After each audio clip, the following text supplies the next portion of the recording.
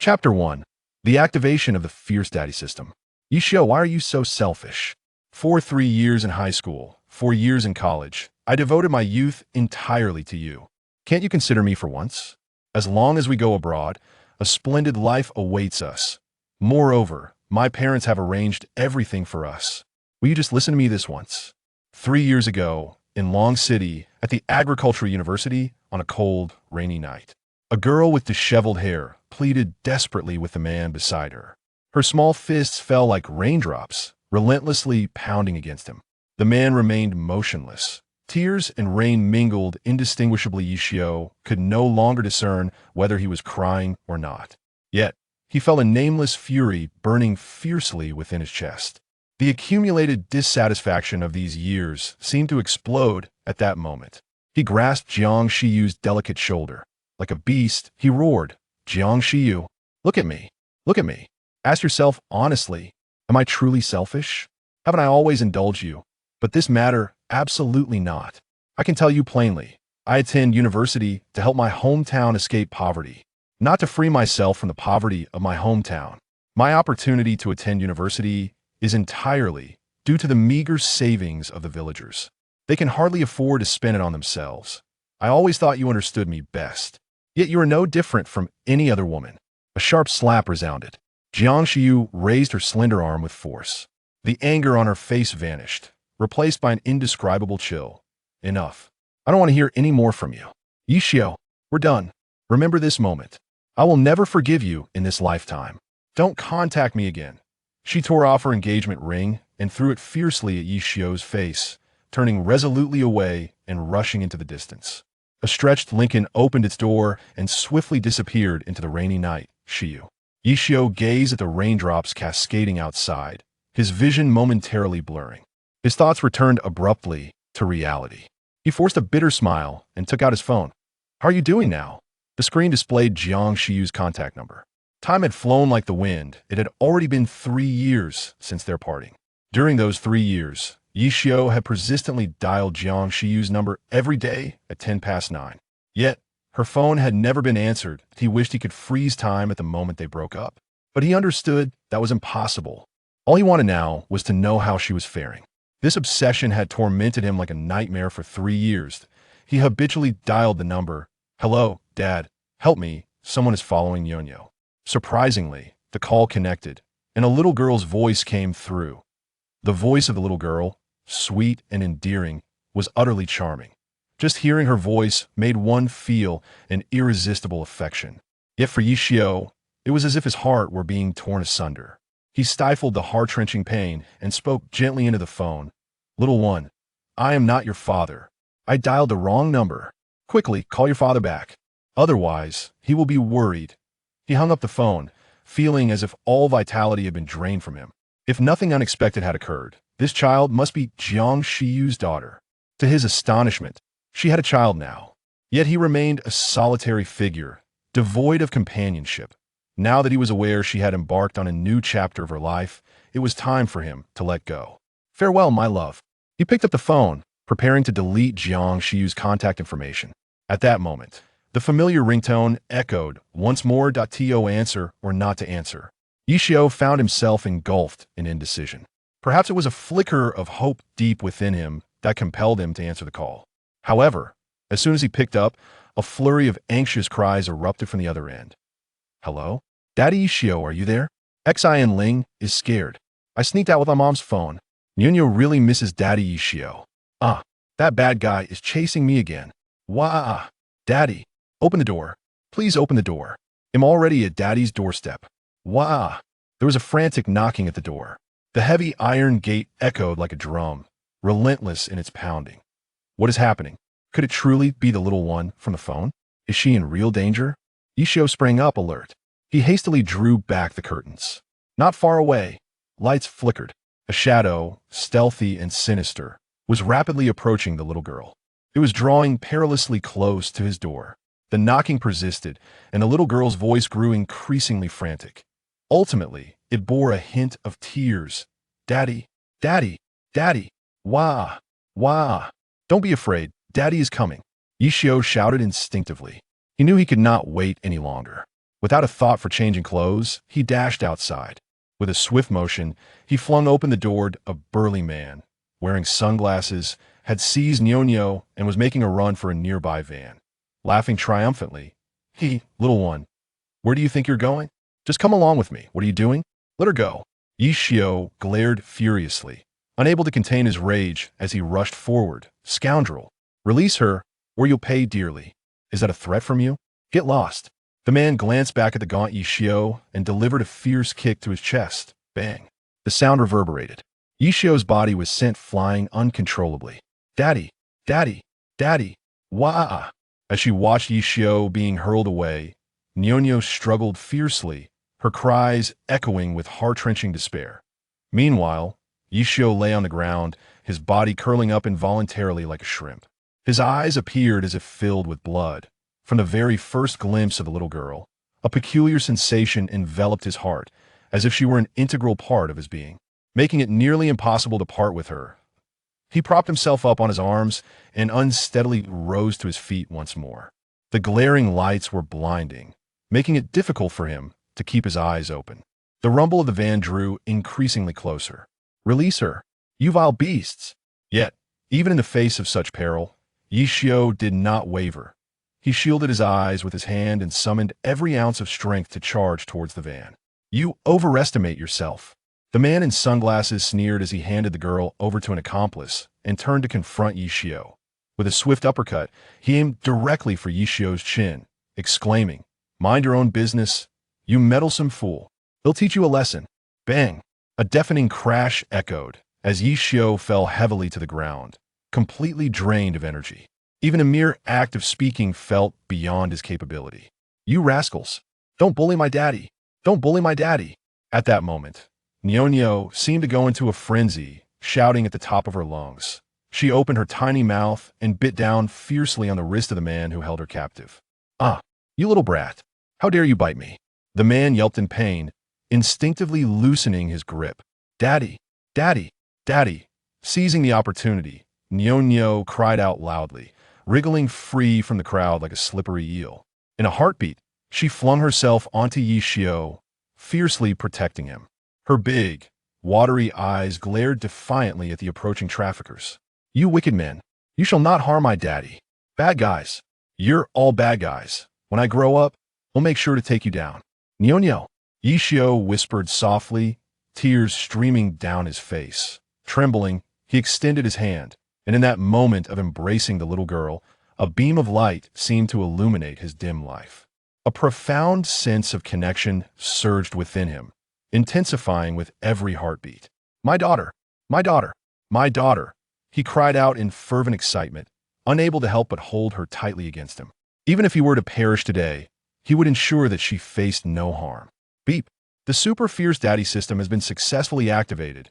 How can a super fierce dad lack the power to protect his daughter? Beep. Congratulations, host, for comprehending the essential principle of a super fierce dad. Fatherly love is as steadfast as a mountain. Fatherly love is as steadfast as a mountain. Level 1. Duration 3 minutes. Note, the greater the determination to protect your daughter, the more power you will receive. However, once the power is depleted, you may feel exceedingly weak. Quest initiated. Reunite with your daughter, Yi Xinling. Quest reward, 10,000 daddy points. Daddy points can be exchanged 1:1 for real currency. A series of mechanical electronic sounds erupted in Yishio's ears. Initially, he thought he might be hallucinating, but soon he realized that a mysterious force coursed through his body, akin to a volcano on the brink of eruption. "What are you waiting for? Everyone come down. Put the child and this man under sedation. If this matter goes awry, I swear I'll have you all thrown out." The man in sunglasses suddenly shouted with fury. A hint of impatience was already evident on his face. Though this place was quite distant from the village, numerous lights had begun to illuminate the surroundings. Packs of rural dogs also joined in, barking loudly in unison. One could even faintly hear the chilling sound of sirens in the distance. Therefore, there could be no further delay. Chapter 2. Encountering a fool-good girl. This time, with your mother absent, let your father protect you. Yishio firmly held his daughter in one arm and struck the ground with the other. The impressive maneuvers he had only witnessed on television were effortlessly executed in this moment. "Daddy, are you Superman?" The once pale Nyo gazed up at the man who was tightly embracing her, her eyes suddenly sparkling with wonder. Nestled in his arms, she felt an unparalleled sense of security. How is this possible? The assailants, who were ready to act, momentarily froze in place. Yi Xiao was equally incredulous, staring at his unscathed self. Could the voices in his mind truly be real? Did that mean only 3 minutes remained? Nevertheless, 3 minutes was ample time, and his confidence surged. "To bully my daughter is unforgivable," he roared and, like a flash of lightning, dashed forward. Under the terrified gazes of onlookers, his figure appeared to shimmer and multiply, creating afterimages. "No, this cannot be. This is utterly impossible." As anguished cries echoed around him, none remained standing. However, before Yishio could catch his breath, a lithe figure suddenly emerged from the cornfield. An irate woman shouted at him, "Stop! Don't move! Raise your hands!" Yishio instinctively turned to confront her, but upon noticing her distinctive attire, he froze. He instinctively glanced down at his daughter. To his horror, Nyonyo's face had turned ashen. His heart sank, and he could no longer contain his emotions. "I don't care who you are. Please step aside immediately. I need to get to the hospital. My child is in grave danger," he shouted in fury, rushing towards the woman. Behind her stood the van driven by the traffickers. Yet the woman immediately took a defensive stance, angrily admonishing him, "Stop. Please put down the little girl. My companions are on their way. They will personally take her to the hospital. I need to verify your identity now." "No need for verification. I am Ishio. I am from Shuei Village. Anyone from Shuei Village can vouch for me."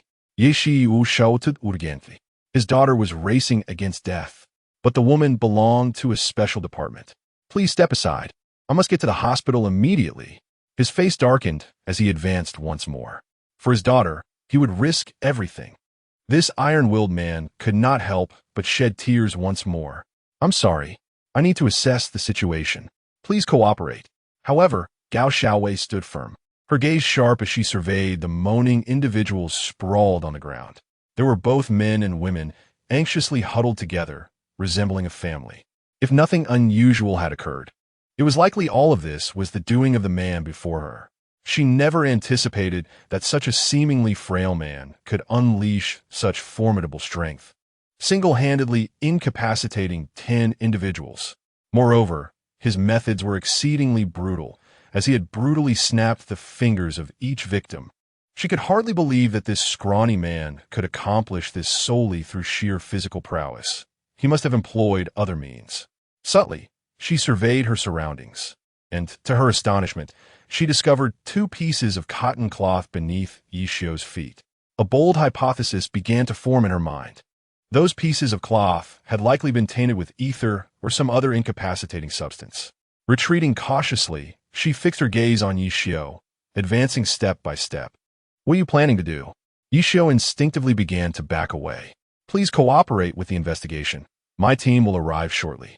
While remaining vigilant against Yishio, Gao Xiaowei carefully picked up the cloth on the ground. Before she could draw near, a pungent odor of ether assailed her senses. Piecing together everything she had witnessed, it was evident that this man, Yishio, was undoubtedly a human trafficker. To her surprise, just as she had taken office, she was on the verge of achieving a breakthrough. It seemed even fate was on her side.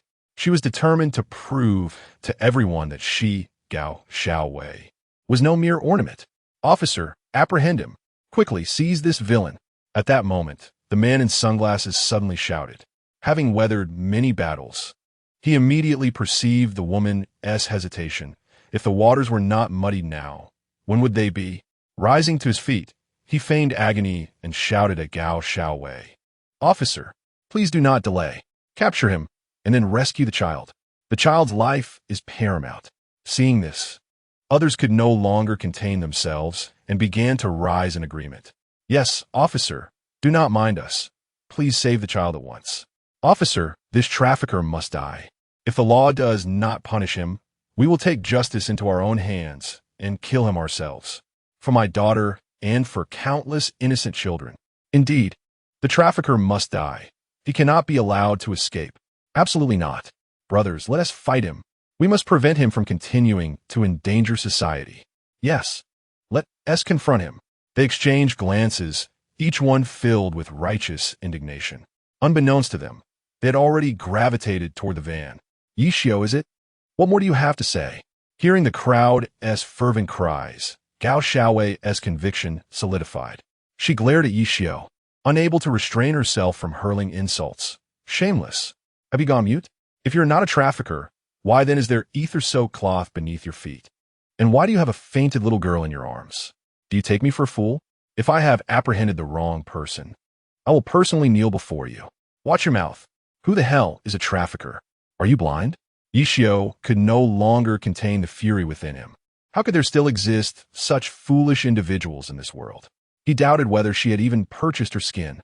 Veins bulging in his neck, he clenched his fists, which began to crackle ominously. 3 minutes remained. Soon, the situation could spiral beyond his control. He had to resolve this swiftly. Captain, we have arrived. At that moment, 6 individuals surged forth from the cornfield. They have all arrived. How splendid. Quickly, lend a hand. Observing the reinforcements, Gao Xiaowei nodded, her previously taut heartstrings loosening slightly. We must immediately apprehend the human trafficker. He must not be allowed to continue his nefarious deeds. Furthermore, ensuring the safety of the children is paramount. What a bunch of fools. I am utterly exasperated. All of you step back. Yishio glared at the encroaching crowd, a flicker of ruthlessness flashing in his eyes. Nyo, if anything goes awry, I will hold you responsible. To brazenly threaten lives before me? Very well. Gao Xiaowei gritted her silver teeth, her ire ignited by Yishio's fervor. Today I, Gao Xiaowei, will see to it that you spend a decade or more behind bars. Or, I am not who I claim to be. She wrapped her hands in tape, eager to engage. Suddenly, the roar of a powerful engine thundered, halting her movements abruptly. Instinctively, she turned her head. The injured individuals who had been behind her had inexplicably vanished. The van before her was rapidly retreating, ultimately drifting onto the gravel road. Gao Xiaowei's eyes widened in disbelief. For a moment, her mind buzzed. This scenario was not how it was meant to unfold. Was the person holding the child truly the victim? She instinctively glanced back, only to find her 6 colleagues curled up on the ground like shrimp, writhing in agony and lamenting their plight. Without exception, their index fingers had all been broken. She was further bewildered. The victims and perpetrators had both vanished. What was the meaning of this? In this darkened chaos, they had thought they were acting heroically against ne'er-do-wells. Yet, it had all turned into a farce. Now, they faced the prospect of incurring exorbitant medical expenses. Could they all be in cahoots? Was the little girl the sole victim? Had she not just picked up a stone to crush her own foot? No, that boy must not escape. I must uncover the truth. That boy, with the little girl, cannot run far. Alas, the car keys were still on the road. He must be going to drive away. Old Zhang, call for help yourselves. Without hesitation, Gao Xiaowei plunged back into the cornfield. Chapter 3, Identity Crisis Thief. Do not run. As she neared the edge of the field, Gao Xiaowei indeed spotted a familiar figure darting toward her pickup truck. Thief, you cannot escape, she bellowed, pursuing him with lightning speed. Yishio was at the wheel of the pickup truck. With a deafening roar, the vehicle surged forward. Thinking of fleeing? In your dreams. Gao Xiaowei swiftly approached a motorcycle, mounted it, ignited the engine, and then throttled it to the max. The entire sequence of actions flowed seamlessly. With a whoosh, the motorcycle sped after him, the distance between the two vehicles narrowing rapidly. Yishio glanced back through the rearview mirror, casting a cool, indifferent look behind him. Upon witnessing the relentless pursuit of Gao Xiaowei, he could not help but unleash a torrent of anger, exclaiming, "Fool!" Without hesitation, he accelerated. He was astounded that this woman had so easily fallen prey to deception, even aiding the oppressors. Had it not been for her interference, how could he have squandered such precious time? Now, every moment was a matter of life and death. Deep within, he fervently prayed that Xian Ling would be unharmed. The incessant roar of the engine reverberated through the air as a motorcycle and a pickup truck engaged in a frantic race along the rural road. 5 minutes later, at the entrance of the municipal hospital, Yishio stumbled into the hall, cradling his daughter in his arms. With urgency, he shouted, "Nurse, come quickly. We need help." At the duty station, the drowsy nurse Jiang Qinshin jolted awake. "What is it, sir? How can I assist you?" Her exceptional professionalism swiftly brought her to attention. She rushed forward, taking the delicate, porcelain-like girl from Yishio's arms. Gasping for breath, Yishio managed to utter, "Unconscious, hurry, hurry." "All right, I understand." Jiang Qinshin instinctively checked the child's breathing. Suddenly, her expression shifted dramatically. She forcefully pushed aside the panting Yishio and the bustling crowd. "Clear the way. Everyone step aside. Emergency room. Clear the way. Emergency room." She sprinted towards the emergency room, her voice commanding. "What is happening?" "Don't panic." The head nurse, sensing the gravity of the situation, hurried forward to take the child. Upon feeling the pulse in the girl's carotid artery, she shouted, "Xiao Jiang, take him to register and pay for the records. Leave this to me. Stop right there." With a resounding bang, the emergency room door slammed shut. "She must be all right. She must be all right." Yishio prayed fervently, pacing breathlessly in front of the emergency room door. "Little thief, let us see where you can run this time." However, before Yishio could gather his thoughts, the world around him spun violently. Gao Xiaowei, following closely behind, executed a swift shoulder throw, sending him crashing to the ground, and then swiftly applied a crosslock, restraining him on the spot. "What are you doing?" the slow-witted Jiang Qinshin exclaimed, her eyes widening in shock. In an instant, Yishio's face turned a deep shade of crimson. The excruciating pain compelled a cry from his lips. "What are you waiting for? Hurry and call for help." Gao Xiaowei turned her head, firmly commanding Jiang Qinshin, "Quick, contact the security at the hospital." Yes, I'm on it," Jiang Qinshin responded, hastening towards the hospital entrance. "You idiot, let go of me." Even Yishio's patience, usually abundant, was now fraying. "You foolish woman, release me. I'm not the villain here. I'm trying to save her." "Be quiet. I know what I'm doing." Gao Xiaowei tightened her grip on Yishio's arm, her gaze locked onto his face. "It's you." Suddenly, she could no longer contain her fury and exclaimed vehemently, "It's you? You wretched scoundrel. I remember who you are now. Yesterday, at the singles mixer, I saw you. You, a mere bachelor, dare to masquerade as a father. If you're not a human trafficker, then what are you? If I have misidentified you, then I shall be the one under your thumb." "Captain, incredible. A true captain indeed." Before long, a group of enthusiastic security personnel rushed in. Without hesitation, they restrained Yishio.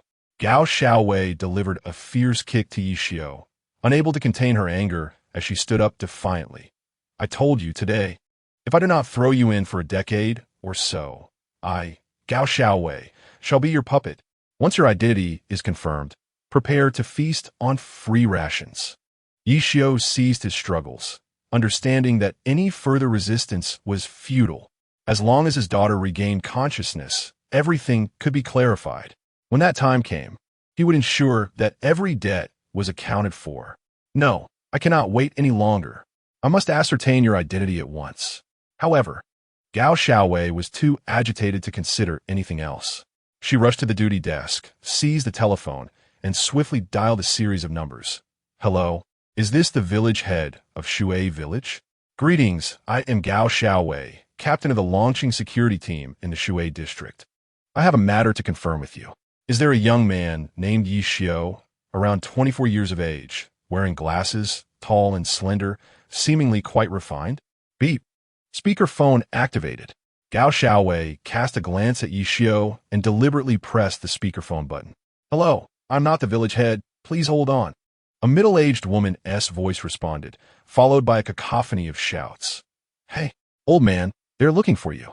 Longqing security, inquiring about Yishio. Hurry up, that lad might be in trouble." A flurry of rummaging sounds ensued. Then, the voice of village head Yi Daong rang out anxiously on the line. "Hello, I am the village head of Shui Village. I am Yi Daong. Indeed, we have a young man named Yishio. Sir, He is the only college student in our village. He is a good lad.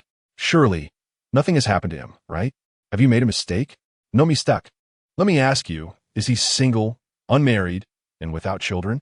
Gao Xiaowei inquired with unwavering determination, presenting a series of crucial questions. Once it was confirmed that Yi Xiao had no children, she could proceed with the arrest immediately. Yi Daong was momentarily taken aback by the barrage of questions. He wished to protect Yi Xiao, but it seemed unnecessary to do so in this instance. He replied truthfully, "Indeed, this young man is single, not married, and has no children." With that, the call was abruptly terminated. Gao Xiaowei, filled with zeal, turned to Yi Xiao and declared, "Yi Xiao, you scoundrel! What else is there to say? I have already stated that if I am wrong, I shall be your servant. Take him away, record his statement." "No!" Ye Shiyun, in a state of panic, shouted out desperately. He absolutely cannot allow his daughter to remain here alone. It is imperative that she sees him as the first person upon awakening. Deep within his heart, he has already confirmed that Yi Xinling is indeed his daughter. However, he and Jiang Xiu are not married. If Yi Xinling truly is his daughter, a paternity test seems to be the only feasible solution at present. With this thought, he feels as though he has grasped the last straw of hope, and he shouts loudly to Captain Gao Xiaowei. "Captain Gao, wait a moment. I have a way to prove that the little girl and I are father and daughter. I demand an immediate paternity test." "Oh, a paternity test? Is it?" Gao Xiaowei retorts with a mocking smile. "I shall grant you this opportunity. Let's see what tricks you can conjure. Attach a tracker to him. Release him." With a cold smirk, she gazes at Yi Xiao. How could she allow this duck that is almost in her grasp to fly away? 3 days is ample time for the little girl to awaken and for the paternity test to be completed. When the moment arrives, she will present this irrefutable evidence to Yi Xiao, ensuring he remains incapacitated for 30 years. To be frank, she harbors a profound disdain for human traffickers. Countless harmonious families have been shattered due to their nefarious deeds. Were it not for the law's undue leniency, she would undoubtedly execute them the moment they are caught. Her aunt has been in a perpetual state of gloom since her child was abducted by traffickers. In less than 6 months, her aunt has wasted away to a mere 80 pounds. If this situation continues, no one can predict the outcome. This matter has become an everlasting thorn in her heart. Now, witnessing the presence of traffickers once more, how can she quell the fury that burns within her? Her gaze towards Yi Xiao involuntarily radiates a touch of coldness. Sensing this, Yi Xiao suddenly raises his head. "If anything were to happen to my daughter, I will ensure you pay dearly for it. Insulting a public servant, that is a grave offense. You best comply and remain in the solitary room." Ignoring Yi Xiao's threats, Gao Xiaowei suddenly yanks his hair fiercely. She carelessly hands the strands to the nurse who had been present. "Take this and conduct a paternity test with the child. I want to see the results within 3 days." "You lunatic! Is there no sense of human rights left? I will file a complaint. I will complain." Regaining his senses, Yi Xiao clutches his head in agony, shouting in anger. At this moment, he feels utterly drained of strength. Yet, Gao Xiaowei remains indifferent. If you're not a trafficker, then feel free to complain. However, if you are, then silence yourself. Under the astonished gaze of onlookers, Gao Xiaowei drags Yi Xiao to the security office of Longchen. With a loud crash, the blinds in the office are drawn shut. The lights extinguish instantaneously. Simultaneously, raucous music fills the room. A sense of foreboding suddenly arises in Yi Xiao's heart. What does this woman intend to do? Surely, she is not plotting revenge? Chapter 4. Truly, I do not hold grudges. Beep. Congratulations, Super Dad. Your determination to protect your daughter has once again reached new heights. Your paternal instinct has advanced to the 2nd level. Duration, 5 minutes. Note, the stronger the Super Dad's resolve to protect his daughter, the more formidable the power he gains. However, in the moment of exhaustion, the caretaker may find himself quite feeble. It is at this juncture that he should promptly partake in nourishment and replenish his rest. With the strength at his disposal, hasten to reunite with your daughter. In the darkness, a series of system notifications erupted in Yi Xiao's mind like thunderclaps. The tension etched upon his face vanished. replaced by an indescribable chill. Indeed, no one shall impede his reunion with his daughter. Divine or demonic, none shall stand in his way. In an instant, he transformed as if into a different being, the temperature around him seemingly dropping several degrees. Girl, this is entirely of your own making. Do not lay the blame upon me, he whispered coldly, akin to a tiger descending from the mountain, swiftly lunging toward his adversary. With a resounding crash, the shutters quivered violently. The entire duty room trembled as if struck by an earthquake, reverberating with a cacophony of sounds. "Ha, it begins!" exclaimed a security guard outside, his sharp features lighting up with delight at the extraordinary scene unfolding within. The onlookers turned their gazes toward the duty room, their expressions brimming with schadenfreude. Everyone in launching security was well aware of how fiercely Hai Xiaowei detested human traffickers. Now that this trafficker had fallen into her clutches, could he expect any mercy? They awaited the spectacle with bated breath, eager for the ensuing drama. "Ah, what are you doing, you madwoman? Ah, for heaven's sake, do not slap me." Indeed, it was not long before the room was filled with the wailing of a man in torment, his piercing cries drowning out the music. Ah, what splendid weather we have today," the sharp-featured man chuckled awkwardly, retreating from the scene.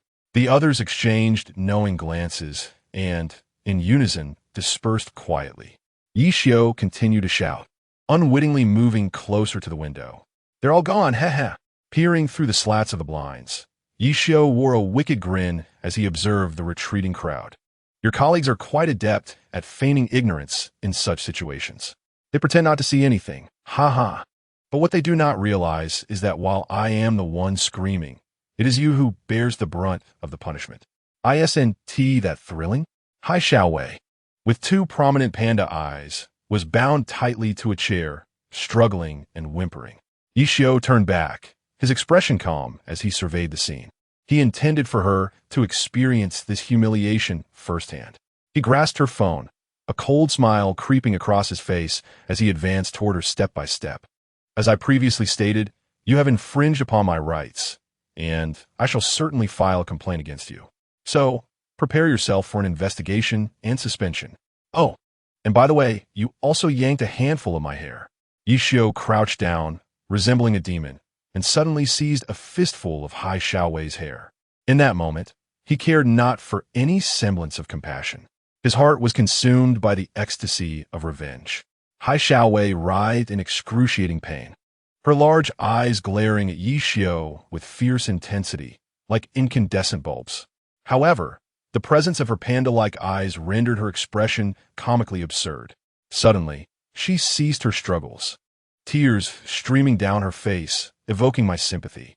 Yet Yi Xiao appeared oblivious, muttering to himself, "I'm not one to hold grudges. I typically retaliate on the spot. But do you think this is the end? You shall pay dearly for your folly." With a wicked grin, he raised his phone and swiftly lodged a complaint regarding the entire affair with the highest authority. Moments after submitting the complaint, his phone rang. "Hello? Ye Xiu answered. Greetings." A calm, steady voice of a middle-aged man resonated from the other end. "I am Li Xiang. I have received your complaint. Please remain composed. I have dispatched personnel to address your situation. They will arrive in 3 minutes. Now, kindly hand the phone to Xiao Gao. I assure you, I will handle this matter appropriately." "Very well. I shall trust you this once." Yi Xiao activated the speakerphone, maintaining a stoic expression as he passed the phone to Gao Xiaowei, simultaneously retrieving the foul sock that had been stuffed in her mouth. "Here, your superior's phone." Ugh. Seizing the opportunity to breathe, Gao Xiaowei spat out vehemently and began to cough uncontrollably. Bang! A loud thud resonated from the other end of the line. Li Xiang could no longer contain his fury, berating Gao Xiaowei. "Can you not get your act together? Armed forces, transportation, security, while others strive for advancement. You seem intent on stumbling downwards. What on earth are you doing? If you're incapable, consider becoming a cultural soldier. Your intellect, I wonder, from whom did it derive? Listen closely, this Yi Xiao is a talent recommended by the Water Village. Did you not see him at the networking event? Do you think that just anyone could attend such a gathering? Use your brain. Release him according to protocol. My people will arrive in 3 minutes. Furthermore, You are free. Pack your things and leave. Go wherever you wish. A crisp sound echoed as the call was terminated. Gao Xiaowei stood there, stunned, holding her phone in disbelief. Had she truly botched this matter again? How could this be? It was all your fault. She glared at Yi Xiao with resentment, exclaiming, "The people I despise most in this world are human traffickers.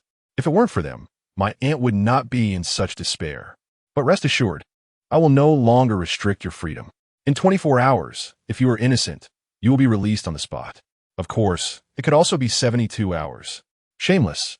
Pathetic. On what grounds do you detain me without evidence? You are merely a lowly security guard. Who granted you the authority to hold me captive?" Yi Xiao felt a surge of anger rising within him, his voice laced with irritation. "And as for your disdain for traffickers, that is of no concern to me. I am not a trafficker. Please, think with some common sense. If I were a trafficker, why would I take this little girl to the hospital? If I were a trafficker, how could that group have fled? Even if your skin is bought, your intelligence should not be so lacking. Are you not being utterly foolish?" He glared at Gao Xiaowei, wishing he could deliver a sharp slap to send her flying. It was indeed his first encounter with such a mindless woman. In truth, he could tolerate all of this. His sole concern was for his daughter. Instinctively, he made his way towards the door. Gao Xiaowei clenched her teeth, remaining silent. The unease within her grew increasingly intense. Could it truly be that she had made a mistake? She bit down on her silver teeth, forcing herself to remain composed as she gazed at Yi Xiao's retreating figure, declaring, "If I have truly wronged you, I am willing to apologize. Even if it means kneeling, I would do so. However, you cannot leave this place. I lack the authority to deal with you. Naturally, others will address the matter. Fine, I shall not depart. But you must remember your words. Should you attempt to stop me again, do not blame me for being impolite. This time, I shall not silence you." Yi Xiao regarded Gao Xiaowei with the look one might reserve for a fool, and suddenly turned to walk away. Tears of grievance welled up in her eyes. She yearned to cry out for help. Yet, no matter the circumstance, she found herself unable to utter a word. Breaking free from her constraints was not particularly difficult for her. However, this depended on Yi Xiao not being there to interfere. She now harbored a flicker of fear regarding Yi Xiao's combat prowess. A seemingly ordinary individual had managed to defeat someone like her, who had trained in martial arts since childhood. There had to be some hidden depth. Her interest in Yi Xiao intensified. "Ha empiha detestablement. Once Luo Jin arrives, I shall ascertain your identity without fail. I refuse to believe my instincts could be wrong. The clothing on that little girl, merely the coat, is worth over $1 million. Shui Village, a place so impoverished that even rats seem to weep. How could wealthy individuals possibly emerge here? I must uncover the truth. As long as you remain within my sight, I shall not allow you to slip away." She leaned back in her chair, which landed steadily on the ground. Her entire being seemed to swell like a silkworm, gradually expanding. Chapter 5. A failed scheme leading to Lost Creek. Creak, creak. A sudden screech of brakes pierced the air. Just as Yi Xiao ascended the hospital steps, a bright light fell at his feet. When he turned around, an armed special operations soldier had rushed toward him. The soldier saluted Yi Xiao with utmost seriousness, stating, "Greetings, Mr. Yi Xiao. I am Luo Jin, a special advisor on the Shui City incident. Your information has been verified, and you are innocent. However, the suspect has mysteriously vanished. We require your assistance in the investigation, including a description of the suspect's appearance. At this moment, I need you to accompany me to the Criminal Investigation Department. Who dares to take him away?" At that instant, the voice of village chief Yi Daong suddenly echoed in Yi Xiao's ears. All 365 households of Shui village had gathered, without exception, armed with hoes and shovels. They surged toward Yi Xiao like a swarm. Some even carried their children. Luo Jin's lips twitched, revealing a hint of a bitter smile. It is often said that remote, impoverished areas breed cunning individuals. Shui village's fierceness is well known. Their unity is equally famed. Otherwise, this place would not have become the last rural enclave of Long Country. Dear compatriots, you have misunderstood. Yi Xiao is unharmed. He too is a victim. Luo Jin, daunted by the gravity of the situation, hastily endeavored to clarify. What you say is indeed true. The village chief, Yi Daong, stood up with a mix of skepticism and resolve, protectively positioning Yi Xiao behind him. "Chief, I am fine." Gazing upon the simple and kind-hearted villagers, a wave of warmth surged within Yi Xiao. Though he lacked family, the entire village was like family to him. He fought back the tears welling in his eyes, deeply moved, and addressed the crowd. "Chief, esteemed uncles and aunts, brothers and sisters, you need not worry about me. I am well. The crux of the matter lies with that child. If I am not mistaken, she should be the daughter of Jiang Shiyu and myself. Have you forgotten? I once brought Jiang Shiyu to our village. Now, once the paternity test report is released, it will unequivocally establish my father-daughter relationship with that child. The state does not wrong the innocent, nor does it spare the wicked. Please trust in science. Please trust in me. I am unharmed.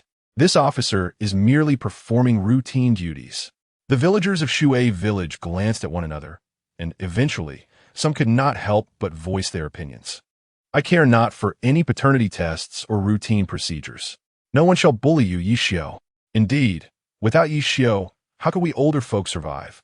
To restrict his freedom is to obstruct our lives. You are endangering our very existence. We shall not consent.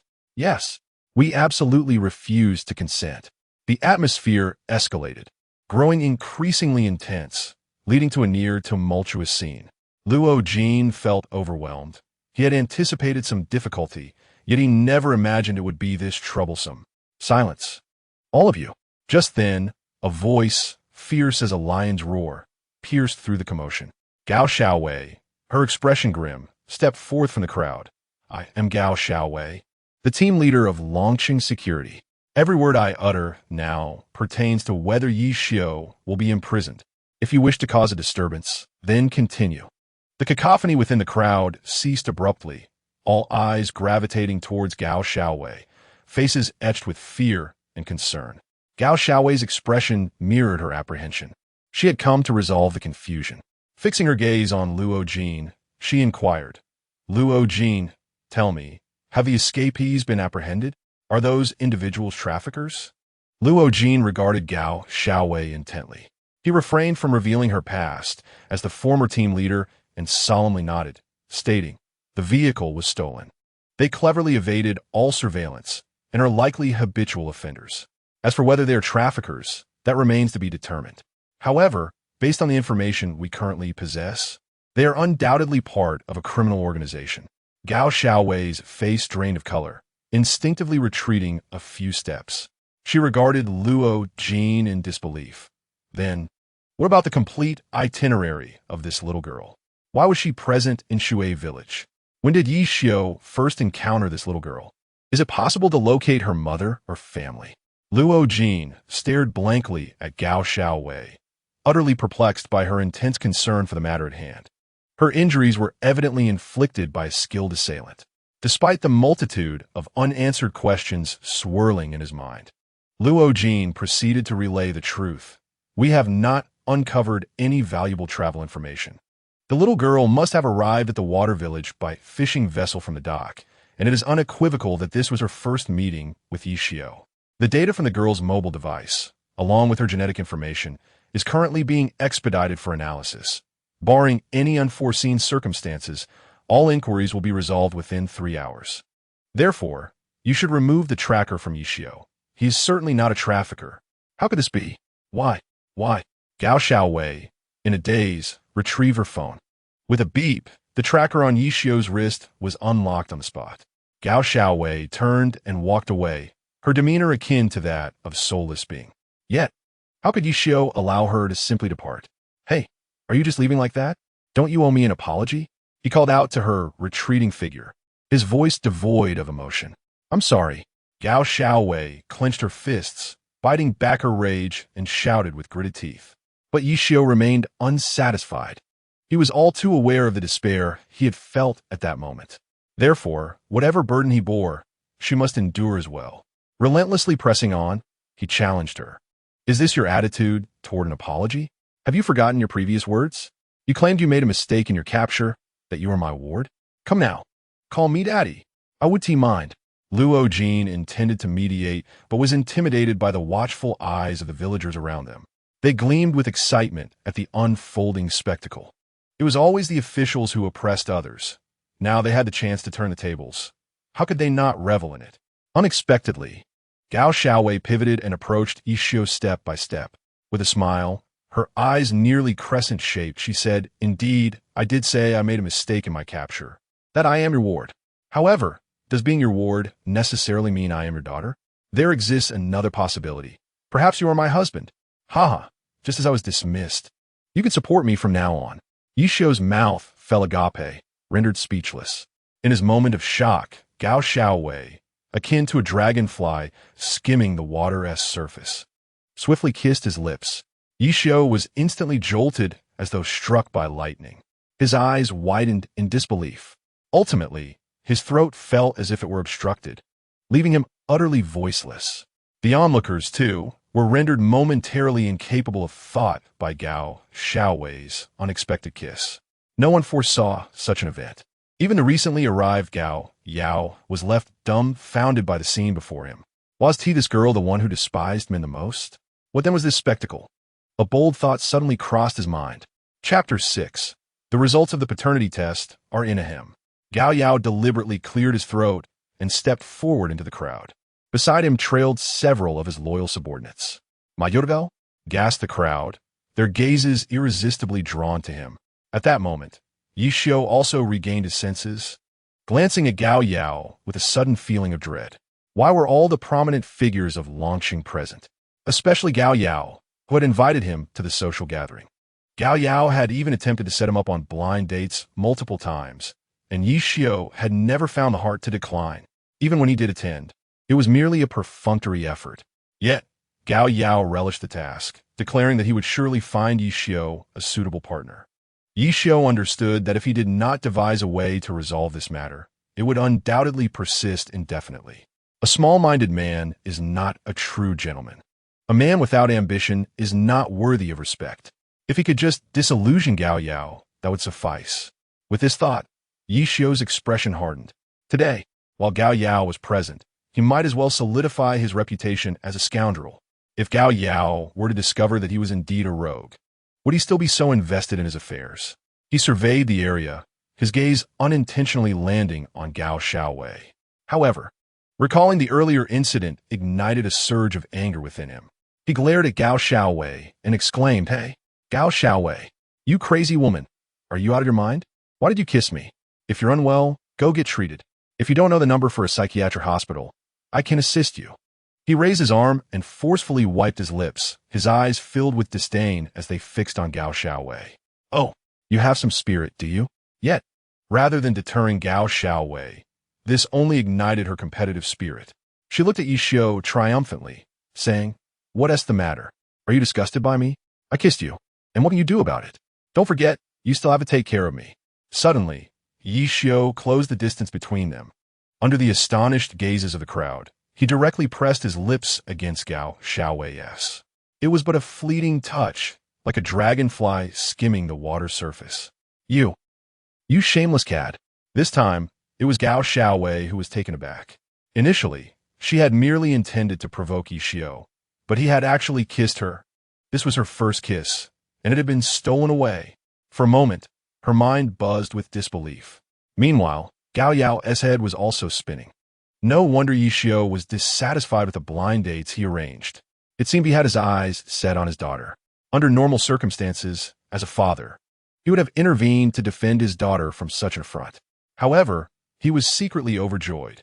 He had long been worried that this divine beast of his would never marry. Yet now he saw a glimmer of hope in Yi Xiu. He approached Yi Xiu with a beaming smile and said, "I told you, you seem indifferent to all women. But it turns out you have your sights set on my daughter. Not bad, young man. You have quite the discerning eye." "Your daughter? Mayor Gao, what do you mean?" Yi Xiu's eyes widened in shock, staring at Gao Yao as if he had seen a ghost. He had maintained his virtue for so many years. How could he ever harbor intentions toward a woman, especially one who was the daughter of Gao Yao? He hadn't even known that Gao Yao had a daughter. A captivating spectacle was surely unfolding. The inhabitants of the water village whispered among themselves, their ears perked up in curiosity. It was astonishing that Yi Xiao dared to entertain notions about the mayor's daughter. This was indeed a scandalous revelation. Such news was bound to stir the village. Hey, you little rascal, are you pretending to be oblivious? I saw you kiss my daughter just now. Are you trying to deny it? Gao Yao, resembling an old fox, regarded Yi Xiao with a knowing smile. And it's no longer Mayor Gao. I'm retired now. Call me Uncle Gao, or even Dad if you prefer. Dad, what nonsense are you spouting? Gao Xiaowei exclaimed, her cheeks flushed with embarrassment as she pinched the soft flesh at Gao Yao's waist. So you were his daughter? Yi Xiao's mouth fell agape, wishing he could slap himself. Gao Xiaowei was actually Gao Yao's daughter. Had he not unwittingly harmed himself by meddling in affairs that were not his own? Haha, brother Gao, what brings you here? Village Chief Yi Daong, sensing the precarious situation, quickly interposed himself between Yi Xiao and Gao Yao. I must say, brother Gao, what winds have blown you here at such an hour? Ah, Daong, it's been a while. Gao Yao chuckled, shaking the hand extended by Yi Daong with great enthusiasm. I heard my wayward daughter has stirred up trouble again, so I came to investigate. I never expected she would ensnare this young man, Yi Xiao. It's my fault for not introducing them sooner, which led to this grand misunderstanding. This girl is always causing me trouble. Now, she cannot even manage her security. Well, if she doesn't manage it, then so be it. It's hardly a lucrative endeavor. Besides, she is just a girl, Yi Daong remarked, casting a sideways glance at Gao Xiaowei, who heaved a shy smile. However, your daughter is indeed quite formidable. Yet, Yi Xiao is no pushover either. They seem evenly matched. He added with a chuckle. Haha, two tigers cannot coexist on the same mountain unless one is male and the other female. Aren't they both single? If so, let us settle this betrothal right here. Gao Yao burst into laughter, his gaze inadvertently shifting towards Yi Xiao and Gao Xiaowei. No way, they both exclaimed in unison, their unexpected synchronicity startling them. Gao Xiaowei shot a fierce glare at Yi Xiao, indignantly addressing Gao Yao. I say, old man, stop meddling in affairs of the heart. This scoundrel is utterly clueless. Now, I've suddenly gained a father, and if I end up with him, I'd be an accidental mother. Absolutely not. No way. Indeed, absolutely not. Yi Xiao echoed fervently, shaking his head vigorously. Are you both jesting with me? What about that affectionate display just moments ago? Gao Yao glared at them, his expression darkening with dismay.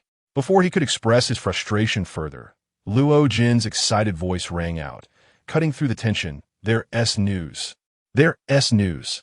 Their news. Clutching a bundle of documents with a frantic expression, he rushed towards Yi Xiao and the others. What news? Is it about my daughter? Yi Xiao inquired eagerly, unable to contain his anticipation as he hurried forward. With palpable excitement, Luo Jin eagerly handed Yi Xiao a genetic testing report. Unable to contain his exhilaration as he exclaimed, the report indicates that all 19 genes are human genetic markers, adhering to Mendelian inheritance laws. Their combined application allows for paternity testing, with a cumulative non-paternity exclusion rate of 0. 9999, 999, 9989. Stop. Speak plainly. Yi Xiao, feeling an urgent impatience, interrupted the flood of words. Realizing his verbosity, Luo Jin succinctly articulated, in simple terms, this child is yours. You are the biological father. It's mine. Mine. I'm going to be a father. Yi Xiao joyfully lifted Gao Xiaowei, spinning her around while shouting with glee. Let go of me, you filthy rogue. Gao Xiaowei exclaimed in a mix of surprise and indignation, unable to suppress her flustered anger. Release me. Quickly, let go. What is going on here?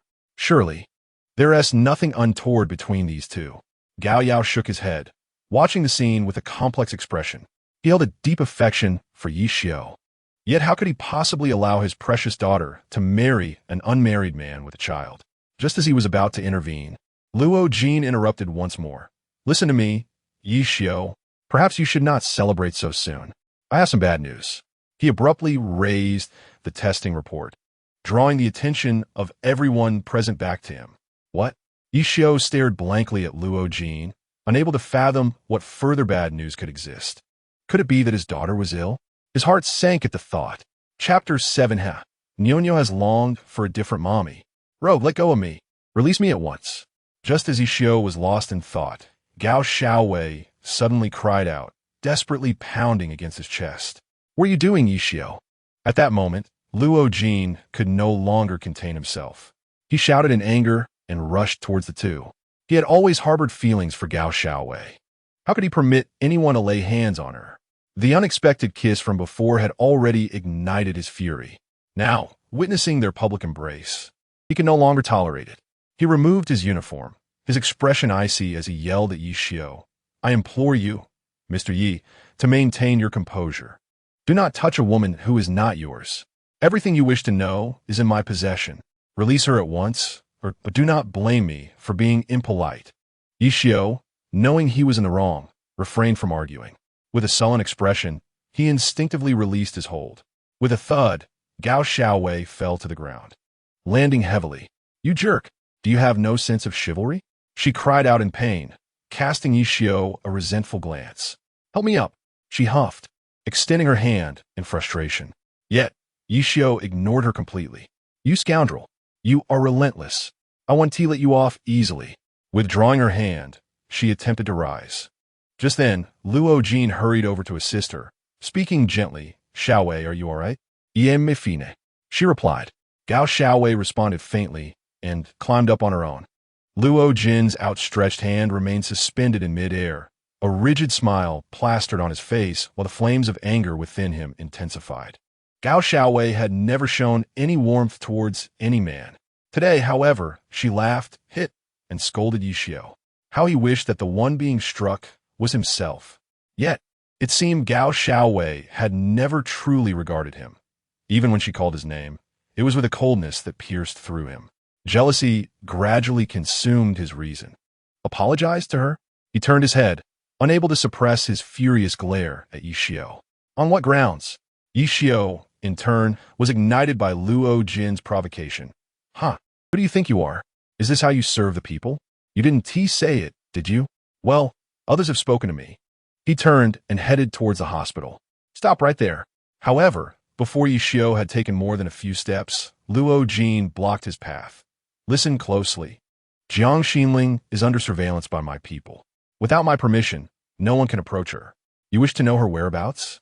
Fine, defeat me, and I will divulge everything. Gao Xiaowei hesitated, her expression growing inexplicably grim as she stood to the side. Clearly, Luo Jin was making things difficult for Yi Xiao. This was utterly against the rules. She had intended to persuade Luo Jin, but her overwhelming curiosity about Yi Xiao compelled her to act against her own will. With a smile, she stepped between the two and said, So, a fight is in order? Why not let me be the referee? Huh. Luo Jin is a special forces veteran, and Yi Xiao is a formidable fighter in his own right. It seems both of you have pent up frustration. Why not let it all out? Yi Xiao, don't back down. The villagers of Shui Village, who had been watching from a distance, could no longer contain themselves. Previously, they had been hesitant to cause a scene with Mayor Gao present, but now that he had gone to the hospital, their restraint was gone. Yi Xiao was their beloved hero. How could they allow him to be wronged? They began to shout in unison, Yi Xiao, go for it. Beat him until he regrets it. How dare he threaten our people? Indeed, Brother Xiao, rest assured, with the people of Shui Village behind you, no one can escape. Xiao, that girl should be fine. I saw the emergency room lights go out. Don't back down. Go for it. Encouraged by the villagers, Yi Xiao felt emboldened. His fists clenched tightly, making a cracking sound. Nothing in this world was more important than his daughter. After finally having a daughter, he had not even begun to savor the joy of fatherhood. Was he to be denied even a single glimpse of her? That was simply unacceptable. Anyone who dared to obstruct him would face his wrath. Will you speak now, or shall I leave you searching for your teeth on the ground? He fixed a cold gaze upon Luo Jin, advancing towards him step by step, his voice gradually rising in intensity. Have you lost your tongue? Weren't you quite capable? Come on, hit me. Come on. He glared with bloodshot eyes. Like a ravenous beast, the atmosphere grew increasingly tense. Are you truly afraid? Luo Jin sneered, closing in relentlessly. The fury he had long suppressed ignited at that moment. Were they merely a band of unruly villagers? Did they genuinely believe he would cower? He fixed his icy gaze upon Yishio and bellowed, "Since you seek punishment, do not blame me for my mercilessness." He accelerated towards Yishio with ferocious intent. "Prepare to meet your demise." As he approached, he leapt high into the air, delivering a powerful kick aimed squarely at Yishio. The force of the wind surged around him, his garments billowing ominously. If that kick connected, Yishio would be left with no more than half a life. If he were fortunate enough to survive. The villagers of Shuei village clenched their fists in anxiety, scarcely daring to breathe for fear of disturbing Yishio. Yishio stood at a height of 176 centimeters and weighed 130 pounds. With his spectacles and scholarly demeanor, he resembled a slender bamboo stalk. Not a soul in Shuei village believed Yishio could triumph over his opponent, despite whispers of his legendary prowess in taking on 10 foes at once. After all, the man before them was a living embodiment of a special forces soldier. Even without striking, he exuded the aura of a blade poised to be drawn. Meanwhile, Yishio appeared momentarily paralyzed by fear. "Daddy, go for it. Defeat the villain." However, as a child's innocent voice echoed from the third floor of the hospital, Yishio transformed in an instant. "Ha! Nyonyo, Daddy is about to become a superhero and vanquish the monster," he exclaimed with exuberance, launching a lightning-fast punch toward Luo Jin's foot. Boom! A thunderous sound erupted, sending dust swirling 5 meters away. Before the crowd could comprehend what had transpired, Yishio found himself standing alone.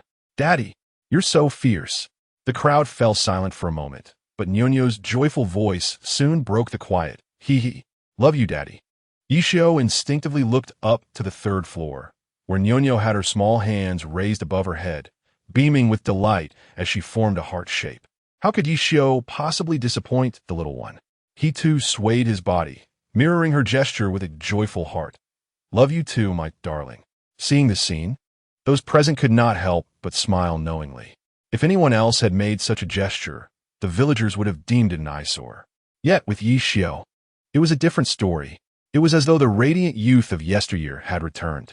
At that moment, even the strong-willed Gao Xiaowei felt a wave of emotion at Yishio's childlike innocence, drawing closer to him instinctively. "Daddy, be careful." Just then, Nyonyo, perched on the windowsill, could no longer contain her alarm. She pointed in terror at Yishio's back. Luo Jin, dragging his injured right leg, suddenly hurled a punch toward Yishio from behind. "Our battle is far from over. What are you so pleased about?"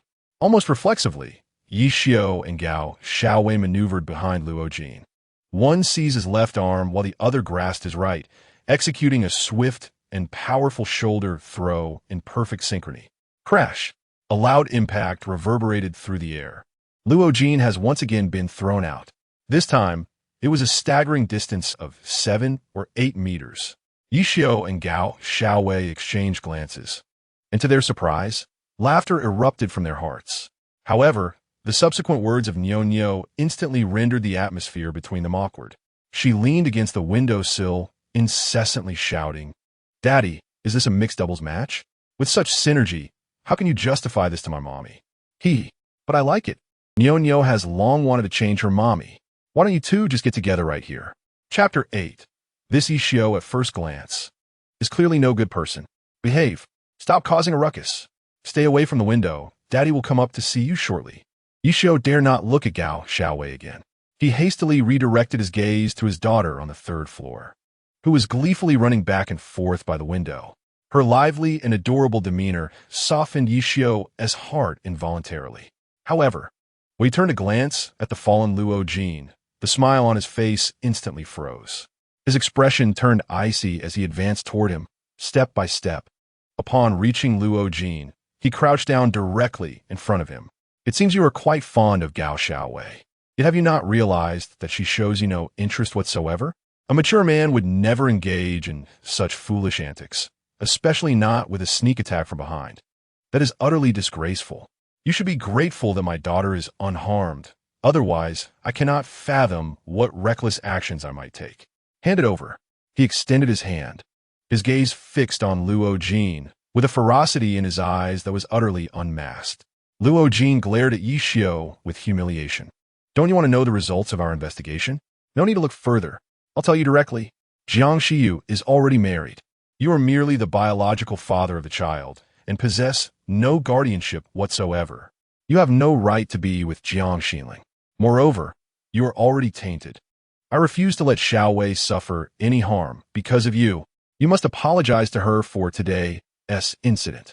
Whether I get hurt or not is none of your concern. His apology has nothing to do with you, Luo Jin. It seems we are merely ordinary friends. Aren't we? If you wish to avoid embarrassment, hand over the pass. Gao Xiaowei, without a shred of pity, approached Luo Jin with a darkened expression. She had no interest in Luo Jin whatsoever. His seemingly gallant actions today only served to annoy her even more. What difference does it make if he strips down? Can shedding one's clothes alter the identity of a warrior? This does not merely disgrace him alone. It tarnishes the honor of all warriors. Moreover, how dare he brazenly launch a sneak attack? If there were no witnesses, it might be different, but there are so many people here. Her expression grew increasingly grim without her realizing it. What do you need the pass for? As Gao Xiaowei approached, Luo Jin felt an inexplicable jolt in his heart. He forced himself to maintain composure while gazing at Gao Xiaowei's icy face, saying, Xiaowei, I have always stood by your side. How can you treat me this way? I cannot give you the pass. It's a matter of principle. Then you may continue with your principles. Yi Xiyu, we're leaving. Let us see who dares to stop us. Gao Xiaowei shot a furious glance at Luo Jin, grasped Yi Xiu's hand, and turned a stride towards the hospital's entrance. Gao Xiaowei, you are making a grave mistake. You will come to regret this. If you truly force your way into the ward, not even Mayor Gao can protect you. Luo Jin clenched his fists tightly, his face contorted with rage as he watched the two retreating figures. However, they appeared oblivious to his words, hand in hand, resolutely moving forward. Scoundrels! Scoundrels! Scoundrels! The sound of his fists pounding the ground echoed with each furious shout. Yet, not a single person intervened. Instead, they willingly parted to clear a path for Yi Xiu and Gao Xiaowei. Meanwhile, Yi Daong, trapped at the periphery, seemed to revel in the chaos. Yi Xiu, do not worry. We will guard the outside. No one shall take our little princess away. You charge in without fear. Should anyone dare to lay a hand on you, we shall dismantle them. Just emerging from the hospital, Gao Yao's lips twitched in exasperation. Yi Daong truly seemed to thrive on turmoil. Yet, one could not entirely blame them. After all, Jiang Xinling's identity was exceedingly sensitive. The issues surrounding Shuaitsuan were such that no one wished to become entangled, evading it like the plague. Had it not been for his acquaintance with Yi Daong, who knows if he would even be able to retire peacefully. Thud, thud, thud. The sound of heavy footsteps resonated as Gao Xiaowei, her expression darkened, pulled Yi Xiu up the steps. To his astonishment, she did not even glance at her father, brushing past him without a word. The pent-up fury within Gao Yao erupted at that moment. Gao Xiaowei, stop right there. I demand to know what is going on between you and Yi Xiu. To what extent has your relationship developed? Do you even regard me as your father anymore? He turned, his face a stormy shade of anger, his rage surging higher. His precious daughter was becoming increasingly disrespectful, even attempting to slip away without a greeting. Did she no longer acknowledge him as her father? What is this? Are you interrogating a criminal? Gao Xiaowei, already seething, found her anger fully ignited by Gao Yao's words. She glared at him and shouted hysterically, "What do you expect from us? Until today, I have only met him once. What sort of relationship could we possibly have? Can you refrain from projecting your sordid thoughts onto me? I am your daughter, not a criminal. And why do you push everyone towards me? What do you take me for? A mere garbage disposal? I'm your flesh and blood." Gao Xiaowei's chest heaved with indignation as she turned on her heel to leave. Yi Xiu, silent as a puppet, was consumed by thoughts of seeing his daughter. Upon reaching the third floor, they were met by a formidable line of armed soldiers, resolutely guarding the corridor. No entry for unauthorized personnel. The soldiers instinctively leveled their weapons at Yi Xiu. Have you all lost your minds? Are you really going to shoot at me too? Gao Xiaowei stood furiously before Yi Xiu, protectively placing herself between him and the opposing soldiers. The warriors across from them lowered their weapons, visibly intimidated. Captain Gao, please do not make this difficult for us. We are merely following orders. Very well. I command you to stand down immediately. I must see that child at once. Gao Xiaowei insisted, pulling Yi Xiao forward step by step. That's absurd. Those are the regulations set by the higher-ups. You need to step back. At that moment, an enraged shout suddenly erupted from behind them. Gao Xiaowei instinctively turned around. Upon seeing Gao Yao, she felt as though she had found a savior and exclaimed in delight, "Dad, please make them lower their weapons." No matter how you look at it, Yi Xiao is the biological father of the child. Is it so wrong for him to want to see his own child? I can understand his desire to see the child, but why are you causing a scene here? You should return home for your arranged marriage. Gao Yao glared at Gao Xiaowei, frustrated. For the sake of this troublemaker, he was about to lose all face. Yet, what could he do? She was his only daughter. Another arranged marriage. If you were so eager to have one, why don't you just get married yourself? Gao Xiaowei's smile instantly froze at his words. She grasped Yi Xiao's hand and strode purposefully towards room 301. Thump, thump, thump. Yi Xiao felt as if he could hear the pounding of his own heart. The dark muzzles of the guns were all aimed at him. Was it truly this difficult to simply see his daughter? How had things escalated to this point? This scene before him was utterly abnormal. Chapter 9. The mysterious scheme, let Yi Xiao in.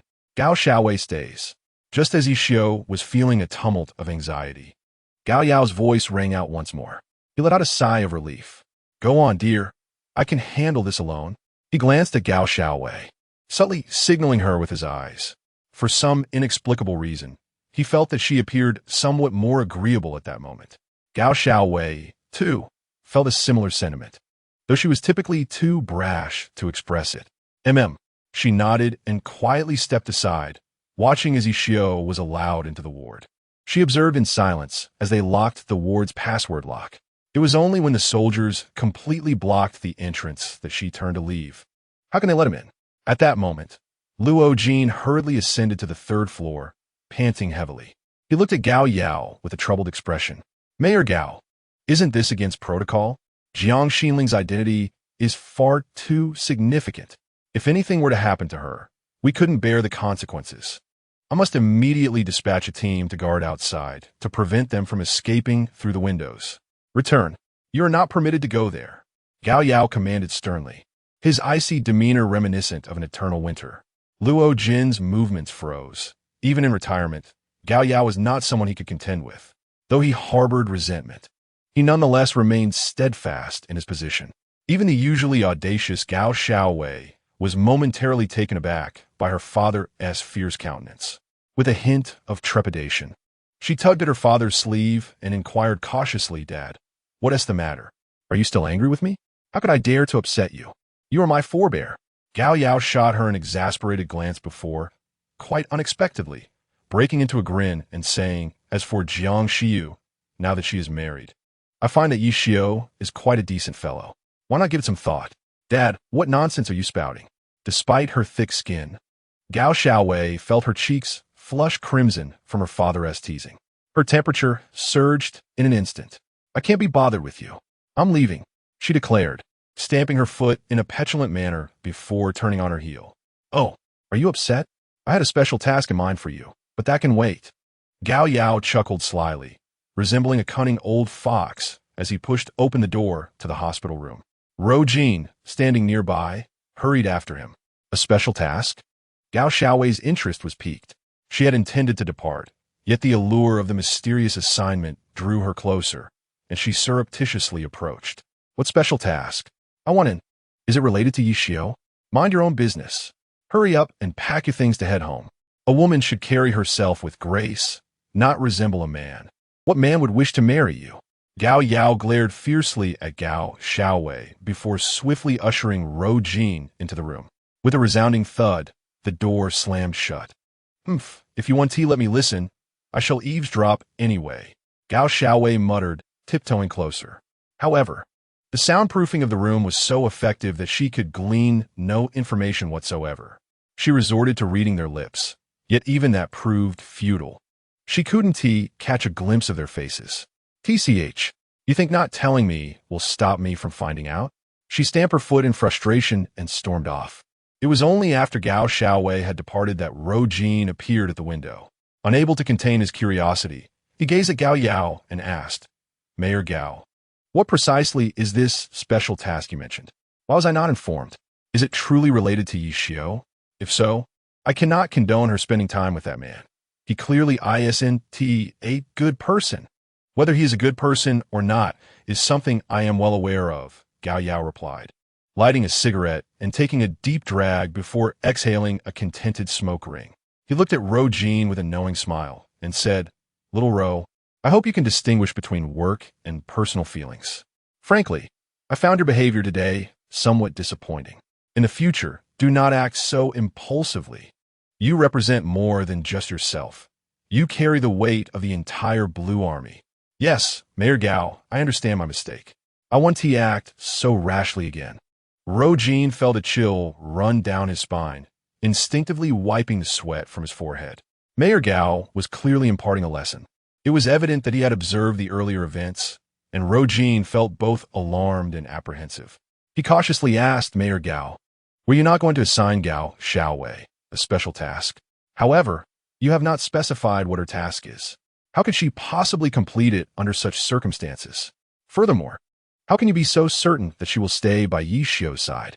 Ha, my daughter, do I not know her well? Gao Yao suddenly burst into laughter and stood up. This fierce girl, whatever she sets her sights on, has always managed to obtain it. Yet, she is truly stubborn, clearly smitten, yet she refuses to admit it. Previously, when Yi Xiao was unmarried and had a child, I could not possibly approve of their union. However, now that Yi Xiao cannot keep the child by his side, I find myself not opposing their relationship any longer. Do you think the child will follow Yi Xiao? Luo Jin remained silent. This old fellow is clearly laying a trap for him. Deep down, he wished for Yi Xiao to take the child, as that would grant him a chance to be closer to Gao Xiaowei. But the crux of the matter is that even feasible? The Jiang family would certainly never entrust the child to Yi Xiao. He looked at Gao Yao with a complicated expression and said, Yi Xiao is only 27, not particularly mature. How could he possibly care for a 3- or 4-year-old child? Moreover, the Jiang family would never allow that. The child's name is Jiang Xinling, not Yi Xinling, which reveals everything. Additionally, given Yi Xiao's circumstances, he is utterly incapable of raising this child. The court would never grant custody to him. Thus, Yi Xiao is destined to remain alone. Moreover, the Jiang family will arrive by tomorrow morning at the latest. If we wish to find those suspects through this child, we might not have a chance. That may not be the case. Gao Yao, drawing the curtains, mysteriously pointed outside, suddenly wearing a cunning smile like a wily fox. Guess what interesting story will unfold next? Luo Jin instinctively followed Gao Yao's gaze. Outside, there was not a soul in sight. Yet his heart sank. Could that group of people be coming to the hospital today? No. Could it be that Yi Xiao is attempting to escape? He gasped, instinctively turning around. Suddenly, a loud thud echoed as the room spun around him. The entire space was plunged into an eerie silence. Chapter 10. Escape from the hospital, a faint sound pierced the stillness of the room.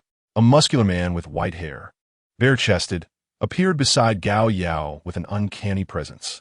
As he spoke, the temperature in the air seemed to drop several degrees. Benefactor, will knocking Luo Jin unconscious truly interfere with our trap? It's important to note that the elite of Longsheng are lurking outside. Gao Yao did not elaborate further but smiled at him and said, where do you think that wild girl, Xiaowei, would be at this moment? She should be at home, right? Bai Gao hesitantly met Gao Ao Oshgeish. No, she would definitely not return home. Gao Yao shook his head with a confident smile and said, I wager that this wild girl will certainly be at Yi Xiao's house, lying in wait for an opportunity. If you don't believe me, just follow her. But before that, you must knock me out. What? Knock you out?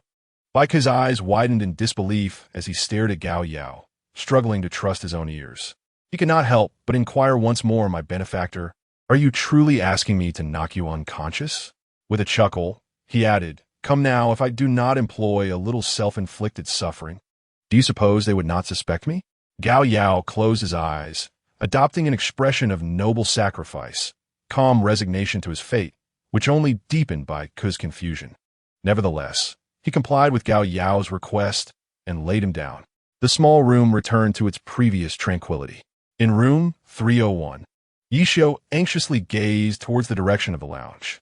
He was taken aback to discover the presence of another person in the ward, particularly the nurse he had encountered earlier. Without hesitation, she insisted he accompany her to the disinfection room.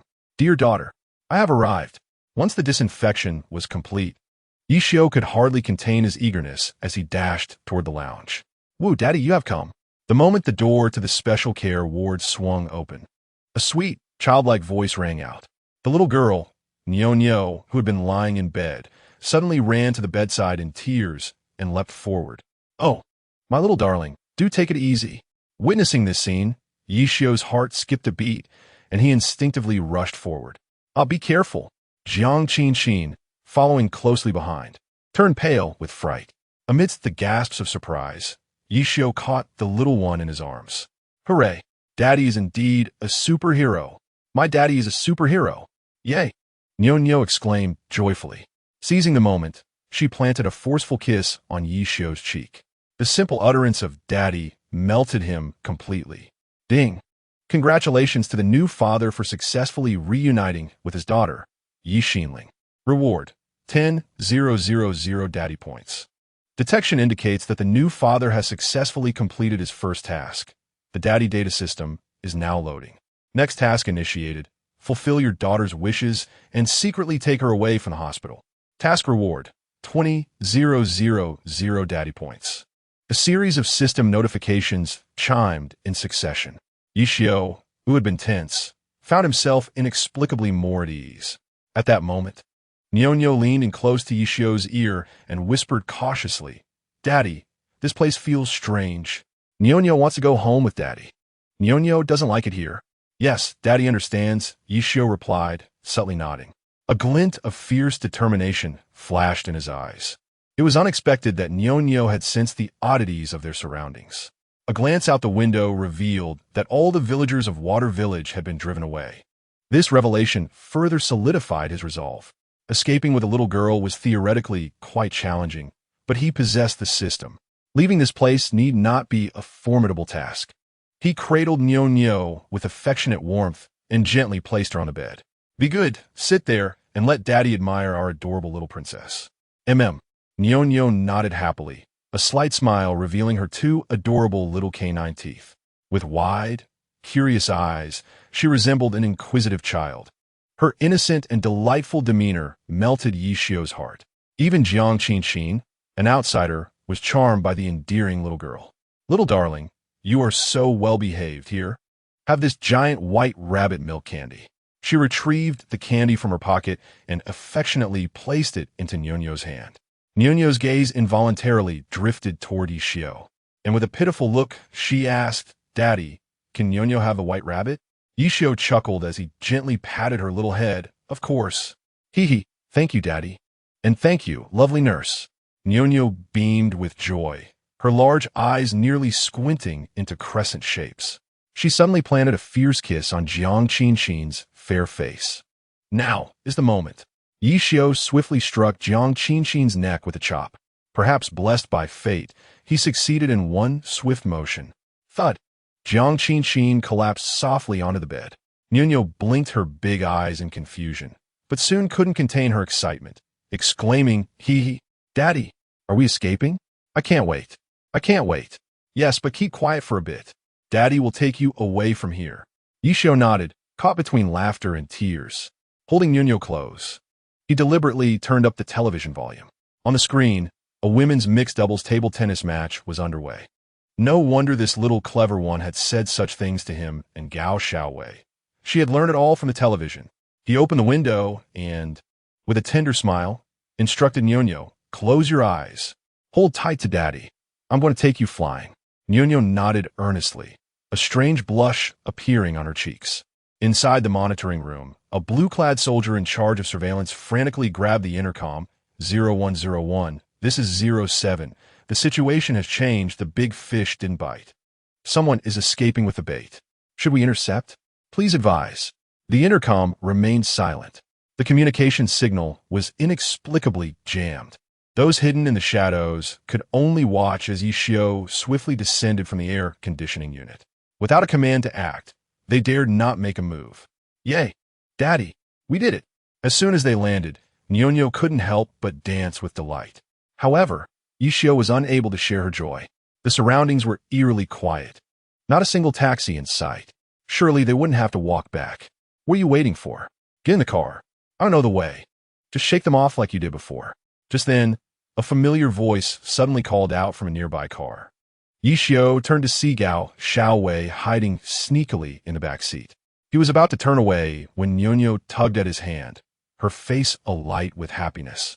Daddy, can we ride in the sister's car, okay? Reluctantly, for the sake of his daughter, Ishio conceded. All right, Daddy will listen to Nyonyo.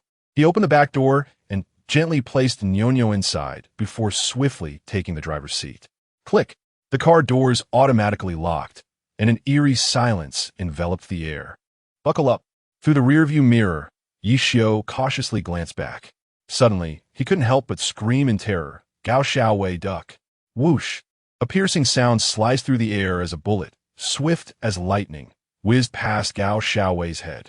It seamlessly traversed through the narrow gaps of the windows, narrowly missing the vehicle. Protect Nyonyo, Ishio bellowed. With decisive action, he ignited the engine. The vehicle roared to life, its engine growling ferociously, propelling them forward with astonishing speed. Half an hour later, they safely returned to Shui village. Thank you for today, Gao Xiaowei. If the opportunity arises, I shall repay you handsomely. Upon disembarking, Ishio led Nyonyo directly into the courtyard. Behind them, Gao Xiaowei quickly followed, asserting if we're discussing gratitude, it is I who should express thanks. If it weren't for you, I would have been injured, and in a severe case, I might have lost my life. Moreover, I currently have nowhere to sleep.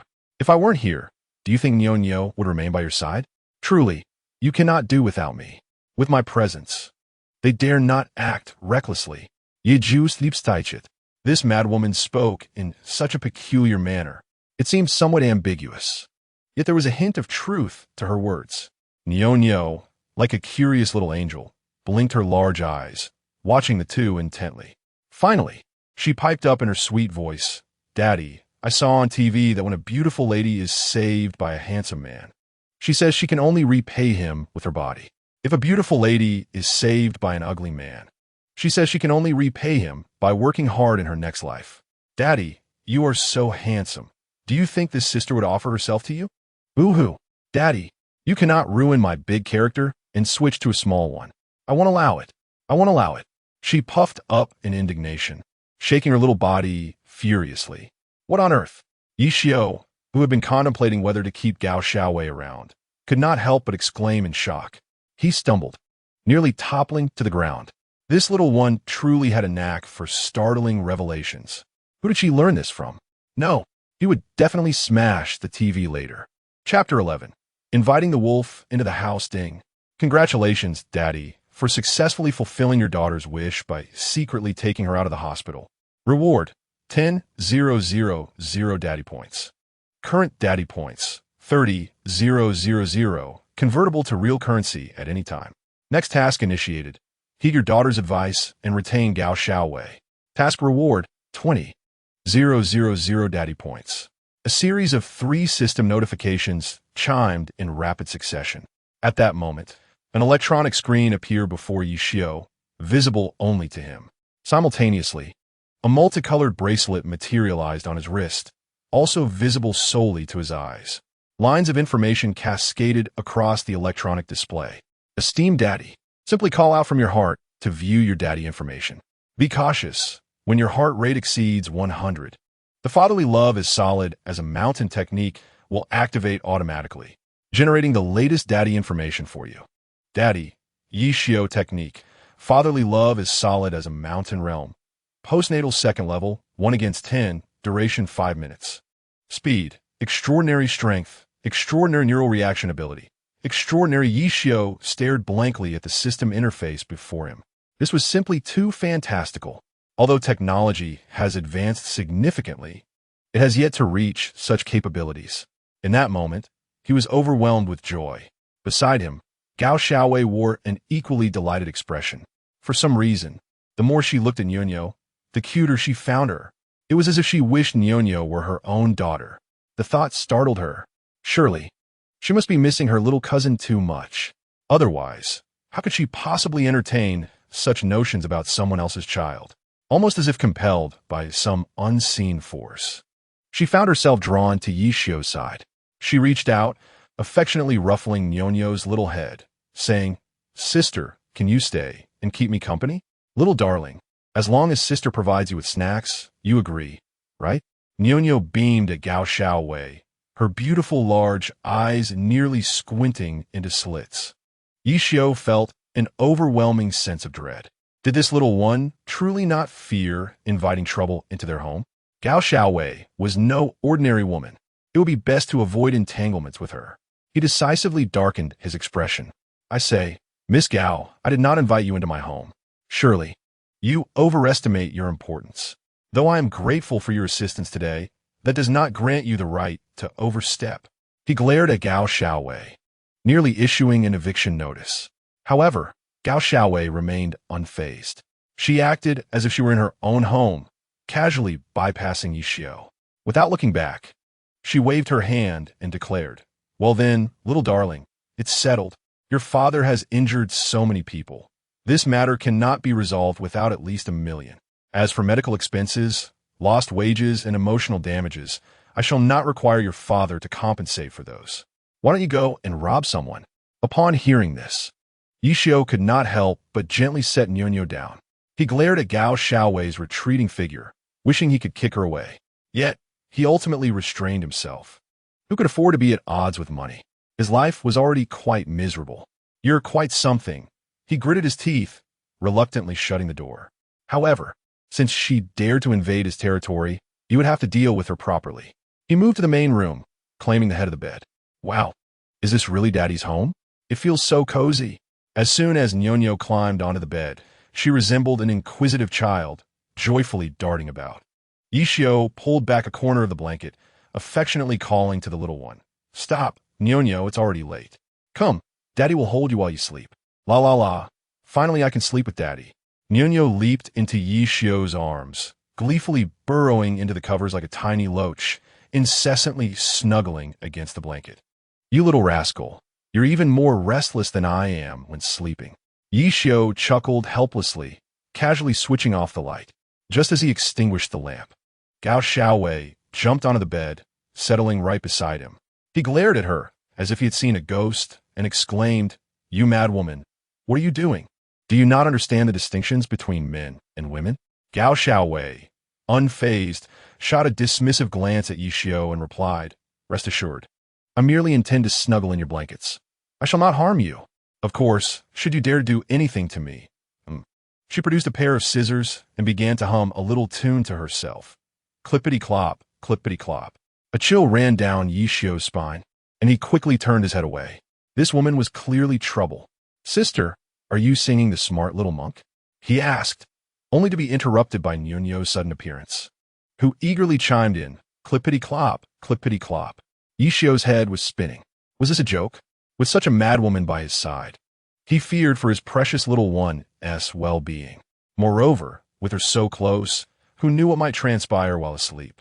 He couldn't even whisper a secret to Nyonyo without concern. No, he absolutely could not share a bed with this female tyrant. He tugged at the blanket, instinctively preparing to flee. However, a pair of scissors was firmly pressed against his waist. Yishio's eyes widened in shock, and he instinctively grasped the scissors. To his astonishment, a gleaming silver bracelet was abruptly locked onto his wrist. Gazing at the smug Gao Xiaowei, he felt tears of despair welling up. He didn't dare make a sound, lest he disturb Nyonyo. In the end, he had no choice but to remain perfectly still in this position. "Daddy, are you wearing matching bracelets?" At that moment, Nyonyo suddenly rolled between the two. Before Yishio could react, the little one lifted the blanket with her head, looking into Nyonyo's innocent big eyes. He couldn't help but smile awkwardly. Yes, bracelets, bracelets. I want one too. I want a bracelet."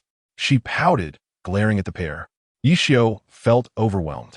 Did children possess this much energy? He felt as though he might go mad from this little treasure. With a pleading expression, he said, "My dear ancestor, I promise to buy you one tomorrow. This is an adult version. There's no children size. Quickly now, let us sleep." "Oh, fine then, Daddy. You must buy for me tomorrow." Nuño pouted and reluctantly let go of the blanket, then quietly nestled between the two. "Ha ha ha. I can't take it anymore. I'm dying of laughter." At that moment, the previously stern Gao Xiaowei finally succumbed to laughter, curling up and laughing heartily. The sound filled the entire room. Nuño stared wide-eyed, filled with confusion, and asked Yishio, "Daddy, the sister said she can't take it anymore. Should we bury her?"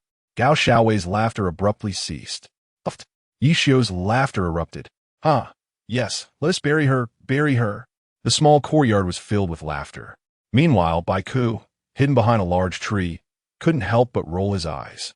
Shouldn't a normal person in such a situation flee as far away as possible? It seemed he had a busy night ahead. Chapter 12.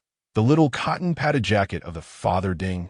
Congratulations to the father for heeding his daughter's advice and successfully keeping Gao Xiaowei. Reward, 20,000 daddy points. Current daddy points, 50,000, convertible to real currency at any time. Next task initiated. Seek the mysterious smuggler who brought his daughter to Longwa. Task reward, 500,000 daddy points. In the darkness, a series of system notifications echoed in Yishio's mind.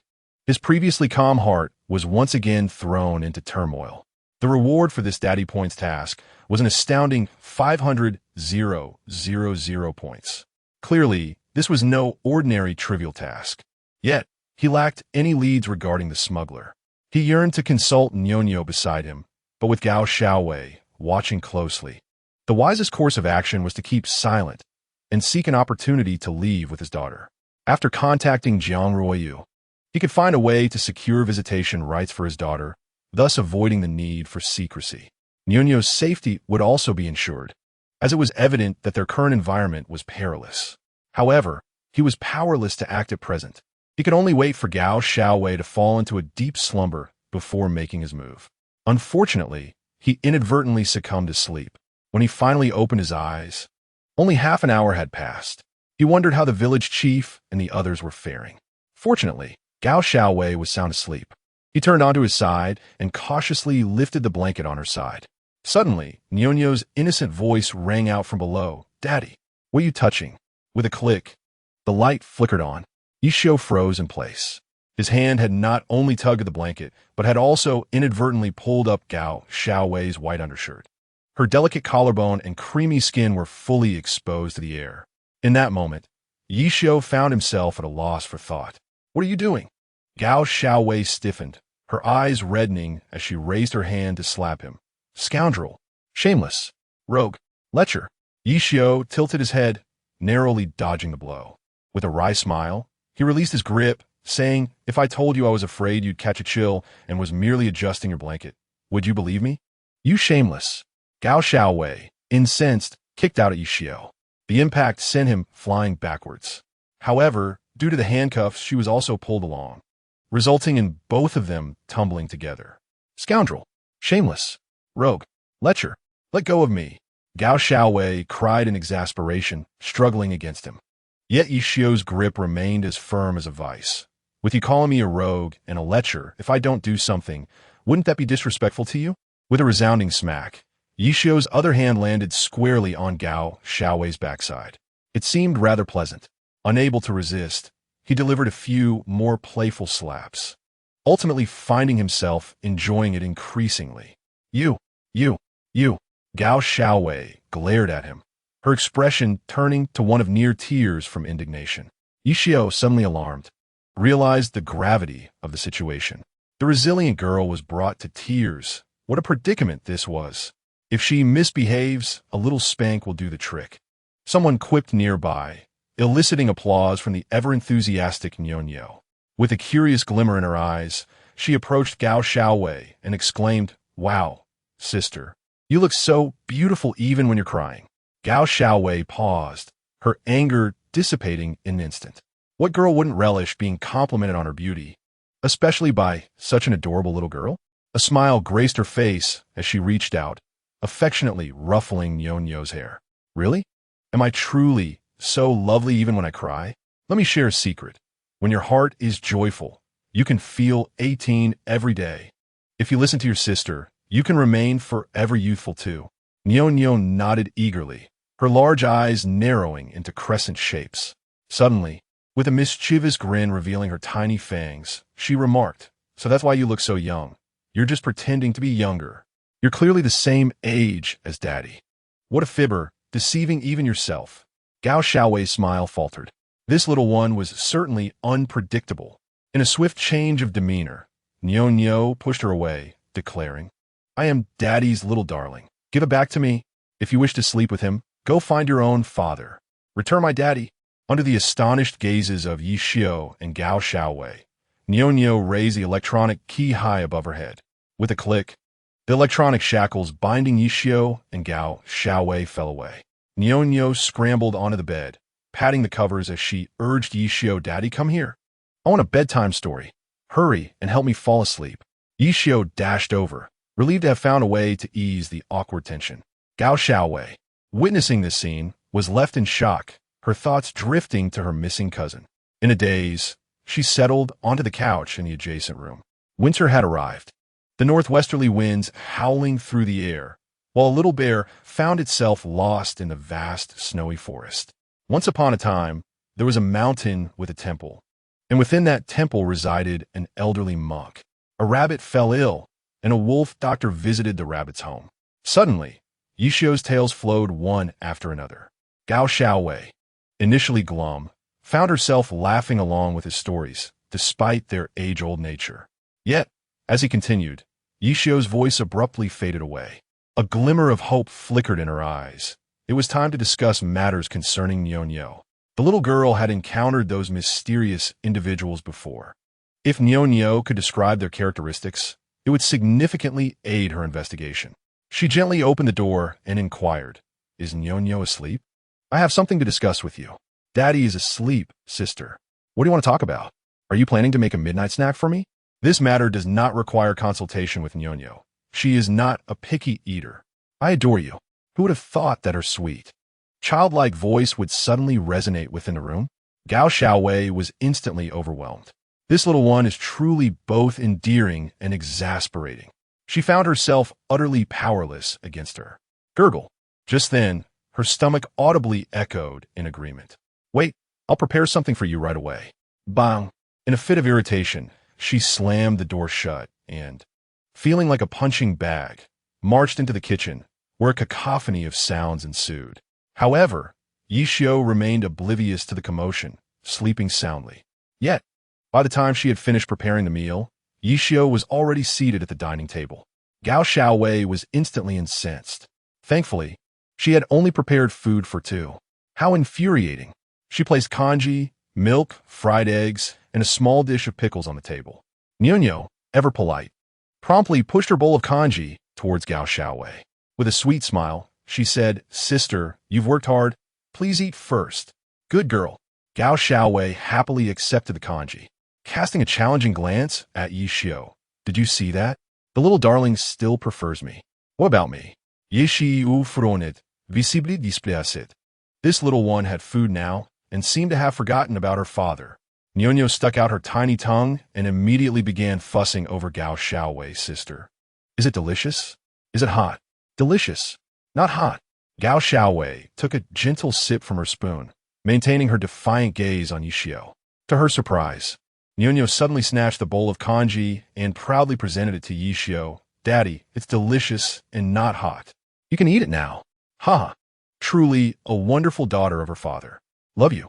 Yi Xiao laughed heartily, affectionately rubbing his forehead against Nyo-Nyo's. For a moment, it felt as though countless wild horses were galloping through Gao Xiaowei's mind. She attempted to grab the milk, only to have it whisked away by Nyo-Nyo. She reached for the pickles, but once again, they were snatched from her grasp. Soon, her side of the table was utterly empty. Frustrated, she poured herself a cup of hot water, resigned to watching as Yi Xiao and his daughter displayed their affection for one another. "Is anyone in the house?" However, with a thunderous bang at the door, the three of them instinctively crouched down at the table. They all simultaneously huddled beneath it. Chapter 13. Some are joyful. Some are troubled. Open the door. Open the door. A short while later, a series of urgent knocks echoed from outside. Gao Xiaowei, feeling tense, immediately reached for her weapon. Don't speak, stay behind me. She led the way, cautiously inching along the wall. Yishio followed closely, holding Nyonyo. He had an inkling that the voice outside sounded somewhat familiar. He called out tentatively, Uncle Daong, is that you? Are you at home? Originally planning to scale the wall, Yi Daong couldn't help but feel a rush of joy. Hurry and open the door. Everyone will be here soon. Uncle Daong, it's already quite late. Let everyone go home. Soon, I'll leave with my daughter while everyone is away. I absolutely do not want to cause trouble for the village. Yishio gazed at the crack of the door where Yi Daong stood, his eyes involuntarily betraying a hint of hesitation. This entire matter stems from his actions. He harbors no desire to implicate anyone else. What nonsense is this? Yi Daong, pounding on the door, angrily shouted, What is the matter? Are you afraid we might take your daughter away? Yishio, heed my words, you were born a member of our water village, and even in death, you shall remain one of our spirits. Open the door and let us behold our little princess. Shio, open the door. It's all fine now. There are no villains around. Even if there were, they would have to step over my old body first. Uncle Wong, the blind man from the village, could not help but chime in. Well then, take it slow. I shall unlock the door now, and you may enter one by one. Unable to resist them, Yishio could only smile helplessly. Clutching Nyonyo, he approached the door. Meanwhile, Gao Xiaowei quickly signaled him to hide to the side. With a whoosh, the door swung open. The residents of Water Village began to gather in increasing numbers. They gazed at Nyonyo in Yishio's arms, faces alight with joy. Is this child truly Xio's? She is exceptionally beautiful, resembling Xio so closely from his childhood. Those features, those large eyes. Oh, the more one looks, the more enchanting she appears. Make way, make way. Let me take a look. Indeed, indeed, our Yishio has become a father. This little girl is truly delightful. She is indeed a child of our water village. The crowd buzzed with conversation, their excitement palpable. Nyonyo, initially a bit shy, transformed into a lively spirit upon sensing their genuine affection. Are you all family of Daddy? Then you must all be Nyonyo's family too. Hee. Nyonyo sends her greetings to all the grandfathers and grandmothers, uncles and aunts, brothers and sisters, and younger siblings. With a sweet smile, she blew kisses to everyone present, even clasping her hands together to wish them prosperity. It was as if she had stirred a beehive. The villagers could not contain their joy and rushed forward. They patted Nyonyo's head, pinched her cheeks, their expressions brimming with adoration. Nyonyo, Aunt May has sunflower seeds here. Come and give Aunt May a kiss. Nyonyo, Sister Hua Hua has popping candy. Come and give Sister Hua Hua a kiss. You rascally ladies, step aside. Come here, Nyonyo. Give Uncle Daong a kiss. Yi Daong, you shameless man. At your age, you could be a grandfather. Shame on you for calling yourself an uncle. Have you looked in a mirror lately? Indeed, ruffian. Quickly chase this rogue out. Nyonyo is ours. Yes. Let us drive all the gentlemen away. What if we frighten our little darling?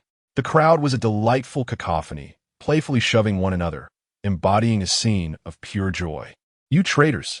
Yi Daong, regardless of his status as village head, plunged directly into the throng of women, calling out in self-congratulation, Had I not suggested coming home to take a look, you all would have waited until dawn, so my contribution is the greatest. Let me hold Nyonyo. In the end, not only did Yi Daong fail to charge in, but he was also met with a flurry of blows, retreating in a state of disarray, crying out for help. Please, please, do not strike Uncle Daong. Nyonyo will be heartbroken. Nyonyo spread her arms wide, gazing at Yi Daong in a manner reminiscent of soothing a child. Good boy. Uncle Daong, don't cry, don't cry. Let Nyonyo give you a hug. Good boy. I'm not crying. Yi Daong protested, his face contorted in a comical manner. Come on, Daong. Weren't you just longing to embrace our little princess? What's the matter? Feeling timid. Aunt Meihua deliberately chimed in from the side, prompting others to join in with laughter. What is wrong, Daong? Feeling scared? Hurry up. Let Nyonyo comfort you, you old rascal. What nonsense are you spouting? Who is old and shameless? Yi Daong shouted back, though his voice lacked conviction. As a grown man, how could he possibly need comfort from a little girl? Besides, it seemed he was the only man amidst a crowd of onlookers, all of whom were reveling in his embarrassment. I still need to go home to feed the pigs. He chuckled awkwardly before making a hasty retreat. Laughter echoed throughout the small courtyard. However, at the same moment, outside the 302 ward of the municipal hospital, an air of tension prevailed. Bang! A resounding crash reverberated as a middle-aged man clad in a woolen coat forcefully kicked open the ward's door, his expression dark and foreboding. "Minter, you've arrived." Luo Jin's heart sank as he hurriedly approached. "Minter, Senior Gao, and I were attacked by mysterious individuals. We fell into unconsciousness. Our bait plan has failed, and the bait is lost. Incompetent fools. What purpose do I have for you useless beings?" Li Xiong seethed with fury, raising his foot to kick Luo Jin in the chest. His glare burned with a fierce intensity. "Get out. Go report to the Blue Defense immediately. You can't even handle such a trivial matter. Why should I keep you around?" Luo Jin found himself involuntarily stumbling backward, retreating several paces before he could finally steady himself. His face turned pale as he clenched his fists tightly. After enduring so much hardship, he had finally clawed his way to this position. Was he truly destined to fall back to the bottom once more? He felt a surge of resentment. Moreover, something about this situation felt off, but as he opened his mouth to explain, the murderous look in Li Xiong's eyes rendered him speechless. "What are you still standing there for? Get out." Li Xiong's growing anger contorted his features further. Even a fool could deduce that someone was sabotaging their efforts. It was utterly unforgivable for Luo Jin, his most capable subordinate, to have made such a grave error. He had lost all face. He had confidently promised to capture the mysterious group tonight, yet they had failed to catch anyone, and the bait was lost. His disgrace was monumental. How could he possibly explain this to his superiors? His gaze toward Luo Jin involuntarily flickered with malice. "Your subordinate shall take his leave now. I will report to the Blue Defense immediately." Luo Jin's heart sank, and he fled the room in haste. Ultimately, only Li Xiong and Gao Yao remained in the room. Gao Yao had been seated on the sofa the entire time, eyes closed and silent, his calm demeanor rendering it impossible to discern his thoughts. Li Xiong approached and sat beside him, nonchalantly lighting a cigarette from the table. "Speak. Was it you who orchestrated this? I am aware that you have consistently opposed my plan to lure them in. I acknowledge that my actions in this matter may not be entirely honorable. However, my intention is to rescue the hostages as swiftly as possible. Let us not forget that your own child has also been abducted. I have no desire to sever our ties, for we have been colleagues for many years." Gao Yao remained unfazed, his eyes narrowed in calmness. "I'm unaware of what you speak. All I know is that I was rendered unconscious in this room.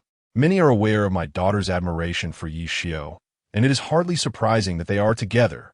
If I am not mistaken, you have yet to report Jiang Xinling's situation to the Jiang family, correct?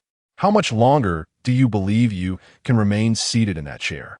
What is your true intention, old man?" Li Xiong slammed his palm down on the coffee table. The smoke from his cigarette suddenly reduced to a mere stub. His breath quickened, a sense of panic creeping in. How could Gao Yao possibly know such confidential information? Chapter 14. Uncontrollable circumstances. What do I intend to do? Huh.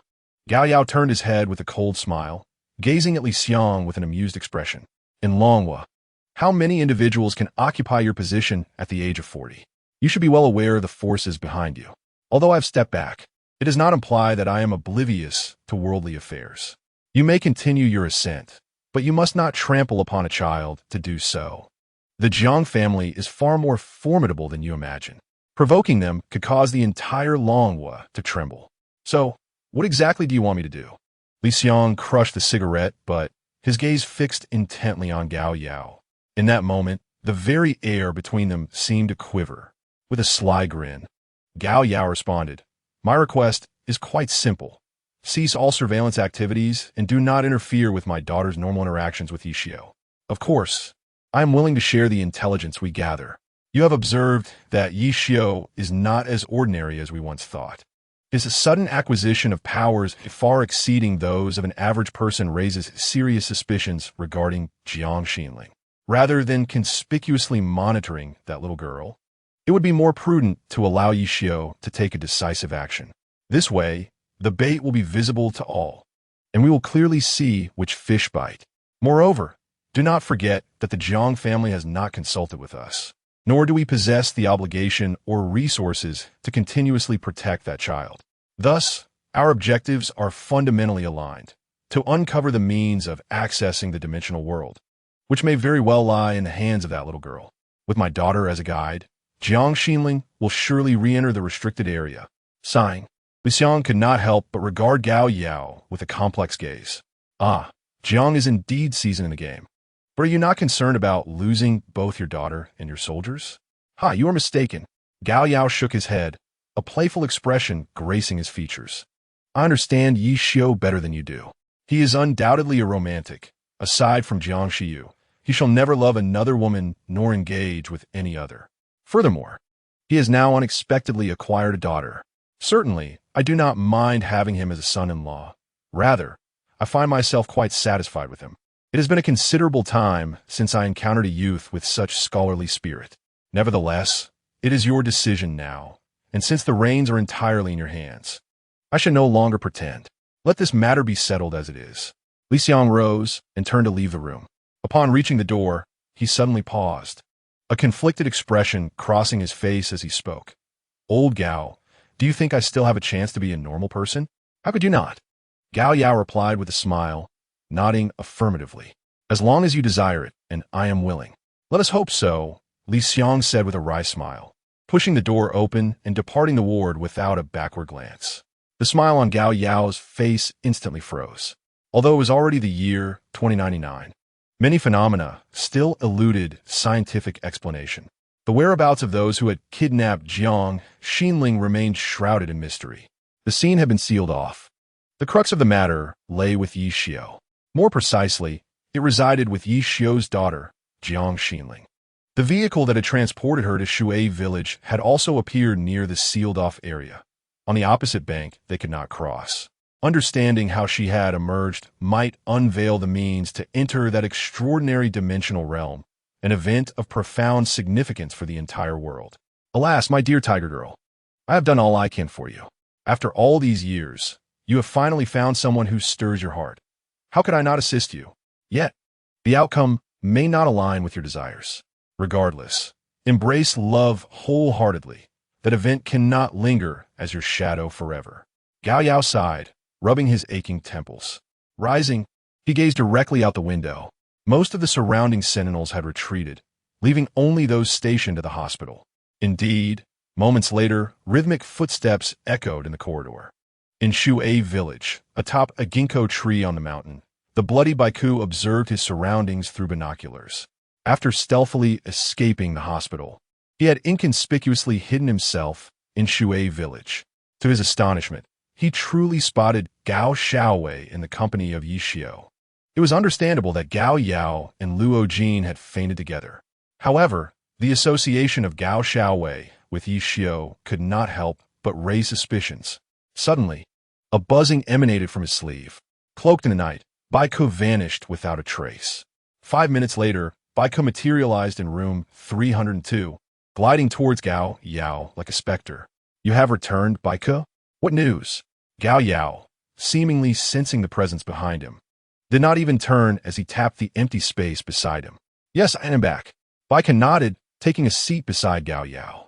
Finally, unable to contain his admiration, he remarked, Benefactor, everything has transpired just as you predicted. They have indeed returned to the village.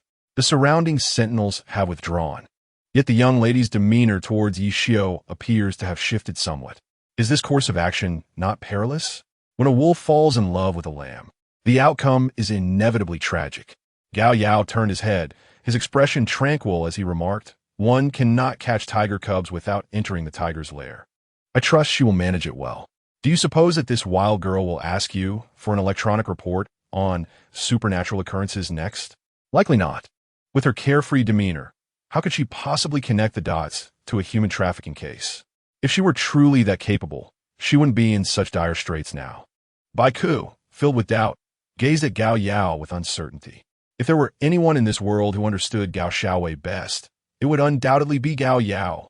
After all, nobody knows a daughter like her father. Just as his words fell, his phone began to beep incessantly. Upon glancing at the screen, he couldn't help but exclaim in astonishment, "Incredible! Benefactor, it's a pity you're not pursuing a career in criminal investigation. Your skills in human analysis and logical reasoning are simply remarkable. Retiring at this juncture is a sheer waste of talent." "Huh, do you think I desire retirement?" Gao Yao replied with a wry smile directed at Baiku. Recently, bizarre incidents have become increasingly frequent. This world is no longer the one we once knew. Fiery serpents and invisible moths. Numerous supernatural phenomena are occurring at every turn. We, the old guard, are staunch atheists. We've never witnessed such a spectacle. Yet, these matters cannot be left unaddressed. It falls upon us veterans to intervene. After all, the future belongs to you young people. Someone must forge a path through the thorns. Baiku, remember this. With great power comes great responsibility. I ask you, do you regret being a nameless pawn at my side? I do not regret it. Baiku shook his head, his expression resolute. My life was saved by you, benefactor. There is no room for regret. Moreover, I find the work I am doing now to be profoundly meaningful. You have shown me the warmth of home, so please do not call me benefactor any longer. It feels quite odd. Just call me Uncle Gao. Gao Yao smiled and extended his hand, unable to restrain a fond pat on Baiku's shoulder. You won't mind having me as an additional uncle, will you? Baiku was momentarily taken aback, unable to suppress the emotions swelling within him. At that moment, his wandering heart inexplicably found a sense of belonging. "Uncle," he exclaimed, enveloping Gao Yao in a tight embrace. Tears cascaded down his cheeks like beads. Meanwhile, in Yishio's small courtyard, laughter and joy filled the air. Nyonyo's chatter was as sweet as honey, soon bringing smiles to everyone present. Yet, Yishio's heart was laden with bitterness. Time was slipping away from him. If dawn broke and they attempted to flee, they might truly be too late. Chapter 15. Silent communication. Everyone, you must go back. If you linger here any longer, we will truly be unable to leave. Yishio rose, persistently urging the crowd.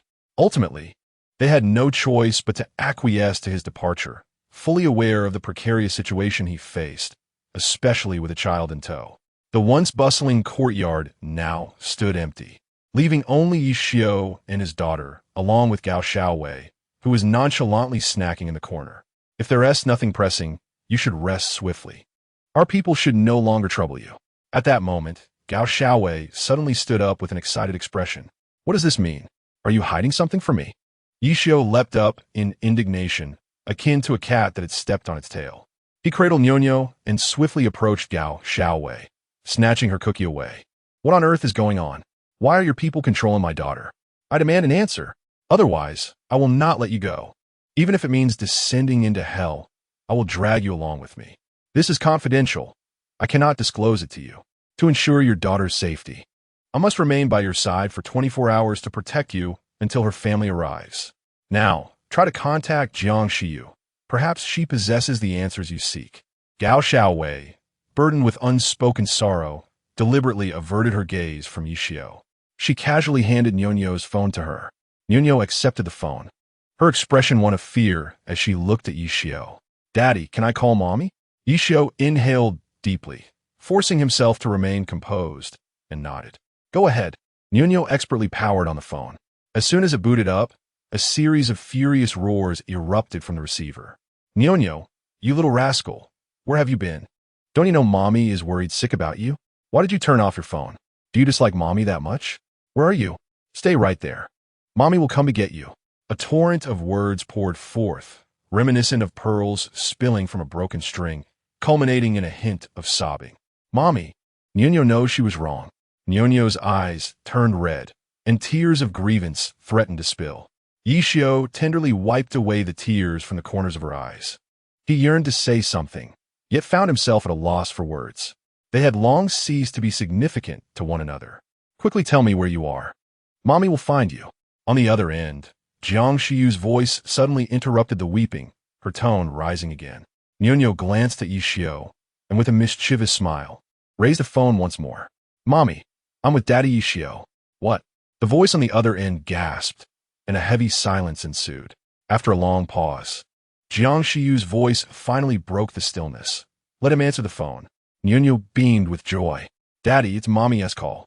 She eagerly offered the phone to Yishio. Taking the phone, his heart raced wildly. Although the previous voice had been faint, the proximity had allowed him to catch every word. Now, confronted with Jiang Shiyu's request for him to answer, he found himself uncertain of how to respond. He lifted the phone to his ear, his breath involuntarily quickening. On the other side, Jiang Shiyu's chest heaved with emotion. Take good care of Nyonyo, aside from me. Do not hand her over to anyone. She uttered this in one breath before abruptly hanging up with a click. The busy signal echoed incessantly. Yishio could only manage a bitter smile. Ultimately, he had not uttered a single word. Daddy, what did Mommy say? Is she going to take me away? Nyonyo raised her head anxiously, her eyes filled with reluctance. Yishio smiled as he set her down. Your mommy said that you can stay with Daddy until she comes to pick you up. Yay, I can be with Daddy. I want to go to the amusement park. I want to eat delicious food. I want to go to the seaside. I want to visit the grasslands. Beef jerky, raisins, hot pot, rice noodles, fried skewers, delicious, delicious. Nyonyo joyfully ran and shouted, darting into the room in a flash. Yishio, let's have a talk. Gao Xiaowei approached Yishio with a complex expression. Regarding the assistance in the investigation, when do you have time? This matter concerns not only you, but countless families. I have time right now. I'll sketch the few people I saw. Yishio took a deep breath, a fierce glint flashing in his eyes. The audacity of child trafficking, daring to target his daughter. He was determined to capture them all. He picked up the sketching pencil from the stone table and swiftly unfolded a few sheets of paper. Gao Xiaowei couldn't help but show a hint of hesitation in her eyes. Can you manage it? Or should I draw? A man cannot say he cannot. Yishio pressed the paper flat, the pencil swiftly gliding across the surface. 7 minutes later, a row of sketches stood neatly arranged on the stone table. Gao Xiaowei's gaze sharpened as she quickly scanned the sketches. To her astonishment, she felt a strong sense of familiarity with them, although she hadn't clearly seen their faces. A faint impression lingered in her heart. Yishio, if you can identify these people, I will do whatever you ask. She wasted no time, excitedly pulling out a digital camera. The process of photographing, editing, and uploading flowed seamlessly. Beep, beep, beep. Within 3 minutes, Baiku's dedicated phone line sent a text message. Suspects perfectly matched. Perfect match. Yishio, how did you manage that? You're an agricultural university graduate, yet you're more skilled than those in fine arts. Gao Xiaowei exclaimed, unable to suppress her curiosity as she scrutinized the sketches once more. Is there a problem? Yishio looked at Gao Xiaowei as if she were foolish. You didn't think agricultural university was just about farming, did you? Isn't it? Gao Xiaowei retorted. Yishio rolled his eyes dramatically. You win. Were you serious about what you just said? Absolutely. A gentleman's word is as good as a bond. Gao Xiaowei swiftly gathered the items from the table. All right. You will take care of everything my daughter needs before she leaves. How about that? Yishio smiled at Gao Xiaowei, thinking this was the perfect moment to negotiate. Well, I already promised Nyonyo that. Don't worry. I guarantee she won't go hungry. Gao Xiaowei felt a surge of joy in her heart, then casually added, by the way, it's almost 4 o'clock. Shall we go to the riverside dock? They should be unloading goods now, and it seems there are food vendors nearby. I am starving. Just thinking about the grilled squid there makes my mouth water. I want to eat too. I also want grilled squid. At that moment, Nyonyo, with her backpack on her back and a radiant smile, dashed over.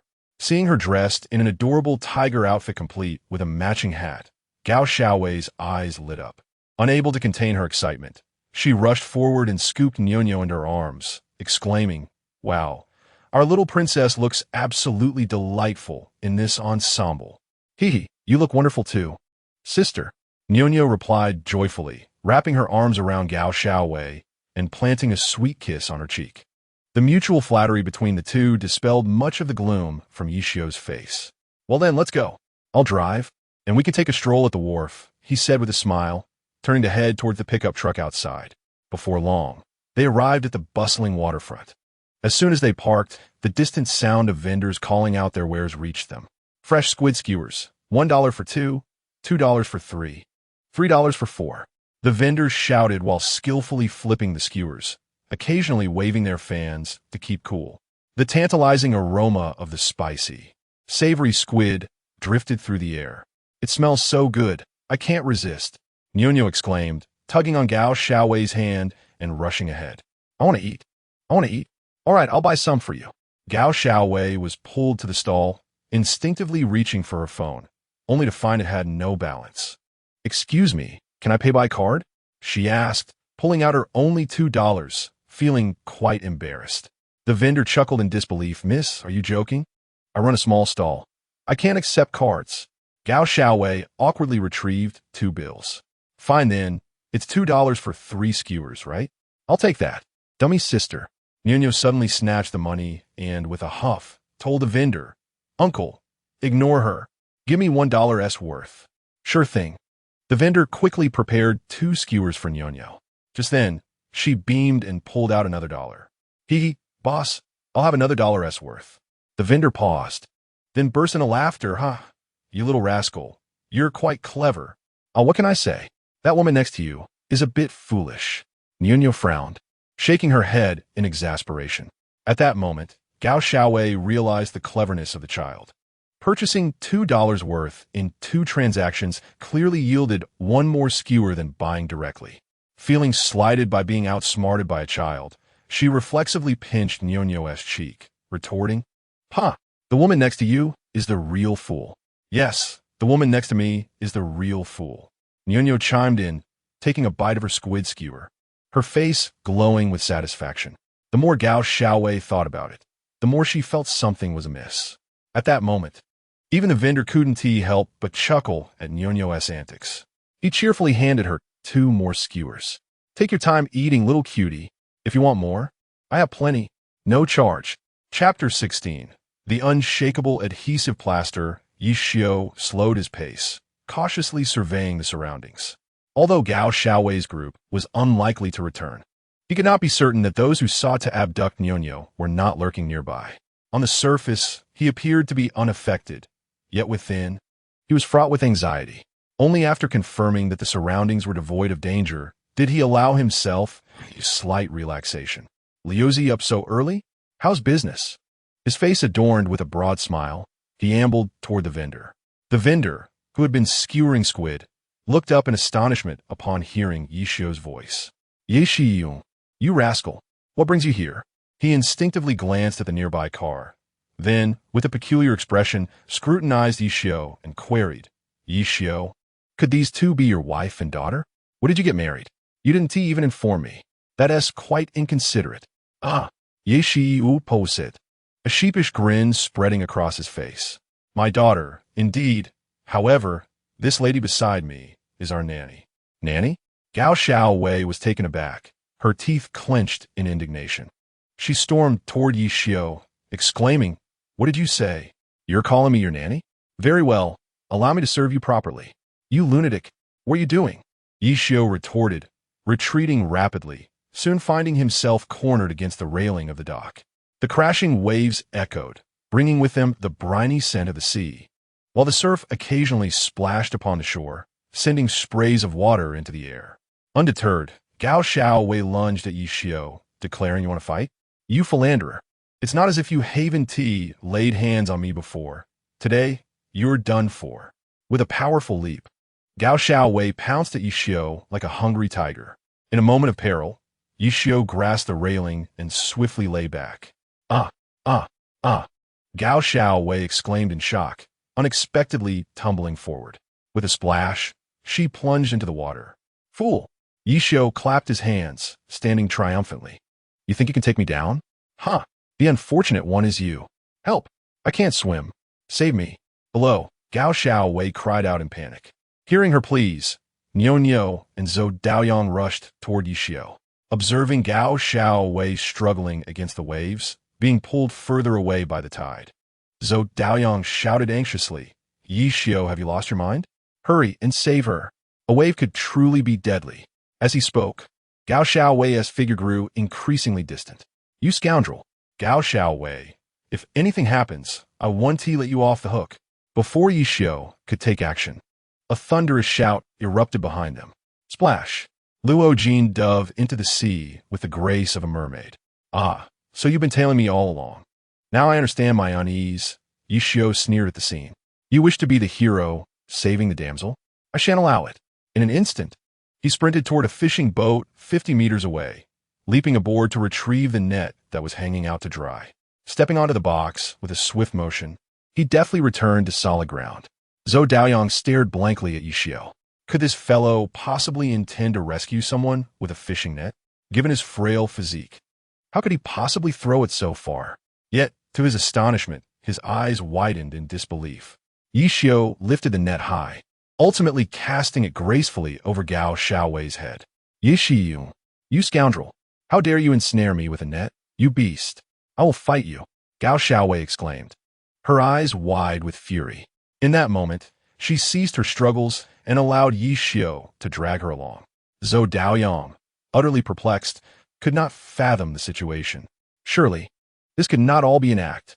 The infuriated Luo Jin, who had been so close to embracing beauty, could no longer contain himself as he pounded the water with rage. You scoundrel! Yi Xiu, you lunatic! You madman!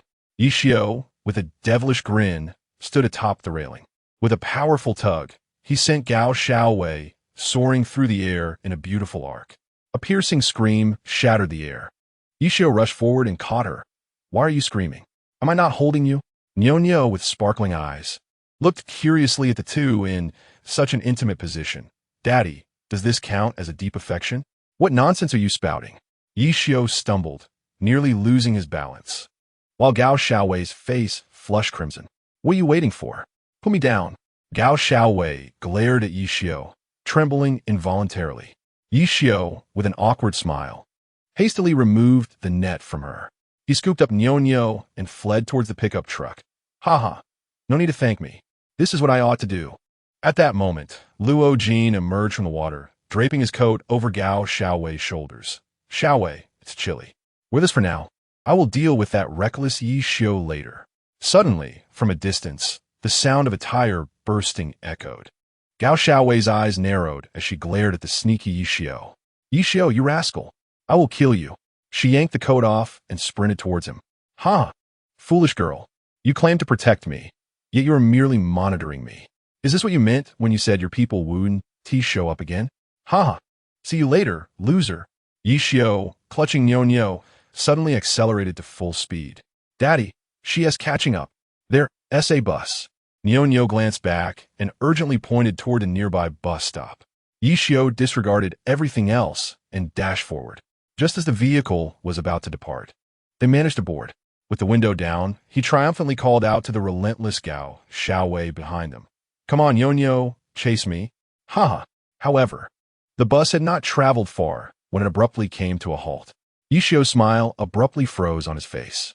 He turned around and shouted at the driver, as if he had seen a ghost. Driver, what are you doing? The vehicle has already left the station. On what grounds do you stop? The driver lowered his cap and pointed outside. Upon seeing the bus stop sign, Yi Xiu couldn't help but slap himself hard. Who on earth designed this bus stop? Less than 300 meters between each stop, and it costs 5 yuan just to board. This is utterly ridiculous. Run? Why aren't you running? Gao Xiaowei walked in through the back door, a cold smirk on her face. Luo Jin also stood at the front door, his expression grim. Realizing there was no escape, Yi Xiu decisively abandoned his plan to flee. He leisurely sat down on the chair, as if nothing had happened moments ago. Chapter 17. No cleansing. Even if dipped in a yellow river, the two who boarded just now. Please pay for your tickets. Cash or card will suffice. In the midst of the awkward atmosphere, the ticket collector in the passenger seat suddenly stood up, visibly irritated. Gao Xiaowei patted her pocket only to discover her wallet was missing. Instinctively, she looked at Luo Jin. He hastily searched his entire body, only to find that in his haste, his phone had fallen. He awkwardly glanced at Gao Xiaowei and said, My phone might have fallen into the sea. You idiot. Gao Xiaowei's expression darkened immediately. Luo Jin's heart sank.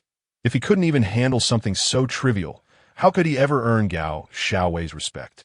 Without money for the ride, At this hour, it was unlikely they could find taxi.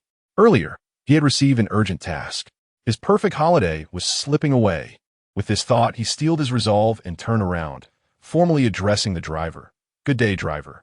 I am Luo Jin, a soldier of the Blue Defense Force. I kindly request that you take me immediately to the vicinity of the old chemical factory's residential building.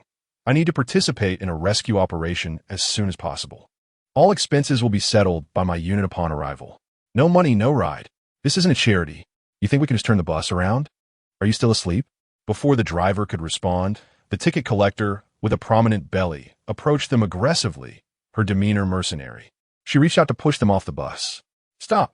At that moment, a female passenger nearby could no longer bear to watch. She swiftly blocked the ticket collector's hand and, unable to contain her anger, said, "Did you not hear that he is a Blue Defense soldier?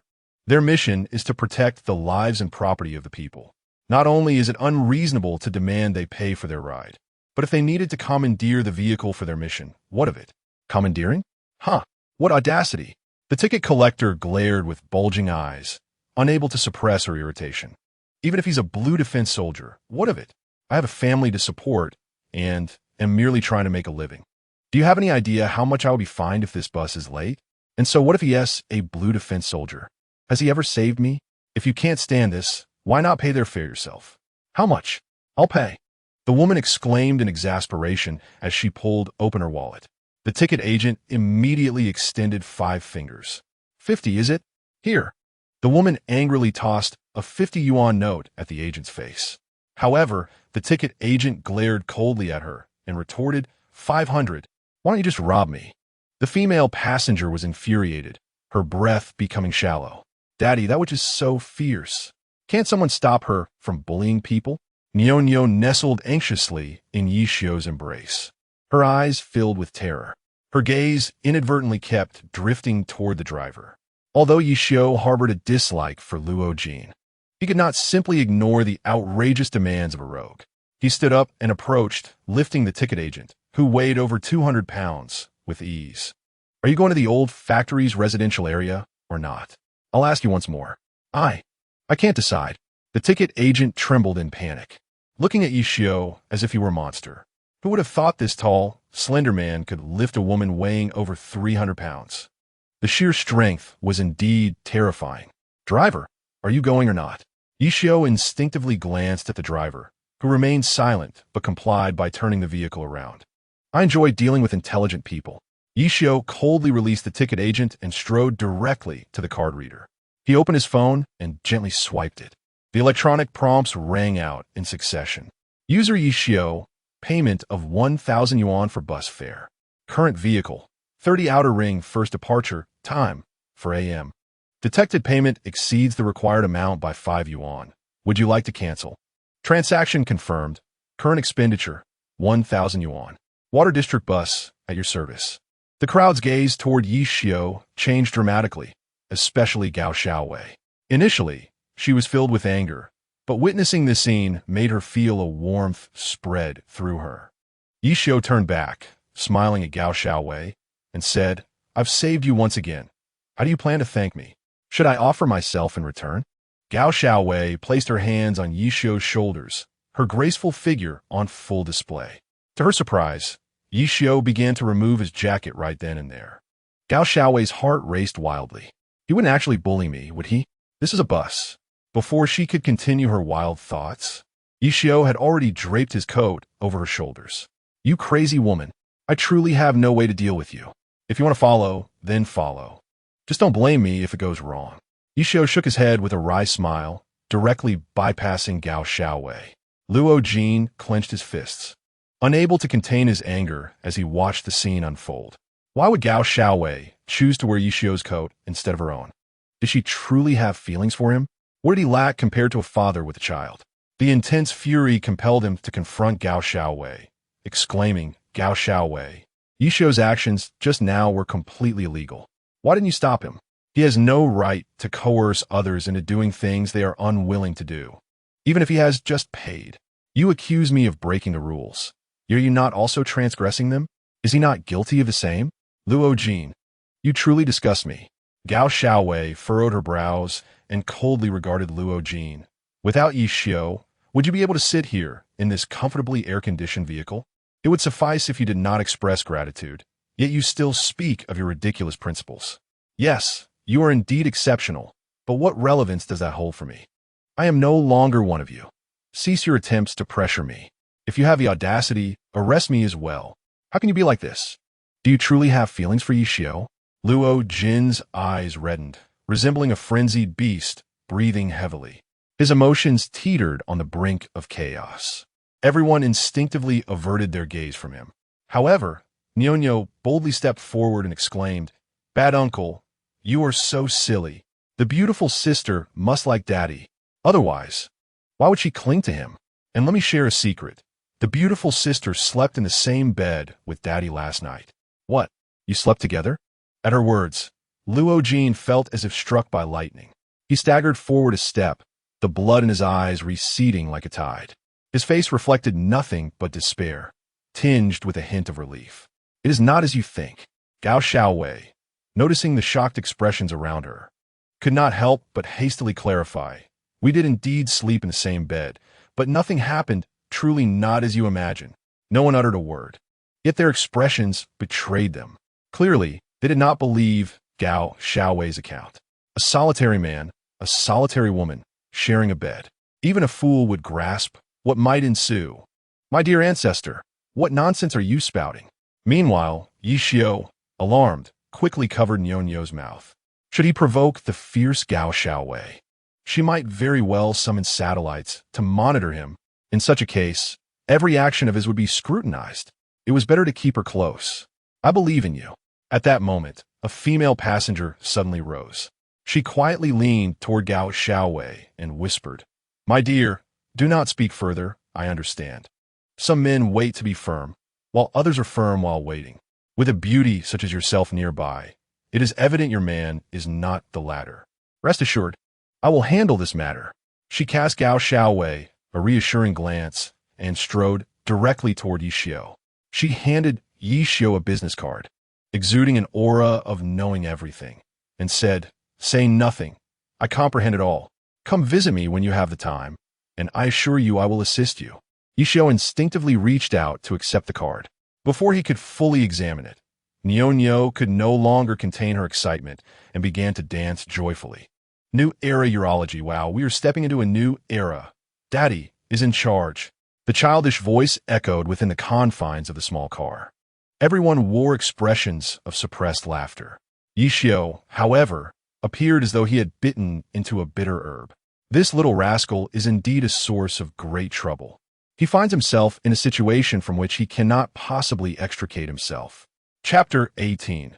Plunging into the abyss, Zhang stood agape, momentarily at a loss whether to weep or laugh. It seemed that both emotions held no significance for him anymore, as Gao Xiaowei had articulated her thoughts with such clarity. Why should he further disgust others and demean himself? Throughout the journey, the atmosphere within the vehicle grew increasingly peculiar. In contrast, Gao Xiaowei and the female passenger appeared to be in high spirits, sharing laughter and joy. Seizing the opportunity when no one was paying attention, Yi Xiu quietly murmured to his daughter, Nyonyo, nestled in his arms. "Nyonyo, do you harbor feelings of disdain for your mommy? Are you contemplating a change of mothers? If your mother were to learn of this, how heartbroken she would be." "She wouldn't be heartbroken at all," Nyonyo retorted, snuggling closer to Yi Xiu. Her voice tinged with irritation. "Oof. She forbids me from indulging in sweets, snacks, or even street food. Every day, my meals are precisely scheduled. Milk, eggs, and bread for breakfast, hamburgers, vegetables, fruit salad, and milk for lunch, millet porridge, pumpkin cakes, seaweed egg soup, and milk for dinner. Ugh, I'm not a rabbit. I detest vegetables. To make matters worse, she enrolls me in countless extracurricular classes: art, piano, dance, preschool tutoring, bilingual tutoring, computer applications, and more. My head is about to explode. Goodness, I'm only 4 years old. She is going to wear me out. I can't even clone myself. Why doesn't she ever ask me what I like? I'm not a clueless 2 or 3-year-old. Be good, don't be upset. Daddy will treat you to delicious food. And Daddy won't enroll you in any more classes. Yishio tenderly patted Nyonyo's head, feeling a mix of pity and helplessness. Jiang Shiyu, truly as domineering as ever. He couldn't help but wonder who would be fortunate enough to marry her. At this thought, an inexplicable wave of anxiety washed over him. Nyonyo, tell Daddy, why did you come to find me? Is that other daddy unkind to you? He gazed at her with unease, feeling a level of nervousness he had never experienced before. However, Nyonyo tilted her body away from his embrace, smiling mischievously. Daddy, do you want to know the answer? Then you should ask Mommy.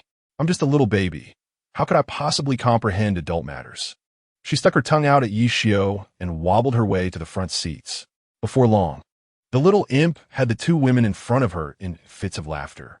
Yishio felt a headache coming on. This child was certainly no ordinary handful. It appeared his indirect strategy was destined to fail. Ding! The stop at the old chemical factory staff quarters has arrived. Passengers disembarking. Please step down carefully and hold on firmly. At that moment, the bus's speaker suddenly blared a reminder. After moving forward a short distance, the vehicle came to a smooth halt. The ticket collector, who had been dozing off, sprang to her feet as if she had stepped on a cat's tail. Exclaiming in panic, "Fire! Fire!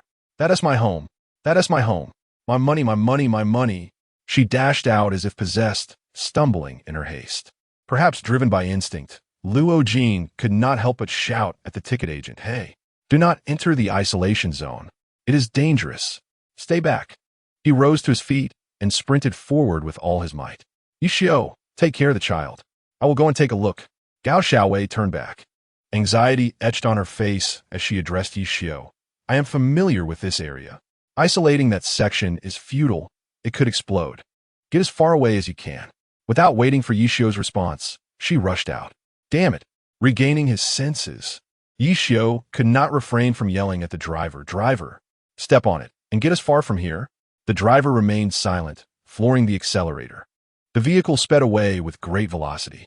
"Nyonyo, come to Daddy's arms." Yishio sat across from Zhao Yihuan, gently clapping his hands. Sigh. Having a jealous father is truly troublesome. Nyonyo sighed dramatically, reluctantly leaving Zhao Yihuan's warm embrace. "Ah, beautiful auntie, Daddy is jealous, and Nyonyo must depart from your comforting arms." Zhao Yihuan burst into laughter at the precocious child. With a look of envy, she regarded Yishio and remarked, "Mr. Yi, your daughter is wonderful. Should you require my assistance, feel free to visit the new Era Men's Clinic. Perhaps we can have a more in-depth discussion." "Certainly." Yishio merely smiled faintly at Zhao Yihuan, who was around 30 and still possessed an alluring charm. After parting ways with Jiang Shiyu, he had lost interest in everything else, immersing himself in the cultivation of metal grass. Thus, this level of temptation held little sway over him. "Daddy, what does in-depth discussion mean?" Nyonyo tilted her head, gazing at Yishio with curiosity. "Daddy, can you give injections too?" "Injections?" Yishio's lips twitched, and he chuckled awkwardly. "Daddy is not a doctor. How could he give injections?" Zhao Yihuan blushed and deliberately distanced herself from Yishio. When they arrived at the pier, she hurriedly exited the vehicle. As she hailed another car and drove away, Yishio inadvertently noticed that she had left her wallet behind. "Nyonyo, that lady forgot her bag. Should we return it to her?" He picked up the wallet and felt compelled to chase after her. However, the driver suddenly locked the doors and sped off. "Oh!" Nyonyo exclaimed, nearly losing her balance. Yishio acted swiftly, catching her in his arms. He furiously shouted at the driver, "You idiot! How can you drive like this? Stop! I want to get out." Yet, the driver seemed oblivious, continuing to race forward, ultimately heading toward the sea. Damn it! Even Yishio realized something was amiss. "Nyonyo, sit tight. Don't be afraid. Hold on. Daddy will be right back." He unsteadily placed Nyonyo in her seat and turned to confront the driver. Who would have thought that the driver would remove his hat and, with a maniacal grin, laugh at Yishio, proclaiming, "What I, Black Shark, cannot possess, you shall not acquire either. Take your daughter and report to my underground brothers and sisters." With a wicked smile, he shoved open the car door. As he pressed the remote control in his hand, all the windows of the vehicle locked instantaneously. A thunderous crash echoed as the bus plunged straight into the sea. "Damn it!" Yishio exclaimed, instinctively rushing towards his daughter. "Warning, heart rate exceeding 100, paternal instinct activated, automatically commencing. Speed elevated to extraordinary, strength enhanced to extraordinary, neural response capabilities amplified to extraordinary. The bracelet on his wrist radiated a brilliant light. An electronic prompt, audible only to him, suddenly resonated in his ears. With a resounding splash, the bus fell heavily into the ocean. Curse it! Yishio held onto Nyonyo, frantically surveying his surroundings. His gaze unwittingly fixed upon a supermarket shopping bag wedged in the crevice of a seat. The front of the bus began to tilt downward, the vehicle itself starting to tip. Fear enveloped Yishio's heart. However, Nyonyo appeared blissfully happy. She exclaimed joyfully, "Daddy, is this the underwater world? Look, Daddy. There's a sea turtle. Good heavens, your heart is truly immense." Yishio thought, bemused as he glanced around. At that moment, he paid little heed to the sea turtle. Grabbing the shopping bag from the floor, he swiftly placed it over Nyonyo's head. "Nyonyo, close your mouth, hold your breath, and don't open your eyes. Daddy will get you out." Chapter 19. Good deeds reap good rewards. Evil reaps evil. 300, 299, 298, 297. The numbers on the bracelet fluctuated continuously. Yishio understood that he could wait no longer. Once the air inside the vehicle was depleted, escaping would become increasingly difficult. "Hold on tight, Daddy." With that thought, Yishio dared not delay any further. He positioned Nyonyo on his back and, gripping the seat, dashed towards the rear windshield. Bang! Bang! Bang! He clutched the back of the seat with one hand while violently striking the glass with the other. Just as the seawater was about to engulf the rear window, he shattered the glass completely. A deluge of seawater surged in. "Nyonyo, how are you?" Yishio braved the icy onslaught, swiftly crawling out of the vehicle. Using his legs to propel himself, he hoisted Nyonyo and rushed towards the shore without a moment's hesitation. "Nyonyo, why aren't you speaking? Don't frighten Daddy. Please don't scare Daddy," he shouted anxiously, repeating the plea. Yet, Nyonyo remained unresponsive in his arms. Upon reaching the shore, he disregarded his gasping breaths and yanked the plastic bag from Nyonyo's head. Before he could react, she leaped into his embrace, clinging tightly to his neck and cheerfully saying, "Daddy, didn't you tell Nyonyo to close her mouth, hold her breath, and not open her eyes?" Hee. "Daddy, was Nyonyo good?" Yishio extended his hand, playfully swatting her little behind in exasperation. "You little rascal, you nearly scared me to death. You nearly scared me to death. If something were to happen to you, would I still be alive?" He struck Nyonyo's bottom repeatedly, tears unexpectedly streaming down his face. "Woo, Nyonyo will never be obedient again. Daddy, please stop. If you hit Nyonyo's bottom again, it will surely be bruised." Nyonyo cried, her eyes filled with grievance, yet no tears fell. Yishio gently lifted Nyonyo before him. With a chuckle, his previously tense expression finally relaxed. "You little rascal, still laughing. You know how to feign innocence. Next time, you must not scare Daddy. Do you understand?" I understand, Daddy." Nyonyo nodded earnestly, her innocent and adorable demeanor eliciting a warm smile on Yishio's tear-streaked face. However, this warmth was quickly replaced by a chill. Such events were not new, nor would they be the last. Perhaps it was time to collaborate with those from the Supreme Bureau. Yet, the matter at hand still required his resolution. The driver was affiliated with the Black Shark. And what about the salesperson? Perhaps he should not have dismissed Gao Xiaowei. Navigating alone truly proved to be a daunting challenge. Perhaps it was time to purchase a vehicle. He took out his phone and examined it closely. To his surprise, this old, battered phone was actually waterproof. He quickly checked his account balance, only to find it was zero. Ah, the daddy system. How could I have forgotten? System. I wish to exchange currency. All of it. Entirely, he silently urged. An electronic interface, visible only to him, materialized before his eyes. Ding! Congratulations, Daddy. The Daddy value 1. One currency exchange is complete. Please check your account. With trepidation, Yishio picked up his phone. To his astonishment, his account balance had indeed increased by 50,000 currency. This was akin to a cow riding a rocket. Absolutely extraordinary. With the system, he no longer needed to toil endlessly to earn money. He simply had to complete system tasks. Yet, who could that mysterious smuggler be? Nyonyo, can you tell Daddy how you managed to sneak your way here? It's very important to Daddy. He hoisted his daughter onto his shoulder, vigilantly surveying their surroundings. Perhaps the earlier commotion had startled many passers-by, prompting Ishio to deliberately avoid them. Sneaking in? Nyonyo blinked her adorable eyes, genuinely puzzled. Daddy, what does sneaking in mean? Ishio patiently explained. Sneaking in means who brought you from Old Copper Mountain to here? At your age, it would be impossible for you to arrive through regular channels.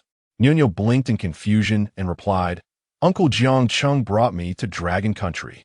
Nyonyo doesn't know if it was proper or not. He drove a fishing vehicle to Water Village and then left. What's wrong, Daddy? Do you have something on your mind? Jiang Chung? Ishio was taken aback, his expression suddenly shifting to one of unease. Wasn't he his younger brother-in-law? How could he send Nyonyo to Dragon Country without Jiang Shiyu's consent? If something were to happen, could he bear the consequences? Ding! Congratulations to the father for successfully deciphering the identity of the mysterious smuggler. The mission is halfway complete. Please, Father, continue your diligent efforts. At that moment, the system notification sounded unexpectedly. Ishio, whose heart had been taught, could not help but relax slightly. Since it involved the Jiang family, the matter would be manageable. He pressed on, only to encounter Zhou Daoyang once again. Sixth brother, heavenly providence, he exclaimed, unable to contain his excitement as he rushed forward. Quick, lend me your tricycle. I have an urgent matter. I promise to return it once I'm done. Zhou Daoyang turned upon hearing Yishio's voice, his heart sinking. The previous incident involving the young girl's air valve was still fresh in his mind. Yet, before he could fully comprehend the situation, Yishio had already commandeered his tricycle and sped away. Wait, leave the stove for me. You scoundrel, this is theft, he shouted in exasperation, chasing after him for a few steps. However, in the blink of an eye, Yishio had vanished without a trace. 5 minutes later, Yishio arrived at the scene of the incident. As he approached the blockade, he was met with a cacophony of familiar curses. My money! Where's my money? You bastards, why are you stopping me? You Luo Jin, right? You owe me money. Otherwise, let me pass. My house is burned down, and my money is all gone. Aren't you the Blue Defenders? Go on, go inside and find my money. Hurry up. The ticket seller screamed like a shrew, relentlessly attacking Luo Jin with punches and kicks. Yet, Luo Jin remained unmoved, his expression as impassive as stone. Beside him, Gao Xiaowei could no longer bear to watch, but felt utterly powerless. After all, she too was just a commoner. If even the formidable Blue Defender dared not act, how could she? Despite this, she persistently urged, calm down. Money can be earned again, but if a life is lost, everything is over. Auntie, please come to your senses. What? You wish me dead? You vixen, you're the one who should vanish. Along with your entire family. You're all the same ilk. You owe me money. You owe me money. If not, you better let me in. The ticket seller shouted hoarsely.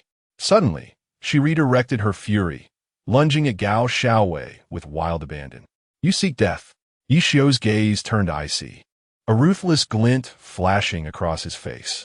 The memory of the driver he had previously encountered resurfaced in his mind. Even if they were not allies, he could not allow such behavior to continue. The Blue Army would not tolerate insult. With a resounding slap, Yishio surged forward, delivering a sharp blow to the ticket seller's face. Cause a ruckus, keep causing a ruckus. I am but an ordinary citizen. Unlike them, they are bound by discipline. I am not. Gulme, keep causing a ruckus. Ishio raised his hand menacingly, poised to strike again. You're hitting me? You're hitting me? The ticket seller, in disbelief, covered her swollen face, and as the gathering swelled, an increasing number of onlookers congregated, incessantly pointing at Ishio and his companions, evidently perceiving them as the villains who had bullied an elderly figure. Yet, Yishio remained unfazed. You wish to enter, do you? Very well, I shall grant you passage. However, should you perish, do not blame us. His expression hardened as he decisively tore away the barricade. What are you doing? Have you lost your mind? Although the flames have been extinguished, the safety hazards here are immense. She absolutely cannot go in. Witnessing this, Luo Jin instinctively moved to resecure the barrier. Yet, a stout figure forcefully pushed him aside and darted inside. None other than the ticket seller who had previously been sprawled on the ground. Daddy? Isn't that aunt supposed to come home at noon? Nyonyo tugged at Yishio's pant leg, her eyes sparkling with curiosity. With a fond smile, Yishio lifted her into his arms. Now, Nyonyo, tell Daddy, why should you return home at noon? Hee hee. Nyonyo giggled like a little fox. Because someone as naughty as me is bound to get into trouble sooner or later. So, I can only go home at noon. Suddenly, a loud crash echoed. As if to affirm Nyonyo's words, a flower pot plummeted from the rooftop, striking the ticket seller squarely on the head. Red and white fragments splattered everywhere, leaving the crowd agape in horror, as if they had encountered a ghost. Even Gao Xiaowei, known for her tough demeanor, could not suppress a startled jump. Goodness, Nyonyo, did you cast a spell with your words? Someone's dead. Someone's dead. Run. The onlookers, terrified by the scene before them, scattered in an instant. However, Nyonyo merely chuckled foolishly. Though I really dislike that bad guy Luo Jin, I will not tolerate anyone insulting the Blue Defense Army. Mommy says, without the Blue Defense Army, the citizens of Longhua would not enjoy their current happiness. Then why are you just a little foreigner if you love the Blue Defense Army so much? Gao Xiaowei laughed, reaching out to pat Nyonyo's little head, only to have her indignantly dodge away. Do I have a choice? Who told me I was born in Old Copper Mountain? She pouted, sulking in Yishio's embrace. Daddy, she said your kid is a little foreigner. Can you scold her for me? Yishio chuckled, ruffling her hair. When you turn 18, you can choose to return to Longhua. Regardless, you carry my blood. You will always be a descendant of our dragon. Suddenly, Nyonyo, as if possessed, mimicked Bruce Lee's voice with a wild cry, startling even Yishio, who was known for his bravery. Enough. Why are you still here, making a ruckus? Someone's dead. Do you not understand? How can you remain so indifferent? If you cannot help, then leave. You are not welcome here. At that moment, an enraged voice rang out. Luo Jin approached Yishio and the others, clutching a lifeless body, his complexion ashen. Gao Xiaowei's eyes widened in fury, her instinct urging her to defend herself. Yet, upon contemplating her current predicament, she relinquished the thought. After all, she was no longer a member of the Blue Defense Forces. Nevertheless, she felt compelled to issue a warning. Luo Jin, although the flames have been extinguished, the lurking dangers remain immense. Numerous underground conduits converge here, and any anomaly could yield catastrophic consequences. You must not only request specialized technicians to assist you, but also enlist considerable manpower to prevent nearby residents from entering. Take care of yourself. She cast a long, meaningful glance at Luo Jin before turning to walk towards Yishio. The trio departed in silence, each lost in their own thoughts. After a lengthy silence, Gao Xiaowei could no longer restrain herself and cautioned Yishio, Yishio, I understand your feelings. I also comprehend your desire to distance yourself from me, but doing so will undoubtedly embroil you and Nyonyo in perilous circumstances. You should return to Shui village. Consider me merely a caretaker. Once I complete my task, I assure you I shall not overstay my welcome. Yishio gazed at Gao Xiaowei in astonishment. It seemed this girl was resolute in her intention to monitor him. Had it not been for the events they had previously endured, he might have still entertained the idea of severing ties with her. However, at this moment he cannot. Gao Xiaowei was steadfastly by his side on a mission.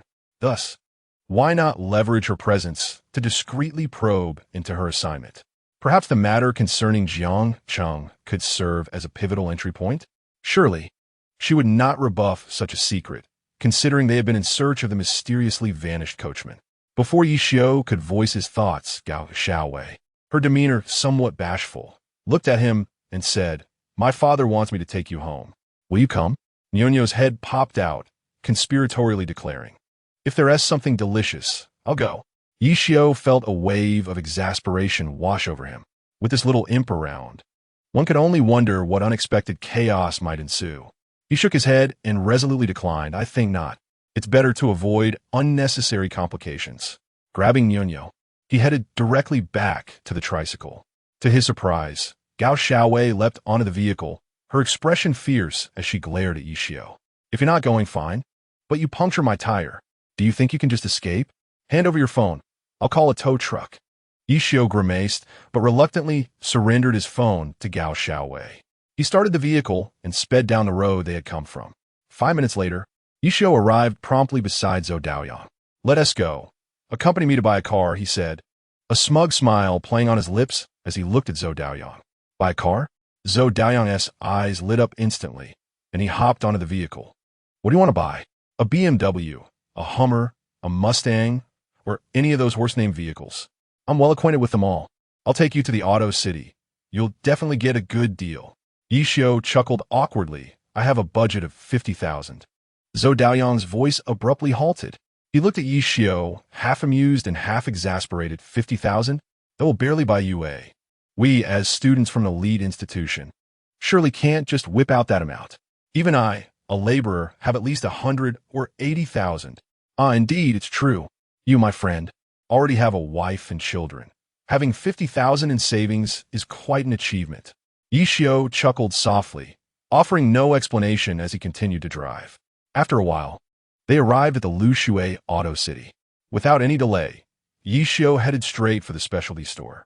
However, the moment the saleswoman caught sight of their attire, her interest evaporated instantly. "Feel free to look around, but don't touch or sit on anything," she called out weakly before slumping back onto the desk. Yishio chose not to indulge in any futility. Such places, where one looks down upon others, exist everywhere. "Wow, Yishio, this Qin model is impressive. A hydrogen-powered vehicle. Truly a new energy car. It even supports electric power. The car generates electricity while in motion. For every 100 miles, it can produce 30 miles of electric range. Incredible. This is truly cutting-edge technology." The oversized central control screen exudes a strong sense of modernity. The car is equipped with radar all around, ensuring no blind spots. "Fantastic.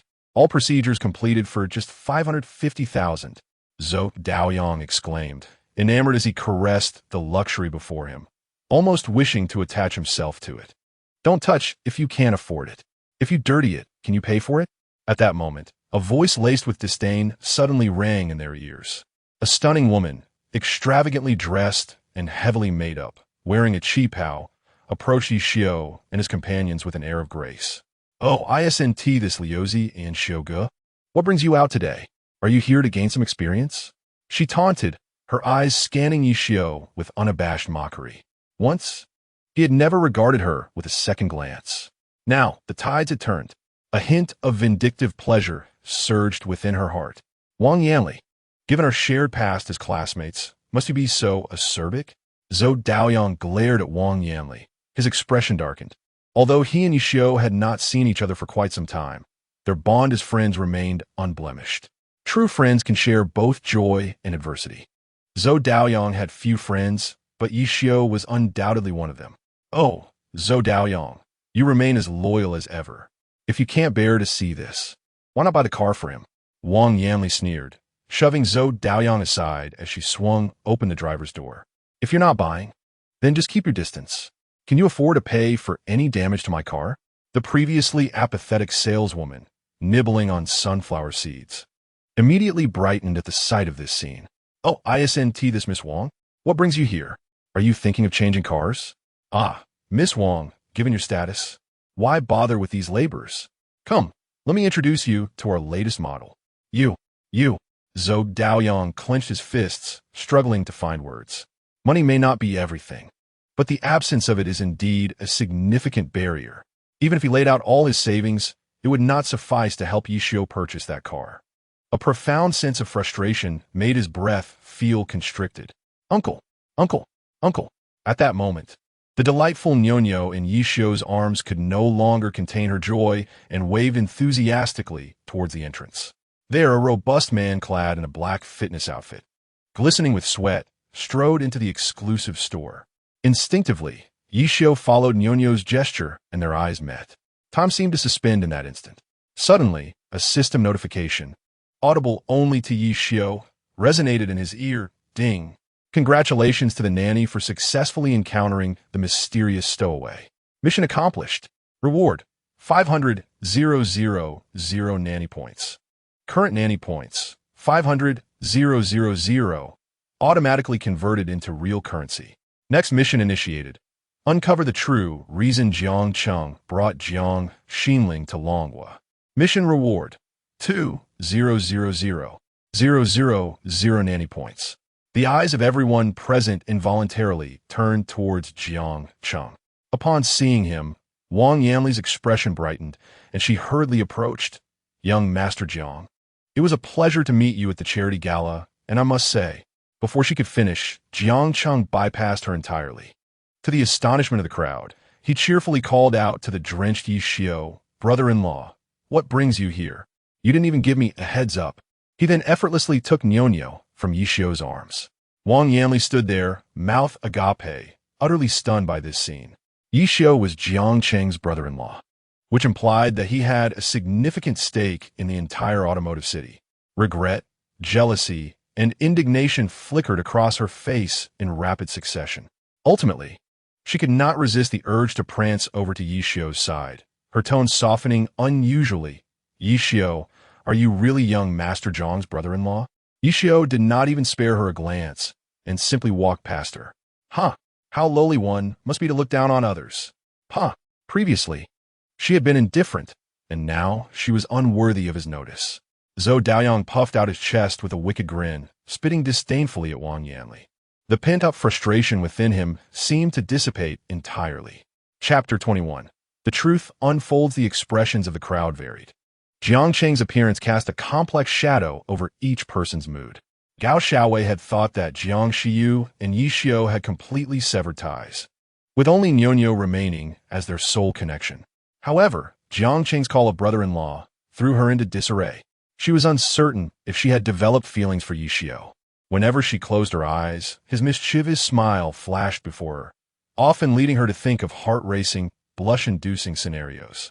She had never experienced romance and was utterly clueless about how to navigate such matters. Perhaps she was waiting for Yi Xiao to confess his feelings. If he were to do so, she would likely not refuse. As for Nyonyo, she genuinely adored the little enchantress. Yet, the initial impression of her relationship with Yi Xiao seemed far from perfect. She felt an overwhelming lack of confidence in herself and an even greater uncertainty regarding Yi Xiao. Overwhelmed with frustration, she felt compelled to step outside for some fresh air. Yi Xiao trailed behind Jiang Cheng. As they reached the entrance to the VIP room, he quickly turned back to exchange a knowing glance with Zhou Daolong. Sixth son, you wait outside for a moment. Choose any car under 550,000. I will settle the bill shortly. Just then, Jiang Cheng turned his head back, his expression somewhat grim as he gazed at Yi Xiao.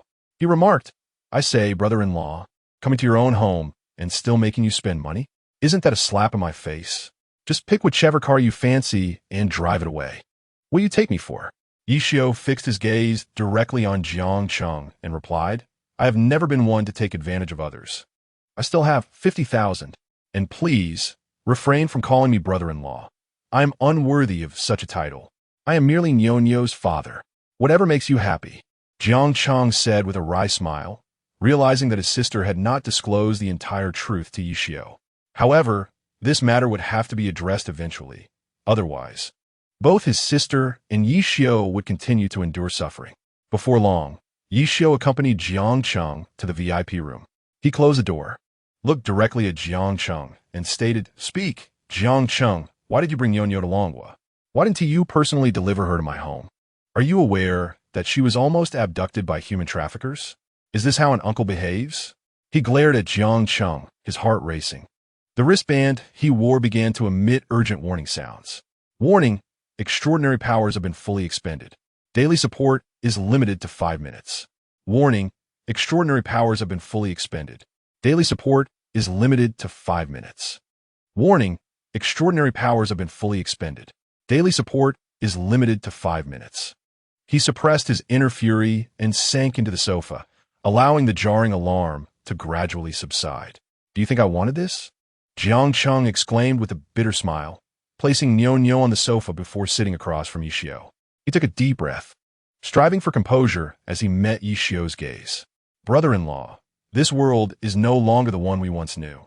Among ordinary people, there are those with extraordinary abilities, wandering through the shadows, engaging in unspeakable deeds.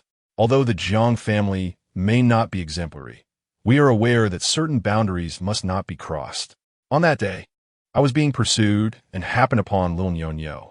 Fearing for her safety, I took her with me as we fled, eventually arriving in Longwa. As for why I did not personally bring Nyonyo to you, it was out of concern for your unwarranted involvement. However, I underestimated the strength of those with extraordinary abilities. They split into two groups, one comprised of extraordinary individuals targeting me, the other made up of ordinary people tasked with capturing Nyonyo. I feared Nyonyo would ultimately be caught. To my astonishment, you managed to defeat nearly 10 burly men. I had intended to approach you discreetly to explain everything, but the Supreme Bureau intervened, prompting me to abandon the idea of sending someone to protect you. To be frank, your movements have been monitored by numerous powerful figures, including myself. Nevertheless, as long as Nyonyo remains in Longwa, her safety is guaranteed. Without a doubt, Longwa is the safest country in the world, has been, is, and will always be. So that is how it is. Yishio furrowed his brows, a sense of relief washing over him, yet his fingers incessantly drummed upon the table. But what does this have to do with Nyonyo? I have faced assassination attempts 3 times already, and unsurprisingly, each time the target has been Nyonyo. But why is that? He chuckled bitterly. If you had experienced what I have, you would understand why. Jiang Cheng gazed at Yishio with a wry smile. At that time, when I was fleeing with Nyonyo, we inadvertently entered the restricted zone of the Dragon Kingdom. The dimensional gate in that zone was initially stable, but due to Nyonyo's presence, anomalies began to manifest. This scene was witnessed by my pursuers as well as those from the Dragon Kingdom. If nothing unexpected occurs, Nyonyo is likely the key to accessing the dimensional gate. Therefore, it is best to keep Nyonyo here with me. You cannot protect her alone. Should you wish to see her, you may do so at any time. What nonsense are you spouting? Nyonyo is my daughter. I have the right to protect her. Aside from her mother, I cannot entrust her to anyone else. Yishio exclaimed in anger, rising to his feet. If he could not protect Nyonyo alone, what of the entire Dragon Kingdom? Daddy. Nyonyo looked at Yishio, her eyes brimming with emotion. She gently grasped his hand and said, Daddy, Nyonyo won't leave you. Nyonyo wants to stay with Daddy. Daddy, take me away. I want to return to Water Village. I don't want to go back to that cold house. Ding. Congratulations, Daddy, on successfully extracting the true reason. Jiang Cheng brought Jiang Xianling to the Dragon Kingdom. Reward, 2 million Daddy points. Current Daddy points, 5 million. Automatically converted to real currency. Next task initiated, take Nyonyo home. Task reward, 20,000 Daddy points. A series of electronic notifications chimed, yet Yishio stood motionless, seemingly oblivious to them. Ah, forget it, you all can leave. I have no desire to stay in that house, let alone Nyonyo. After a long silence, Jiang Cheng finally sighed, shaking his head in resignation. Since she wishes to follow you, let her be. Just ensure she doesn't venture outside. Water Village is relatively safe. Yes, starting today, I generally will not leave Water Village. Yishio declared, lifting Nyonyo into his arms, suddenly fixing his gaze intently on Jiang Cheng. To command the dimensional realm is to command a new world. Does your Jiang family truly feel no temptation? Jiang Cheng chuckled bitterly. What good is temptation? The dimensional gate is currently sealed by the Dragon Kingdom. Not even a fly could hope to enter. My suggestion is for the Jiang family to approach the Dragon Kingdom to discuss joint development of the dimensional realm. Yet those within the Jiang family wish to monopolize it. If you can facilitate cooperation, I would be more than willing to contribute my share. You must protect Nyonyo. Otherwise, I will not spare you. Rest assured, no one shall take my daughter from me, not even the King of Heaven, Yishio declared, pushing open the door and storming out of the VIP room.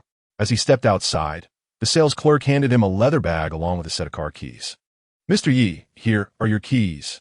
All the paperwork has been completed. How much? Yishio, with a stoic expression, produced his bank card. No money, no money. The saleswoman hastily waved her hands. Panic etched on her face as she exclaimed, This car is a gift from our boss. I shall ask you once more. How much? Yishio glared at her, his anger surging within him.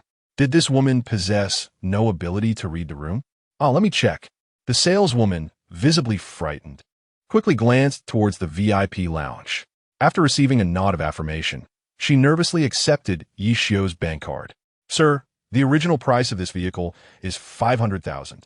After various fees and discounts, the total comes to 350,000. Would you like to pay by card? I will prepare the invoice right away. Yi Xiu silently nodded. The saleswoman promptly dashed towards the cash register. If she had this enthusiasm, why wasn't she like this earlier? Observing this scene, Zhou Daolong couldn't help but spit in disdain. He tugged at Yi Xiu's sleeve, looking at him as if he were an idiot, and said, "Your little brother is giving it away for free. Why are you paying? Are you just burning money? If you have extra, why not support me a bit?" Yi Xiu smiled bitterly. His relationship with the Jiang family was far too intricate. He wished to keep any complications at bay. Before long, the saleswoman returned. Sprinting to Yi Xiu's side, she bowed at a 45-degree angle, standing still and reverently handed him the car keys along with a pile of invoices. "Sir, here is your card. As a distinguished customer of our establishment, you are entitled to lifetime maintenance services for this vehicle." Yet, Yi Xiu uttered not a single word, bypassing her entirely, his demeanor resembling that of an iceberg, cold and forbidding. Chapter 22. The headache of a party invitation. Brother Su, you've arrived. I was merely joking earlier. Please don't take it to heart. At the store's entrance, Wang Yanli's face lit up with joy upon seeing Yi Xiu emerge. She hurriedly approached him. However, Yi Xiu remained silent, striding directly towards the new car in front of him. Gao Xiaowei was seated in the driver's seat, clearly enamored with the vehicle. "Let us go. I plan to visit Uncle Gao at your home." Yi Xiu opened the car door, his expression calm as he regarded Gao Xiaowei. She was momentarily taken aback, a peculiar light sparking in her eyes. "You're coming to my home? Is this truly happening?" She exited the car, unable to resist the urge to occupy the passenger seat. "Stay right there, do not move." At that moment, Yi Xiu raised an eyebrow, his tone frosty as he addressed her. "You cannot sit there. That es Nyonyo spot." He lifted Nyonyo into the passenger seat, gently fastening her seatbelt. "Little rascal. Sit tight. We're headed home." "Yay, we're going home." Nyonyo beamed, leaning in to plant a kiss on Yi Xiu's cheek. His once resolute heart softened involuntarily. Meanwhile, Gao Xiaowei stood by, dazed and disheartened. Surely, this was a misinterpretation on her part. Yi Xiu could not have deliberately prevented her from taking the passenger seat. Were their roles reversed, she too would have let Nyonyo sit there. Wouldn't she? She suppressed the deep pang of bitterness within her heart and reluctantly took a seat in the back. Yi Xiu returned to the driver's seat, smiling at Zhou Daolong, who stood nearby. "Liuzi, if you have some time, come visit me. I promise. I shall present you with a delightful surprise." "Humph," Zhou Daolong replied with a smug grin. "I could make a fortune in mere moments. Why would I go to your desolate place? Just wait for my call." "Haha, then, Mr. Zhou, let us gather another time." Yi Xiu chuckled as he started the car. "Wait a moment." At that moment, Wang Yanli suddenly spread her arms wide, boldly blocking Yi Xiu's vehicle. She looked at him apologetically and said, "Yi Xiu, I was wrong before. I shouldn't have treated you that way.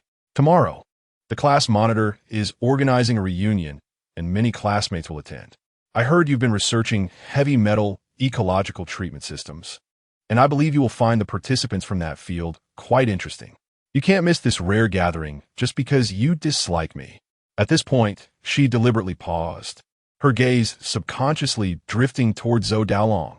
"Also, I heard that Xia Shui will be there too. The venue is at the nearby Lu Shui Grand Hotel. Don't you want to see her? Weren't the three of you quite close back then?" Yi Xiu's expression was as calm as water, while Zhou Daolong's heart was in turmoil. The person he longed for had indeed come. "I've delivered the message. Whether you go or not is entirely up to you," Wang Yanli declared, sensing that her aim had been achieved, and she turned to leave. Zhou Daolong hesitated, unable to find the words. "If you want to go, then just go. There's no need for this hesitation." Yi Xiu stepped out of the car, fixing his gaze directly on him. "Haven't you forgotten Xia Shui? Perhaps it's time you meet her again to finally let go. I've said it before, you and she are from entirely different worlds. I know, but this time, I want her to tell me herself. But look at me now. How can I face her? Wouldn't I just be a laughingstock?" Zhou Daolong pointed at his dirty jacket, a self-deprecating smile creeping onto his face. his eyes unexpectedly growing misty. Stop. Ishio rolled his eyes, feeling exasperated. Enough of the theatrics. I can accompany you when the time comes. Can't I? Hey, you said it yourself. Zhou Daolong grinned mischievously, suddenly transforming as he pulled Yi Xiao into an embrace. Good buddy, you're the best. If I end up with Xia Shui tomorrow, I'll gift you 100 pig heads. Get lost. I won't be gifting you anything. Yi Xiao pushed him away, shaking his head in disbelief as he returned to the car. After waiting for Zhou Daolong to wave goodbye, he finally drove away. Upon reaching the village monument in Shui village, Yi Xiao abruptly halted the vehicle. He glanced at Gao Xiaowei in the rearview mirror without turning around and spoke. You've been following me all this while for the matter of the dimensional gate, haven't you? W, what are you talking about? Gao Xiaowei's heart sank, and she couldn't suppress the look of terror on her face as she stared at Yi Xiao, her eyes wide with disbelief. How could Yi Xiao know such a significant secret? It appeared that her suspicions were indeed correct. Yi Xiao couldn't help but narrow his eyes, a flicker of anger unconsciously surfacing on his calm face. Even now, you still take me for a fool. I already know who the driver you sought is, and I have a general understanding of the ins and outs of this matter. If you wish to collaborate, then you must honestly disclose everything. Otherwise, even if I return the child to the Jiang family, I shall have no further dealings with you. Gao Xiaowei clenched her teeth, a whirlwind of thoughts swirling in her mind. At this juncture, it was evident that there was no longer any need to maintain the facade. However, should she confess everything, the inaction of the Supreme Bureau would be laid bare. Thus, she could only selectively reveal certain details. Fine, I shall speak directly with Mayor Gao. Yet, Yi Xiao no longer wished to listen to her rambling. He started the vehicle and continued on his way. Upon returning home, he was taken aback by the mountains of goods surrounding him. Instinctively, he shouted, "Who did this?" It was I, from Mimi Mall. A middle-aged man, dressed as a delivery driver, hurriedly got out of the vehicle upon hearing Yi Xiao's call. He surveyed the three individuals before striding directly towards Gao Xiaowei. Hello, are you Miss Gao? The goods you ordered from our mall have all arrived. Please verify and check them. Additionally, there will be an extra fee for the moving services. Gao Xiaowei nodded, quietly accepting the invoice. She glanced at the surrounding packages and promptly signed her name. All right, thank you. We can handle the moving ourselves. Very well. We'll look forward to your next visit. The delivery man took the invoice with a smile and climbed back into the truck. In the blink of an eye, he drove away. What on earth is this? Why did you buy so many things? Yi Xiao took the invoice and was instantly dumbfounded. Children-s educational toys, Children-s diapers, Children-s growth formula, Children-s wash-free clothing, 3 onion mice, crazy seaweed, wafers, super yogurt. My heavens, did you bring the entire children's supermarket here? What's wrong? Do you have a problem with it? Gao Xiaowei, hands on her hips, couldn't help but smile smugly. Since I promised the little princess, I must fulfill it. Unlike you, who shows no concern for the baby at all. Wow, Daddy, I absolutely love this crazy seaweed. Wow, wafers, sandwiches, grow stars, it's all mine. All mine. At that moment, Nyonyo suddenly squealed with delight and rushed toward the pile of packages. She waved her hands, eagerly calling out to Yi Xiao, Daddy. There are so many delicious and fun things here. Hee hee, love you to bits. And what about me? Gao Xiaowei pouted, pretending to be angry. You little rascal. All these things were bought for you by the beautiful sister. Now tell me, do you love the beautiful sister? Of course. Nyonyo happily stood atop the goods, smiling as she beckoned to Gao Xiaowei. Beautiful sister, do you have a daughter? If not, would you mind having one? If you do, would you mind swapping? If you don't want to swap, would you mind having an extra one? You little trickster, what nonsense are you spouting? I'm not even married yet. How could I possibly have a daughter? Gao Xiaowei stared at Nyonyo, her face turning crimson all the way to her neck. She couldn't help but let her imagination run wild. The little one, is she suggesting that she might be flirting with her father? How utterly embarrassing. Beautiful sister, am I not your most cherished person? Why do you remain silent? Nyonyo blinked her large eyes, looking perplexed at Gao Xiaowei, and inquired, does marriage have anything to do with having a daughter? Alas, adults are so troublesome. Daddy, let us have a hug. Let's go take a bath. Yi Xiao extended his hand, feeling a hint of awkwardness. Although Nyo was his daughter, bathing a little girl was quite an embarrassing task. Ding! Task penalty loaded. Congratulations. Caregiver, on successfully bringing Nyo home. Reward, 20,000 caregiver points. Current caregiver points, 170,000, automatically converted to real currency.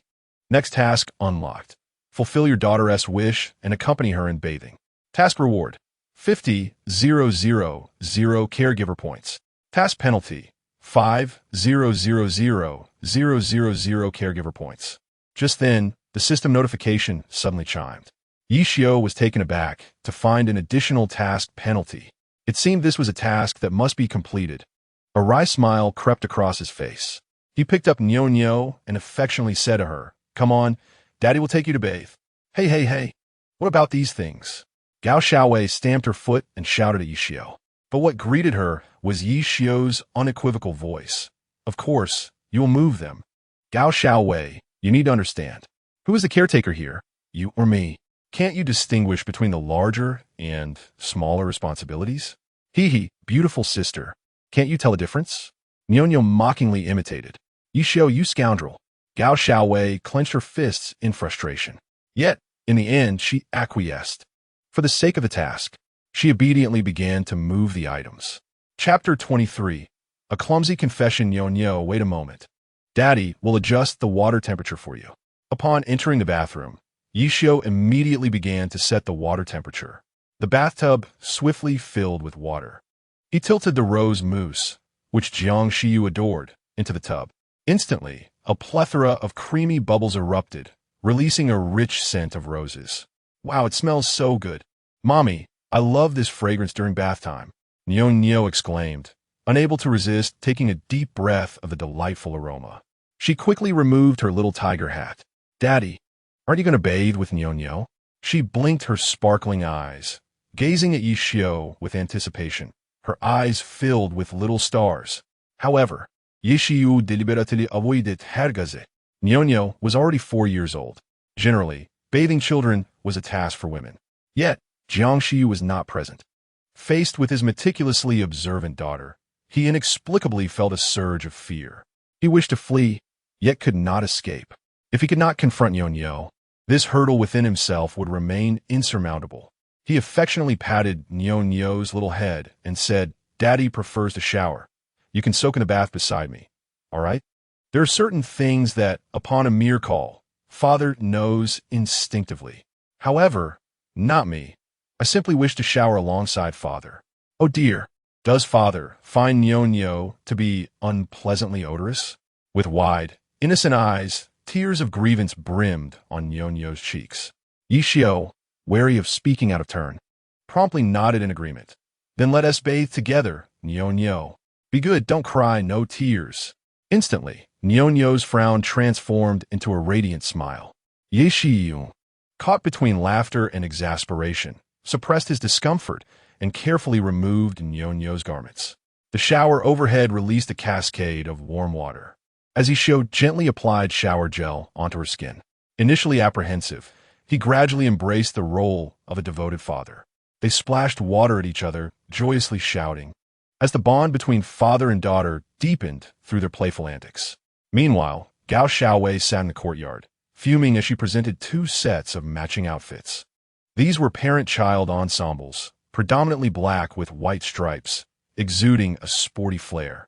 Reluctant to see her child miss out, she had exhausted her savings to uncover the mysteries of the dimensional gate. "Oh, dear father, do lend some assistance," she thought. The Jiang family had begun to arrive at the water district. If they failed to uncover the secrets of the dimensional gate while Yishio and Nyo were together, it was likely that the Jiang family would seize the opportunity.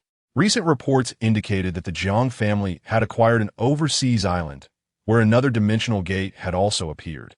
The advantage of the Dragon Kingdom was dwindling. Should more dimensional gates emerge elsewhere, the initiative would rest entirely with the Jiang family. Such a scenario was surely undesirable for anyone. An hour later, the bathroom door swung open. Yishio emerged, holding Nyo's small hand, his complexion flushed. Upon seeing Yishio wrapped in a towel, Gao Xiaowei momentarily froze in place. Without his heavy glasses, Yi Xiao appeared transformed, radiating an ethereal charm. Particularly captivating were his bright eyes. A mere glance could draw one into their depths. His flawless skin would evoke envy even among women. She swallowed hard, nervously extending the matching outfits and fresh clothes to him. These are for Nyonyo. Upon seeing the parent-child set, I couldn't resist purchasing one. I wonder if they LL fit you. Do give them a try. Thank you, beautiful sister. Love you. Nyonyo joyfully made a heart gesture, her face aglow with sweetness. Gazing at Nyonyo, for reasons unbeknownst to her, Gao Xiaowei suddenly yearned to have a daughter of her own. With such an adorable child by her side, she would willingly endure 10 months of hardship. Yet, feeling bashful, she could only express her affection for Yi Xiao indirectly. Summoning her courage, she anxiously looked at him and asked, Yi Xiao, could you fulfill my wish to be a mother? Yi Xiao, taken aback, stared at Gao Xiaowei. If I call you mother, what benefits would you bestow upon me? Gao Xiaowei was momentarily taken aback, her face turning a deep shade of anger. Could it be that she was implying what she thought? Was she urging him to call her mummy? This was a declaration of affection. In that instant, her mind felt as though it might explode with indignation. Get lost, she shouted vehemently, her face flushed as she stormed out of the courtyard. What a lunatic! Yi Xiao, grasping Nyonyo's hand, strode directly into the house. In less than 5 minutes, the father and daughter emerged, both impeccably dressed. At that moment, Gao Xiaowei regained her composure from her earlier outburst. Upon seeing Yi Xiao with his tousled hair once again, she could not help but roll her eyes. Yi Xiao, what on earth are you thinking? That handsome face of yours is utterly ruined by those glasses and that hairstyle. I simply cannot comprehend you. You are undeniably handsome. So why dress so unfashionably? Yi Xiao chuckled. I don't rely on my looks for a living. Gao Xiaowei paused, realizing the truth in his words. He had indeed appeared in a similar fashion at the last singles gathering. She ceased her internal conflict, locked the door, and hurried after him. As Yi Xiao settled into the driver's seat, without turning around, he glanced at the rearview mirror at Gao Xiaowei and remarked, What do your parents typically enjoy? Since it's my first visit, I cannot arrive empty-handed. Gao Xiaowei was taken aback, her face once again glowing with warmth. With a shy demeanor, she suggested, How about some seafood? We haven't had any in quite a while. Very well, seafood it is. Yi Xiao started the car and sped down the gravel road. Just as they arrived at the unpaved path, they spotted Yi Bin, battered and bruised, ambling along. Yi Xiao halted the vehicle and rushed towards Yi Bin, concern etched on his face. Hey, Binzi, what happened? Who did this to you? Is this related to me? Brother Xiao, it's you. What brings you back? Yi Bin rubbed his sore eyes, barely containing his excitement as he clutched Yi Xiao. What? It's my fault. Yi Xiao exclaimed in astonishment. Tell me where that person is. I will deal with him immediately. No, you've misunderstood. This has nothing to do with you. Yi Bin quickly reassured him, shaking his head vigorously. Not me? Yi Xiao, his face a mask of doubt, pressed on. Then what on earth is going on? Well, it's not a serious matter. I feel rather embarrassed to mention it. Yi Bin furtively glanced around, then leaned in closer to Yi Xiao, a mischievous grin spreading across his face. Hey, Brother Xiao, do you remember I mentioned I was going on a blind date a while back? The other party demanded an outrageous bride price of 800,000, and that fell through. Last night, I unexpectedly ran into her at club. I only spent 200 yuan to enjoy what would normally cost 800,000 to acquire. I've struck a bargain. As for the bruises on my face, well, that was her doing. She instructed me not to mention this to the matchmaker or anyone else. Afterwards, she even handed me 20,000 yuan as hush money. How exhilarating. I made a profit of 19,900. I've never earned so much money in a single day in my life. Yi Xiao's mouth fell agape, rendered speechless. This is more dramatic than a television show. He retrieved the card that Zhao Huan had given him, an unusual expression crossing his face as he handed it to Yi Bin. You should visit the hospital later. Be cautious of any ailments. With that, he turned and strode toward the car. Yi Bin, staring at the card in his hand, suddenly exclaimed in disbelief, New era urology? What the heck? How does Xiao go have an appointment with a specialist? No way. You're not ill, are you? Get lost. At these words, Yi Xiao stumbled, nearly losing his footing. He hurriedly dove into the car, pressed the accelerator, and sped away, leaving Yibin alone in the gusty wind. Chapter 24. The Forgotten Birthday. Shogo is so carefree, unmarried, yet with a daughter. The task of continuing the lineage is accomplished. But what about me? Marriage? What is the use of that? What purpose does it serve? Whatever will be, will be. Yibin chuckled to himself, continuing his journey toward the village in silence. On the way, Gao Xiaowei could no longer contain her disdain as she looked at Yi Xiao and remarked, "What kind of people are you associating with? That young man isn't bad-looking. How can he engage in such disgraceful behavior? I dislike you speaking ill of my friend." Yi Xiao furrowed his brows, a flicker of displeasure crossing his face. "Are you oblivious to the struggles of those who are hungry?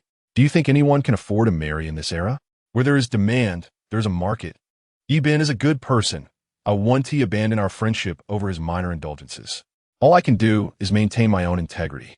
Money and women are eternal topics among men. Surely, you don't think women refrain from seeking men? Aren't those socialites engaged in such affairs? You shameless." Gao Xiaowei huffed, turning away in a huff, losing her desire to continue the conversation. Nyo, however, closed her big eyes, content and indifferent to the world, clutching a yogurt, and soon fell asleep. Observing his daughter's serene face, Yi Xiao felt an increasing fondness. Yet, how much longer could such blissful days last? He dared not ponder further, as a weight began to settle in his heart. "Stop. Let us buy here. Otherwise, we'll have to search for parking." Just as they were nearing the courtyard, Gao Xiaowei suddenly gestured for Yi Xiao to pull over. After he parked and turned off the engine, he glanced at the bustling crowd and felt overwhelmed. "You two stay in the car. I'll be right back." "No, I want Daddy to stay with me," Nyo exclaimed, leaping up like a startled cat. After much contemplation, Yi Xiao finally relented. "Fine, but you must behave and not cause any trouble. Understood?" Nyo eagerly nodded like a chick pecking at grains. "Let us go for a stroll." Yi Xiao held Nyo's left hand tightly. Although this was a seafood market, it also offered a variety of cooked foods, fruits, and vegetables, drawing an unusually large crowd during the morning market. To avoid the throngs, Yi Xiao headed directly to a store specializing in grouper. Just as he was about to select a large one, a mocking laugh suddenly echoed nearby. "Oh, isn't this our little chili pepper? What's wrong? Why aren't you wearing matching outfits? Are you not going to introduce the person beside you?" A tall woman, adorned in luxurious designer attire and heavily made up, approached Gao Xiaowei with a mocking expression. "Xiao Jinyu." Upon recognizing her, Gao Xiaowei momentarily froze, her countenance swiftly darkening. She turned her head and could not restrain her glare, retorting, "What I wear is none of your business. Who he is has nothing to do with you. Get lost, and don't provoke me." However, Xiao Jinyu merely smiled faintly. Extending her hand, she gazed at Yi Xiao with charming allure and said, "Just because there was no relationship before does not mean there isn't one now. Hello, handsome. I am Xiao Jinyu. It's a pleasure to meet you. I hope for your kind consideration. What is the matter? Are you selling seafood?" Yi Xiao raised an eyebrow, casting a rather impolite, sidelong glance at her. Although he had no interest in Gao Xiaowei, he would certainly not permit anyone to bully his maid under his very nose. One must regard the master when reprimanding a dog, especially a devoted and loyal servant like Gao Xiaowei. "Oh no." Xiao Jinyu's smile faltered, her outstretched hand awkwardly suspended in midair. She had not anticipated Yi Xiao's lack of tact. The atmosphere grew undeniably awkward. "I'm not selling fish, but if you require cosmetics, I could indeed offer you a set." She discreetly retracted her hand, her gaze toward Gao Xiaowei involuntarily tinged with resentment. "Oh, what is that scent?" At that moment, Nyo peered out curiously. She looked at Xiao Jinyu with intrigue and remarked, "Sister, why do you have so much fragrance on your face? I've had barbecued food. You must have marinated yourself. It smells delightful, but my daddy doesn't need cosmetics. His complexion is fresh and natural, requiring no concealment at all." Puffed. Gao Xiaowei could not help but burst out laughing at that remark. Nino, it seemed, was indeed not to be judged by appearances. Though she looked angelic, a little devil resided within her. Her previous comments were nothing short of a roundabout way of criticizing Xiao Jinyu's thick skin. After all, it was apparent to any discerning observer that Yi Xiu's skin was fair and healthy, in stark contrast to Xiao Jinyu's artificially enhanced complexion. In an instant, Xiao Jinyu felt as if her stomach had inflated like a balloon, filled with indignation. Yet, she could not possibly lose her temper with the child. Instead, she softened her tone, looking at Nyonyo and saying, "Little one, everyone has a desire for beauty, and one day you will understand. This is not being thick-skinned. This is simply a love for beauty." Nyonyo blinked her large eyes, half comprehending, and replied, "Yes, sister is right. My daddy doesn't care for beauty, his skin is thin, so he can grow a beard. Therefore, the reason you can't grow a beard, sister, is because your skin is thick and you love beauty." At that moment, even Yi Xiu, who had a high tolerance for humor, could not suppress his laughter. This little ancestor was utterly infuriating, regardless of the logic behind her words. They were indeed capable of driving one mad.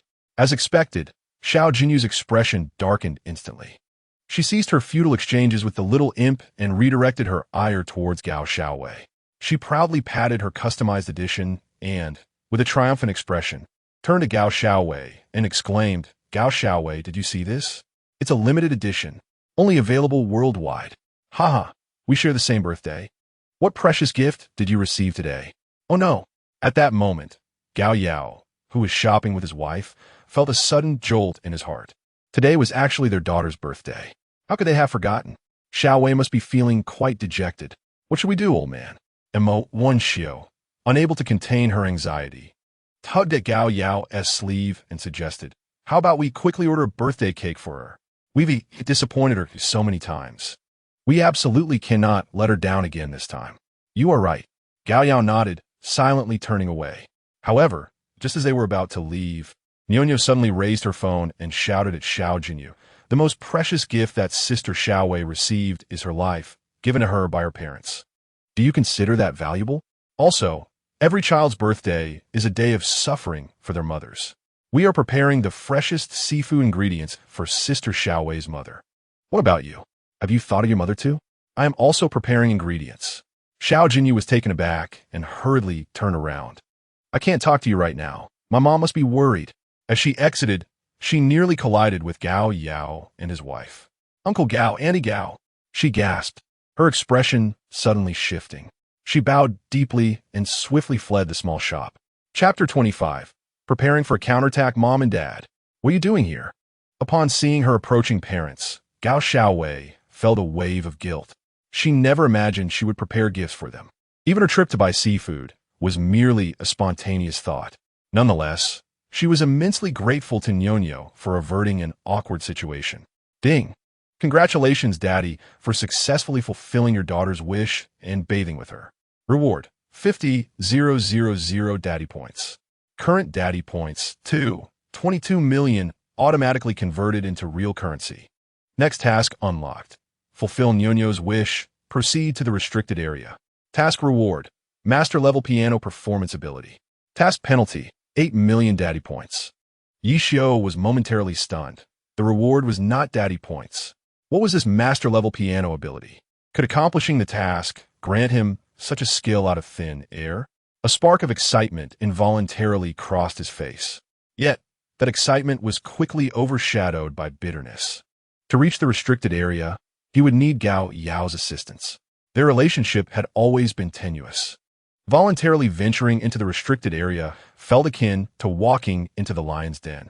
Still, he took Nyonyo's hand and approached, for some matters truly were beyond his control. With a smile plastered on his face, he courteously addressed Gao Yao and his wife, "Uncle Gao, Auntie Mo, what brings you here?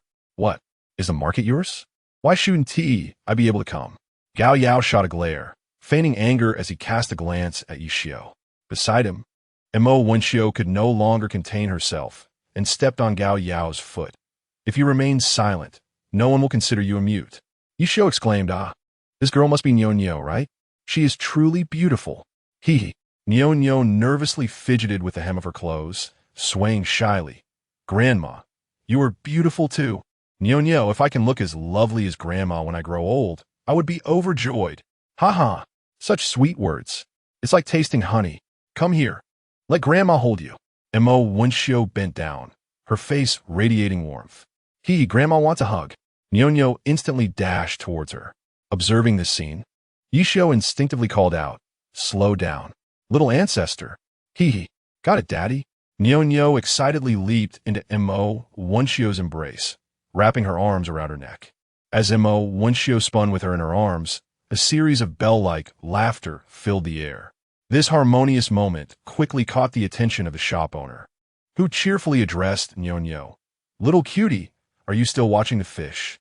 "Yes, I am watching," Nyonyo shouted anxiously. "Let's go see the fish." Mo Wenshio, beneath her, immediately understood and led her into the shop. "Choose freely, pick whatever you like. Live fish for 51 yuan, dead ones for 5. The owner happily pinched Nyonyo's little face. At that moment, the price she offered was already the lowest wholesale price. Not for profit, but for Nyonyo's earlier words. Today was her birthday. Initially, she had no intention of celebrating. However, upon hearing Nyonyo's sweet words, she couldn't help but tear up. Her birthday also marked the day of her mother's suffering. Though she was now a married woman, she refused to be like spilled water. The kindness of parents must be repaid. Slap! Nyonyo pointed at the largest flatfish in the bathtub and suddenly stretched out her hand, exclaiming, "Slap! That fish is dead. Beautiful sister, it's 10 yuan, right?" The owner paused for a moment before quickly regaining her composure. She played along with Nyonyo, exclaiming, "Oh, it truly is dead. Dead fish for 10 yuan. I will fish it out for you." Ding! You have received 50 yuan. Before the owner could retrieve the fish, a notification of payment echoed from her phone. Looking at Yishio, who had just completed the payment, a warm smile involuntarily graced her lips.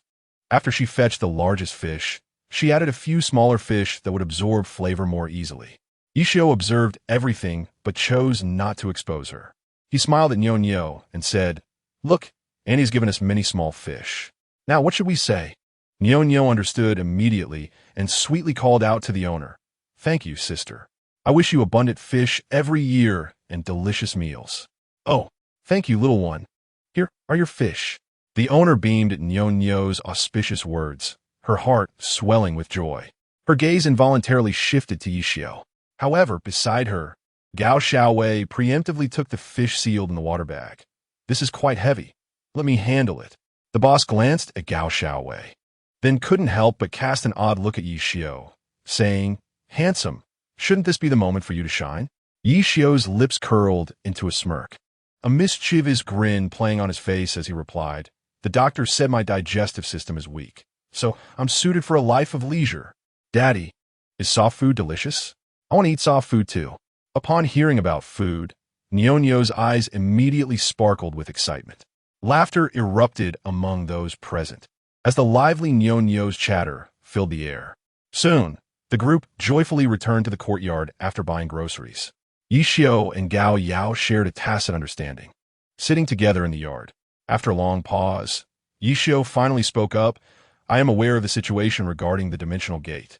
Uncle Gao, do you not wish to provide me with an explanation?" Gao Yao set down the purple clay teapot in his hands, a smile adorning his face as he looked at Yishio. "What do you think of my little Wei?" "She's quite wonderful," Yishio responded, slightly bewildered by Gao Yao's sudden inquiry. Before he could process it further, Gao Yao pressed on, "Since you think so, do you have any intentions of dating her?" Yishio's heart skipped a beat as he grasped Gao Yao's ulterior motives. He looked at Gao Yao, both amused and exasperated. "Last time you saw me kiss Gao Xiaowei, that was merely an attempt to dissuade you from your matchmaking intentions. I am not in a position to provide a home for anyone right now. Forcing a relationship would be unfair to both me and the other person, and besides, with Nyonyo by my side, I cannot be with another woman." Gao Yao remained undeterred, continuing to coax him. "Yishio, you must understand. You are merely Jiang Xinling's biological father. Once the Jiang family arrives, you will have to hand her over. How long can Nyonyo stay by your side? A day or two? Do you wish to drift aimlessly through life forever? Finding someone who loves you could be a splendid choice." Yishio firmly interrupted the conversation, stating, "I am aware of the dimensional gate situation, and I am willing to collaborate with you, but everything must occur in my presence. I will not allow you to treat my daughter as a mere test subject. Understood. Gao Yao agreed without hesitation. Yi Xiu's previously anxious heart began to relax slightly. He truly did not want Niao to become embroiled in such murky affairs. However, apart from placing his trust in Longhua, he seemed to have no other options. His gaze sharpened, a glint of coldness crossing his face. Let's begin with the recent kidnapping case. I intend to unravel every thread. I will spare none of those who pull the strings behind the scenes, including Black Shark. Chapter 26. Initiating cooperation. Yi Xiu, this child, I quite like her. Do come here often and treat this place as your home. Half an hour later, Mo Wenxiu emerged, beaming with joy as she held Niao's hand. Yi Xiu looked at Niao, his expression inexplicably softening. If you like it here, Daddy will bring you here often. All right? Hee. As long as Daddy is present. Niao feels joyous wherever she indulges in delicious food. Swiftly, Niao rushed to Yi Xiu's side and gleefully climbed onto his lap. All eyes naturally gravitated towards the charming father-daughter duo, one composed and calm, the other vibrant and lively, presenting a delightful contrast. Oysters have arrived. Let us feast. At that moment, Gao Xiaowei emerged from the kitchen, gracefully carrying a platter of oysters. She gently set it down, her gaze lingering on Yi Xiu. If you like them, eat as many as you wish. There's plenty more if needed. Mo Wenxiu observed her daughter's bashful demeanor and, in that instant, seemed to comprehend something profound. With a tender stroke on Niao's head, she casually remarked, Niao, what do you think it signifies when someone who proclaimed they would never step into the kitchen suddenly does so today? Niao cheerfully grasped an oyster and, without a moment's hesitation, declared, it means she is a liar. Uffed. Yi Xiu, mid-sip of his tea, couldn't help but turn his head, bursting with laughter. Niao was oblivious to the underlying implications of Mo Wenxiu's words, yet Yi Xiu understood all too well. Nonetheless, Niao's response was simply too adorable. Daddy, what is wrong? Niao turned her head, her face filled with curiosity as she looked at Yi Xiu. With a smile, Yi Xiu replied, Daddy is fine. Do you know how to eat oysters? No, Mommy always prepared them for me. Niao shook her head, suddenly pointing at the oyster in her hand with childlike curiosity. Daddy, what is this green thing? Can I eat it? Should I be careful not to eat it? With a doting expression, Yi Xiu reassured her. You need not worry about anything except for the heat. He got it. Niao joyfully extracted the oyster meat and savored it, her face lighting up with satisfaction. Wow, this is so delicious. That naughty mommy won't eat it either. Haha, silly girl, it tastes even better with some garlic paste, mustard, and soy sauce. Mo Wenxiu chuckled as she served Niao a perfectly prepared oyster. Hee, thank you, Grandma. Niao beamed sweetly, opening her little mouth wide. As the oyster, drenched in sauce, slid into her mouth, her big eyes nearly squinted into crescent shapes. Everyone couldn't help but be amused by her playful demeanor. Seizing the moment, Mo Wenxiu suggested, if Niao enjoys it, how about having your daddy marry Sister Xiaowei? That way, you can have delicious food every day. What nonsense are you speaking? Gao Yao's expression darkened, quickly tugging at Mo Wenxiu's sleeve. Yi Xiu had already made it clear he would not pursue a relationship with Xiaowei. If Yi Xiu reiterated this in front of Gao Xiaowei, how could she possibly celebrate her birthday? What's wrong? Why are you pulling me? Montag vängs you was bewildert. She instinctively glanced at Gao Yao. Upon seeing his sullen face, she seemed to grasp the gravity of the situation. However, at that moment, Niao suddenly exclaimed with delight. That sounds great. Then Niao will have two mommies. Sister Xiaowei, today is your birthday. Let me sing a song for you. Happy birthday, pig. Happy birthday, pig. Happy birthday, pig. Happy birthday, pig. The tender voices of children echoed continuously in the small courtyard. Gao Xiaowei lowered her head, yet her face inexplicably flushed with warmth. No one could fathom the thoughts swirling within her mind at that moment. Yi Xiu picked up the miniature cake in his hand and stepped toward Gao Xiaowei, saying, Gao Xiaowei, happy birthday. Blow out the candles and make a wish. Gao Xiaowei lifted her gaze, momentarily dazed, astonished at how he had procured a cake without her knowledge. At that instant, Her heart brimmed with nothing but surprise. She blew out the candles, closed her eyes, and made a silent wish. Suddenly, with a resounding plop, Yishio playfully smashed the palm-sized cake onto her face. Gao Xiaowei opened her eyes in bewilderment, only to be met with Yishio's triumphant laughter. In an instant, she felt akin to a cat that had stepped on its tail, unable to suppress her indignation. Yishio, you scoundrel, I'll get you for this. With that, she charged after him. In a flash, the entire courtyard erupted in chaos. Nyo continued to blissfully munch on her food, seemingly oblivious to anything that did not pertain to her meal. Meanwhile, Mo Wenxiu instinctively leaned closer to Gao Yao and remarked, I think those two are quite compatible. Why did you stop me before? Gao Yao chuckled wryly at Mo Wenxiu. Yishio is quite the enigma.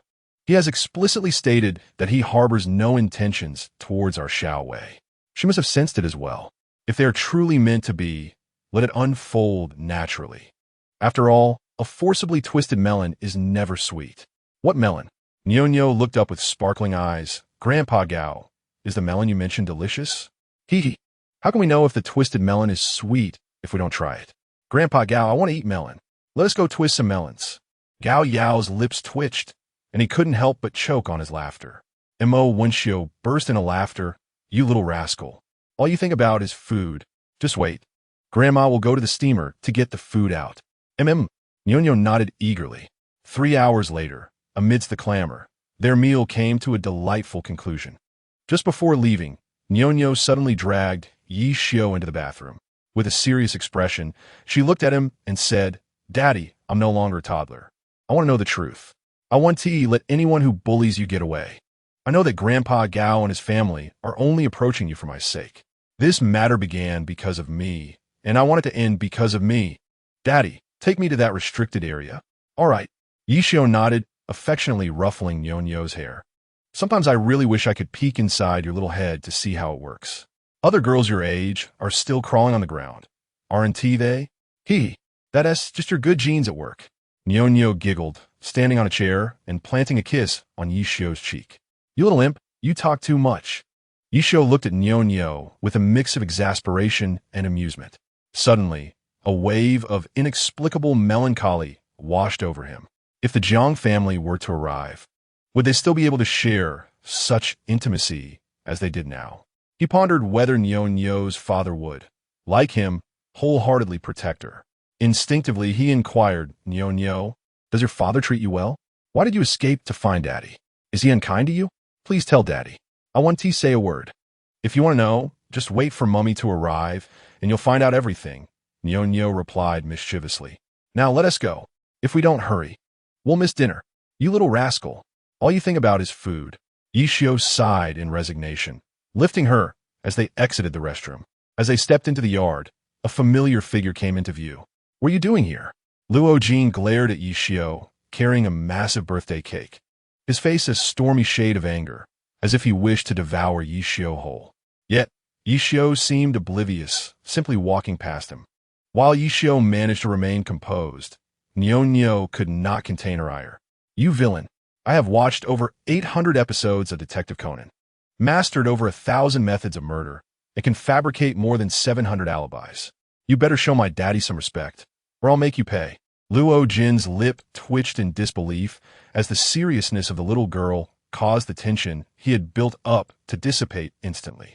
I'm asking you a question. What are you doing here? He turned, his expression dark as he glared at Yishio. However, Yishio remained silent, continuing his path toward the courtyard exit. Why can't I be here? This is my home. At that moment, Gao Xiaowei emerged from the house, her eyes red. Xiaowei, what is wrong? Did this scoundrel bully you? Luo Jin rushed over, eager to defend her. He handed her the birthday cake with a forced smile. This is a birthday cake I bought for you. Happy birthday. Thank you. I'll take the cake, but we have tasks to attend to, so we can't entertain you now. I'll treat you to dinner sometime. Gao Xiaowei managed a strained smile as she accepted the cake and set it on a nearby table. Before Luo Jin could say more, Gao Xiaowei had already joined Yishio. He watched helplessly as Yishio and his group boarded the armored vehicle. Chapter 27. An unexpected ambush. 5 armored cars were neatly lined up at the entrance of the courtyard. Yishio, along with Niao, naturally took their seats in the central vacant vehicle. Gao Xiaowei followed closely, taking her place in the driver's seat.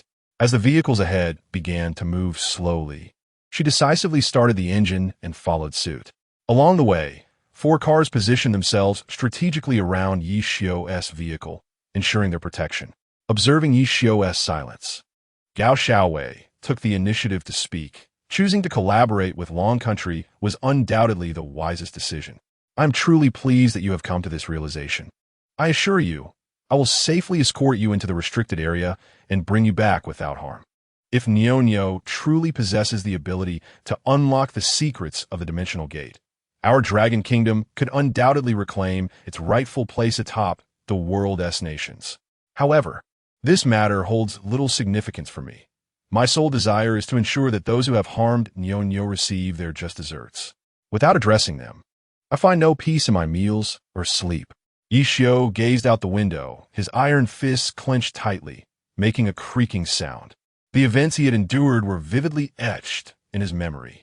Had it not been for the miraculous system he acquired, the outcome might have already been irrevocably altered. Meanwhile, Niao continued to crunch on chips, oblivious to anything in this world that piqued her interest aside from food. Yishio found great fondness in Niao's character. She knew when to be boisterous and when to be tranquil, perfectly inheriting the strengths of both him and Jiang Shiyu. Yet at the mere sight of Niao, Yishio couldn't help but think of Jiang Shiyu. He was perplexed as to why Niao consistently refrained from mentioning Jiang Shiyu. Was it truly because she harbored disdain for her unreliable mother? He unknowingly fell into deep contemplation. The vehicle continued to glide smoothly along the road. Gao Xiaowei observed Yishio through the rearview mirror, her heart sinking as he remained silent. She had hinted to him countless times. Surely, he could not be oblivious to her affections? Yet, why did he not respond? It was simple. Yes or no. She despised the notion of beating around the bush. Yishio, I like you. Let us be together, she declared, biting her lip with newfound courage. Yishio was momentarily taken aback, instinctively turning to Gao Xiaowei. Thank you for your affection, but I already have someone I care for, he replied. Gao Xiaowei's mouth fell open, and she found herself laughing uncontrollably.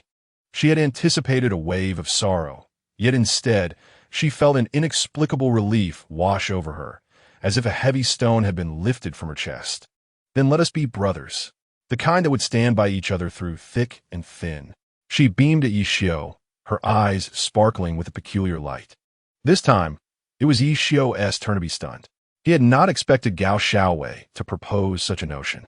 Gazing into her clear eyes, he suddenly grasped something profound. A slight smile graced his stern face as he replied, "Brothers, have we not already forged such a bond?" Suddenly, a deafening explosion erupted. As Yishio spoke, the vehicle was violently jolted. "Something's wrong. Be cautious," he exclaimed, instinctively pulling Niao into his embrace. Out of the corner of his eye, he noticed 2 cars on either side being blown away. The powerful shockwave caused their vehicle to tremble violently. Yishio instinctively glanced behind him. To his dismay, the car occupied by Gao had been forced to a halt. He quickly turned his gaze forward. Ahead, smoke billowed, obscuring his view of the lead vehicle. Ye Shiyu, what do we do? We can't see the enemy. Communications have been severed. The signal is completely jammed. We are still 20 miles from the blockade. Should we take the mountain road? Gao Xiaowei anxiously maneuvered the vehicle, striving to keep it moving forward. However, sporadic stray bullets descended upon them, causing the vehicle's path to resemble that of a serpent in motion. Do not stop. Keep pushing forward. Their aim is to capture the living. They will only obstruct our route. Yishio commanded without a moment's hesitation. Warning, heart rate exceeds 100. Fatherly love mantra activated. Speed increased to extraordinary. Strength enhanced to extraordinary. Neural response capabilities elevated to extraordinary. At that moment, the bracelet on Yishio's wrist suddenly radiated a brilliant glow. Without pausing to check, he reclined the passenger seat. Once the seat was secured against his thigh, his vision finally stabilized. Following Yishio's orders, Gao Xiaowei accelerated furiously towards the front. Ultimately, they sped safely several miles away, leaving the white mist far behind. However, before they could relax even for a moment, an urgent voice crackled through the radio. "Hello. Gao Xiaowei. Gao Xiaowei. This is Gao Yao. How are you now? How are you now? The snipers and gunners from earlier have all been eliminated. The snipers and gunners have all been eliminated. How are you now? Respond. Respond. We're fine. We're fine." Gao Xiaowei replied, trembling as she spoke into the radio. "Report. We are temporarily safe, and we can see the rescue personnel now. Why hasn't the radar detected any anomalies? What is happening? Good. Excellent. You must be cautious." Gao Yao's voice returned after a brief silence. "They are a professional gang. This was a premeditated attack. The reason they appeared within the blockade zone is under investigation.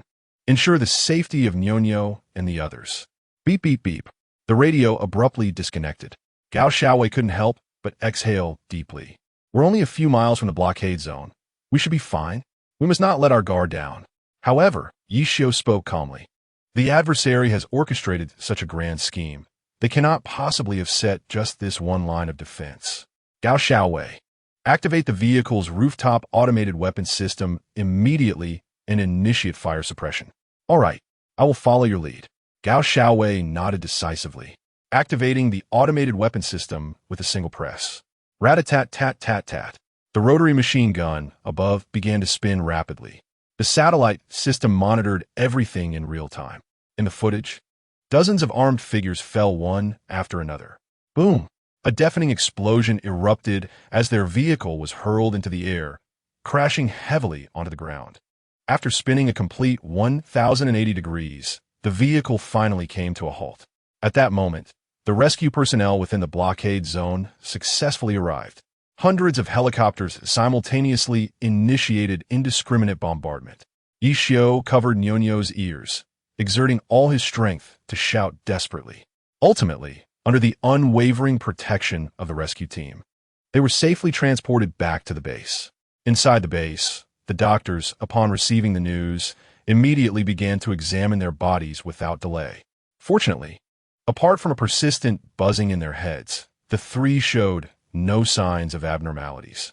Yi Xiu tightly held onto Nyonyo, continually soothing her. However, Gao Xiaowei wore a grim expression, pacing back and forth. Given the security level of the quarantine area, how could such a significant lapse occur? She speculated that there must be a traitor within the base. Unable to conceive of any other explanation, she pondered who the traitor might be. Chapter 28. The Last Hope. Xiaowei, are you all right? A sudden, thunderous noise erupted as the door to the ward was forcefully flung open. Luo Jin rushed in, frantic. Upon seeing him, Gao Xiaowei momentarily froze, only to be consumed by an uncontrollable fury. "You bastard! It's you! I'll kill you!" she bellowed, charging at him. A barrage of punches rained down upon his head. Caught off guard, Luo Jin had no means to defend himself. The room echoed with the sounds of violent impacts. In no time, he was cornered against the wall, his swollen face and darkened eyes rendering him almost unrecognizable, even to his own parents. With one hand gripping Luo Jin's neck, Gao Xiaowei raised her other hand, preparing to strike his nose with overwhelming force. If this blow landed solidly, he would be on the brink of requiring plastic surgery. "Gao Xiaowei, stop!" Yi Xiu could no longer bear to watch. He shouted and rushed forward. "What did you say?" Gao Xiaowei turned her furious gaze towards him, yet her hands ceased their assault. She howled at Yi Xiu in despair. "Why should I stop? What right does a demoted, ordinary blue defense soldier have to be here? Moreover, my father and the others have not even entered the base. So how did he manage to breach all the obstacles and arrive first? If he is not a traitor, then what is he? What is he? Did he even give him a chance to speak?" Yi Xiu's eyes blazed as he advanced menacingly towards Luo Jin. "I ask you, are you with another faction? Not aligned with Uncle Gao's line?" He fixed his piercing gaze on Luo Jin, whose sharpness was such that even Gao Xiaowei found herself averting her eyes. Breathless and overwhelmed, Luo Jin managed to nod heavily in response. "How could this be?" Gao Xiaowei murmured, her spirit waning as the strength in her grip diminished. The flames of fury in her eyes began to flicker out. Suddenly, a wave of unease washed over her. If she had truly erred in her judgment, would she not be humiliated once again? Cough, cough. Luo Jin, clutching his throat, coughed violently. After a long moment, he finally regained his composure to speak. Looking at Gao Xiaowei with a wounded expression, he said, "My mentor is Li Xiang. You must know him, right? He has always been at odds with Uncle Gao. You cannot be unaware of that. For such a crucial escort mission, there must be double insurance. Surely you understand this?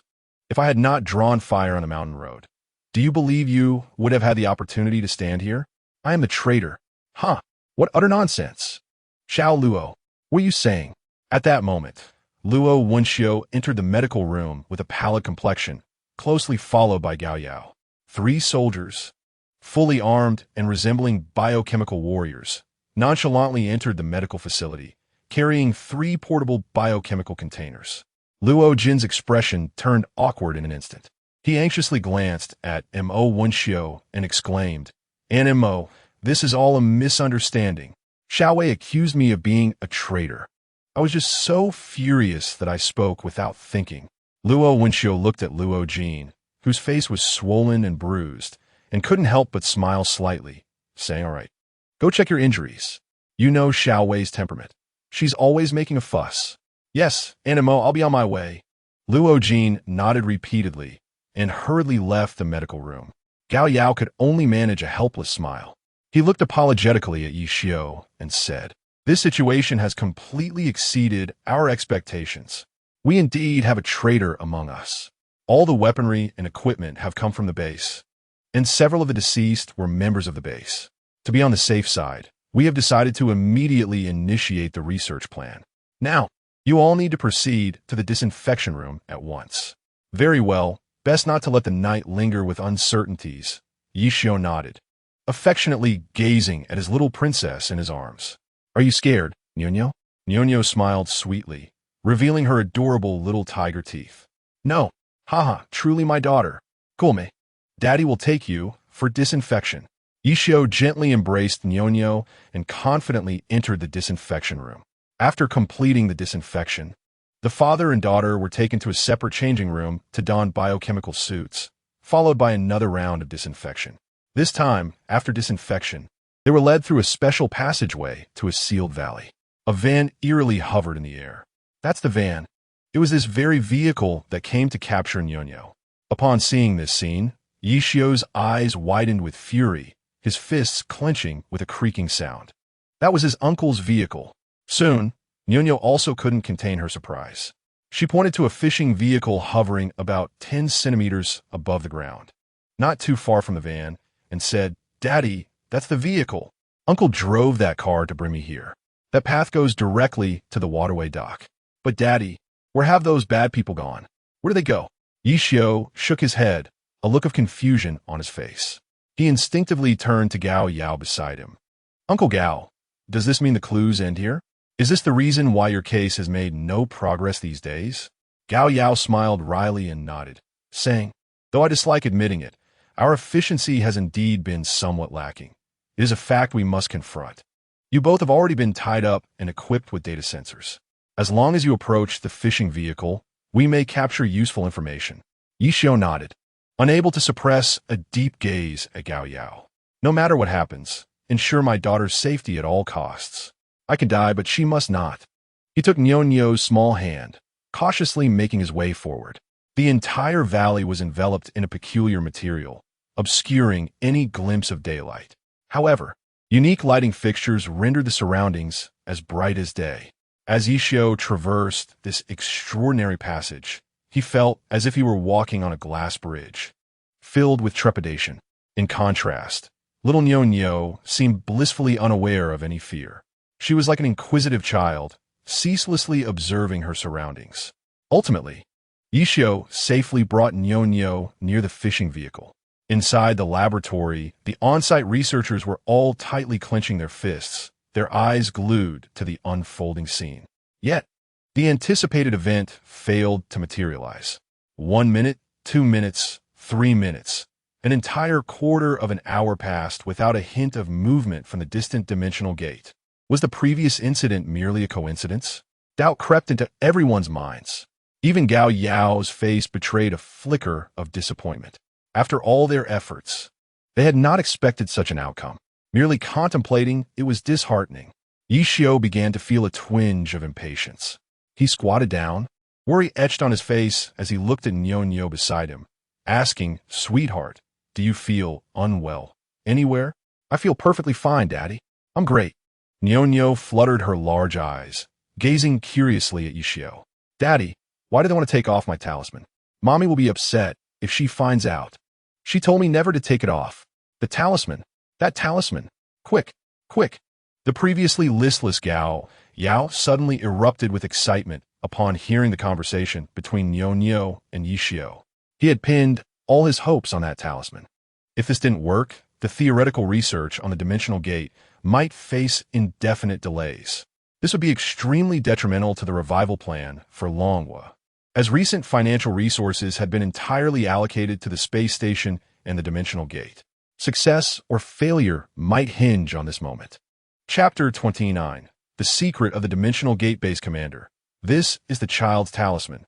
A short while later, a soldier, anxiously clutching a turquoise necklace, stumbled forward from the back of the crowd. Gao Xiaowei, already clad in a biological protective suit, brightened at the sight and immediately volunteered, "Dad, let me go." "All right, but be careful." Gao Yao gave his daughter a deep look before unhesitatingly handing her the necklace. The eyes of everyone present instinctively focused on Gao Xiaowei. Firmly gripping the necklace, Gao Xiaowei bravely approached the disinfection chamber.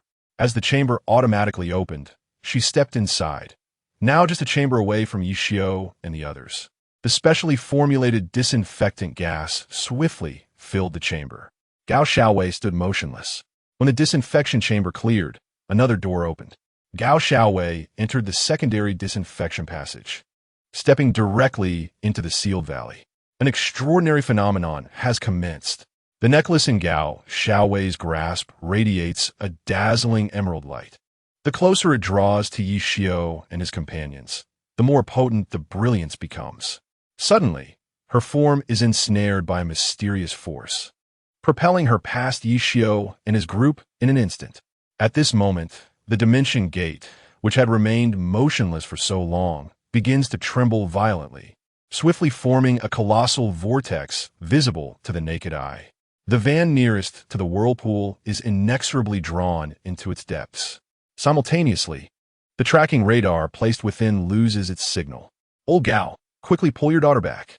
I implore you. I beseech you."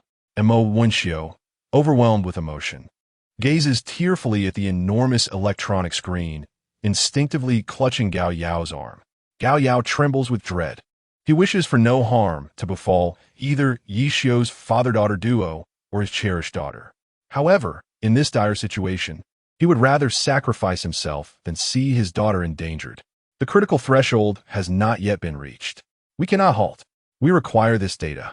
He raises his hand, fixated on the screen. The tears he has valiantly stifled finally cascade down his cheeks. "Gao Xiaowei, no, don't go, don't." Yishio's desperate cries echo in everyone's ears. "Pull the ropes immediately. We must ensure the safety of Yishio and his daughter." Gao Yao, utterly overwhelmed, can no longer contain himself. With a commanding voice, he slams his hands on the control panel, unable to bear looking at the screen any longer. Tears, the size of beans, fall incessantly before him.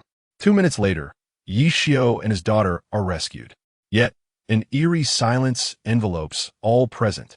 In the vast valley, Gao Xiaowei's figure has vanished. They have witnessed her being consumed by the dimension gate. Was it truly a doorway? Doubt begins to creep into the minds of all.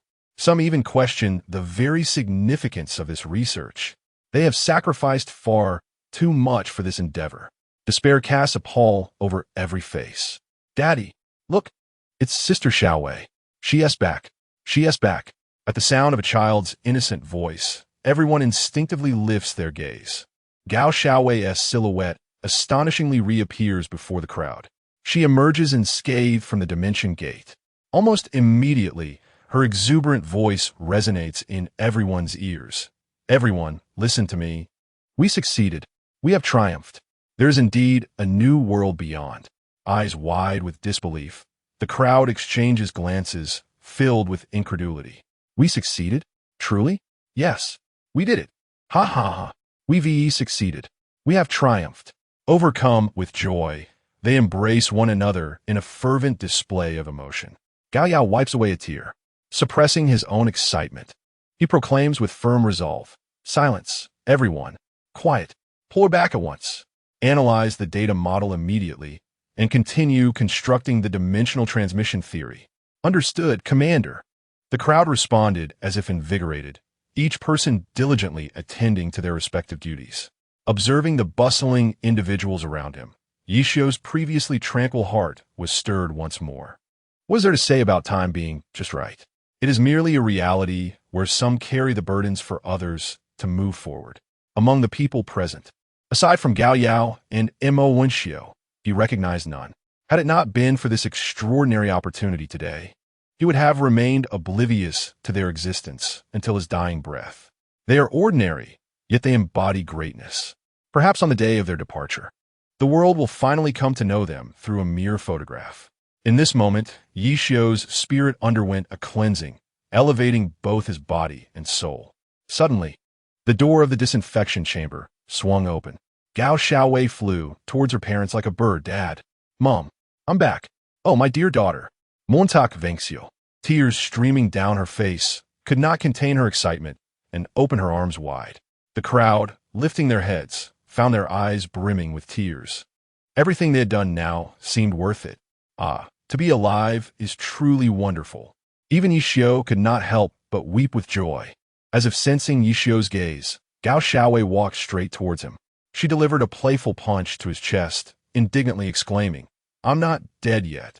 Why are you crying? Sister is such a big fool. Daddy, these are tears of happiness. If you don't believe me, smell them. They're sweet." Nyo, caught between the two, struck a pose with her hands on her hips. To everyone's surprise, Gao Xiaowei actually wiped away the tears from the corners of Yishio's eyes. "They're sweet," she observed, her own eyes inexplicably welling up again. Their gazes met, and in unison, they playfully punched each other. "Ha!"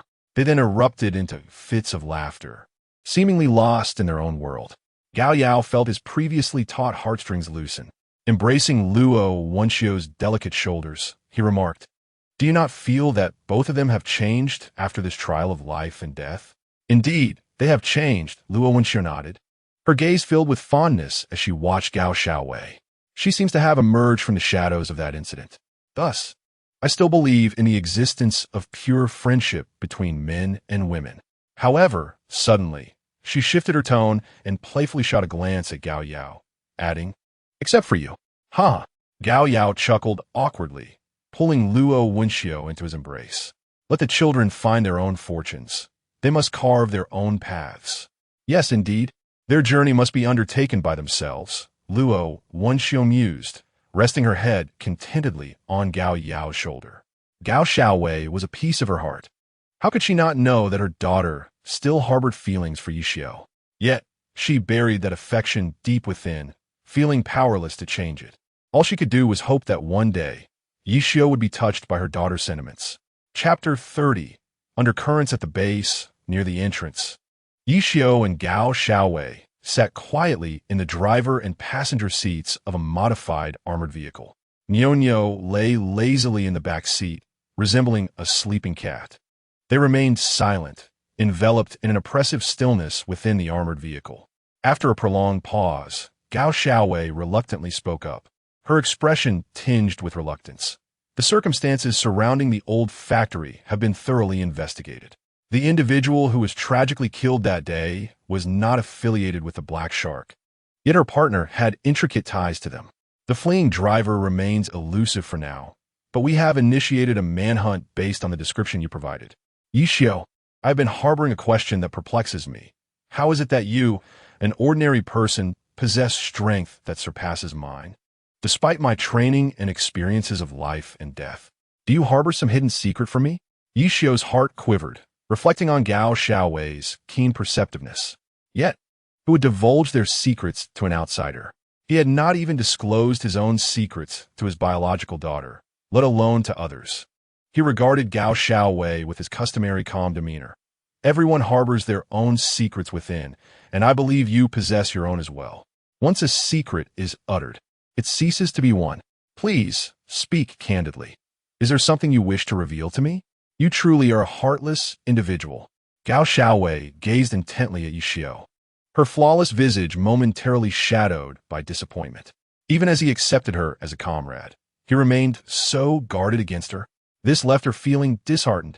She retrieved a newspaper from beside her and handed it to Yishio.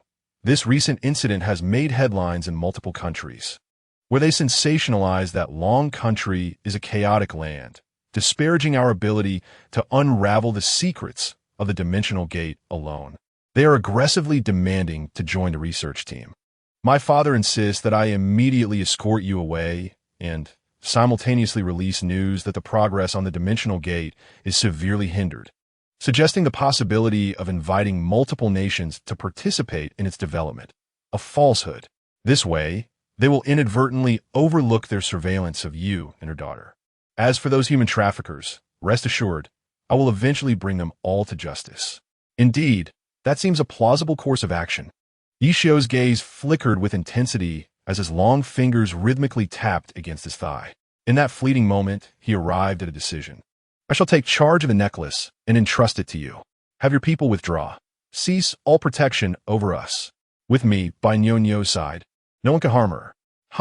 If I am not mistaken, you have not disclosed Nyonyo's whereabouts to the Jiang family, have you?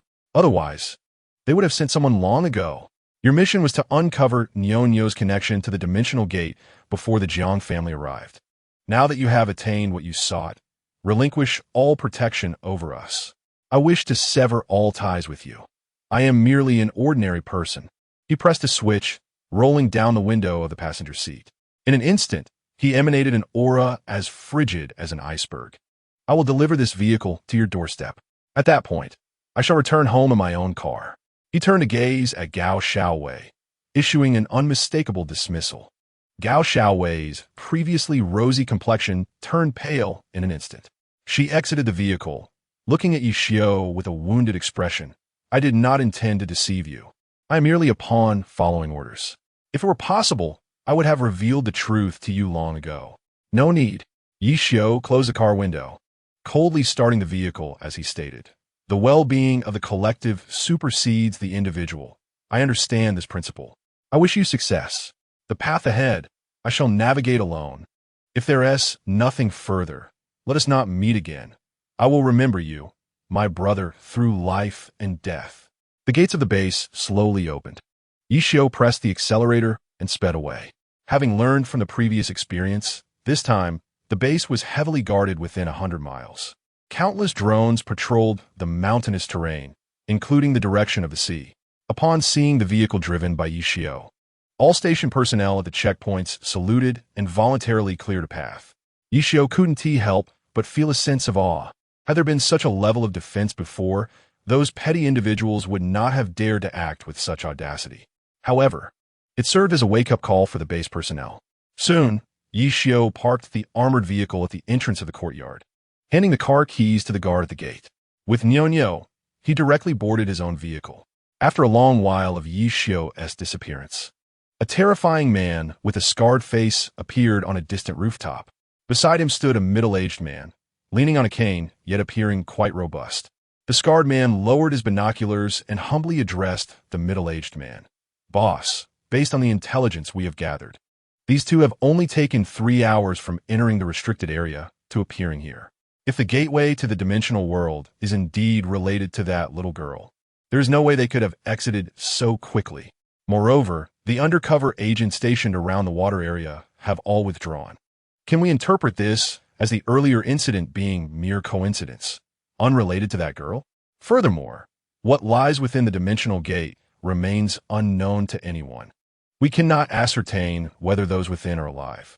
I believe that collaborating with the Jiang family is our best option. Collaborate?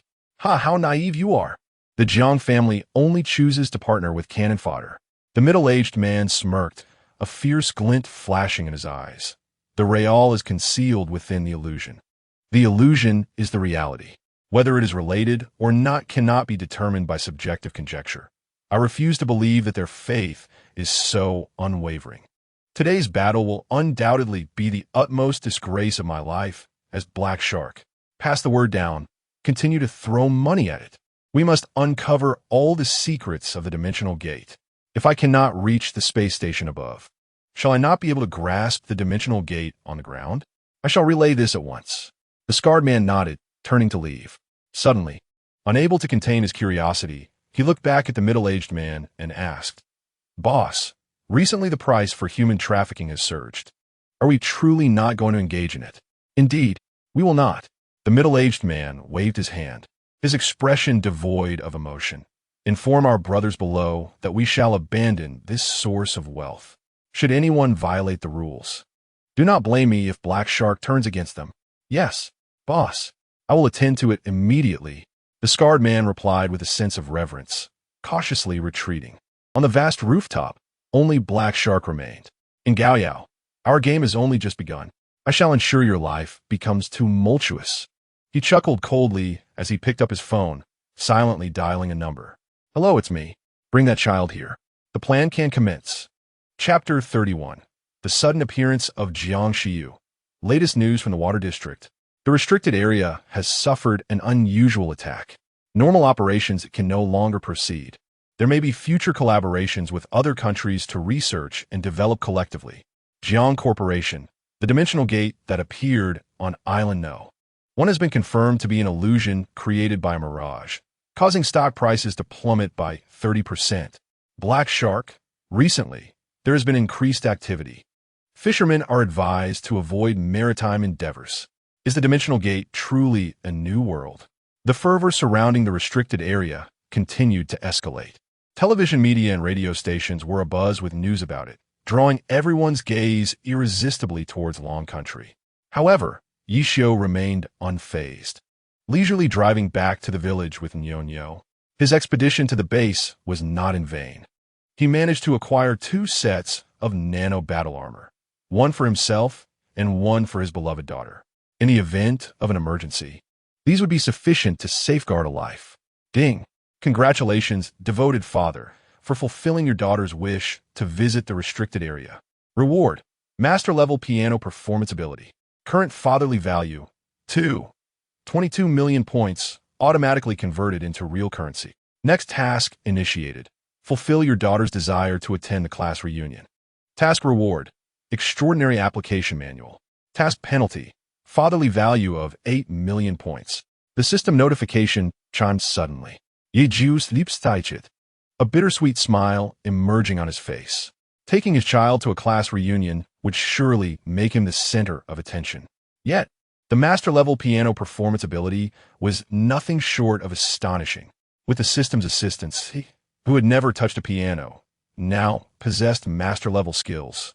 Should a piano be present, he would undoubtedly perform a piece immediately. Cradling Nyonyo, he arrived at the village's entrance. To his surprise, the village chief, Yi Daong, had fallen asleep directly at his desk in the village committee office. Yishio pushed the door, but it would not budge. Reluctantly, he called out loudly, "Uncle Daong, wake up. It's Yishio. Open the door." "What?" "Yishio." Yi Daong groggily lifted his head upon seeing Yishio's familiar silhouette outside the window. He couldn't help but exclaim joyfully, "You rascal. You've worried us for so long. You could have at least assured us of your safety." He hastily threw on a coat and rushed outside. Yishio scratched his head, unable to suppress a sheepish grin. "I intentionally turned off my phone, so no one would disrupt the world of just Nyonyo and me. Uncle Daong, could you shout a little on a loudspeaker? Let everyone know that I'm just fine. Today, I'll treat everyone well and share in the joy together." "Very well. I shall call upon your aunt to gather a few individuals to prepare the meals at the village committee canteen. You may announce it yourself. I will look after the children." Yi Daong extended his hand, gazing affectionately at Nyonyo. "Come here, my little princess. Let Grandfather Daong give you a hug." Grandfather Daong. Hug. Nyonyo opened her arms, joyfully wrapping them around Yi Daong's neck. Yishio, in turn, released his hold. My little princess. Let us lift you high. Up we go." Yi Daong playfully nuzzled Nyonyo's delicate face, grasping her by the armpits and tossing her into the air, catching her again and again. The sound of her melodious laughter echoed throughout the village committee. Woof, woof, woof. The village dogs, upon hearing the commotion, began to bark one after another. Helplessly, Yishio had no choice but to take to the loudspeaker himself. He switched on the village broadcast, giving it a gentle tap before skillfully starting his announcement. Attention, residents of Shueitsuan, this is Yishio speaking. I am free now. Do not prepare dinner tonight. Come to the village committee canteen. We shall indulge in feasting and revelry. He repeated this message thrice. Yishio's heart raced with excitement. He had now become a man of means. With over 2 million yuan, while not an exorbitant sum, it could accomplish much for the village. Today, it was time for him to give back. Yishio has returned. Upon hearing his voice, the villagers of Shueitsuan were filled with uncontainable joy.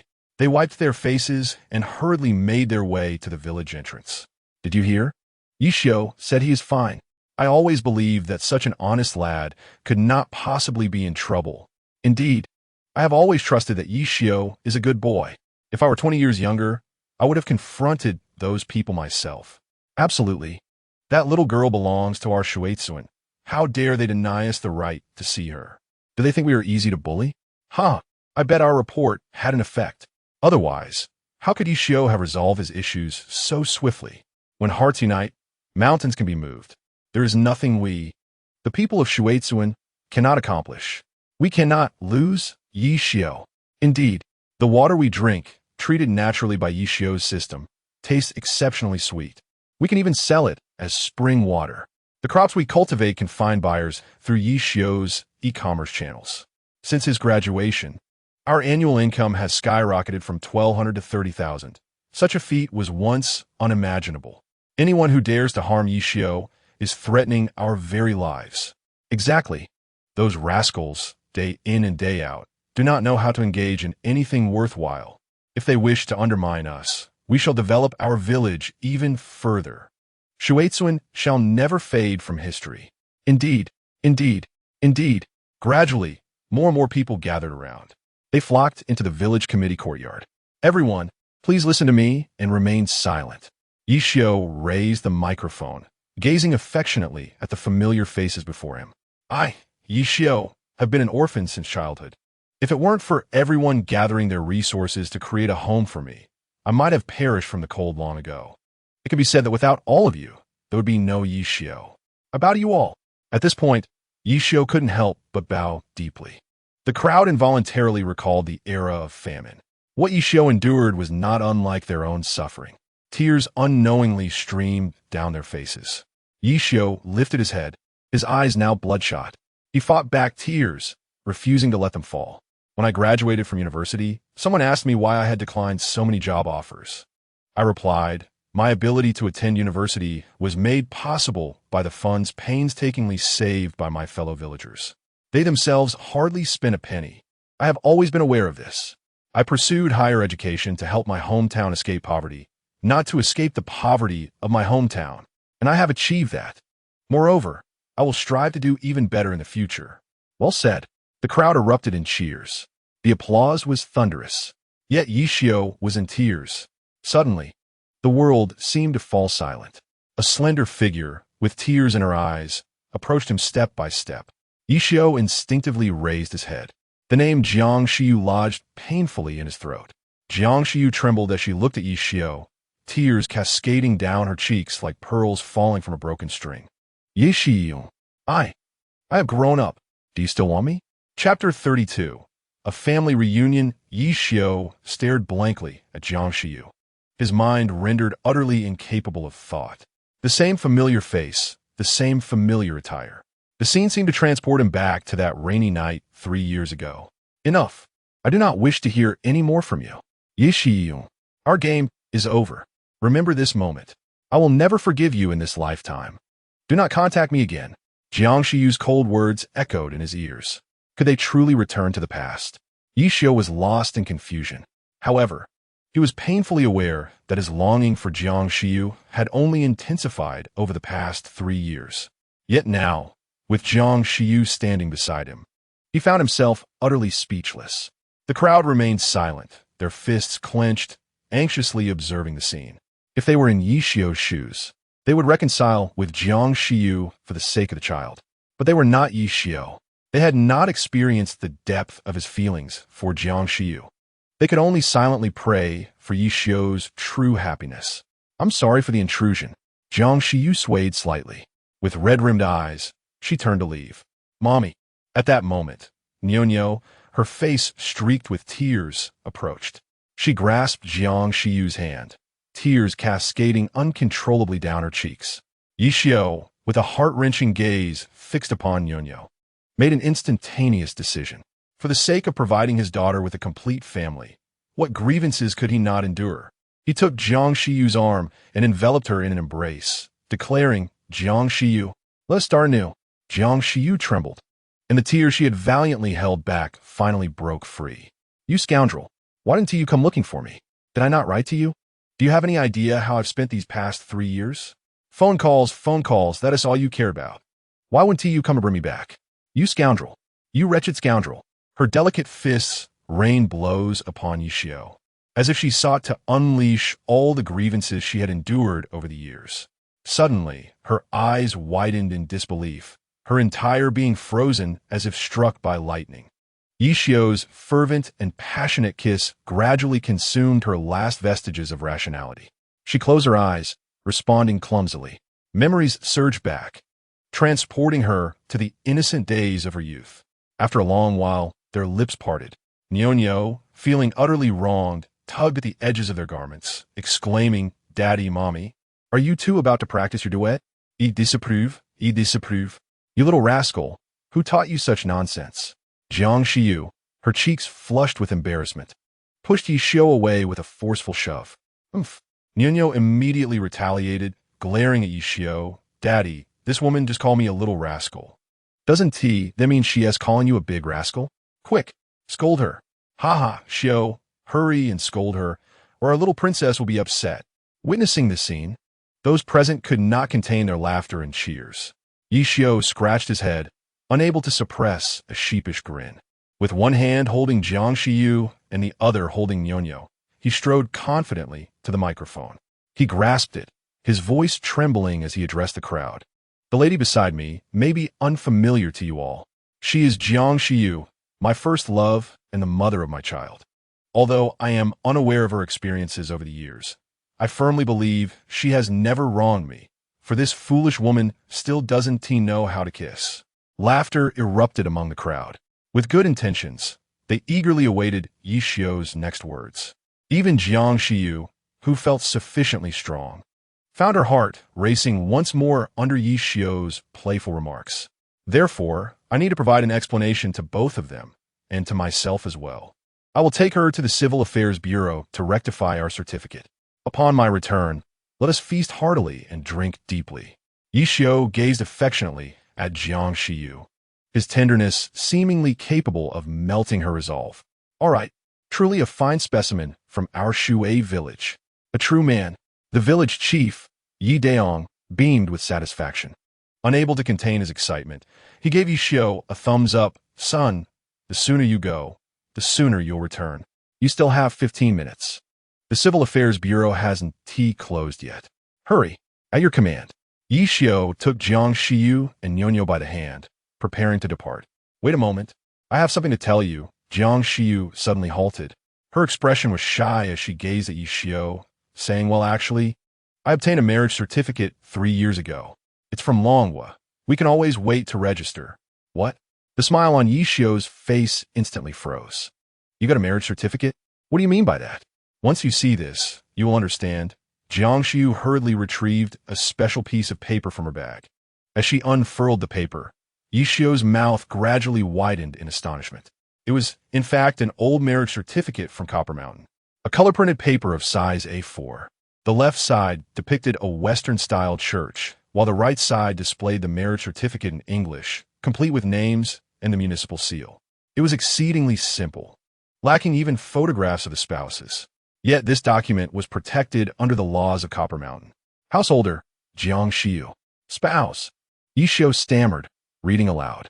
His complexion shifted dramatically. Jiang Shiyu's heart sank as she anticipated Yi Xiao's reaction. Any man with dignity would find it unacceptable to be his son-in-law, especially someone as obstinate as Yi Xiao. However, she found herself utterly powerless. To bring this daughter into the world, Yi Xiao must indeed enter the Jiang family. Yet, contrary to her expectations of explosive anger, Yi Xiao unexpectedly embraced her tenderly, speaking softly. Over the years, you've taken care of Nyonyo. You've worked hard. Compared to the grievances you've endured, my plight is trivial. So what if I become a son-in-law? Others wish to be one, but cannot. Jiang Shiyu burst into a radiant smile, as if a heavy stone had been lifted from her heart. Humph.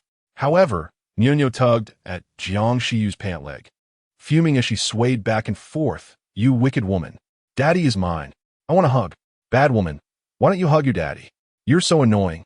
Her adorable demeanor instantly amused everyone present, prompting a chorus of teasing.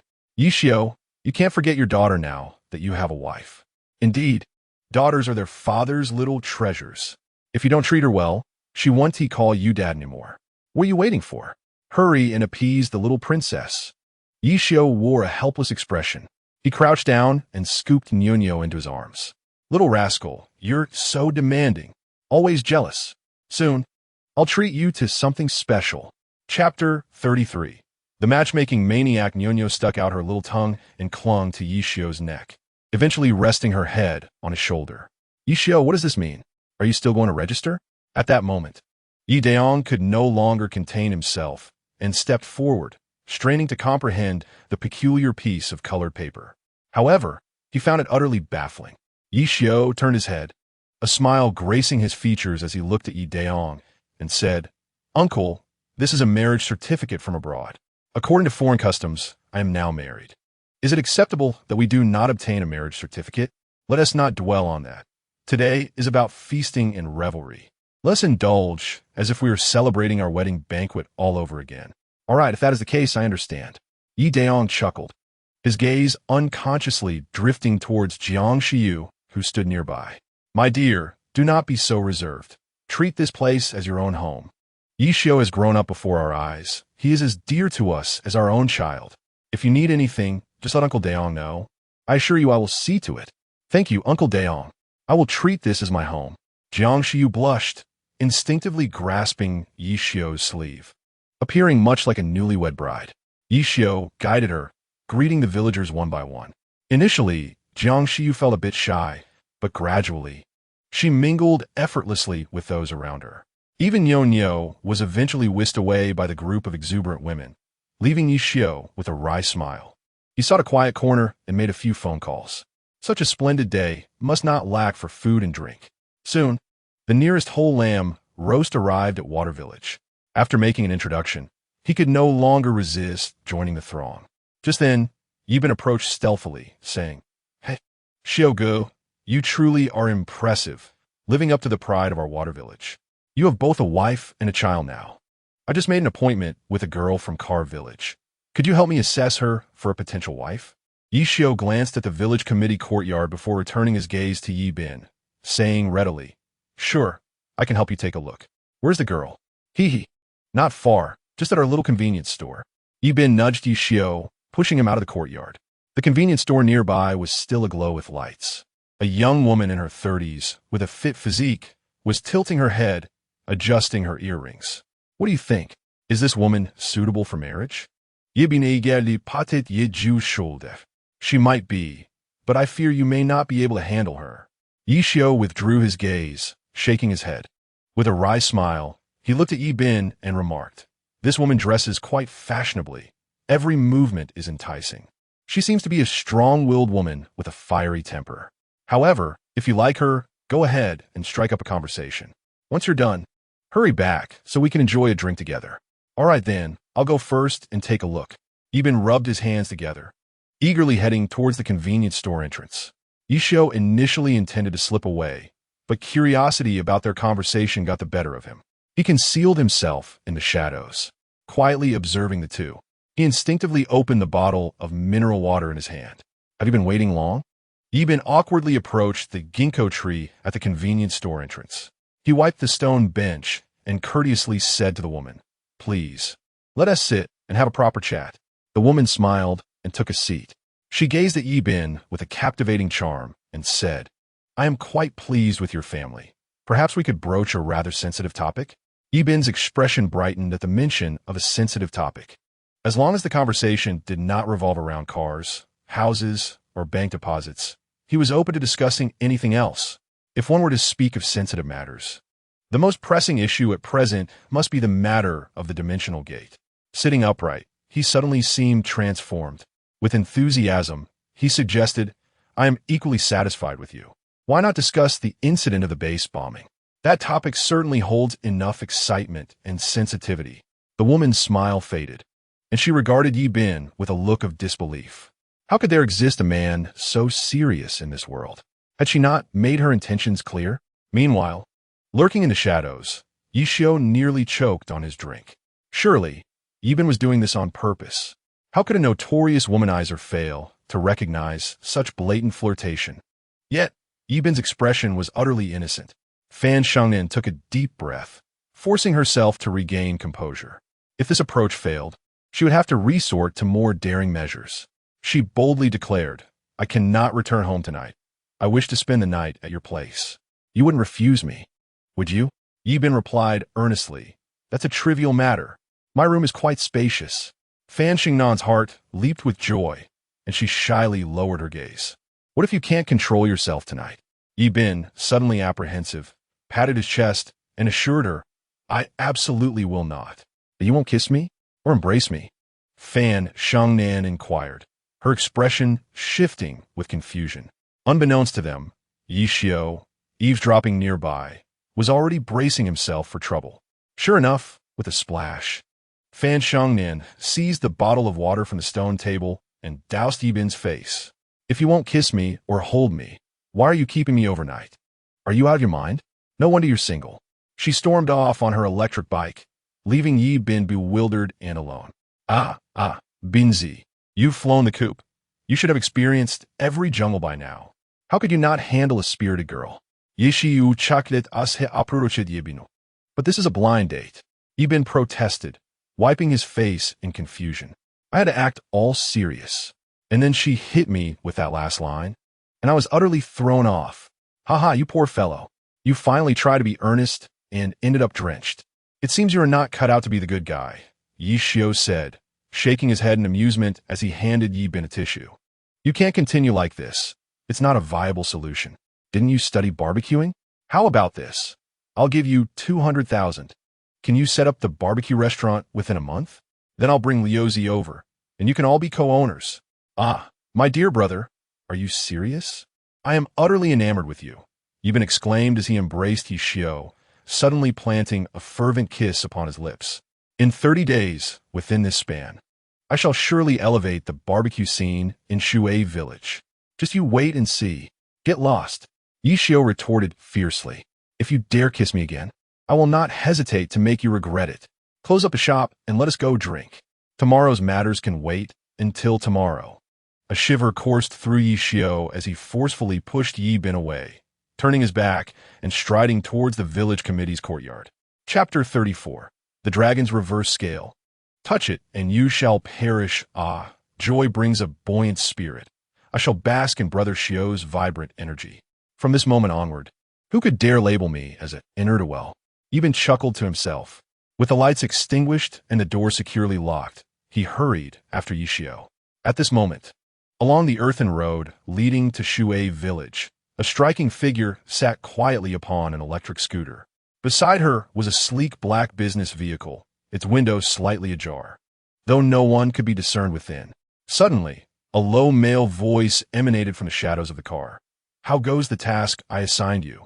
Fan Shangnan, her demeanor imbued with respect, replied, Master Fo, I have uncovered the identity of the mysterious woman who entered Shui village. Her name is Jiang Xiu, and she is here to seek out Yi Xiao. That little girl is presumably their child. Master Fo, what should I do? Shall I abduct the child directly? You fool. Do you wish for your own demise? How many lives do you have? She belongs to the Jiang family. The man bellowed, his tone unexpectedly laced with a hint of murderous intent. Remember, Jiang Xiu must not be harmed, nor her daughter, nor her man. Listen well. As long as there remains a single bachelor in this village, you people from Yinyu Tower are responsible for finding them a partner, be it male or female. If force does not yield results, we shall employ gentler methods. I refuse to believe we cannot extract information from others.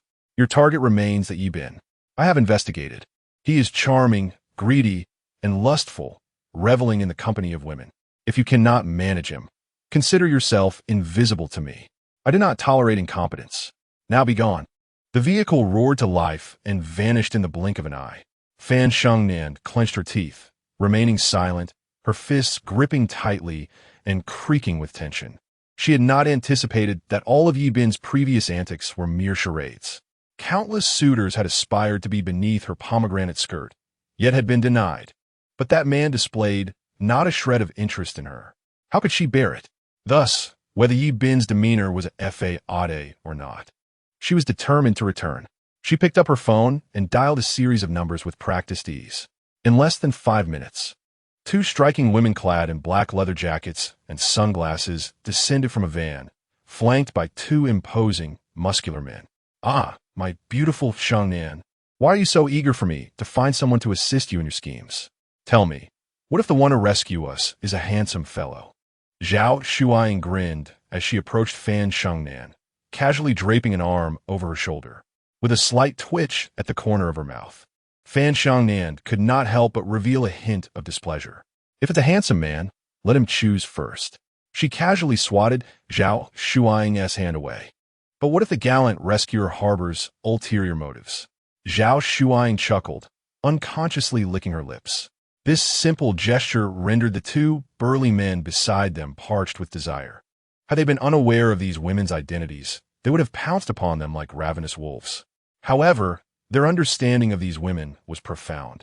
Getting too familiar with them could come at the cost of one's lineage, or even one's life. They could only turn away to avoid the ensuing awkwardness. Well, if he does have ulterior motives, then we shall confront him together. Fan Shengnan rolled her eyes with a playful charm and then pointed at the bashful Zheng Lingling, who was nervously fidgeting with her clothes. I asked you to bring a few friends. Why did you bring this little mute? Is it my fault? Zhao Shuaing raised her hands in feigned innocence. She is the only one left from our Misty Rain Tower willing to come. The others disdain Water Village as a desolate place. Enough of the chatter. Let us commence the performance. Very well, let us all be sharp-minded. Fan Shengnan nodded, and they began to intentionally dishevel their clothing. Once everyone was ready, she promptly dialed Yi Bin's number. With the fervor of a theatrical performance, she exclaimed in a panicked tone, Yi Bin, save me. I'm by the roadside in your village. They're trying to assault me. Hurry, save me. A series of beeps signaled the call had ended. Yi Bin stood, phone in hand, frozen in shock, just as he was about to delete Fan Shengnan's contact.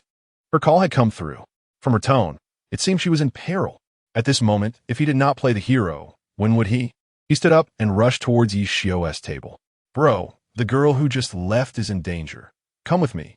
Remember to let me have the first shot at being the hero. Yi Xiao was taken aback, hastily setting down his wine glass. He looked at Jiang Xiu beside him with an apologetic expression. Dear, there is something I need to attend to with Binzi. You and Nyonyo stay here and wait for my return. Do you need my help? Jiang Xiu immediately tugged at his sleeve. For some reason, thoughts of the Jiang family suddenly flooded her mind. Anxiously, she gazed at Yi Xiao and said, Darling, do you think it could be someone from the Jiang family? If so, take me with you. They wouldn't dare to do anything to you. Rest assured, it's nothing to do with the Jiang family. Just take care of Nyonyo. I'll be back soon. Yi Xiao cast a reassuring glance at Jiang Xiu, then turned to the burly man beside him, who was drinking alone, and said with a smile, Uncle Hulu, keep everyone entertained. I'll just step away for a moment and return shortly. Cheers. We won't stop until we're drunk. Uncle Hulu, slurring his words, raised his glass. He patted his chest confidently, assuring Yi Xiao, don't worry, with me around. I'll handle the atmosphere. With a sudden thud, he toppled over. Hulu, what is wrong with you? You can't be drunk already. It has barely begun, and the dishes have yet to be served. A few peanuts, and he's already in this state? Truly, what a remarkable individual. What are you all standing there for?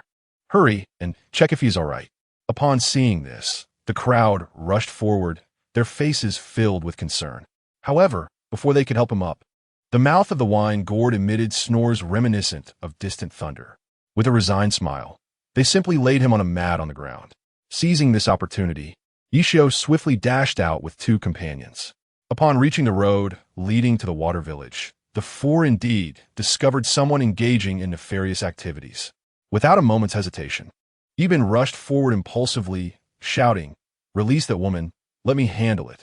Yi Long and Yi Hu exchanged glances and quickly followed suit. The two brothers, robust in stature, though somewhat slow in their movements, were indeed skilled fighters. They charged forward, diving into a scuffle with the two burly men. Fan Shengnan and Zhao Shuaying exchanged knowing smiles, deliberately showcasing their fair skin. Yet, Yibin made a beeline towards the grass where Zheng Lingling was bound. "Miss, are you all right? Do not worry with me around. No one shall bully you." His hands deftly moved, excitement coursing through him. However, his mouth did not remain idle. "I apologize, miss. I am merely untying the ropes. If I happen to touch something inappropriate, it is entirely unintentional." Zheng Lingling, with reddened eyes, remained silent. Shouldn't the first step in rescuing someone be to remove the sock from her head? Wasn't this clearly an attempt to take advantage of her? No wonder he had claimed that with him present, no one would dare bully her. In an instant, Zheng Lingling loathed this clumsy man to the core. She vowed that once the task was complete, she would ensure he became her sworn sister. Chapter 35. If you wish to die, I shall fulfill your desire. It seems my intervention is unnecessary. Yishio, feeling bored, settled quietly into the van. He harbored no concerns about unforeseen events. He was well aware of Yi Long and Yi Hu's capabilities. Those two hulks were no match for them. It was merely a matter of time before they fell. And this suited him perfectly. He scanned the interior of the van, his gaze ultimately drawn to a nearby storage box. Instinctively, he opened it, only to discover an abundance of photographs inside. Without exception, each one featured him in Nyonyo. Yishio's fury erupted uncontrollably. What nonsense! They are all aimed at me. Initially, he believed these individuals had merely stumbled upon this location. However, it now appeared that they had come specifically for him. They likely still harbored intentions towards Nyonyo. He exited the van, instinctively preparing to eliminate them. But then he reconsidered. If he killed them, would he not invite trouble upon himself? All he needed was to extract the desired information from them, leaving the rest to those more capable. Yet, it was inevitable that he would become entangled with them once more. Upon this realization, he strode purposefully towards Yi Bin, declaring, "Binzi, you take them to the village first. We'll handle those two and then follow." Understood. Yi Bin nodded, swiftly ushering the three women into the vehicle. After completing this task, he cast a worried glance at Yishio and the others, expressing, "In truth, if I merely signal, everyone in our village will come. They must not come." Yishio's aura intensified with ferocity. He abruptly turned his head and asserted, "We must leave immediately. With 3 against 2, we still have a chance. Wait for my signal."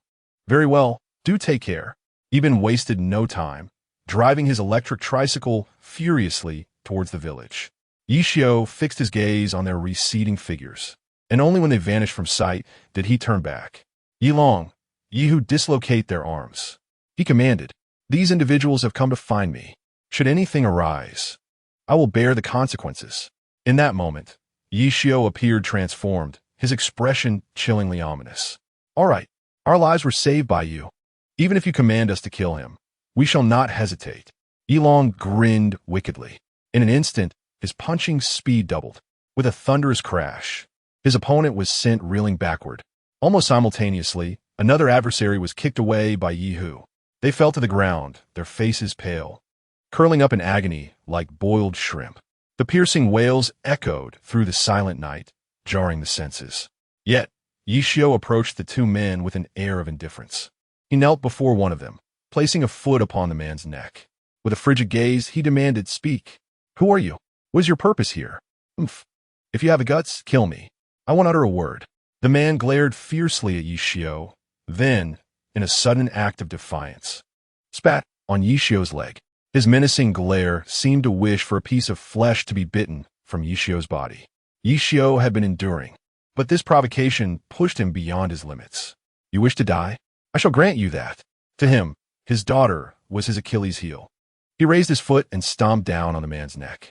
With a sickening crack, the man's head twisted at an unnatural angle, and he began to convulse on the ground, teetering on the brink of death. Yishio then turned and approached the other man. Do not kill me. I will tell you everything. The sight of his companion's fate shattered the resolve of the second man, who fell to his knees before Yishio. Repeated a friendly reminder. The stronger a father's determination to protect his daughter, the greater the power he acquires. However, when that power is exhausted, the father may find himself weakened. At such times, it is imperative that he quickly replenishes his strength through nourishment and rest. With these thoughts in mind, the system's notifications echoed 3 times. To his astonishment, a bracelet materialized once more on Yishio's wrist. A mysterious force began to circulate within him, and his previously taut nerves gradually relaxed. He could distinctly feel his heart growing stronger once again. Speak. Who exactly are you? What is your purpose for being here? He asked, a sinister smile curling upon his lips as he picked up a brick from the ground, his demeanor exuding an unsettling charm. Hosan, having stolen a glance, could not help but feel a chill run down his spine. Hero, I confess everything. We are from the Misty Rain Tower. We were merely acting. Our true intention was to infiltrate the village and gather intelligence on the base. The decision-maker of Misty Rain Tower is Buddha, and he is the major shareholder of this hotel. Hero, please spare me. I have revealed all I know. He bowed his head repeatedly, spilling all the secrets in a frantic confession. Yishio, still wearing a wicked grin, turned away. He casually sent a text to Bin. Bin, be astute. They are here for me. Take them to the cave in the mountains and eliminate them. Upon reading the message, a devilish smile crept onto Yi Bin's face, and he swiftly deleted the text. What's going on? What happened? Fan Shangnan asked anxiously, nearly leaping from the vehicle. If those 2 fools jeopardized their plan, she would be inclined to take drastic measures against them. Oh, it's nothing. Yi Bin replied nonchalantly as he returned to the car. I just sustained a minor injury, and those 2 managed to escape. Yishio and the others have just gone to the hospital. It's doubtful they will return tonight. Let us hide in the cave for a while. I sense the village is unsafe. He turned the vehicle around, accelerating rapidly. Although Fan Shangnan sensed something was amiss, she refrained from immediate action. Each of the 3 women was a top-tier assassin, and even if Yi Bin resorted to tricks, he would undoubtedly be no match for them. Besides, a secluded cave was precisely what they desired, providing the perfect opportunity to interrogate him about Yishio. The car swayed as it made its way into the mountains. Meanwhile, dozens of plainclothes officers quickly arrived at Yishio's location. They discreetly handled the body and silently stood guard beside him, uttering not a single word. Hosan, already on edge, felt his anxiety escalate upon seeing the number of people. Ultimately, he could no longer contain his tears. Hero, I beg you, spare me. I have said all there is to say. I am merely a lowly subordinate responsible for carrying out orders. You promised to let me go. You cannot go back on your word. Hosan glared at Yishio in indignation. Yishio, with a smile playing on his lips, replied, Indeed, I promised to release you, but I never stated that others would do the same. You are shameless. Hosan realized he had been deceived, but it was too late. Just as he uttered those words, his head was abruptly twisted backward. Chapter 36. The second invitation, What on earth is happening? Yi Long and Yi Hu stared wide-eyed, completely bewildered. The scene before them was utterly bizarre. They had not witnessed anyone strike a blow, yet the individual had simply perished. If they were to claim that there was no supernatural involvement, they would not believe it under any circumstance. Cautiously, they scanned their surroundings, instinctively inching closer to Yishio. Ah, Yishio, we meet again. I told you we would see each other again. At that moment, a languid male voice emerged from the bulletproof vehicle nearby. Truly, one cannot escape you. Yishio chuckled bitterly and proceeded to take a seat in the passenger side of the car. Behind the wheel sat a robust man with white hair, tilting his head with a cheerful smile as he regarded Yishio. What's the matter? Am I not welcome?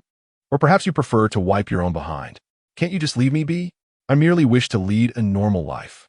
Yishio met the gaze of the white-haired man with resignation. Since the beginning of his physical examination at the base, this man had been like a specter, incessantly inquiring if he was interested in joining their ranks. The mere thought had ignited his fury. He would rather not associate with such a lecherous old man. This white-haired figure exuded an unmistakable aura of malevolence. He repeatedly cautioned himself to remain vigilant. Yet, the white-haired man paid no heed to Yi Xiu's disdainful stare. He extended his hand, a playful expression gracing his features as he said, "Allow me to introduce myself. I am Bai Ku, an invisibility-type evolved individual, and currently serve as a part-time instructor and team leader. I extend my invitation to you once more. Will you accept? Why should I be chosen?" Yi Xiu did not voice an acceptance or a refusal. Instead, he fixed his gaze intently on Bai Ku. His knowledge of evolved individuals was scant, gleaned solely from film and television. Now, a man claiming to possess such abilities stood before him. How could he trust this assertion, unless he witnessed it with his own eyes? "Very well, allow me to demonstrate my abilities." Seemingly sensing Yi Xiu's skepticism, Bai Ku proactively began to display his powers.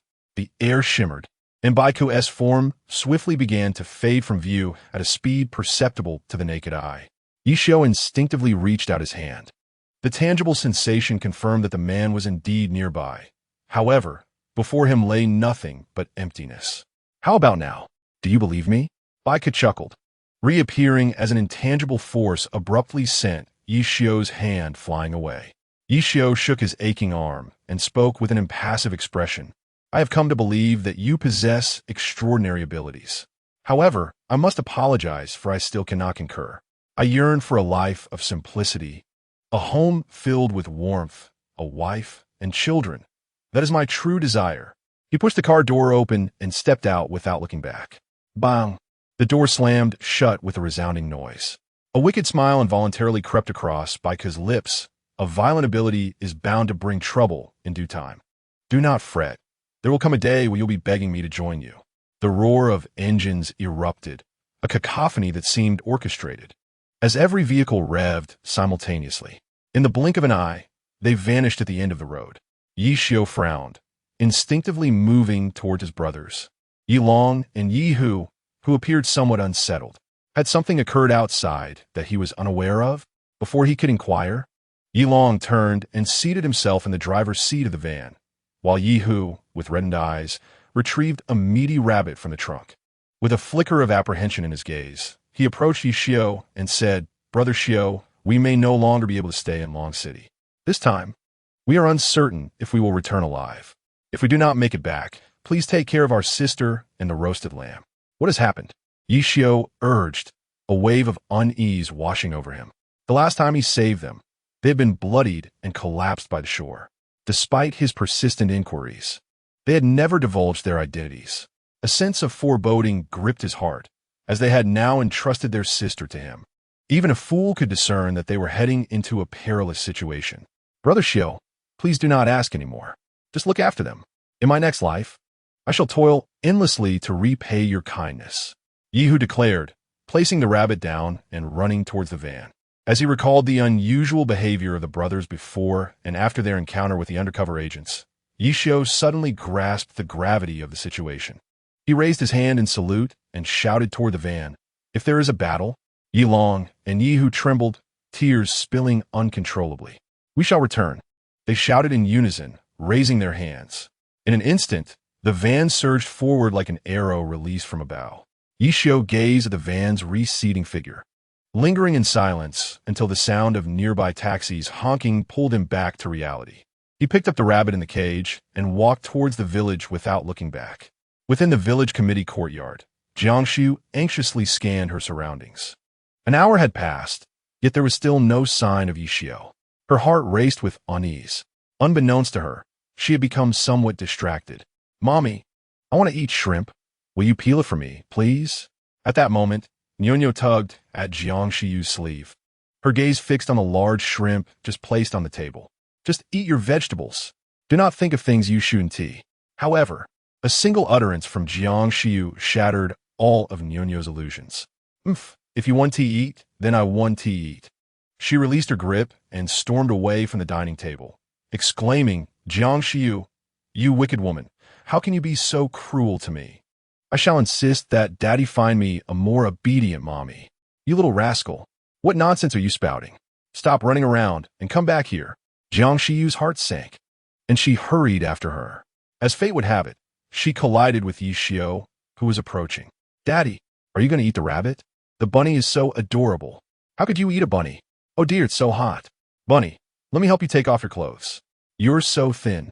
You must be starving. Nyonyo, go find something delicious to eat like cilantro, scallions, ginger, and garlic. I adore them, and the bunny must love them too. Wiping her mouth, Nyonyo dashed to Yi Xiaoqing with a rabbit cage in tow.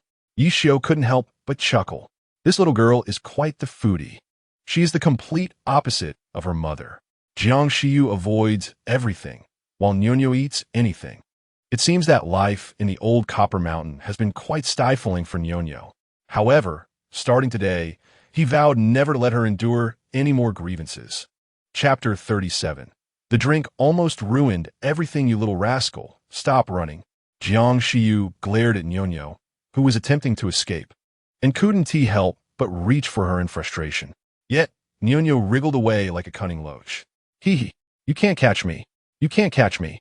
Nyonyo laughed merrily, darting away with the rabbit to Yi Xiaoqing's side, leaving behind a trail of silver bell-like laughter echoing in the air. Enough, let her be. Yi Xiao instinctively positioned himself in front of the frantic Jiang Shiyu, pressing gently on her shoulder with a resigned expression. Why can't you cherish your daughter as you do your pet? You know she despises you right now, don't you? Forcing her into various extracurricular activities she loathes, making her eat food she detests, and even her weekends, the only days of respite, have become a luxury. She loves you, but do you realize she also harbors resentment? She even cries out for a new mother. She is but a child and deserves a joyful childhood. Let her indulge in food and play. As long as she is happy, that is what truly matters. You know nothing.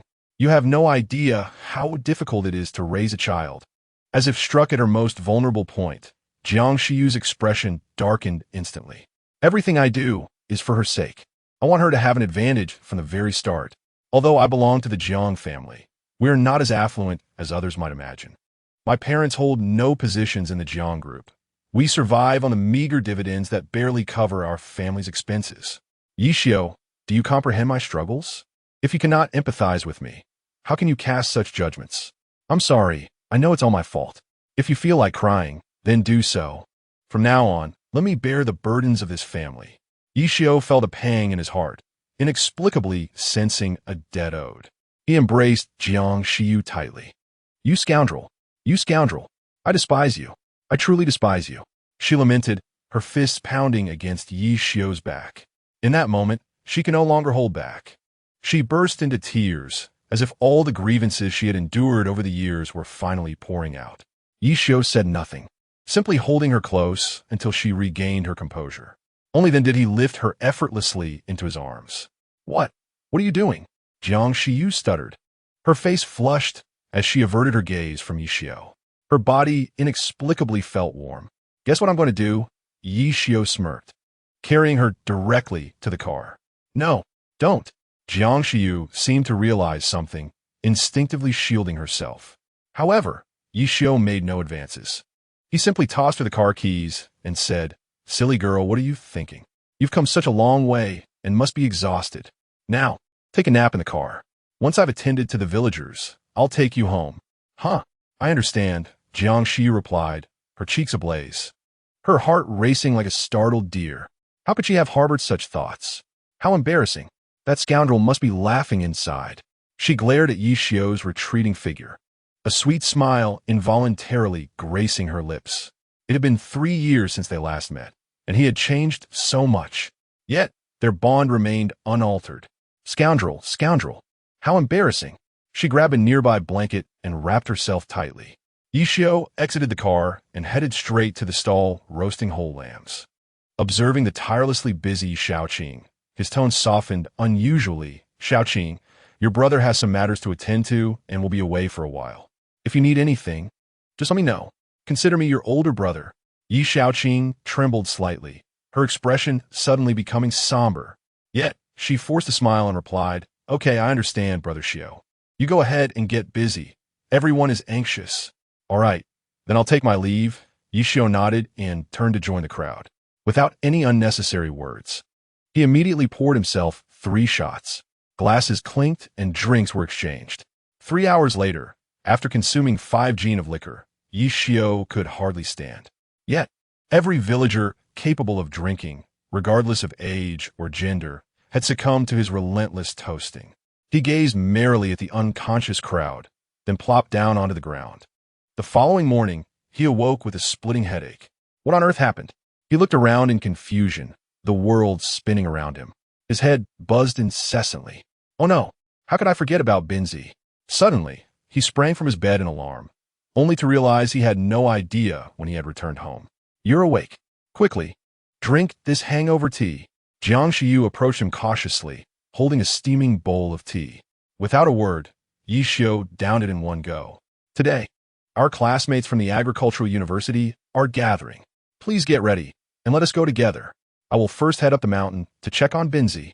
He quickly donned the clothes from the hanger with remarkable speed. Where are my glasses? He puzzledly surveyed his surroundings, only to find no trace of his spectacles. What use are glasses without a prescription?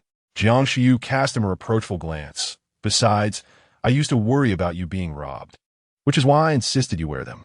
Now, you are the father of my child. What do I have to worry about? From now on, you are forbidden to wear them. Understood, my dear wife. Yishio grinned as he leaned towards Jiang Shiyu and swiftly planted a kiss on her lips. Disgusting. Jiang Shiyu, flustered and annoyed, shot him a glare while silently adjusting his clothes. What about me? Nyonyo pouted, looking up at Yishio with a face full of grievance. Daddy, you've changed. You don't love Nyonyo anymore. Your eyes are now only for your wife. Her bright, glistening eyes immediately brimmed with tears. How could that be? Nyonyo is Daddy's little darling. Yishio chuckled, turning around to give her soft cheek a hearty kiss. Hee hee. Nyonyo instantly brightened up, a mischievous glint in her eye as she faced Jiang Shiyu. Wicked woman, this is my daddy. If you have the ability, let your daddy kiss you. Be quiet. Hurry up and get dressed. Jiang Shiyu glared fiercely at the little imp. Previously, she had always been a well-behaved girl at home. How had she turned so wild in just a few days with Yishio? She shot a fleeting look of irritation at Yishio. What are you standing there for? Hurry up and do what you need to do. Go on, I'm off. Yishio chuckled awkwardly and dashed out. Daddy, don't spoil women. The more you indulge them, the worse they become. Hurry and teach this young lady a lesson. Nyonyo anxiously rushed to the windowsill. However, Yishio had already made his swift exit. He had drunk too much the previous night. He had completely forgotten about the important matter. If anything were to happen to Binzi, he would never forgive himself. As he arrived at the cave, he was struck dumb by the sight before him. The 3 women were frothing at the mouth, convulsing on the ground. What have you done to them? How did they end up like this? He gazed in shock at the scene, his eyes involuntarily shifting to Yi Bin, who was dressing nearby. Yi Bin turned back in confusion. Bro, didn't you tell me to get rid of them? Yishio's mouth fell open, utterly taken aback. Was that really what he meant? Chapter 38. Striking a deal with a tiger. This is something I extracted from them.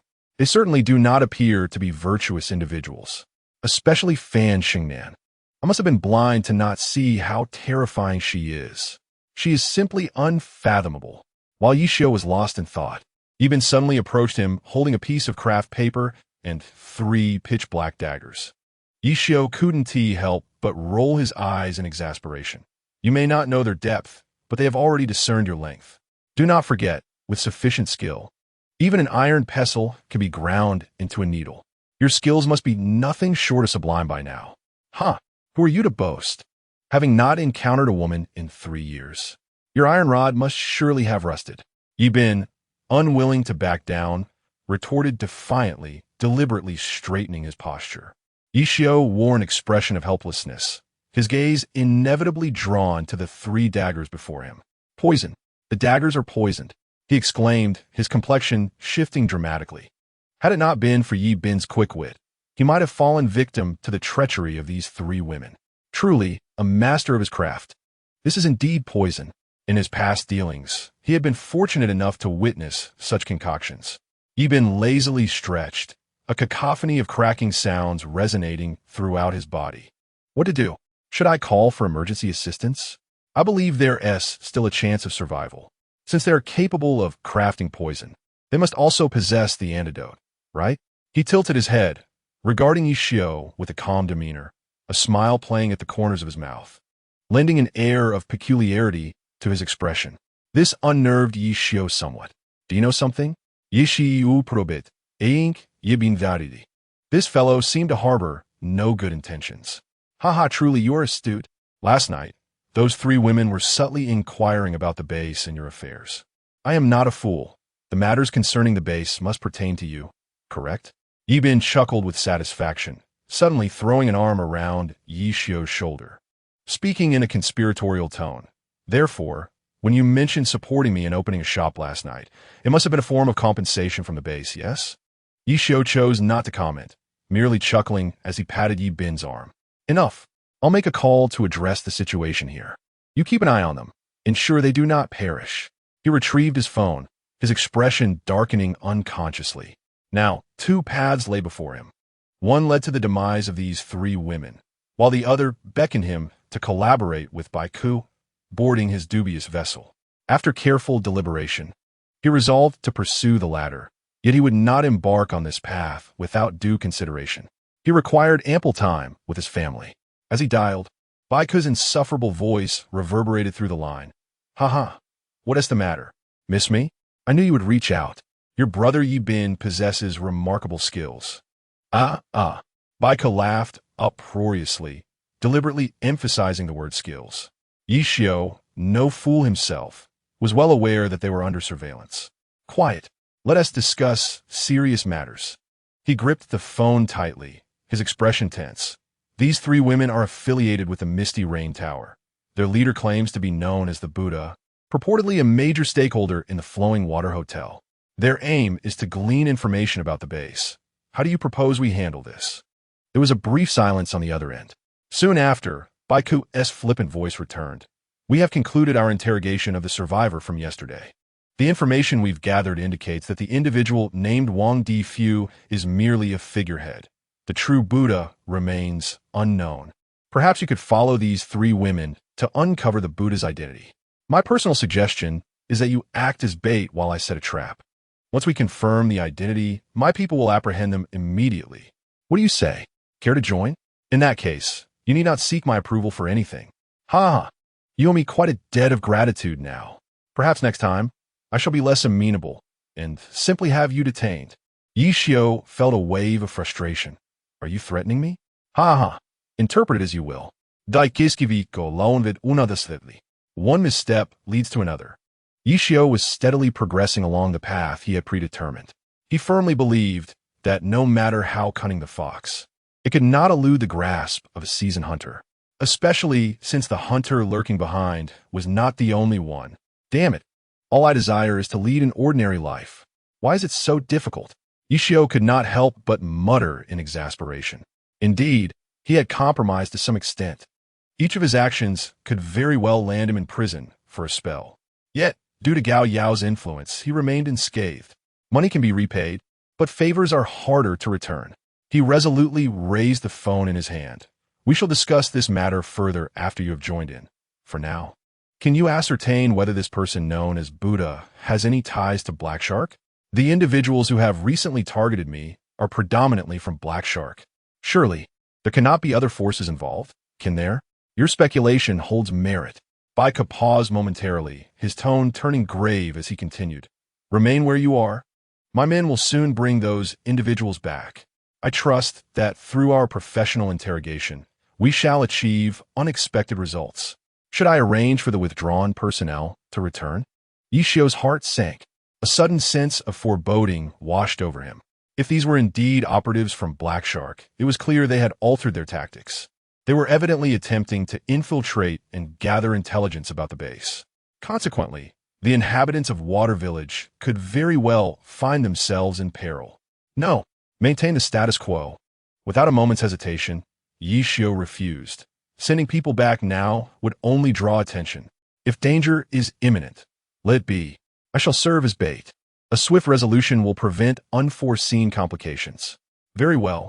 The surveillance network in Water Village will remain vigilant. ensuring communication remains uninterrupted. Baiku abruptly ended the call. Yishio logged into his online banking, swiftly transferring 500,000 to Yibin. Binzi, I have sent you some money.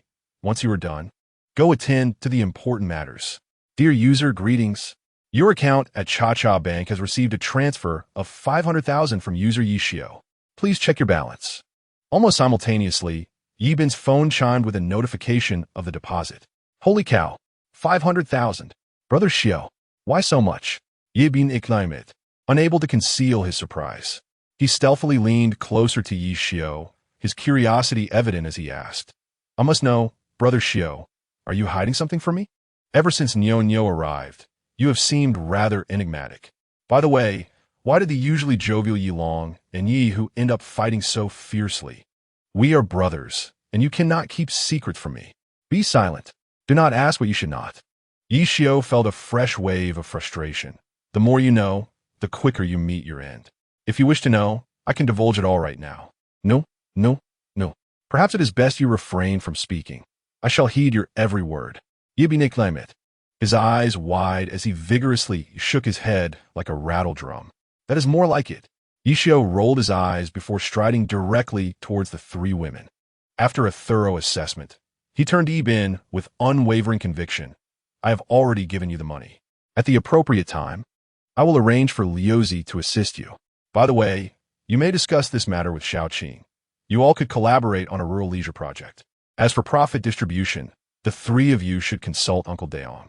As we prosper, we must not forget our fellow villagers. We promise to uplift everyone together, and we cannot go back on our word. To enrich the affluent and subsequently assist the less fortunate? Yibin paused, then chuckled self-deprecatingly. Brother Shio, you have indeed achieved this. However, some individuals have failed miserably. They had it all planned out to enrich the wealthy first, and then uplift the poor. In the end, the rich fled, the poor aged, and now they barely scrape by on a meager monthly welfare. I have come to understand one fundamental truth. The only ones capable of altering our destinies are ourselves. Relying on mountains, they may falter, depending on water. It may flow away. Only by relying on oneself can infinite possibilities be forged. Brother Shio, from now on, whatever the matter, simply tell me directly. I shall not question why. After all, my life from this moment forth belongs to you. You rascal, what would I want with your life? However, it seems you might indeed need to pay a visit to the urologist. The donkeys of the production team are not as vigorous as you. Yishio chuckled in disbelief at Yibin, then turned away, dismissively waving his hand. Continue waiting here. Someone will come to escort them shortly. Remember, say nothing and ask nothing. They will not harm you. Rest assured, Brother Shio. I guarantee it. Yibin shouted, as he dragged the three women back as if they were lifeless weights. Chapter 39. The first refusal of a task. As he jogged along, an unusual noise suddenly emanated from above. Glancing up at the drone hovering overhead, Yishio helplessly raised his middle finger. If all went according to plan, the people from Baiku should be arriving soon. He was quite weary of dealing with such individuals, hence he decided to pass the troublesome matters on to Yibin. Since he had promised Zhou Daolong to attend a reunion, he could not go back on his word. Moreover, he was eager to see Xia Shui. It had been far too long since their last meeting, and he was curious about how she had been faring. Most importantly, he needed to dissuade Liuzi from his futile aspirations. Why must one strive to fit into a world that does not welcome them? With that thought, a bittersweet smile crept across Yishio's face. Zhou Daoyong, affectionately known as Zhou Daolong, was Yishio's university comrade. He was the sixth in their dormitory, hence the nickname Liuzi. Naturally, they sometimes referred to him as Zhou Daolong or Zhou Daoyong. Among the entire dorm, their bond was the strongest, as they both fell out of place amongst the wealthy. Upon returning home, Jiang Xiu had already prepared the meal and was anxiously gazing out the window. The moment she spotted Yishio's figure, she could not contain her excitement and rushed outside. She seized his ear and scolded him furiously. Scoundrel! Who is Gao Xiaowei? Did you two really sleep together? Nonsense! Yishio's lips twitched as he glared at the gloating Nyonyo, exclaiming, Wife, you mustn't listen to that little rascal. That little brat is full of malice. Do not be deceived by her appearance. Gao Xiaowei and I merely shared a bed. Absolutely nothing happened. I swear on the light. Suddenly, the light in the yard exploded. Yi Xiu's eyes widened in disbelief at the scene. Even Jiang Xiu appeared astonished. Try swearing again. I swear on the light. Yi Xiu's lips moved as he swore once more. Bam! The light by the entrance burst as well. The atmosphere became palpably awkward. Yi Xiu turned to Jiang Xiu, his expression awkward as he said, This is all just a coincidence. Wife, you must believe me, in this world aside from you, there will never be another woman who stirs my heart. Men's words are deceitful. One would rather believe a donkey's infidelity than trust a man's foul mouth. Mommy, scold him. Please scold him. Nyonyo lifted the crab from the plate and happily began to feast. However, after a short while, her expression suddenly changed drastically. The two who had been arguing now sat on either side of her. You little rascal, all you do is stir the pot. Jiang Xiu angrily snatched the crab leg from Nyonyo's hand, saying, Who told you to eat this so early? This is drunken crab. It's meant to help your father sober up. Aren't you afraid of getting drunk? I'm not afraid. Nyonyo licked her lips in delight, then fluttered her big eyes. Angrily pointing at Jiang Xiu, Daddy is already drunk. Why are you still giving him drunken crab? You wicked woman, you're scheming against him. Daddy, you must scold her. Ha ha, you little rascal. After all that, you just want to eat drunken crab, don't you? Go ahead. If Mommy won't let you eat, Daddy will. Yi Xiu laughed heartily, affectionately ruffling Nyonyo's little head, then teasingly suggested, Later, you can go to the village shop with Mommy, all right? Daddy has a class reunion and can't take care of you. Once I'm done, I'll bring you delicious treats, okay? No, I want delicious food right now. I also want to attend a class reunion. Nyonyo frowned. Her face filled with displeasure. She looked at Yi Xiu with a pitiful expression, tears welling in her eyes. Warning, refusal of the daddy task will result in punishment. Do you wish to refuse the task? Warning, refusal of the daddy task will result in punishment. Do you wish to refuse the task? Warning, refusal of the daddy task will result in punishment. Do you wish to refuse the task? 3 consecutive system prompts rang out, leaving Yi Xiu feeling overwhelmed. He didn't want to go back on his word. Moreover, taking her to the reunion was part of the system's task. However, this time, unexpected situations might arise.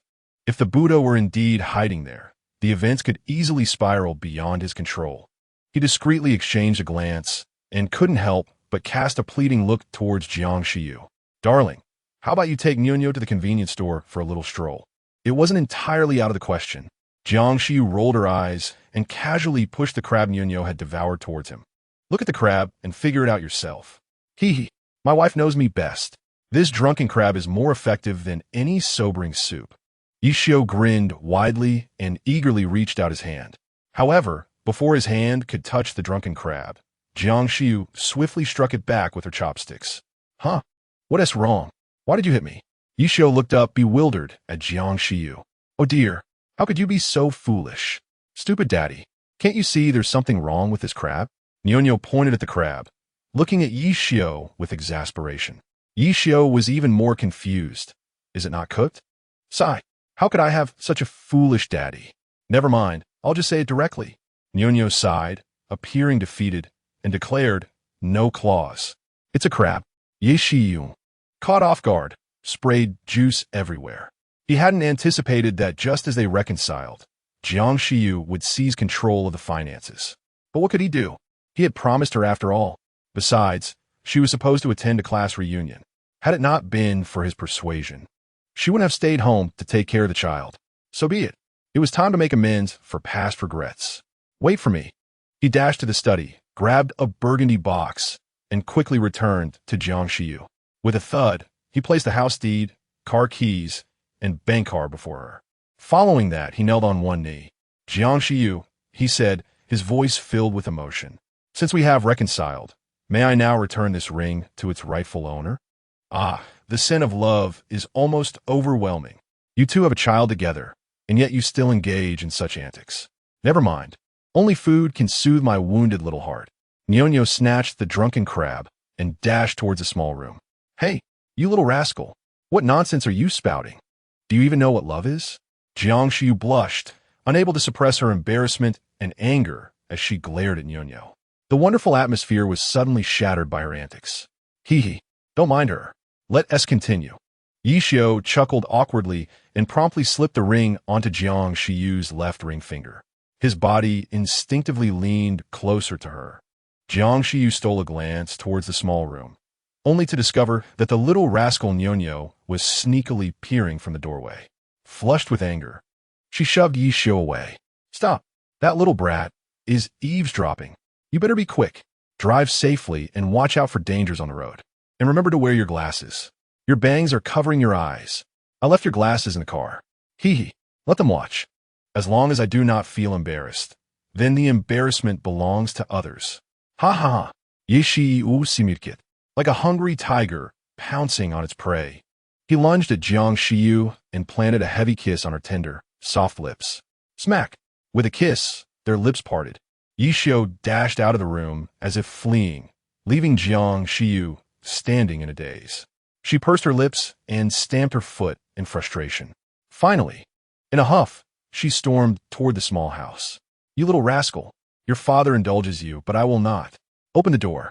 Chapter 40. The battle for parking spaces inside. Chaos reigned, with laughter and banter echoing. Outside, the spring breeze flourished and the flora blossomed. Yishio had never felt as carefree as he did today. A wife, children, a warm bed. What more could one desire in life? Unable to contain his excitement, he stepped outside. Just as he did, he encountered Zhou Daolong, who had arrived early. His eyes brightened as he beamed at Zhou Daolong, who was impeccably dressed. Oh, look at you, all dapper today. You must be determined to win over Xia Shui. Quite the improvement, though that belly could use some work, haha. You may be single, but you certainly look like two people combined. Huh, perhaps you should unbutton a few. Shut it. You never have a kind word to say, Zhou Daolong retorted, rolling his eyes in exasperation. Yet, he couldn't help but unbutton his suit. Instantly, he felt much more at ease. Straightening his shirt, he gazed at Yishio with a smug expression. Kid, did you see the group chat? I heard she's still single. I'm thinking of confessing my feelings. Are you really going through with this? If you fail, it might be hard to remain friends. Yishiu replied, forcing a smile as he tossed the car keys to Zhou Daolong. Beep beep. The vehicle unlocked. Instinctively, Yishio reached for the passenger door. Suddenly, a devilish face appeared ominously at the window. A pristine identification card slapped against the glass with a resounding thud. Yishiu froze. The person on the card was none other than himself. When had he become part of the undercover team? Was this a joke? Without even his consent. You scoundrel. Is life so dull without pulling pranks on me? He rolled his eyes in resignation and swung a punch behind him. However, the figure of Bai Ku had already vanished. He had been puzzled as to why the lights had exploded one after another while he was swearing. It turned out Bai Ku was behind it all. He tucked away the identification card and sank into the car, his demeanor as lifeless as a frostbitten eggplant. What's wrong? Why do you look so glum? Are you troubled? Zhou Daolong inquired as he started the vehicle and expertly navigated the dirt road. His gaze frequently drifted toward Yishio. It's nothing. Yishio repressed his thoughts and replied calmly. My wife returned yesterday. Life may not be as easy from now on. You rascal. Your sister-in-law is back. And you didn't even let me come in to say hello. Your conscience is truly lacking. Zhou Daolong pressed the accelerator with force. Unable to suppress the intense glare, he directed at Yishio, as if wishing to devour him whole. Forget it. Don't go. Yishio replied with a wry smile. Under normal circumstances, I would let you go, but my little nephew is lurking around my home. If I don't leave, he is unlikely to show himself. Your little nephew? Zhou Daolong frowned, looking at Yishio with confusion. Shouldn't he feel at home here? Why hide? Should we not see what he is up to? Forget it, we all have no time. It's hard enough for us to gather, so let's not delay. Yishio glanced back and slowly closed his eyes. Zhou Daolong wished to say more, but ultimately held his tongue. He had no genuine interest in this trivial class reunion. Were it not for Xia Shui, he wouldn't have even considered attending. His reluctance to leave the class group was also due to her. Aside from the new year, when Xia Shui logged on, she rarely engaged in conversation. The thought of Xia Shui's alluring figure and innocent face caused Zhou Daolong's heart to race uncontrollably. He stomped on the gas, and the car surged forward with great speed. Upon arriving at the parking area of Lushui Grand Hotel, Zhou Daolong carefully maneuvered his vehicle into the last parking space. Suddenly, a loud roar of an engine erupted behind him. A sleek Audi careened into a parking spot haphazardly. Damn! Zhou Daolong jumped in fright, nearly colliding with the other car. He leapt out, furiously confronting the driver of the Audi. Are you insane? Do you even know how to drive? Just because you're in a luxury car, do you think you're superior? With a soft hiss, the scissor doors opened, revealing a long, slender leg, followed by a striking woman clad in a black jumpsuit. Her wavy hair cascading elegantly, donning purple sunglasses. She nonchalantly passed by Zhou Daolong without sparing him a glance. Hey, I'm talking to you. Are you deaf? Even Zhou Daolong, known for his patience, was incensed by her blatant disregard. He shouted and stepped in front of her path. At that moment, Yi Xiu also exited the vehicle, sensing an eerie familiarity in the woman's silhouette. Before he could approach to greet her, she coldly addressed Zhou Daolong. Is this parking space your family's? Is there an issue with my parking? With such poor driving skills and character, a person like you is only fit to drive those domestic junk cars.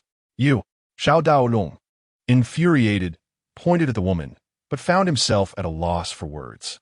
Out of things to say, if you have nothing more to say, then step aside. The woman persisted, pushing past Zhou Daolong with ease. She elegantly carried a silver handbag, striding gracefully towards the entrance of Lushui Grand Hotel. Seeing his friend being bullied, Yi Xiu could not stand idly by. Stop! He bellowed like a specter, standing defiantly before his opponent. You disregard the rules and brazenly seize a parking space. And you believe you have the right? What audacity empowers you? Apologize to my brother at once. With a scoff, she retorted, How dare I apologize? Are you not aware of the principle of ladies first?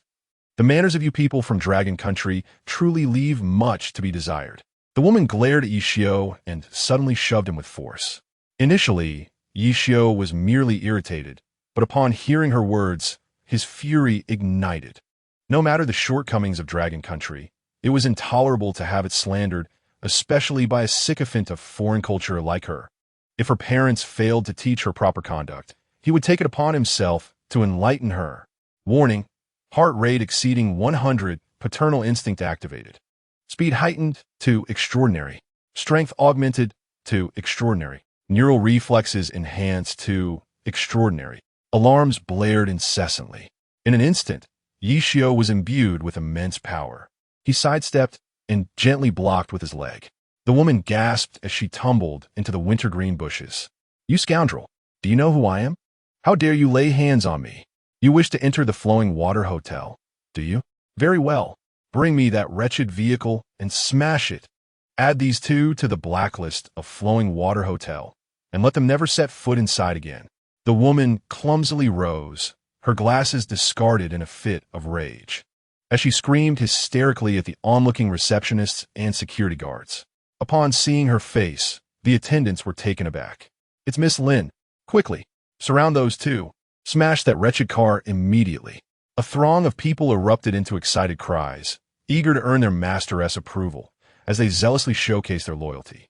One group swiftly encircled Yi Xiu and his companion, while another leapt onto Yi Xiu's car, wreaking havoc. The cacophony of destruction soon attracted a large crowd of spectators. Scoundrels! In broad daylight, under the heavens, do you not fear the law? Zhou Daolong, his eyes ablaze with rage, could no longer contain himself and charged through the crowd. However, Yi Xiu firmly grasped him, saying, Let her smash it. I wish to see just how brazen she can be. Zhou Daolong was momentarily taken aback. Had Yi Xiu lost his sanity? This was a brand new car he had just purchased. But soon, realization dawned upon him. The vehicle was already battered beyond repair. If the other party were to compensate, it would be at market value for a new one. All things considered, they stood to gain significantly. With this thought, he could not help but shout fervently, You mad woman! You dare to smash our new car. We just took delivery of it. Let them continue. If you have the guts, keep smashing. If you don't, you're merely a dependent of mine. Chapter 41. the wheel of fortune turns. Do you think I fear you? Originally, Lin Ruhan was already in a foul mood, but after Zhou Daolong's provocation, she descended into complete rage. 70,000? Is that even money? To me, it is akin to a blank slate. This is a card devoid of a password. It contains a fortune of 1 million. All enterprises under the Lin Group may utilize it. Now, if you merely kneel, this wealth shall become entirely yours. She sneered, brandishing the black card with an air of arrogance. Yet her gaze remained fixed fiercely on Zhou Daolong and Yi Xiao. Today, these two had brought her considerable embarrassment. If she could not restore her dignity, how could she continue to navigate this social circle, especially with so many witnesses present? Are you still asleep? Yet, Yi Xiao remained unfazed, returning her cold smile with one of his own as he addressed Lin Ruhan. What use do I have for your million? I only require you to compensate me for a car identical to mine. Is that an unreasonable demand? If you deem it so, we can simply call the authorities. Perhaps you might find yourself spending a few nights behind bars. You are utterly shameless. Lin Ruhan glared at Yi Xiao, her proud figure trembling with indignation. In all her years, she had never encountered anyone who could humiliate her so profoundly. Under normal circumstances, she would have enjoyed playing with Yi Xiao, but today, her idol was to visit the hotel. If her idol witnessed this scene, she would be irreparably disgraced. Thus, a swift resolution was imperative. With a darkened expression, she coldly tossed the card at Yi Xiao's feet. This card holds 1 million. Take your vehicle and leave immediately. You are not welcome here. Yi Xiao bent down, casually retrieving the card. With a cheerful demeanor, he remarked, "How can I be certain that this card contains any funds? I believe I should first try swiping it at your esteemed hotel. Surely that would be acceptable. Be my guest." Lin Ruhan did not spare Yi Xiao a glance, turning instead to grasp her phone. "Brother, keep an eye on her. I'm going." Zhou Daolong seized the black card and made a beeline for the hotel. The crowd that had gathered parted to allow him passage. As the excitement dissipated, onlookers snapped a few photos before departing. The remaining few, eager for more drama, were promptly cleared away by hotel staff. "Brother, we have struck gold. 1 million. Not a cent more, not a cent less." Moments later, Zhou Daolong emerged from the hotel, his face alight with excitement. Yi Xiao smiled calmly, accepting the black card, which he nonchalantly tucked into his pocket. Witnessing this, Lin Ruhan's disdain intensified. With a dark scowl, she glared at the two and declared, "Since you have obtained the money, why do you not leave at once? You are not welcome here. No need for you to escort us. We will depart on our own." Yi Xiao, disregarding her entirely, slung an arm around Zhou Daolong's shoulders and made his way to the car. "Lu Zi, you must call Xia Shui immediately. Inform her that we are waiting outside the Lu Shui Hotel, and these people refuse to let us enter. If she still considers us friends, she should come out to meet us." Lin Ruhan had already distanced herself considerably, but upon hearing Yi Xiao mention Xia Shui, her heart skipped a beat. Could these two possibly be the individuals her idol was seeking? However, upon glancing at the attire of the two men, she couldn't help but chuckle self-deprecatingly. Xia Shui was a sensational figure abroad. How could she possibly be entangled with these two uncouth men? Surely, she was overthinking it. She chose not to linger any longer and hurried towards the hotel entrance. Just as she arrived at the grand doors of the hotel, a vibrant and youthful figure came sprinting towards her. "Xia Shui." Lin Ruhan couldn't suppress her excitement and open her arms wide. Yet, Xia Shui bypassed her entirely and rushed straight to Yi Xiao. "Yi Xiao, you scoundrel, why did you arrive so late?" She stood before Yi Xiao, unable to resist the urge to embrace him tightly. Meanwhile, Zhou Daolong watched the scene with a twinge of jealousy. "Xia Shui, can you not see my imposing stature? How could that be?" At that moment, Xia Shui regained her composure from the joy of seeing Yi Xiao. She turned around, beaming, and patted Zhou Daolong on the shoulder, saying, "Liuzi, it's been ages. You become even more robust. Haha, life truly is a brutal teacher." Zhou Daolong's expression shifted slightly, feeling inexplicably embarrassed. Who could withstand being teased as a pig by someone they admired? Even if it was all in jest, he forced a smile, unable to articulate the words that swirled in his heart. It dawned on him that they truly belonged to different worlds. Just as Yi Xiao had said, it was time for him to let go. "Haha, indeed, Time is a merciless force, and we are all its unwitting victims. Sensing the awkward atmosphere, Yi Xiao promptly interjected to lighten the mood. Xia Shui, with your youthful charm, I wonder who will ultimately be the lucky one? Bah! A dog's mouth cannot spit out ivory. What charm? It's all nonsense. Xia Shui playfully punched Yi Xiao's chest. Feigning anger, she exclaimed, I just woke up at the hotel. The class monitor and the others must be waiting anxiously to accommodate my schedule. They began preparations last night. Today we must drink until we drop. That might be a challenge. The lady over there has placed me on the blacklist of the Waterflow Grand Hotel.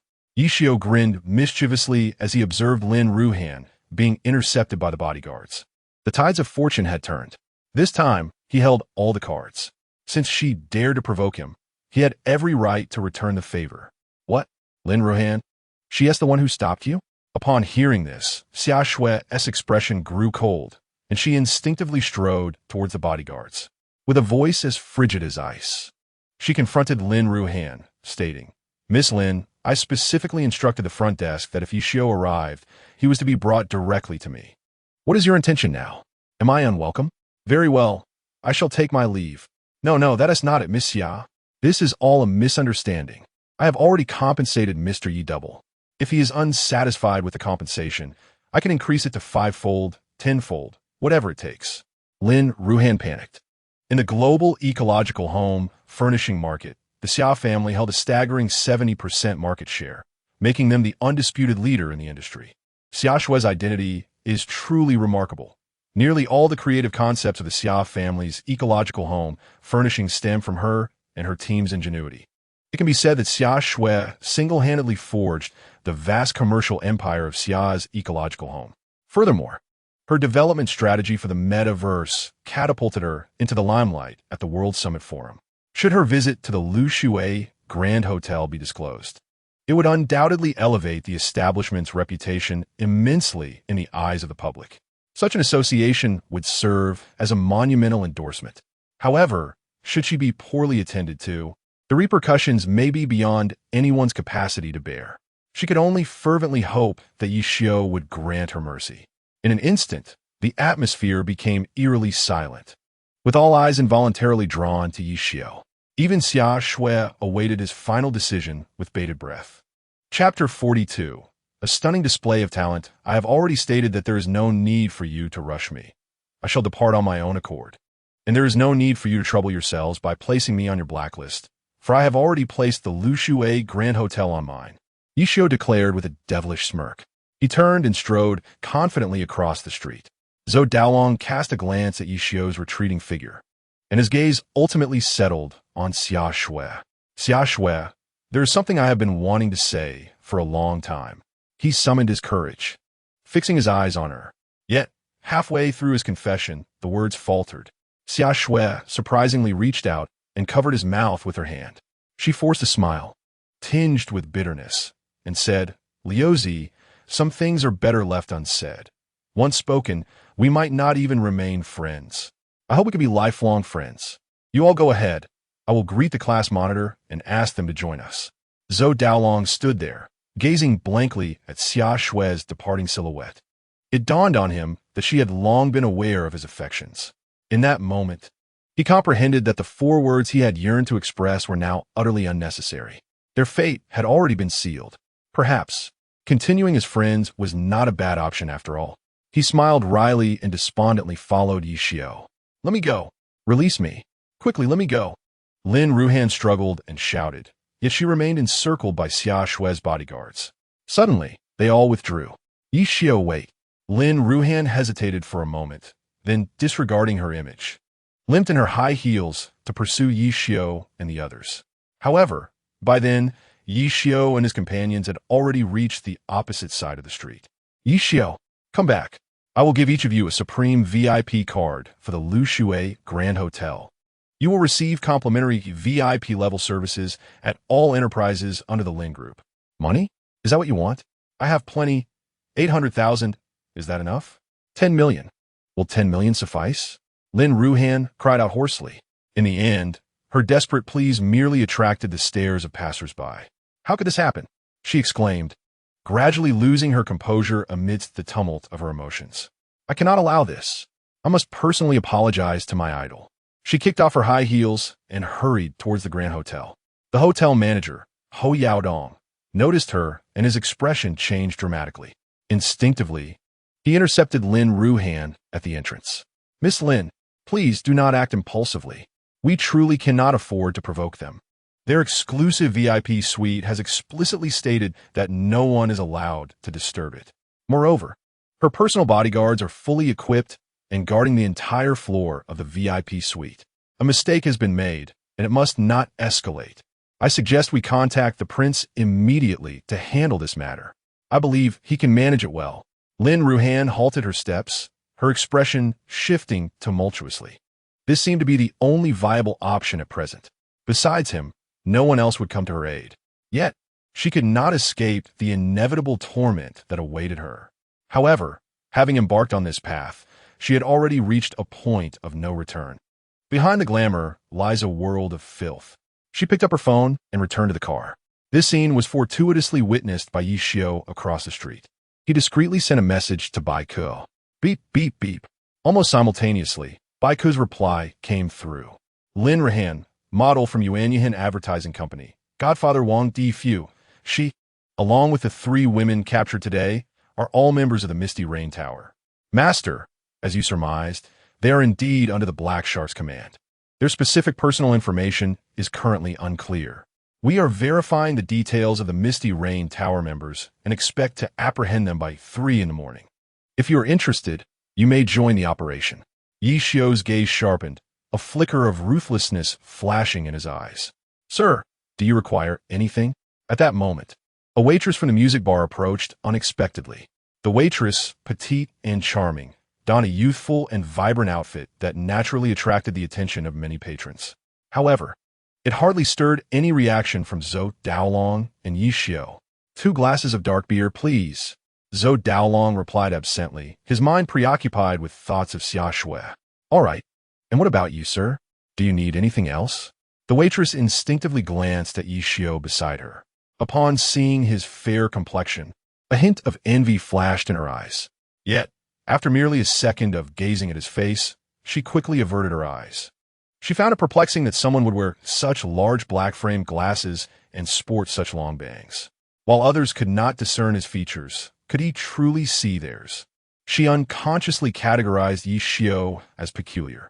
Unbeknownst to the waitress, Yi Xiao deleted the message from his phone and surveyed his surroundings nonchalantly. His gaze inevitably settled on the petite and charming waitress. With a smile, he addressed her, Miss, why is there no live performance at your bar today?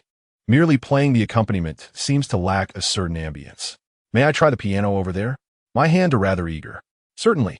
Jiang Xiaoxue, playfully concealing her cherry-red lips, gazed at Yi Xiao with a mischievous smile and remarked, But, sir, you must prepare yourself for the possibility of being booed off the stage.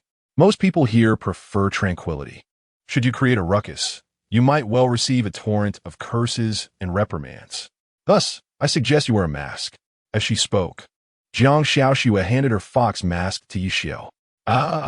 Trust me, I want to give them a chance. Yi Xiao chuckled as he accepted the mask and donned it. Rising to his feet, he strode directly towards the piano at the edge of the stage. The surrounding murmurs gradually subsided, and all eyes inevitably fell upon Yi Xiao. Even Zhou Daolong waited with a sense of schadenfreude for Yi Xiao to falter. He had known Yi Xiao for so long, but had never heard of his piano-playing abilities. However, as Yi Xiao settled beside the piano, his demeanor transformed dramatically, almost as if he had become an entirely different person. He picked up a cigarette beside him and deftly lit it. The myriad tribulations of the past 3 years flooded his mind. The audience waited anxiously, their mood unknowingly growing restless. They had anticipated that this masked man would surprise them. But who could have foreseen such a spectacle? What pianist would smoke while playing? It was a blatant display of disrespect towards the audience. Yet, as Yi Xiao's slender fingers graced the piano keys, all surrounding sounds abruptly ceased. The mournful, melodic notes intertwined with a sense of solitude and loss resonated simultaneously. Why does the spring breeze vex my heart? Words elude me as I bid farewell with wine. Ah, though the flowers may not bloom, and the ice may not freeze. Countless unspoken sentiments linger, yet I cannot comprehend. Alas, the wine grows richer, or is it my heart that feels vacant? As the melody concluded, the entire music bar fell into a profound silence. Everyone was enveloped in a musical atmosphere, unable to extricate themselves from its grasp. Meanwhile, Xia Shui's face flushed crimson, her chest rising and falling with fervor. In that moment, she could no longer suppress her emotions. She rushed forward, calling out to Yishio, "Yishio, I really like you." However, her words were abruptly cut off. A delicate little girl, exquisitely beautiful, rushed into Yishio's embrace before she could finish. "Daddy, you big bad guy. You sneaked out to play without taking Nyonyo." "Oof. I'll tell Mommy when we get home." Xia Shui staggered, as if struck by lightning. It felt as though her very essence had been drained. Yishio, he actually had a daughter, but his status clearly indicated he was single. Surely, this little girl must have mistaken him for someone else. She looked up with a glimmer of hope. Yet, to her astonishment, Yishio affectionately scooped the little girl into his arms, saying, "All right, Daddy was wrong. I want to do it again." Those words shattered all of Xia Shui's remaining hopes into a million pieces. Her complexion suddenly turned pallid. Chapter 43. The Distorted Bonds of Classmates. Ding. Congratulations, Daddy, for successfully leading your daughter to the class reunion. You have received an extraordinary application manual. Current Daddy points, 0, automatically converted to real currency.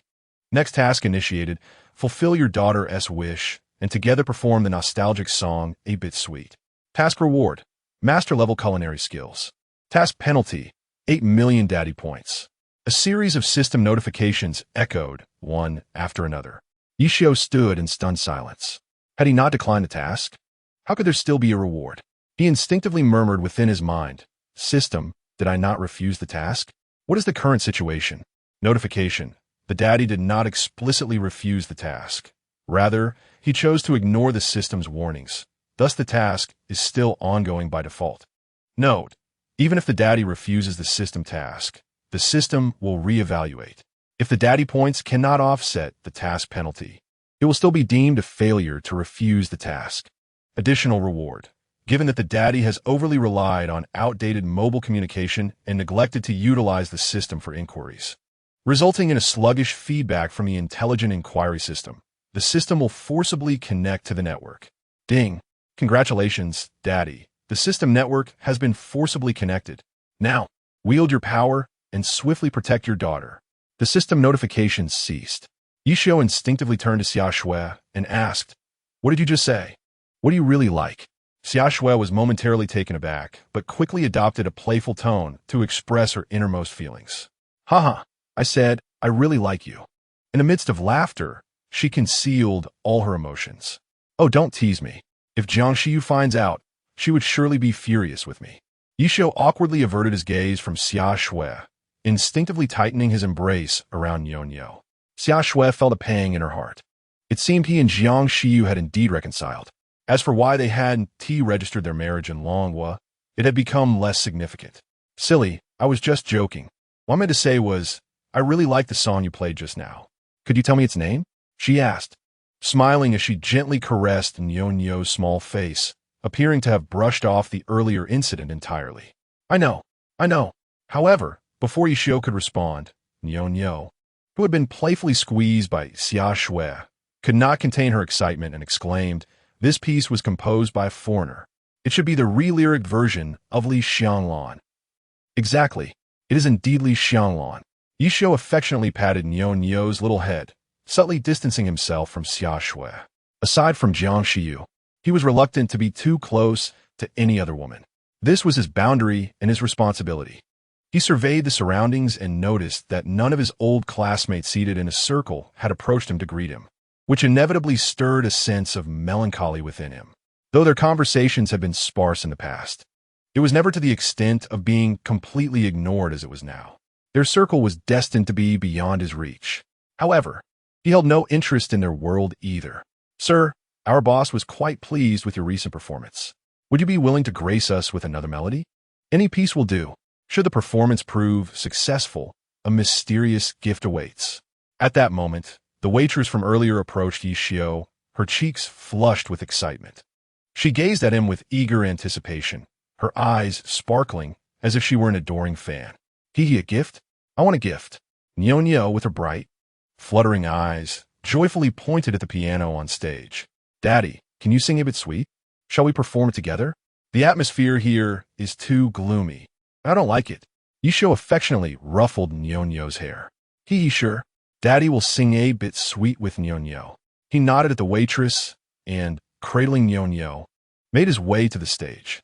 The staff at the bar promptly set up an additional chair beside the piano. The crowd, previously murmuring, fell silent once more, each person eager to capture this rare moment on their phones. The father and daughter exchanged smiles, their hands resting on the piano keys. The notes began to dance, and Yishio's lively baritone resonated. "Pluck an apple as you pass by my door, placing it in your hand to quench your thirst.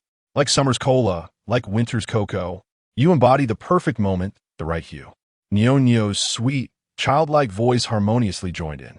The audience was instantly enveloped in the joyous melody, captivated by the warm tableau of the father and daughter playing together. Gradually, their synergy deepened, and by the end, everyone could not help but wave their glow sticks in rhythm. As the final note faded, thunderous applause erupted. Yet, class monitor Qin Ming's expression grew increasingly grim. He had orchestrated this gathering since last night, but due to Yishio, everything had unraveled, leaving him utterly humiliated. To add insult to injury, they had ended up in this small, shabby bar because of Yishio. What should have been a supporting role for him had instead made Yishio the star of the evening. Even the goddess he had secretly adored treated him with warmth. A reality Qin Ming found unbearable. He surveyed the surroundings, his gaze inevitably landing on Zhou Daolong. This bloated figure dared to keep his eyes on his woman. How could he endure it? "Oh, isn't that Zhou Daochong? Zhou Daochong, right? I remember you, the oddity with two names." He stood up, feigning familiarity as he strode towards Zhou Daolong.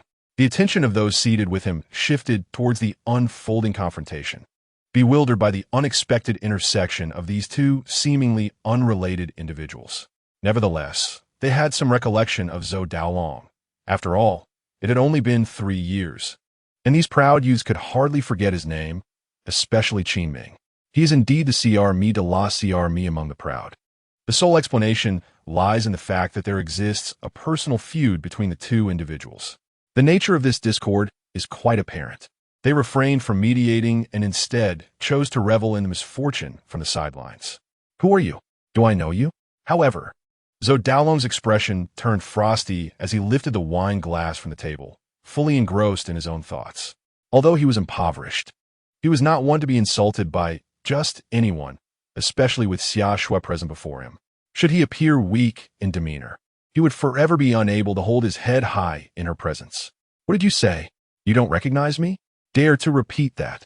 Qin Ming's smile vanished, his countenance darkening instantaneously. Wasn't this a slap at his face? Clearly aware of who he was, yet feigning ignorance, Zhou Daolong had turned the tables on him. With such a fiery temper, how could Qin Ming possibly endure this? Yet, Zhou Daolong continued to sip his dark beer, unperturbed. "Are you out of your mind? Why should I know you? Why should I fear saying it? Let me repeat myself. I do not know you." He gazed calmly out the window, not even sparing Qin Ming a glance. This audacious demeanor left those present utterly astonished. Was this truly the previously taciturn Zhou Daolong? However, this was of no concern to them. They were merely here to seek amusement. "You're courting death," Qin Ming exclaimed, unable to contain himself as he lunged at Zhou Daolong. A resounding clap echoed through the air. Xia Shui slammed her palm onto the table before her. "Enough. We are all classmates. Qin Ming, is there any need for this?" she shouted, her face a stormy shade as she glared at him, her expression betraying an indescribable displeasure. "Ha, Xiao Shui, don't be angry. I'm merely teasing this orphan wretch. If I were him, I would have long since changed my name. His ID bears the name Zhou Daolong Zhou Daoyong. Lengthy names do not equate to greatness. In the end, he is just a filthy peasant." Qin Ming chuckled awkwardly, glancing at Xia Shui as a mouse would at a cat, instantly becoming docile. However, his gaze towards Zhou Daolong still brimmed with malice. As Zhou Daolong's loyal friend, Yishio could not stand idly by. Be good, sit here, Daddy will be right back. He reassured Nyo Nyo, seated by the piano, before turning and striding directly toward Qin Ming. Slap! A crisp sound resonated as Yi Xiao delivered a resounding slap to Qin Ming's face. If you do not grasp who can possess 2 IDs from Longhua, perhaps you should inquire with your parents. How can a student from a top agricultural university dare to call farmers filthy peasants? After so many years of schooling, it seems you've learned nothing but nonsense. Look back through generations. Who in your family isn't a farmer? If you possess even a shred of shame, apologize at once. Otherwise, do not blame me for my lack of courtesy. Chapter 44. An uncontrollable fury. This sudden slap left the onlookers utterly dumbfounded, especially those who had merely come to unwind. Realizing the situation was turning dire, they hastily retreated. In the end, it was as if a chain reaction had occurred, leaving only Yi Xiao and his companions remaining in this place. Ding! Congratulations, Nanny, for successfully fulfilling your daughter's wish by playing the nostalgic song 8-Bit Sweet. You have acquired master-level culinary skills. Current Nanny points, 0, automatically converted to real currency. Next task initiated. Accompany your daughter in search of her mother. Task reward, level of Berserk Gene Lock. Task penalty, Nanny points, 18 million. A series of system notifications resonated in quick succession. Yi Xiao's expression, unbeknownst to him, had turned exceedingly grim. Although he could not fathom how the system had predicted Jiang Shiyu's disappearance in advance, its capabilities were undeniably formidable. Once the system issued a task, it signified that the situation would inevitably come to pass. A profound urge to return home relentlessly tormented him. Yet, he could not simply depart. After a minute, Qin Ming finally emerged from his state of astonishment. Yi Xiao, did you strike me? How dare you? He trembled as he pointed at Yi Xiao, his eyes filled with disbelief.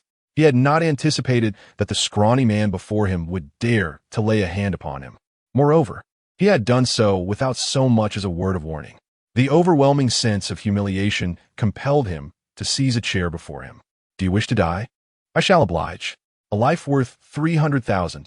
For every one that comes, I shall take one. What are you pretending for in front of me?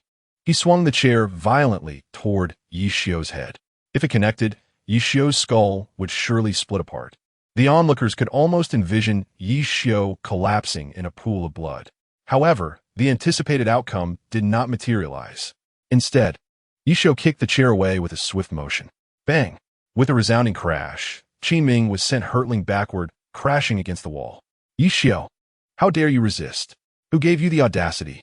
Indeed, do you no longer regard us with any respect? What do you think you are?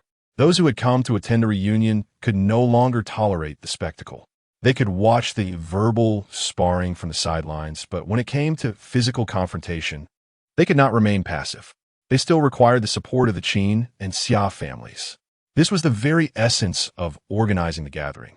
Yet, no one had anticipated that this promising situation would be shattered by the unassuming man before them. The pent-up fury within them erupted all at once. Yi Xiao, you are exceedingly arrogant.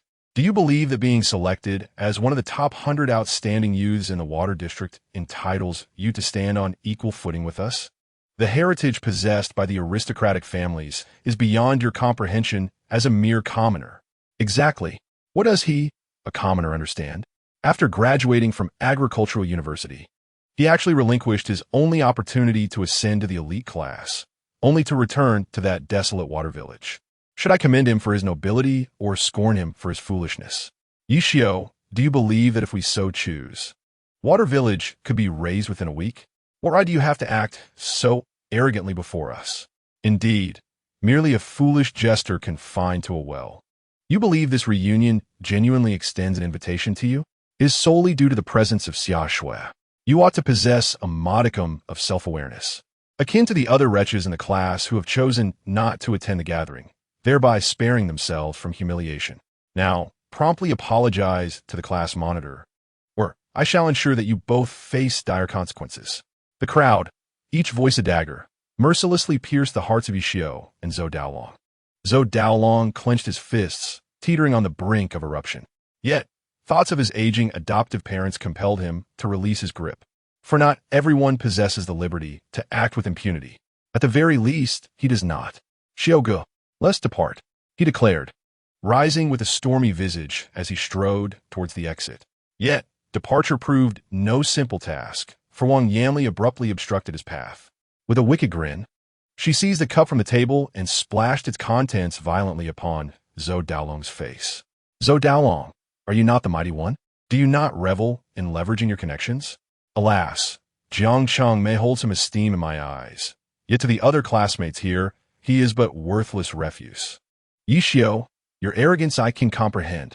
After all, your uncle is Jiang Cheng, a member of the upper echelons of the social elite. But what are you? Kneel and apologize at once. Otherwise, none shall leave here unscathed today. Wang Yanli's barrage of insults and provocations came forth relentlessly. The fury that Zhou Daolong had long suppressed erupted in this moment. I shall kneel to your grandmother, he exclaimed, raising his arm to deliver a resounding slap across Wang Yanli's face. With a sharp crack, her nose was flattened, the prosthetic bursting forth. Blood streamed incessantly from the corner of her mouth. Ah, my face, my nose. In an instant, Wang Yanli resembled a cat that had stepped on its tail, shrieking in madness. The onlookers were rendered speechless, even those who stood with her, gazing at her as if she were a monster. None anticipated that Wang Yanli's nose was a fade. What the other areas? Their gazes inadvertently drifted towards her ample bosom. The bizarre atmosphere shattered Wang Yanli's composure. Yi Shiyun, I shall not let this go. I shall not let this go. Yuan Hao, why do you linger? Avenge me. Strike him dead, she bellowed, frantically pushing through the throng. Ultimately, she bolted towards the exit. Yet throughout, Yi Xiao did not spare her a single glance. Perhaps, in the eyes of others, she was a mere plaything. However, to Yi Xiao, she was utterly inconsequential. Cradling Nyonyo, he fixed his gaze upon the side of Xia Shui and spoke. Is this the carefully orchestrated reunion? I apologize, Xia Shui. I find myself quite disillusioned. Such classmates are better left unacknowledged. I have withdrawn from the group. Enjoy yourselves. He turned away. He strode towards the entrance, oblivious to his surroundings. Yi Xiao, are you seeking death? Did I permit your departure? A thunderous roar erupted. Qin Ming, who had previously been sent flying by Yi Xiao, surprisingly stood up once more. This time, he bore no weapon, charging Yi Xiao with his bare fists. His colossal fists whipped up a fierce gust of wind, hurtling straight towards Yi Xiao's chest. Daddy, Nyonyo exclaimed, instinctively curling up in Yi Xiao's embrace. If that punch continued its trajectory, it would undoubtedly strike Nyonyo's back. Such a small child, if subjected to a forceful blow, could face unpredictable consequences. You seek death. Yi Xiao was utterly enraged. He bellowed, his eyes suddenly ablaze with crimson fury. Warning, heart rate exceeds 100, paternal instinct activated. Speed elevated to extraordinary. Strength heightened to extraordinary. Neural reflexes intensified to extraordinary. In the instant Qin Ming's fist was about to collide with Nyonyo's back, Yi Xiao deftly dodged to the side, narrowly evading the lethal strike. Simultaneously, he swiftly grasped Qin Ming's arm. An overwhelming surge of power converged in his left hand. With a thunderous crash, amid the astonished gazes of onlookers, Qin Ming was flung out of the window. A piercing wail echoed as a truck sped past. Qin Ming's left arm was brutally crushed. The entire music bar fell silent. Everyone stared in horror at the scene unfolding before them. Chapter 45, voluntarily revealing identity. Yi Xiao, it's over for you, it's over.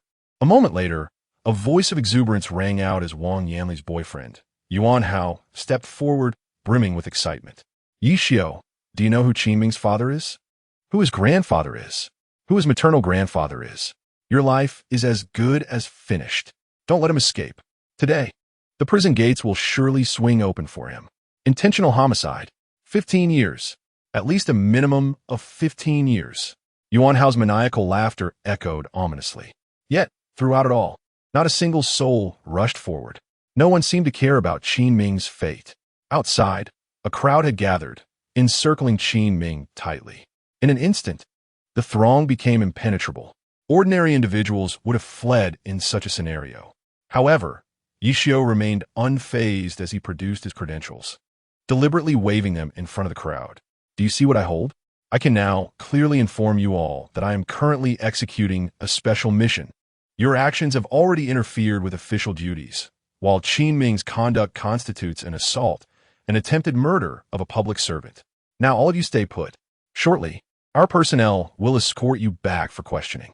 Should this operation fail due to your interference, be prepared to face administrative penalties.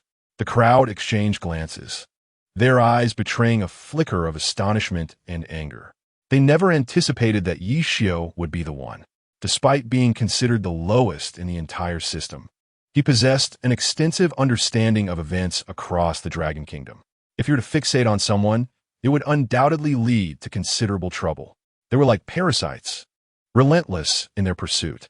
Yet, even amidst this tension, Yuan Hao maintained a forced composure as he addressed Yi Xiao. So what? How can I ascertain whether you are genuine or not? Are you blind? Can't you see the supervisory phone above? If you doubt it, go ahead and call. Yi Xiao regarded Yuan Hao with a look of incredulity. He had not intended to resort to this trump card, yet it seemed that there was no alternative. Given the current predicament, he had no choice but to rely on his unique status. Go ahead and call. Am I supposed to fear you? Even so, you must show some respect for our 4Cs industry.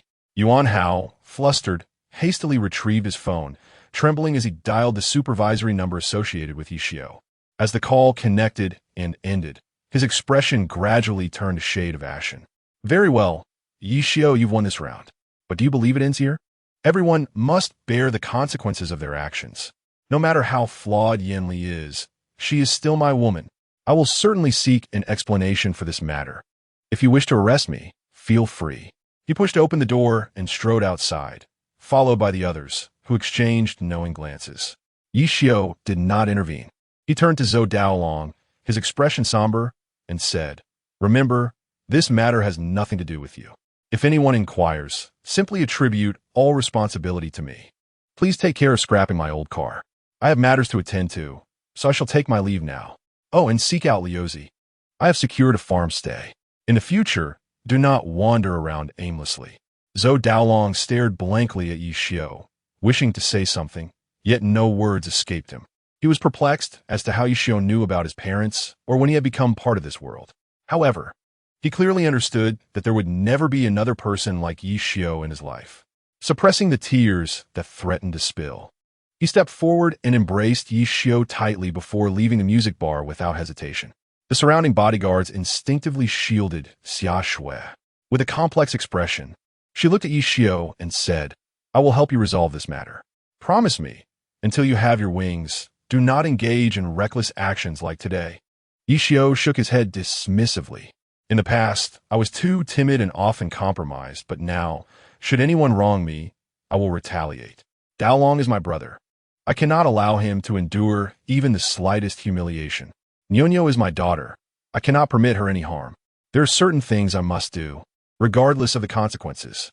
Xia Shui, I dislike being indebted to others, especially to you. I wish you a safe journey. I shall not see you off. Shiyu is still waiting for me. Take care." A multitude of words lingered on the tip of Summer Snow's tongue, yet she could only utter two before placing a business card into Yi Xiao's hand and leaving the music bar without a backward glance. In a vast venue, only Yi Xiao and a few waitstaff remained.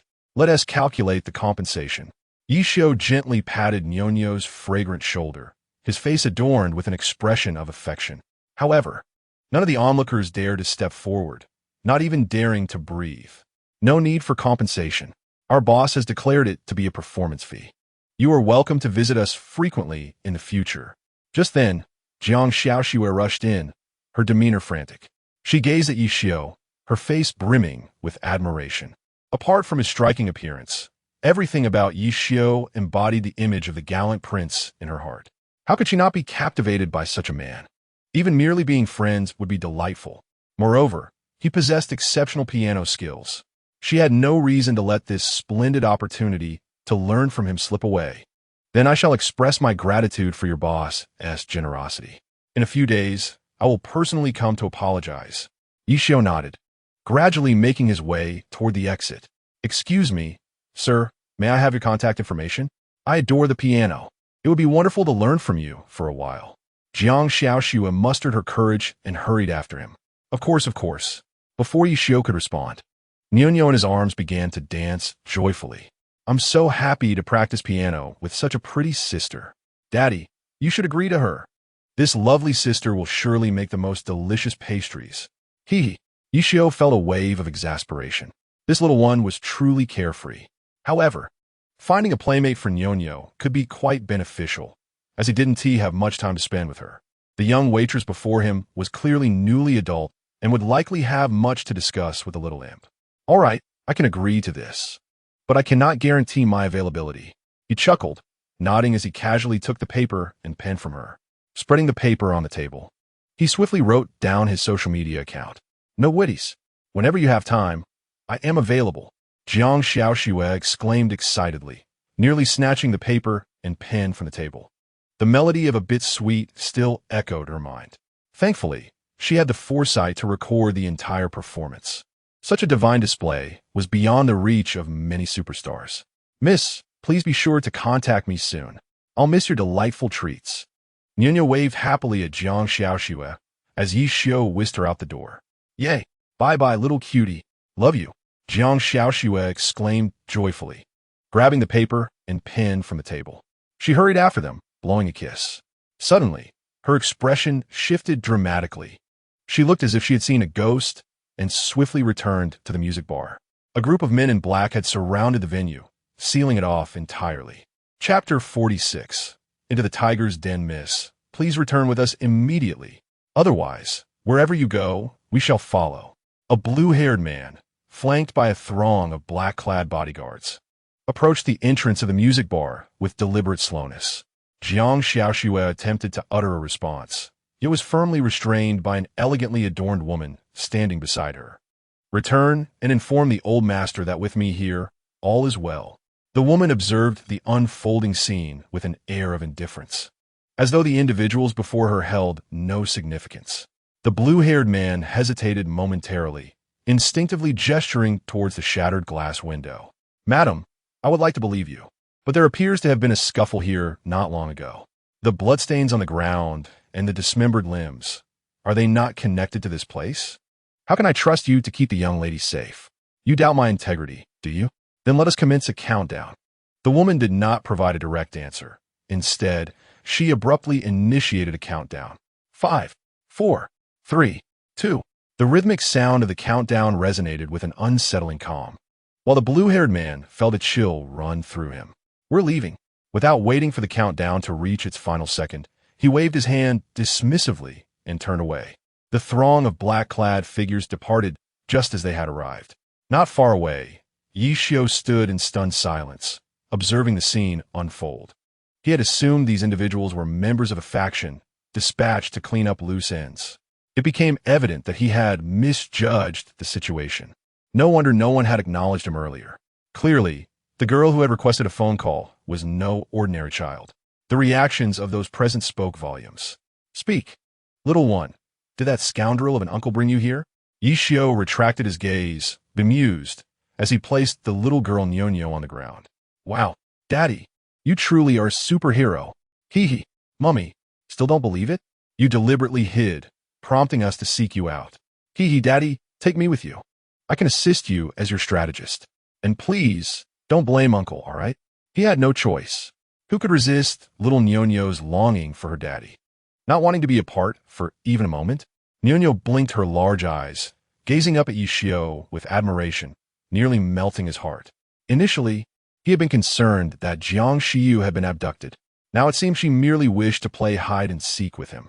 After spending so much time together, he understood her thoughts perfectly. This was her way of retaliating for his indifference over the past 3 years. If he did not resolve this emotional knot, his future days would likely be far from pleasant. Yi Xiao cherished these final moments of beauty. Just then, a piercing wail echoed suddenly behind Yi Xiao. Qin Ming lay on a stretcher, wide-eyed and pale, his gaze directed at Yi Xiao with an intensity that seemed to wish to consume him whole. With his only functioning right hand, he pointed furiously at Yi Xiao amidst the crowd, which parted to create a path. However, just as Qin Ming's finger was about to land on Yi Xiao, several nurses and doctors swiftly pushed the stretcher onto the waiting vehicle. Yi Xiao quietly distanced himself from the scene. However, Having taken but a few steps, a portly middle-aged man, surrounded by a group of thugs, approached Yishio. Among them was the very woman who had vandalized his car. "Godfather, it's him." Miss Yao lodged a complaint against the Flowing Water Hotel because of him. Lin Ruhan clung to the man, her face a mask of fury as she pointed accusingly at Yishio. The icy malevolence in her gaze felt like daggers piercing Yishio's being. Yet, Yishio appeared oblivious, continuing on his way with Nyunyo in tow. If his instincts were correct, this man was Wang Difu. The system required evidence to apprehend individuals.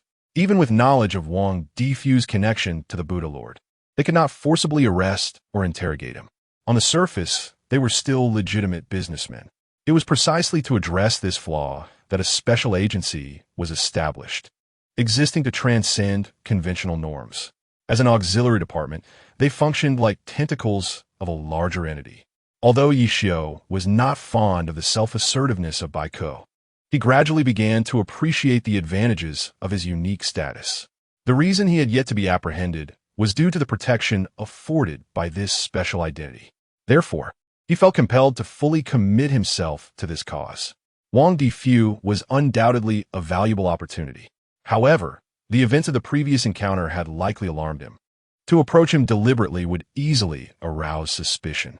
The best course of action was to maintain a faade of disdain and ignore him. He pressed onward, only to be intercepted by two burly men. "You're Yishio? Quite the audacity. You just extorted my goddaughter and crippled young Master Qin's arm. I must ask, what gives you the courage?" Wang Difu twirled a large walnut in his hand, smiling benignly at Yishio. He presented himself as an innocuous nouveau riche. Yet beneath that veneer, he resembled a cunning tiger, smiling with a facade of friendliness. "What concern is it of yours? What? Do you wish to swallow back the filth your goddaughter has expelled?" Yishio cradled his daughter, gently resting her small head upon his chest. His heart raced, unbeknownst to him, reaching a rapid crescendo. "No, no, no. To me, money is but refuse. If you can persuade Miss Ya to retract her complaint against the Flowing Water Hotel, then this $5 million card shall be yours." Wang Difu shook his head, still smiling as he extended a black card. "You know, as businessmen, we value our reputation above all. Should this matter be made public, our esteemed guests would no longer wish to patronize us. Moreover, your conflict with my goddaughter need not escalate to the hotel level. As punishment, I have already relieved her of her managerial duties, and I have arranged a private room for her to personally apologize to you. What do you think? Daddy, if you refuse that card, it would be a slight against Uncle. Accepting it would be honoring him. I know you regard money as refuse, but Nyonyo's nutrition must also be upheld. Do you not wish for your own little treasure trove?" Just then, Nyonyo peeked out mischievously, reaching out her tiny hand toward the card. Yishio's complexion turned a shade of green. This naive individual, did he not realize that every move they made was under surveillance? "Ding! You have a new message. Please check." Just as Yishio hesitated, a mechanical electronic alert suddenly resonated in his ear. Following this, a virtual electronic interface projected itself before his eyes. The envelope opened, and the familiar number of Bai Ku immediately appeared. "Take the money. If it's offered, why refuse? His money may be tainted, but we can utilize these ill-gotten gains for virtuous deeds. In a few days, we will provide you with 2 seasoned operatives. Now, leave with him at once. We may temporarily lose contact. The nano armor, aside from a headshot, should suffice to handle any danger." The corner of Yishio's mouth twitched. Indeed, people never play by the rules. Even corruption was spoken of with such refreshing audacity. It mattered little for him alone, but with his daughter by his side, he could only silently pray that Nyonyo would remain unharmed. "Ha ha ha, Mr. Yi, look, it seems your daughter is quite resourceful." Wang Difu, as if oblivious to Yishio's unease, cheerfully handed an anonymous black card to Nyonyo. His gaze then unintentionally fell upon Yishio. "Shall I take this as your acceptance of the invitation?" Did he have any other choice? Yishio forced a smile at Wang Difu. The ominous object lurking in his sleeve was not something one could easily evade. Even with the nano armor, Yishio dared not take risks, especially with Nyonyo beside him. Chapter 47. Reverse division. Suddenly, the sharp sound of brakes pierced the air. A business van came to an automatic halt before Wang Difu. Yishio stared blankly at Wang Difu. Didn't you say you had reserved a private room? ISNT it at the Lu Shui Grand Hotel? Wang Difu, with a beaming smile, turned back and replied, But you are my esteemed guest. To host esteemed guests, one must go to my private estate. Please, get in. We shall arrive shortly. Yishio surveyed his surroundings, ultimately steeling himself to enter the vehicle. This bait was something he could not afford to miss today. Once inside the luxury car, Yishio felt as if he had stepped into a private room, complete with a coffee table, sofa, and a karaoke system. Yet the outside world was completely obscured.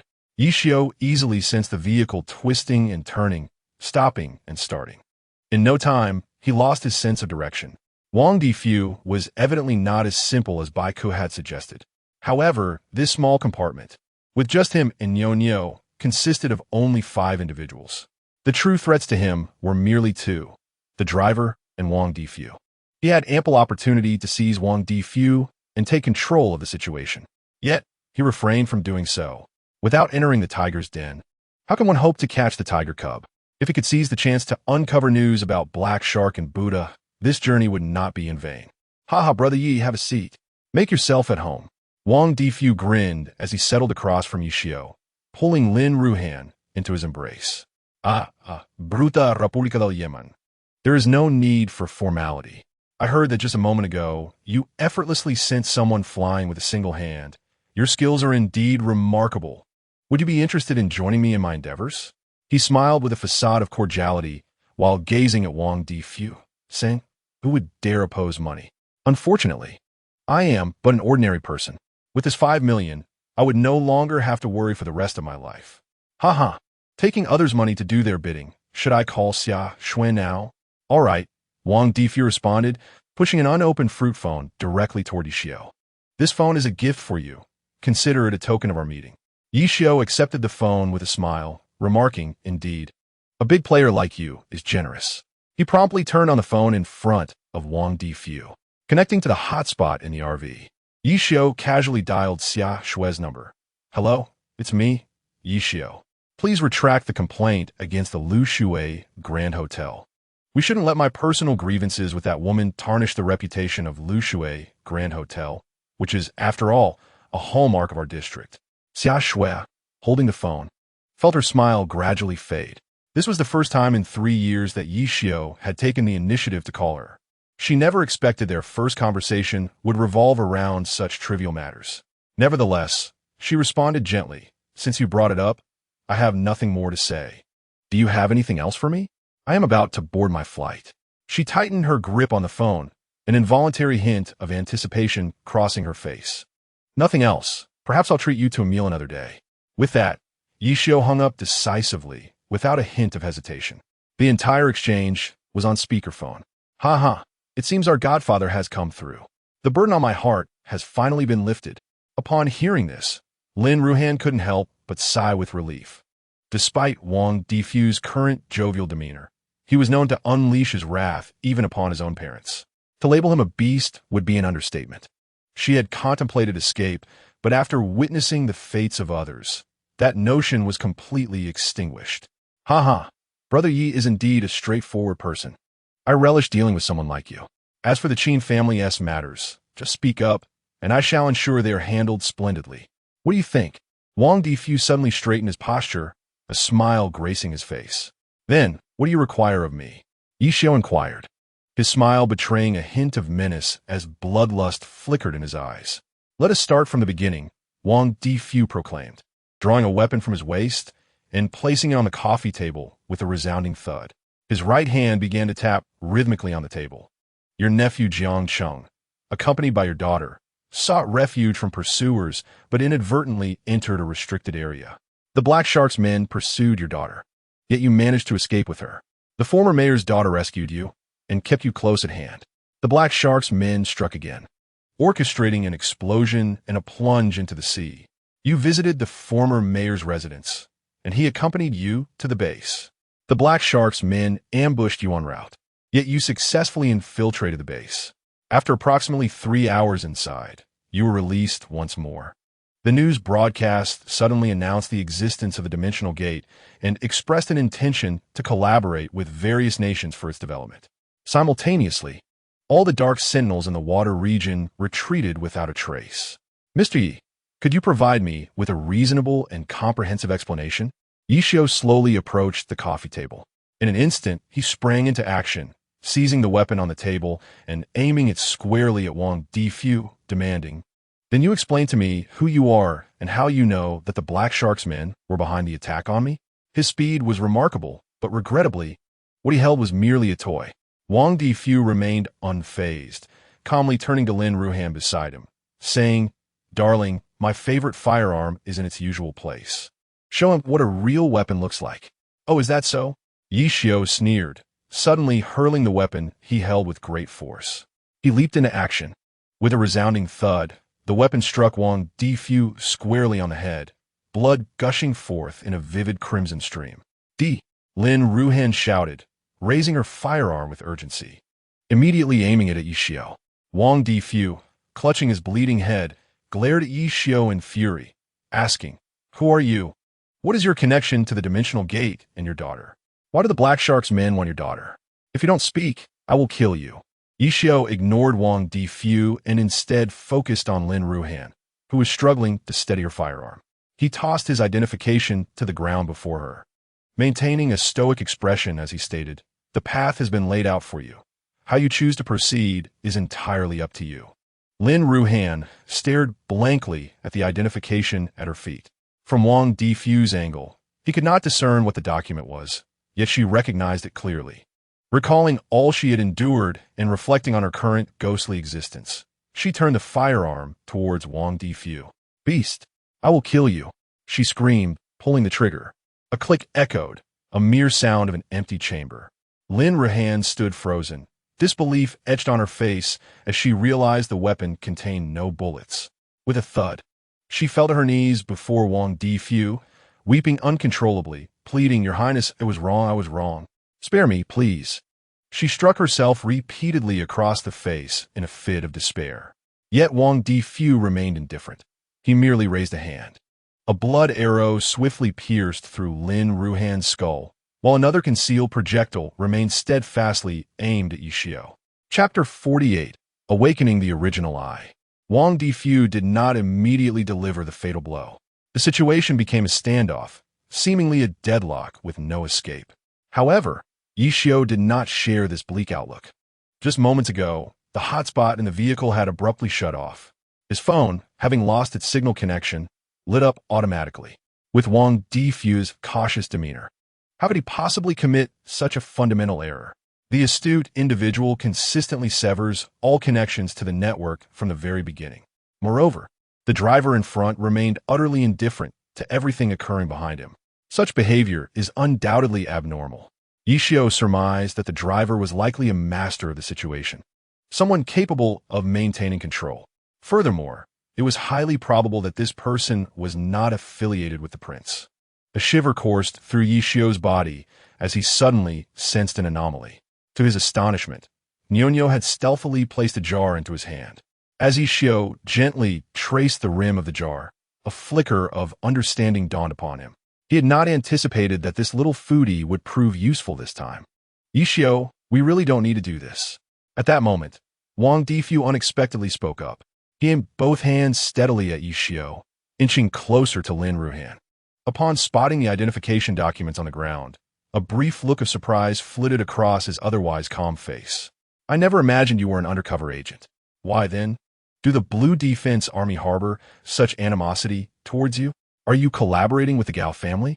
"Ah, I see. That clears up much of the confusion in my mind." Wang Difu let out a cold chuckle and kicked the documents towards Yishio. "What I wish to know now is what transpired at the base. Consider your lovely daughter behind you. Surely, you would not want her to witness your pitiful downfall. If I disclose the details, will you spare me?" Yishio's gaze remained fixed on Wang Difu as he subtly twisted the cap of the seasoning jar. Wang Difu, grinning, observed Yishio. Suddenly, his expression shifted dramatically. Before him, a cloud of acrid red powder surged forth like a celestial shower, hurtling towards him with fervor. "You little brat, You seek your own demise. Black Dragon, stop the car. Let us eliminate him together. Wang Difu, taken aback, instinctively bellowed. He swung his arm, unhesitatingly launching the concealed projectiles in his hand. In a flash, Yishio crouched down, tightly cradling Nyonyo in his embrace. Whoosh, whoosh, whoosh. A series of piercing sounds echoed as Wang Difu unleashed every last projectile. Moments later, he was left coughing painfully, an uncontrollable surge of rage erupting within him. Black Dragon, are you dead? I commanded you to stop. Have you gone deaf? He stumbled around, appearing as if he were a blind man groping in the dark. Yishio quietly nestled Nyonyo beneath the coffee table. When his spirit and essence achieved a harmonious unity, he erupted forth like lightning. Warning, heart rate exceeds 100, paternal instinct activated. Speed elevated to extraordinary. Strength heightened to extraordinary. Neural reflexes enhanced to extraordinary. With the sound of system notifications resonating, Yishio's fist surged towards the source of the noise. Bang! A resounding crash ensued as Yishio's formidable fist struck Wang Difu's right arm. A sharp crack echoed, and Wang Difu's entire right arm was severed at the joint. A heart-wrenching roar of agony followed suit. Without a moment's hesitation, Yishio swiftly twisted Wang Difu's head off. Throughout the ordeal, he held his breath. Yet Nyonyo lacked such extraordinary abilities. Even with her clothes turned inside out atop her head, she could not suppress her incessant coughing. Yishio was frantic. In the dim light, he relentlessly kicked the heavy door, but it was constructed from superalloy, rendering it impervious to human strength. System, open the extraordinary application manual. Yishio silently urged, his hands continuing to strike the vehicle door. The moment the extraordinary application manual activated, 3 beams of light surged toward his eyes, instantly saturating his vision with the 3 primary colors. Ding! Congratulations, Dad, for awakening the primal eye. You have gained the ability of extraordinary core visualization. The primal eye. Extraordinary core visualization. Yishio could hardly contain his exhilaration as he instinctively glanced at the accompanying text. Extraordinary powers comprise 3 cores: speed, strength, and neural reaction ability. The visualization of these attributes is represented by the colors red, yellow, and blue. Each attribute corresponds to a specific form: speed form, strength form, and wisdom form. The speed form maximizes velocity, the strength form amplifies power, and the wisdom form enhances neural reaction capabilities. Under normal circumstances, extraordinary beings exist in a composite form, where speed, strength, and neural reaction abilities are relatively balanced, suitable for conventional combat.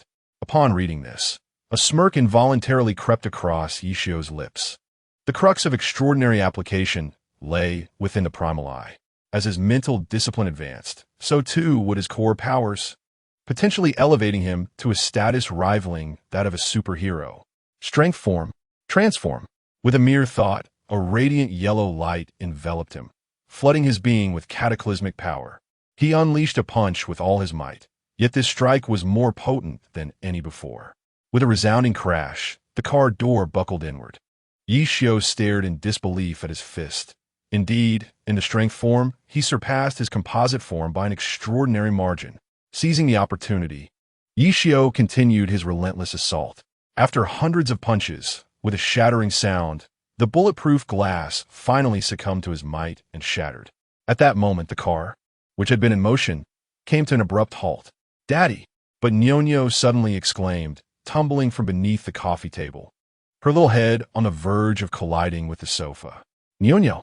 Yishio gasped, dashing forward like lightning to catch her in his arms. As he turned to flee with Nyonyo, a horde of dark figures immediately locked onto him outside. Transform, speed form. Without hesitation, Yishio positioned his back toward the ominous figures. Meanwhile, a red radiance, visible only to him, swiftly enveloped his entire being. In that moment, Yishio felt as though his body was on the verge of levitating. He cradled Nyonyo's head, turning once more. The onlookers were momentarily struck dumb, their eyes wide with disbelief, as if they had encountered a specter. Yishio's figure had inexplicably vanished before their very eyes. The powerful gust of air sent them reeling uncontrollably backward. Chapter 49. Psychological Warfare. Superhuman. How could this be possible? Could it be that superhumans truly exist in this world? No wonder he managed to escape from the car last time. But this time, where could he possibly flee? Aside from the main entrance, every other exit was completely sealed. Che Kuei, standing atop the vehicle, gazed in shock at the unfolding scene. Over 300 machine gunners were relentlessly firing at Yishio, yet he remained unscathed. This was clearly beyond the capabilities of an ordinary human. What he did not realize was that Yishio had been struck by dozens of bullets. Were it not for the nano battle armor, he likely would have perished long ago.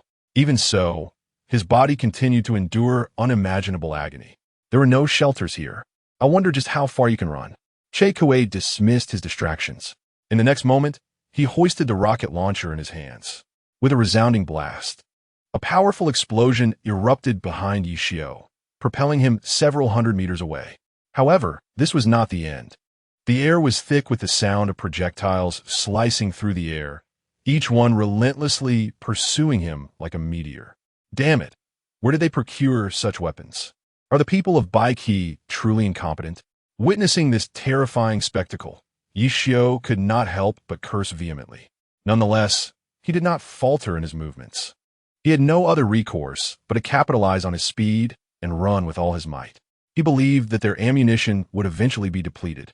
His extraordinary capabilities could only last for 15 minutes. Once that time elapsed, he would be as vulnerable as a fish on a chopping block, at the mercy of others. Thus, he had to swiftly devise a way to escape. System, is it possible to contact Baiki now? He tentatively inquired of the system. However, it did not provide the answer he sought. Warning, communication cannot be established at present. The system's signal has been blocked, rendering external network contact impossible. Efforts to decipher the interference are underway, theoretically requiring 2 minutes. Hurry, hurry, hurry. There is hope. Yishio could not contain his exhilaration and shouted aloud. In the next moment, he began to perform circular motions, accelerating toward the main entrance. Che Kuei immediately sensed the urgency. In an instant, he grasped Yishio's intention and shouted to the crowd. Quick! Force him back. Do not let him near the crowd. Do not allow him to gain supplies. Fall back. Fall back. Fall back. Fire. Fire. Understood.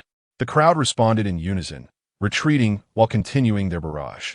Yishio could only exert every ounce of energy to evade their attacks. Ding! Congratulations, Daddy successfully cracked the interference. Communication has been officially restored. 2 minutes later, the system's prompt echoed precisely on time. Hurry! Share the location with Baiki. Initiate real-time visual sharing. Quickly! Yishio could hardly contain his excitement as he commanded the system to commence sharing. Yishio! It is indeed Yishio. Baiki, who was frantically darting about like a headless chicken, could not suppress his exhilaration upon seeing Yishio's message. To his astonishment, it was the abandoned old tobacco factory. Base 1, remote missile locked. Fire. Combat drones, ready. Reconnaissance drones, prepare. He seized the walkie-talkie, fervently issuing commands.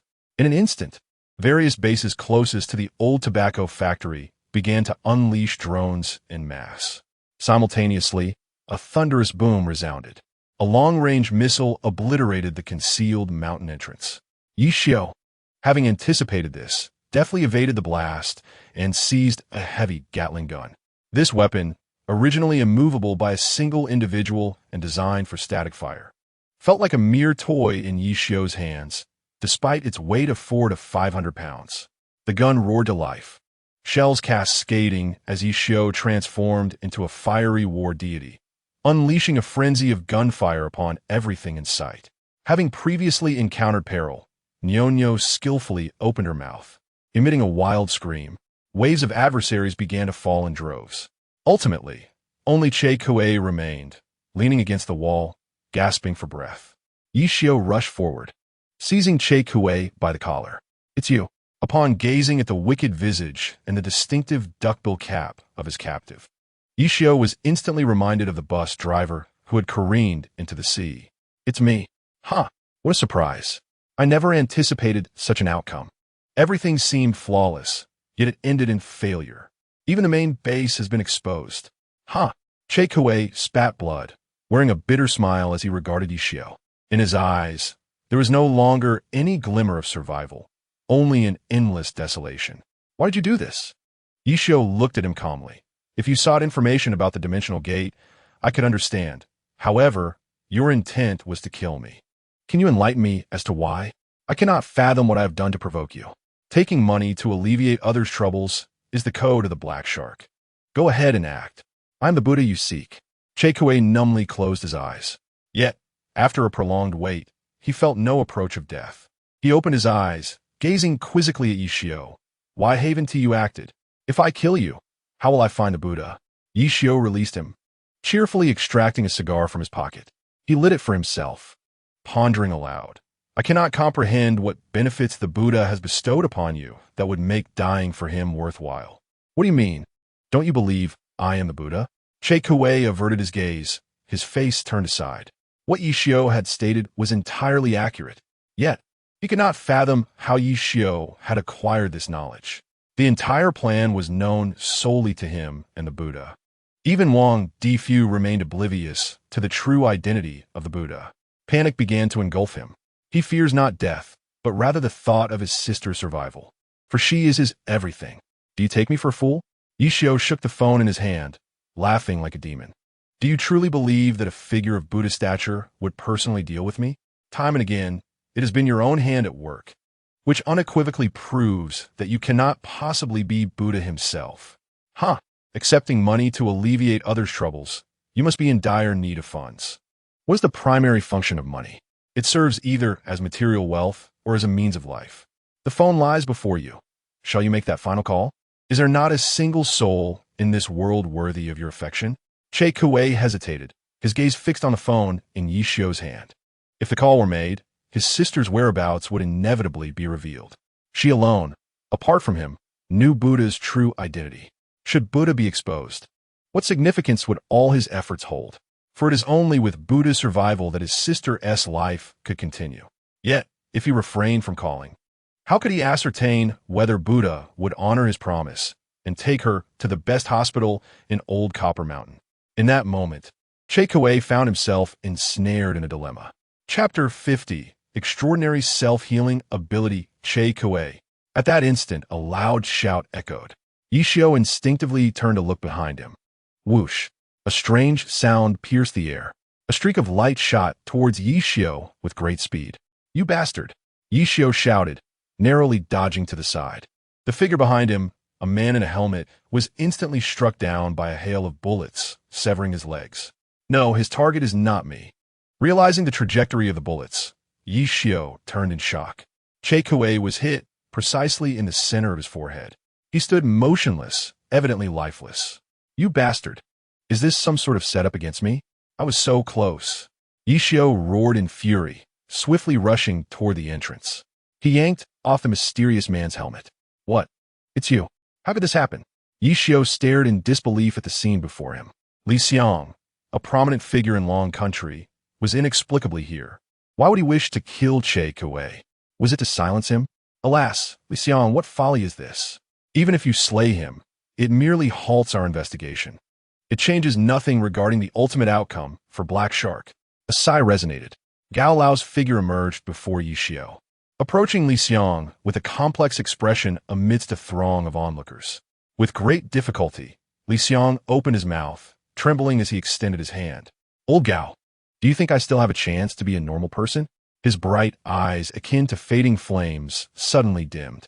In an instant, his raised arm fell weakly to his side. The crowd fell silent, their expressions a tapestry of complex emotions as they beheld the unfolding scene. Li Xiang, as the supreme commander of the Blue Defense Forces, was destined for a splendid life.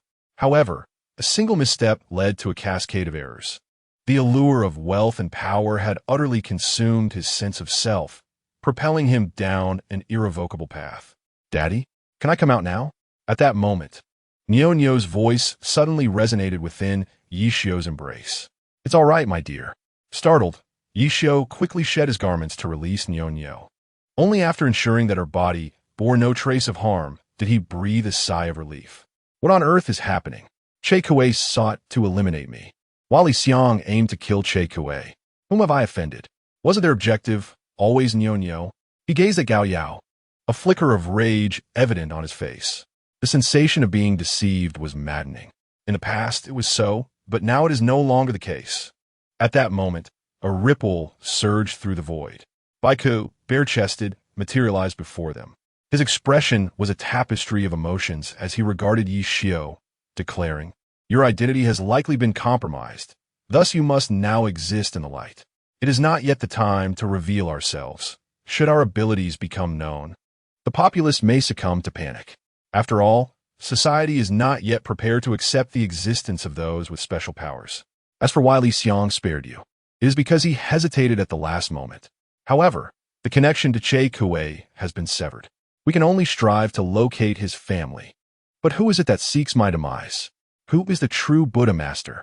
Yi Xiao clenches fists, his gaze instinctively drawn to Bai Ke. To him, Li Xiang was merely a scapegoat.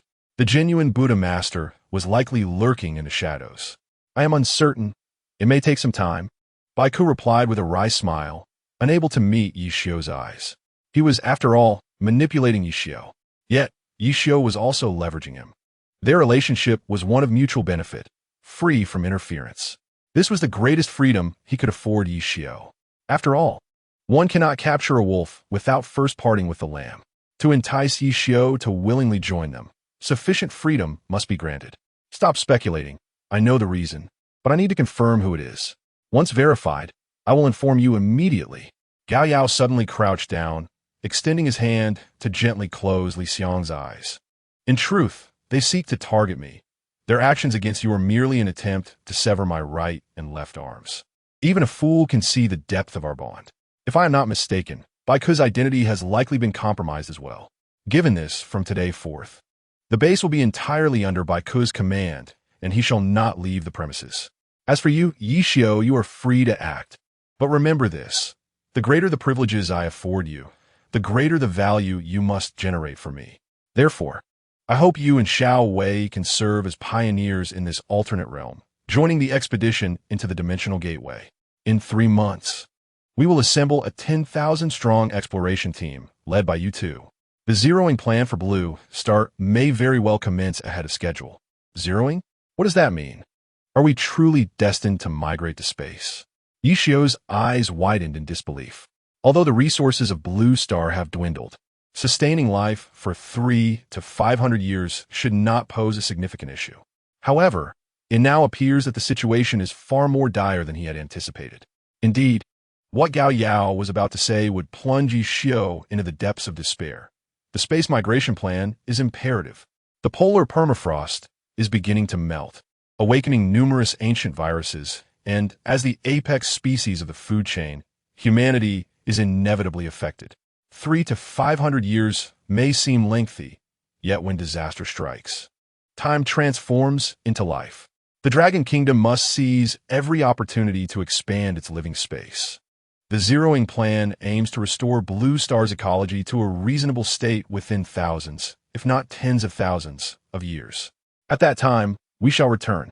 Thus, the choice of our second homeland is exceptionally crucial. The lunar space sector is where our Dragon Kingdom is investing all its resources, expected to sustain 300 million individuals, while others cannot be accommodated. Should we manage to harness the world within the dimensional gate, our Dragon Kingdom shall once again stand atop the world's nations. Who would dare to underestimate us thereafter? Yi Xiao, are you willing to expand our territory and contribute to the glory of the Dragon Kingdom? Yi Xiao did not respond directly, but instead countered Gao Yao's question. Will the Dragon Kingdom take care of my family? The Jiang family and the entire Water Village community are all my kin. Yes, Gao Yao replied resolutely, locking eyes with Yi Xiao. In that single word, Yi Xiao felt an immense conviction. Faced with the choice between the warmth of family and the welfare of the Dragon Kingdom's citizens, Yi Xiao hesitated. He could not help but gaze intently at Gao Yao. Why me? The senior Bai Ke should be far more capable than I. Gao Yao smiled at Yi Xiao, because, in you, I sense boundless potential. I am willing to take a gamble on you, even at the cost of my life, should it come to that. Are you also an ability user? Yi Xiao asked, astonished at Gao Yao. He sensed no extraordinary core within Gao Yao. Conversely, he perceived numerous ethereal abilities in Bai Ke. Certainly not. Gao Yao shook his head, chuckling as he patted Nyonyo's head. My sixth sense has never deceived me. Just like your Nyonyo. She is undoubtedly a little witch, ha ha ha. Yishio felt utterly exasperated. This old fellow remained as enigmatic as ever. What about my clothes? Do I need another set? He asked, removing his nano armor in front of Gao Yao. Suddenly, he froze in place. The injuries on his body were visibly healing at an astonishing rate. Baiku, too, stared wide-eyed at Yishio. Aren't you a berserker-type ability user? How do you possess self-restoration capabilities? Goodness, if you can heal others, wouldn't that lead you toward becoming a nurturing father figure? Nurturing father figure? What does that mean? Yishio asked, bewildered by Baiku's words. Nurturing father figure? Baiku scratched his head, explaining with an envious expression, and he can be understood as a support type. For instance, if I were injured, you could deploy your extraordinary abilities to aid my recovery. Never mind, let us demonstrate it directly. He drew forth a dagger from his thigh, his expression hardening as he made a deliberate cut in the palm of his hand. Quick, hold my hand, he urged, extending his hand toward Yishio. Though Yishio remained somewhat perplexed, he complied with Baiku's request and grasped his hand. As the seconds ticked by, Baiku's complexion grew increasingly pallid. Could it be that I misjudged? Is it merely a self-healing ability? He released Yishio's hand, staring vacantly at his wound. Suddenly, his face lit up with excitement as he looked at Yishio. Hurry, you take a cut too. Get lost. I don't have time to play. I need to return home to be with my wife. And remember to send me a few more sets of nano armor when you have the chance. Yishio scooped up Nyonyo and made his escape. As for the matter of the dimensional gate, I'll provide an answer in 3 months. For now, I merely wish to be an ordinary man, fulfilling my duties as a husband, son-in-law, and father. The journey was smooth, and Yishio soon arrived outside the mountain. As he basked in the sunlight and breathed in the fresh air, it felt as though every pore of his body had opened. The faint scent of sea salt compelled him to take a deep breath. As for how he arrived at this place, he had long forgotten. Nyonyo, tell me, if both Daddy and Mommy fell into the sea, who would you save first? He gazed down with a smile, caressing Nyonyo, who was munching on crushed ice. Nyonyo blinked her big eyes, curiously meeting Yishio's gaze. Daddy, aren't you Superman? How could such a heroic act fall upon me? Besides, I'm just a baby. If I were to save you both, it would only result in a black and white family portrait. You little rascal. Yishio rolled his eyes, helplessness etched upon his face. In a few days, Daddy will send you to the best school in Longwa, and from then on, Daddy will work hard to earn money to buy you a big house. I might not have much time to spend with you, so would you hate Daddy for that? Not at all. In the future, I will also work hard to earn money and send you to the best nursing home. Nyonyo, with ice in her mouth, looked at him with innocent eyes. Yishio fell silent. This little one truly had a knack for infuriating him without consequence. Just think about it. Being with Daddy means encountering danger. Aren't you even a little afraid? He pressed on, unwilling to relent. Not afraid, because Daddy will shield me from danger. However, Nyonyo shook her head, looking at him as if he were a simpleton. Also, Daddy, why do you always ask such childish questions? I don't even know how to respond to you. Should your primary concern be pondering where Mommy might be hiding? Oh dear, you two are truly my clowns. One more childish than the other. Don't ask me where she is. I don't know. Even if I did, I wouldn't tell you. Well, if you want to tell me, I suppose I'll find her on my own. Let me think for a moment. Yishio gently stroked Nyonyo's little head, his gaze involuntarily drifting toward the horizon. Scenes of their reunion replayed incessantly in his mind. In but a moment, he could not contain his joy and exclaimed, Dragon City, Agricultural University. She must have left me a letter there. Quite remarkable indeed. Truly, my father is impressive, just as I imagined. Nyonyo is beaming as she links arms with Yishio. Suddenly, her face lit up, and she could not help but joyfully dash out. Hi, beautiful sister. We've met again. You look even more stunning. A jet ski glided along the waves and came to rest on the shore. Gao Xiaowei, with her striking presence, descended gracefully. Ha, my little sweetie, did you miss me? She rushed forward and scooped Nyonyo up in her arms. With a playful twirl, her laughter rang like silver bells along the coastline, bringing smiles to the faces of the guards nearby.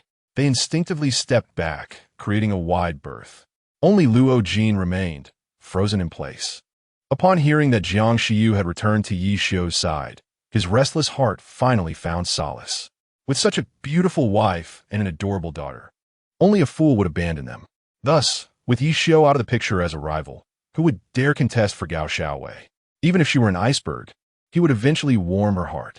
Yet, the sight before him evoked a pang of jealousy within. It had been a long time since he had seen her smile.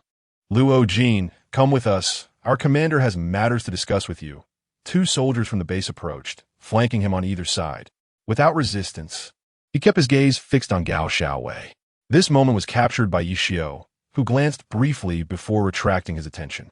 He had never held any fondness for Luo Jin, particularly since the latter had the audacity to use his daughter as bait to lure out the Black Shark's men. Not killing him was already a concession. As for why Li Xiong wanted to eliminate Che Kuei, he trusted that Bai Ku would provide an explanation. The true faces of the Buddha and the Black Shark would ultimately be revealed.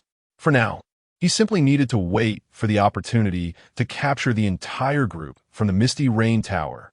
He approached Gao Xiaowei with a smile, arms outstretched. What's wrong? You hugged that little one, but not your brother? Gao Xiaowei paused. Then her face blossomed into a radiant smile. Better not. I'm afraid Jiang Xiu might tear me apart. Especially with that little electronic eye around.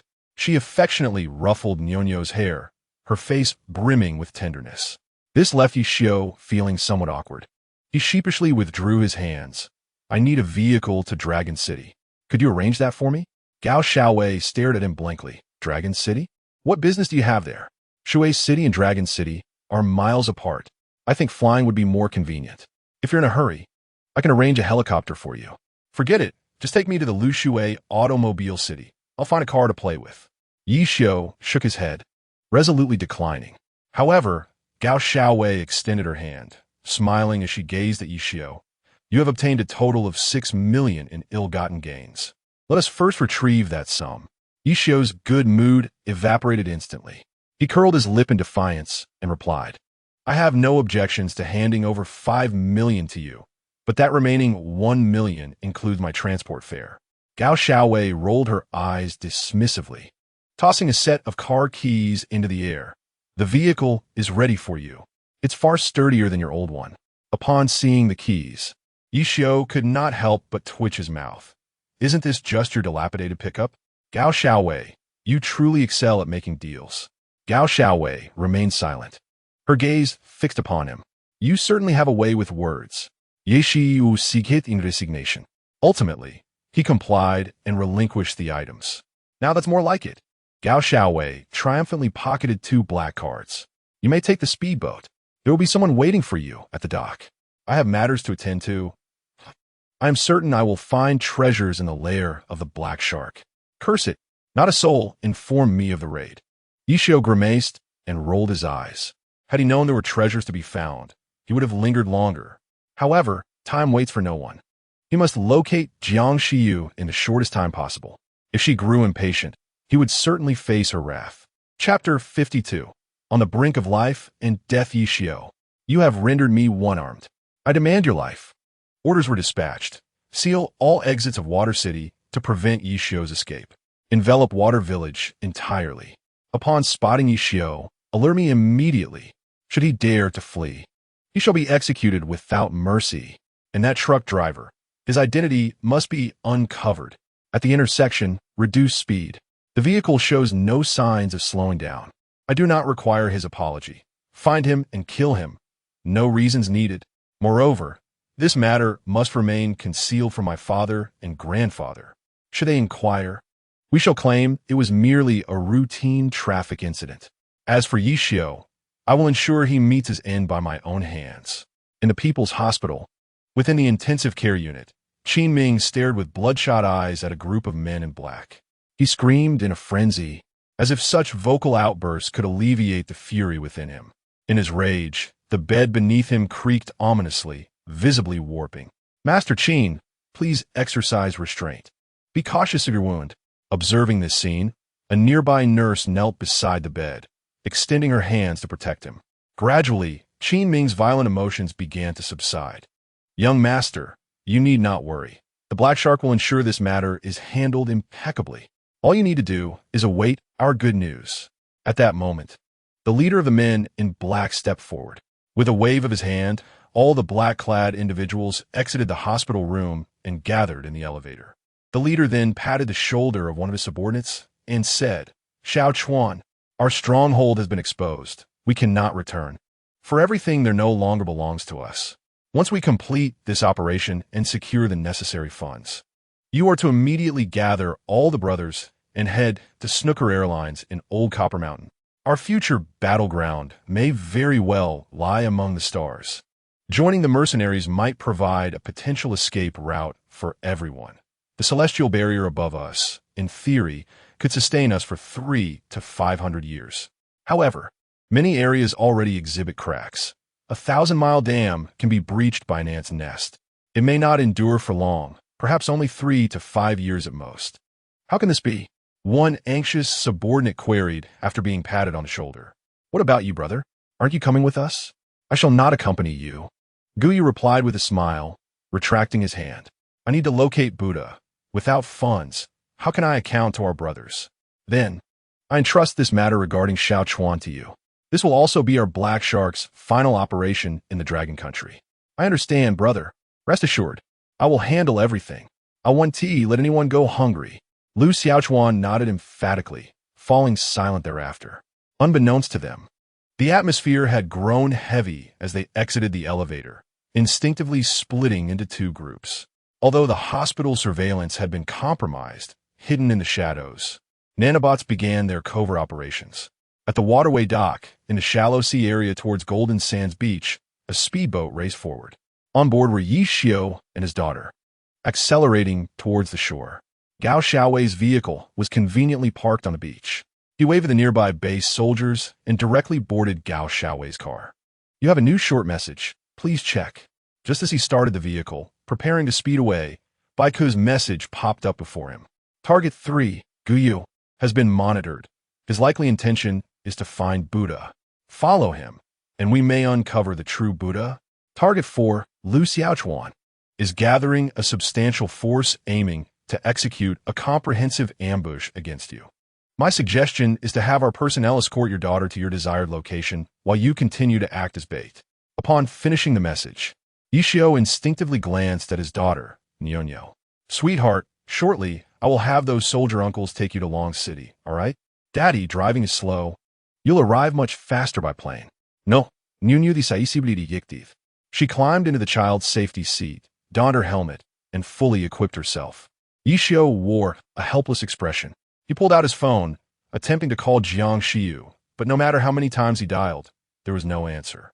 He had no choice but to abandon the call and hasten onward. Upon reaching the exit of the Water City Highway toward Long City, Yishio indeed noticed something amiss. The area was congested with vehicles, and the passage was lined with 2 long queues. Such a situation was decidedly abnormal. Before long, a group of menacing figures clad in black approached in a straight line from the front. They meticulously inspected each vehicle as if they were undertaking a special mission. Suddenly, a familiar alert tone resonated within the system. Warning, communication networks in the current area have been jammed. Shall we proceed to lift the interference? At that moment, Yishio instinctively thought, yes, and silently acknowledged it. Boom, boom, boom. An array of explosive sounds erupted around him. Yishio instinctively turned his gaze outside. If he were not mistaken, these disturbances were undoubtedly caused by the system's detonations. Consequently, those intent on eliminating him would surely be incensed. Indeed, at the front of a large truck, hundreds of burly men suddenly emerged, their faces obscured by black masks, brandishing machine guns as they unleashed a hail of bullets upon the surrounding vehicles. Kill! Kill! Kill! Terrified, many began to flee in panic. Yet they all fell victim to the merciless barrage. Yi Xiao, with an unruffled demeanor, lit a cigarette for himself. Gao Xiaowei's vehicle, having undergone modifications, was bulletproof. However, while their safety was assured, it also revealed the vehicle's unusual nature, drawing the attention of the assailants towards Yishio's car. Noticing this, a cold smile involuntarily crept upon Yishio's lips. Darling, Are you ready? Daddy is about to transform into a superhero. Speed mode. Transform. Warning. The 15-minute extraordinary time has elapsed. The caretaker requires sufficient food and rest to replenish extraordinary power for the following day. Yet, the system's notification abruptly grounded him back to reality. He had forgotten that his extraordinary time had run out. There was nothing left to do but take a gamble. He released the brake and pressed the accelerator, the unique bumper of the pickup truck crashing through everything in its path.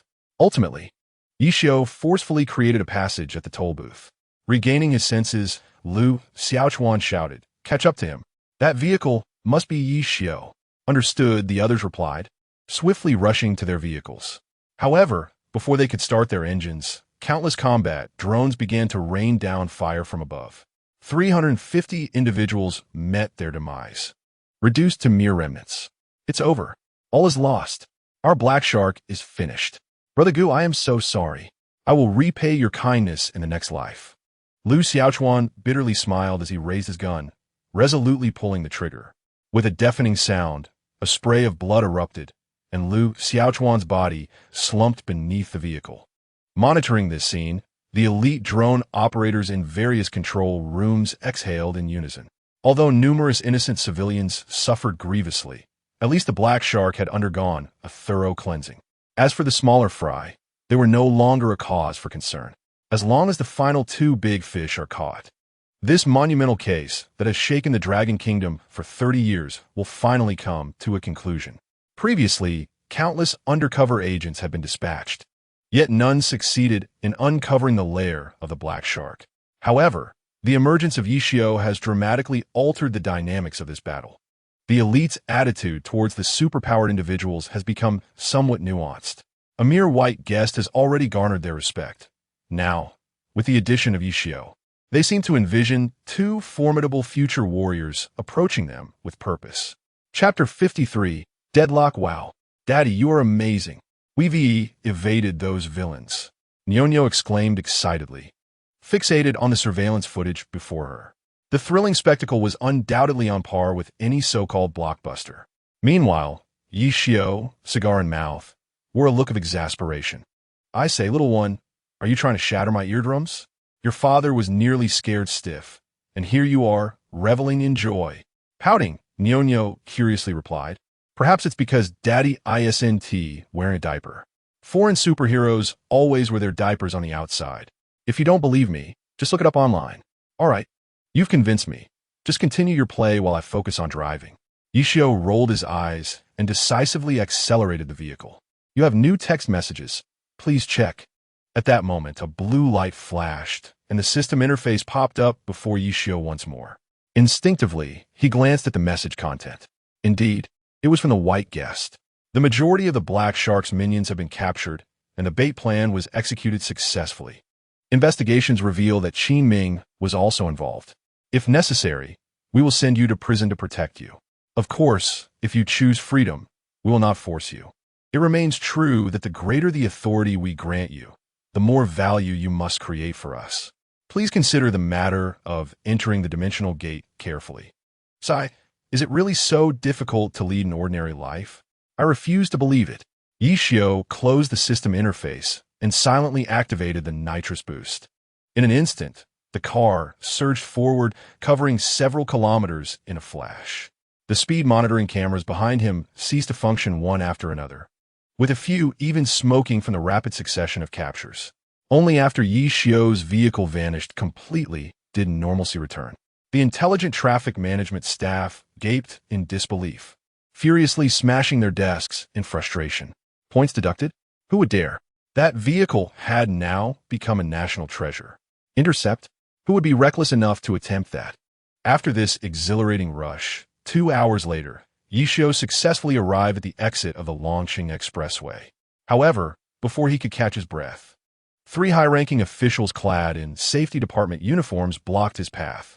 One of them, Yishio recognized from television. He couldn't help but roll down his window and stare intently at the 3 officials. What guidance do you have? Are you the specially recruited Yishio?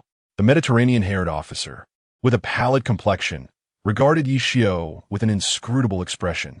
His calm demeanor rendered his thoughts unfathomable. The two officers flanking him exuded a similar air of mystery. Yet, for some inexplicable reason, an unsettling premonition gripped Yishio's heart. It appeared that these three individuals were indeed approaching him. However, even with a sense of urgency, it was unusual for personnel from the security department to be involved. Maintaining his composure, he nodded slightly and inquired, "I am Yishio. What seems to be the matter? We need to ask you some questions regarding the security of Long Country. Please follow our vehicle." The Mediterranean-haired man responded once more. Before Yishio could acquiesce, they promptly boarded the official car in front of them. "Daddy, these people seem so fierce. Nyonyo doesn't want to see them. Nyonyo just want to find Mommy." At that moment, Nyonyo, who was behind him, suddenly called out anxiously. Yishio turned back with a wry smile and reassured her, "The safety of Long Country is paramount. No matter what happens, I must accompany them. Don't worry, darling. The tracker on Daddy will ensure that Grandpa's men are watching over us closely, and there are many uncles and aunts, brothers and sisters protecting us from the shadows." "Are they protecting us like a national treasure?" Nyonyo tilted her head, gazing at Yishio with wide-eyed wonder. "Exactly," Yishio said, extending his hand to affectionately ruffle her hair. "Just like they safeguard a national treasure." Then Daddy, let's go eat spicy bamboo shoots. Pandas love bamboo shoots." Nyonyo joyfully leaned forward, nuzzling against Yishio's large hand, reminiscent of a playful kitten. Yishio sighed in exasperation. "You little glutton. You never forget about food no matter where we are. Hold on tight. Daddy is about to drive." He turned back and skillfully followed the lead car, maintaining a steady distance of 50 meters. Half an hour later, the vehicle came to a halt. To Yishio's astonishment, their car had driven directly into the grounds of Long City Agricultural University. A wave of panic washed over him, and that intense feeling of discomfort surged again. "Daddy, isn't this the university where you and Mommy once studied? Why do I feel so anxious?" Nyonyo exclaimed, her face a mask of confusion. Yishio's heart sank. Mother and child shared a deep connection. Nyonyo must have sensed something amiss. He halted the car and, striving to remain calm, looked at Nyonyo. "Don't worry, Daddy is here. I will definitely find Mommy. Be good and put on your helmet before getting out of the car." "Okay." Nyonyo obediently nodded, skillfully unbuckling her seatbelt. Yishio removed the car key and exited the vehicle, his gaze instinctively sweeping the surroundings. It was the holiday season, and only a handful of students were seen wandering the campus. Yet, before long, the crowd around them grew increasingly dense. They all donned black suits and sunglasses, unmistakably professional bodyguards. Although perplexed, Yishio continued to follow the three men. However, upon reaching the entrance of the lecture hall, he came to an abrupt stop. The room was filled with their presence. I believed it to be sufficiently secure. If you wish to inquire about anything, feel free to ask directly. His gaze was fixed intently on the three individuals before him, particularly the elderly man with a receding hairline. He sensed that the man was concealing something. Indeed, the elder smiled, a smile that seemed rather unrestrained. "Young Master Qin, I have brought the person you desired. Do as you wish, kill or mutilate." He clapped his hands and grinned at those behind him. Qin Ming's grim visage gradually came into Yishio's view. To Yishio's astonishment, Jiang Xiu was also present. "It's you, Qin Ming, you beast. Spare my wife from harm. Let her go." Yishio's eyes widened with rage as he shouted, unable to restrain himself from rushing forward. However, a dark barrel of a gun was aimed directly at him. In an instant, he found himself surrounded. "Husband, go. Take Nyonyo and leave this place. Don't worry about me." Upon seeing Yishio, Jiang Xiu could no longer contain her agitation, crying out and struggling desperately. Yet, her strength was far too feeble to break free. "Scoundrel!" Yishio suppressed the fury within, his gaze fixated on Qin Ming as he bellowed. "Qin Ming, what do you intend to do? Do you even know who I am? Are you aware of your actions? Rest assured, I know precisely what I am doing." Qin Ming replied with a cold smirk as he rose from his wheelchair. Yishio, a member of the undercover team, possesses close ties with the Gao family, demonstrating combat prowess comparable to that of elite soldiers, able to face 10 opponents without faltering. He has participated in significant projects at the base, recognized as one of the top young talents in Water City. If there's anything I missed, feel free to add. Do you not know that I just dismantled the Black Shark's lair? Given your standing, you must be aware of this, correct? Yi Xiu's expression turned icy as he clenched his fists tightly, the sound of his iron grip echoing in the tense atmosphere. Just you? Qin Ming paused momentarily before bursting into laughter. Yi Xiu, you truly are quite foolish. How many lives have been lost to Black Shark over the past 30 years? Each time there was a crackdown, it was proclaimed that Black Shark was annihilated. Yet, they always managed to survive. As long as the leader of Black Shark lives, the organization will have both men and money. You ask what I desire? I shall tell you. I seek your life. He lifted the nearby gun, grinning malevolently as he slowly aimed it at Yi Xiu. No. At this sight, Jiang Xiu screamed in anguish, suddenly collapsing. Mommy, Nyonyo, witnessing her mother fall, burst into tears, desperately striving to break free from Yi Xiu's embrace. Daddy, save Mommy. Please save Mommy. Yi Xiu was frantic, yet powerless. He had temporarily lost his extraordinary abilities, and his nano-armor had been damaged and fallen away. To flee would mean certain death, and even remaining still offered him no chance of survival. Chapter 54. The perfect breakthrough. Jump into the pool to the right, protect your head, and safeguard your daughter. Our drones are already in position. At that moment, a flash of blue light illuminated the surroundings. A voice message automatically played in Yi Xiu's mind, igniting a sudden surge of survival instinct within him. In an instant, he dashed to the left with lightning speed, the force of his impact sending two bodyguards flying. A peculiar sound echoed as Qin Ming's lethal shot missed its target. Following that, amidst the stunned gazes of the onlookers, Yi Xiu plunged head first into the adjacent fountain. Trying to escape? You seek death. Regaining his composure, Qin Ming's expression hardened.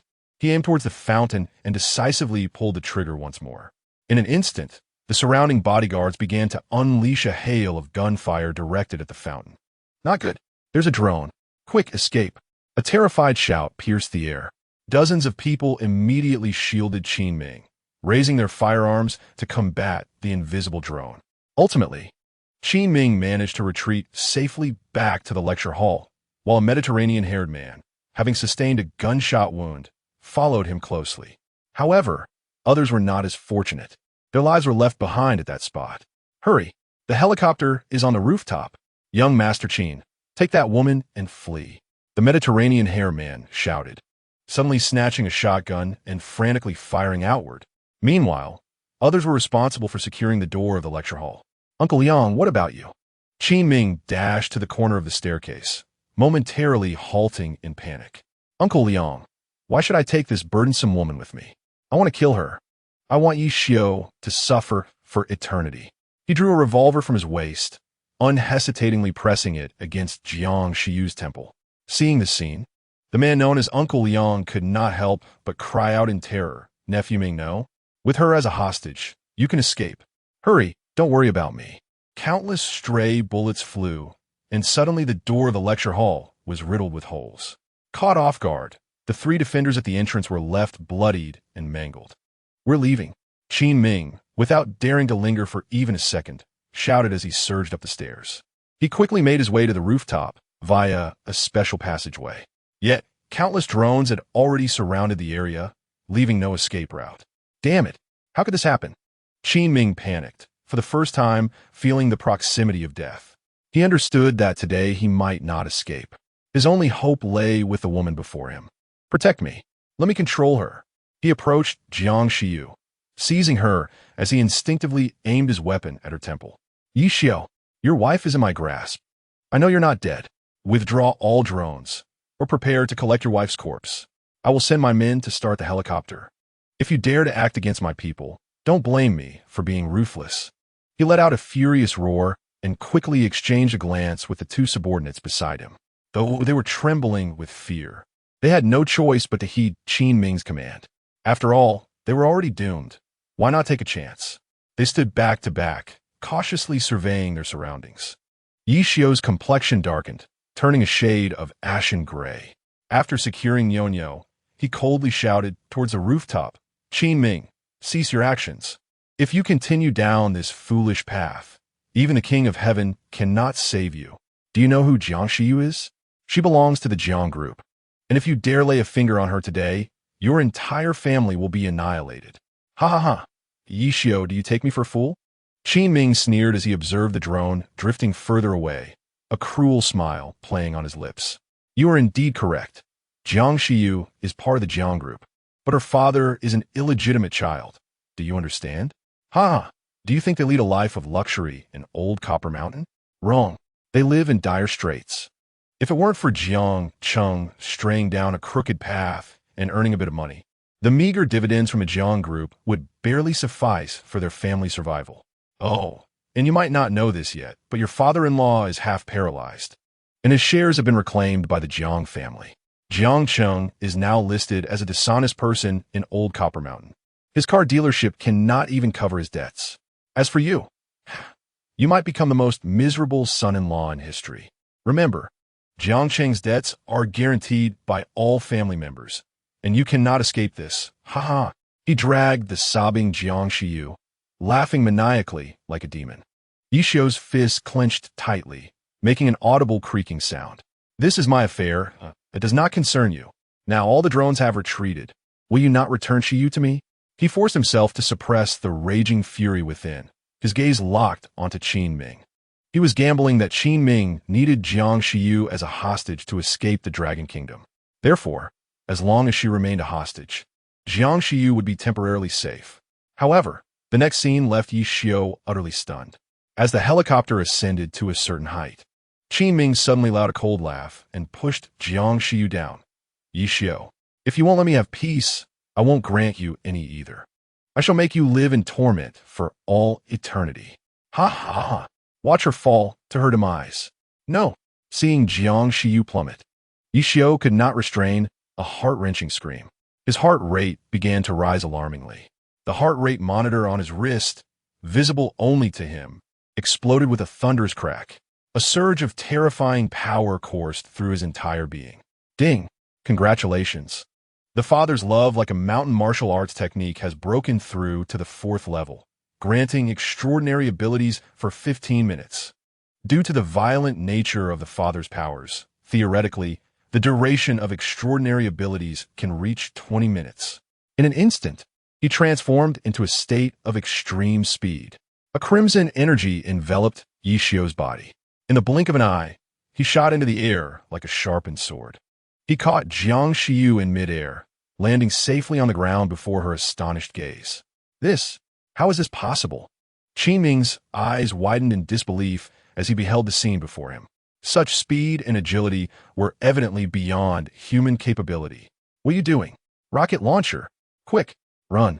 Qin Ming shouted in panic to his subordinates. In the next moment, Yishio suddenly hoisted the rocket launcher from the ground. Bang! With a resounding explosion. The helicopter that had been fleeing was obliterated into countless fragments. Jiang Shiyu stood transfixed, gazing at this extraordinary spectacle. Before her, Yishio appeared so unfamiliar, a stark contrast to the obedient child she once knew. Yishio turned around and casually discarded the rocket launcher onto the ground. Jiang Shiyu expected an inevitable barrage of scolding from him, yet the anticipated reprimand did not materialize. Instead, he extended his arms and embraced her tightly, saying, "I'm sorry, Shiyu. If I'd been brave enough back then, everything would not have reached this conclusion. You have endured so much over the years. Now it is my turn to shine as your husband. Let all the wrath of our parents fall upon me. It is time to bring them home." Jiang Shiyu trembled, tears cascading uncontrollably from her eyes. "Yishiyu, you scoundrel." Suddenly, her eyes widened in shock as Yishio's agile tongue pried open her lips. Her face flushed crimson as she began to succumb to his fervent affection. Chapter 55. True feelings revealed in wine. It was over. It was truly over. Bai could gaze at the live battle footage of Yishio on his handheld device, his expression one of utter dismay. "Yishio, you troublemaker. Have I granted you too much freedom? You went ahead and killed Qin Ming without any trial. Are you toying with me? It seems I must act decisively. The number of capitalists fleeing with their assets is on the rise. It is time to strike back." He closed his handheld computer and, speaking rapidly, began issuing commands to his aide. Immediately announced that Qin Ming has committed treason and has been dealt with. Freeze all assets belonging to the Qin family at once. Seal off all escape routes for the Qin family by land, sea, and air, and swiftly investigate the origins of their substantial wealth. All stakeholders associated with the Qin family are to be investigated and controlled. To mitigate negative repercussions, broadcast that the recent battle at Longqing Agricultural University was merely a stage performance. One directive after another was meticulously conveyed. Everyone was fervently working to manage the aftermath for Yi Xiao. However, at that moment, Yi Xiao was utterly entranced by love, lost in its depths. It was not until the cleanup crew arrived that he reluctantly released Jiang Shiyu, saying, "Let's go home." With her cheeks flushed, Jiang Shiyu said nothing, allowing Yi Xiao to guide her. Just as he settled her into the passenger seat, the school's gatekeeper, Old Zhang, approached stealthily. "Yi Xiao, it's you, isn't it? That scene a moment ago was simply breathtaking. I never expected a graduate from our agricultural university would aspire to be a star. Huh. I had to confirm it multiple times. Otherwise, I wouldn't have dared to approach you. By the way, is the lovely lady in the car the one you were seeing back in school?" He grinned, pointing at the passenger seat. "Oh, Old Zhang, it's been a while." As Jiang Shiyu recognized the familiar voice, she smiled and rolled down the car window. "Is it you?" Old Zhang's eyes brightened, and he looked at Jiang Shiyu with joy. "Indeed, it's you. Huh, my dear girl, you are growing more exquisite by the day. I always said you two would end up together. By the way, I came across the letter you wrote to Yi Xiao while cleaning out my mailbox last year. In this day and age, who still writes letters? Yours was the only one I found. Wait here, I'll fetch it for you." Old Zhang dashed towards the guardhouse. In a short while, he returned with a plastic bag filled with envelopes. Seeing the stack of letters, Yi Xiao's tears began to flow uncontrollably. Had he known of their existence sooner, perhaps the relationship between him and Jiang Shiyu would have been less tumultuous. He took the bag, turned away discreetly, and silently wiped away the tears at the corners of his eyes. Nyonyo rolled down the window and greeted Grandpa Zhang. Jiang Shiyu called out to Nyonyo in the back seat. Nyonyo opened the window, beamed sweetly, and joyfully exclaimed, "Hello, Grandpa Zhang." "Ah, splendid." Old Zhang, beaming with delight, reached out a trembling hand to caress Nyonyo's cheek. "What a lovely little girl you've become. When you grow up, you will undoubtedly shine like your mother and become a great star." "Thank you, Grandpa." Nyonyo's cheeks flushed, and her words dripped with sweetness. "May you live longer than the mountains, Grandpa." "Ha ha, indeed. This little girl's tongue is so sweet." Old Zhang chuckled heartily at her auspicious words, unable to contain his joy. "Look at me." Suddenly, he smacked his forehead, glancing anxiously at Yi Xiao. "Naiwa and the others came to visit the alma mater today and inquired about you. Do you remember that place behind the school, Songpo Shrimp? They are there right now. They called me earlier, but I didn't go. You should go see them. Perhaps you will run into them." Upon hearing this, Yi Xiao's expression shifted slightly. Unbidden, memories of a previous unpleasant class reunion surfaced in his mind. If Naiwa had also changed in such a way, what significance would this gathering hold? Ding. "Congratulations, Dad. You have successfully fulfilled your daughter's wish to find her mother together. You have gained level frenzy gene lock. Current Dad value, 18 million points, automatically converted to real currency. Next task initiated. Fulfill your daughter's wish. Attend the class reunion as a family. Task reward, super ability wristband. Task penalty, Dad value, 98 million points." At that moment, a series of system notifications rang out consecutively. "Can we, Daddy?" Nyonyo turned her head, her face filled with anticipation as she looked at Yi Xiao. "Daddy, you promised to take me for delicious food. I want to eat spicy bamboo shoots. I want to eat mapo shrimp." Yi Xiao furrowed his brow, remaining silent. Just agree to her. At that moment, Jiang Shiyu, who typically disliked seafood, couldn't help but interject, "I know you've always resisted the wealthy, disliking their ostentatiousness. But consider this. You attended that reunion in a 5-star hotel, while Naiwa and the others went to a humble eatery. Not all affluent individuals are so superficial. As your wife, I sincerely wish for you to cultivate more friendships. Each additional friend opens up new avenues. Consider it a means to unwind."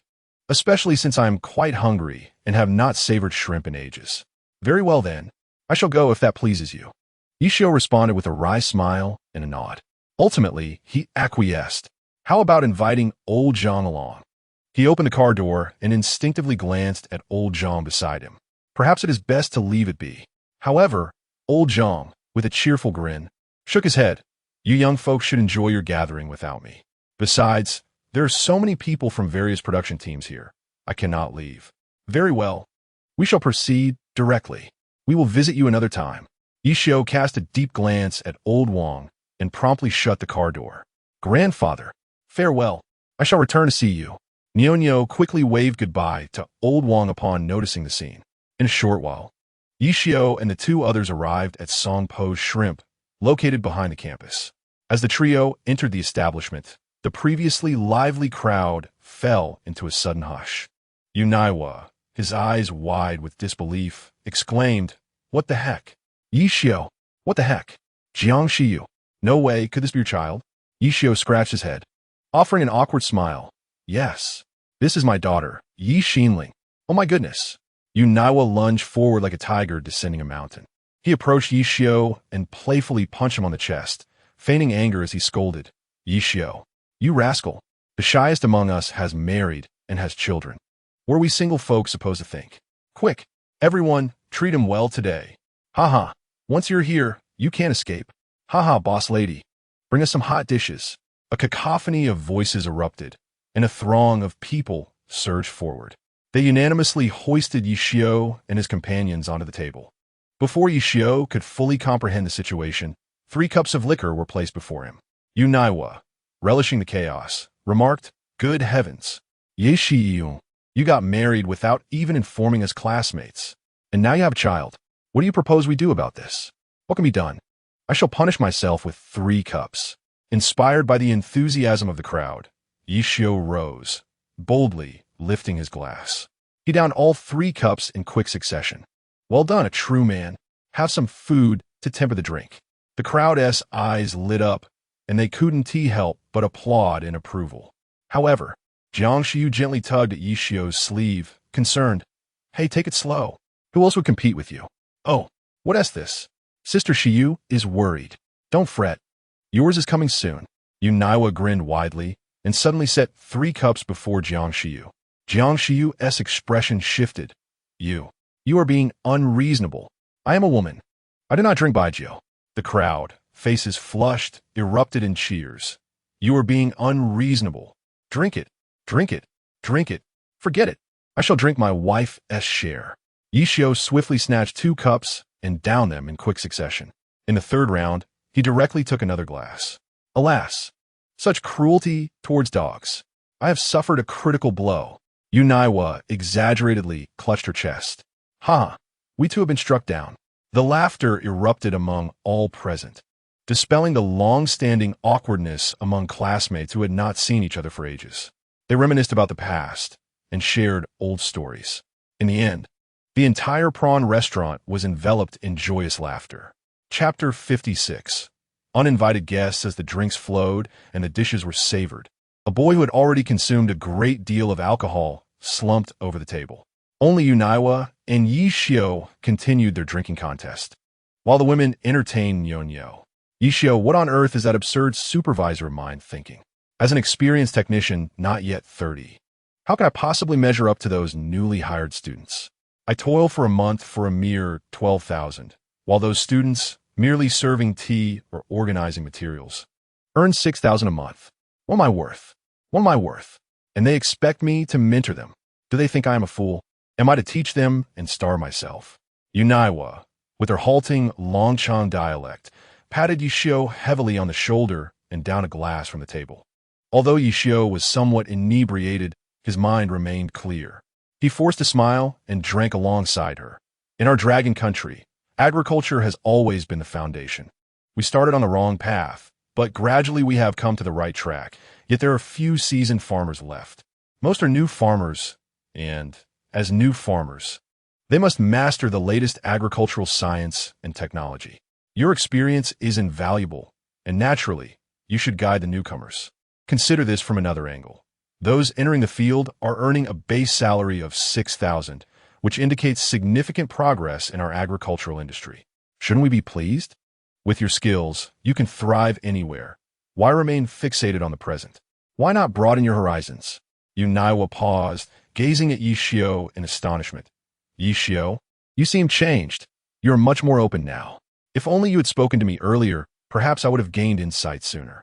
No, he had not changed. He had always remained faithful to his ideals. At that moment, Jiangxiu suddenly grasped Yishio's hand tightly, her eyes glistening with unshed tears. In the beginning, I was also moved by his purity. Do you know the most shocking thing he ever said? What was it? Uniwa sat up straight. The effects of the alcohol seemingly diminished. The other female classmates turned their attention to Jiangxiu as well. Jiangxiu smiled softly, her gaze tenderly fixed on Yishio.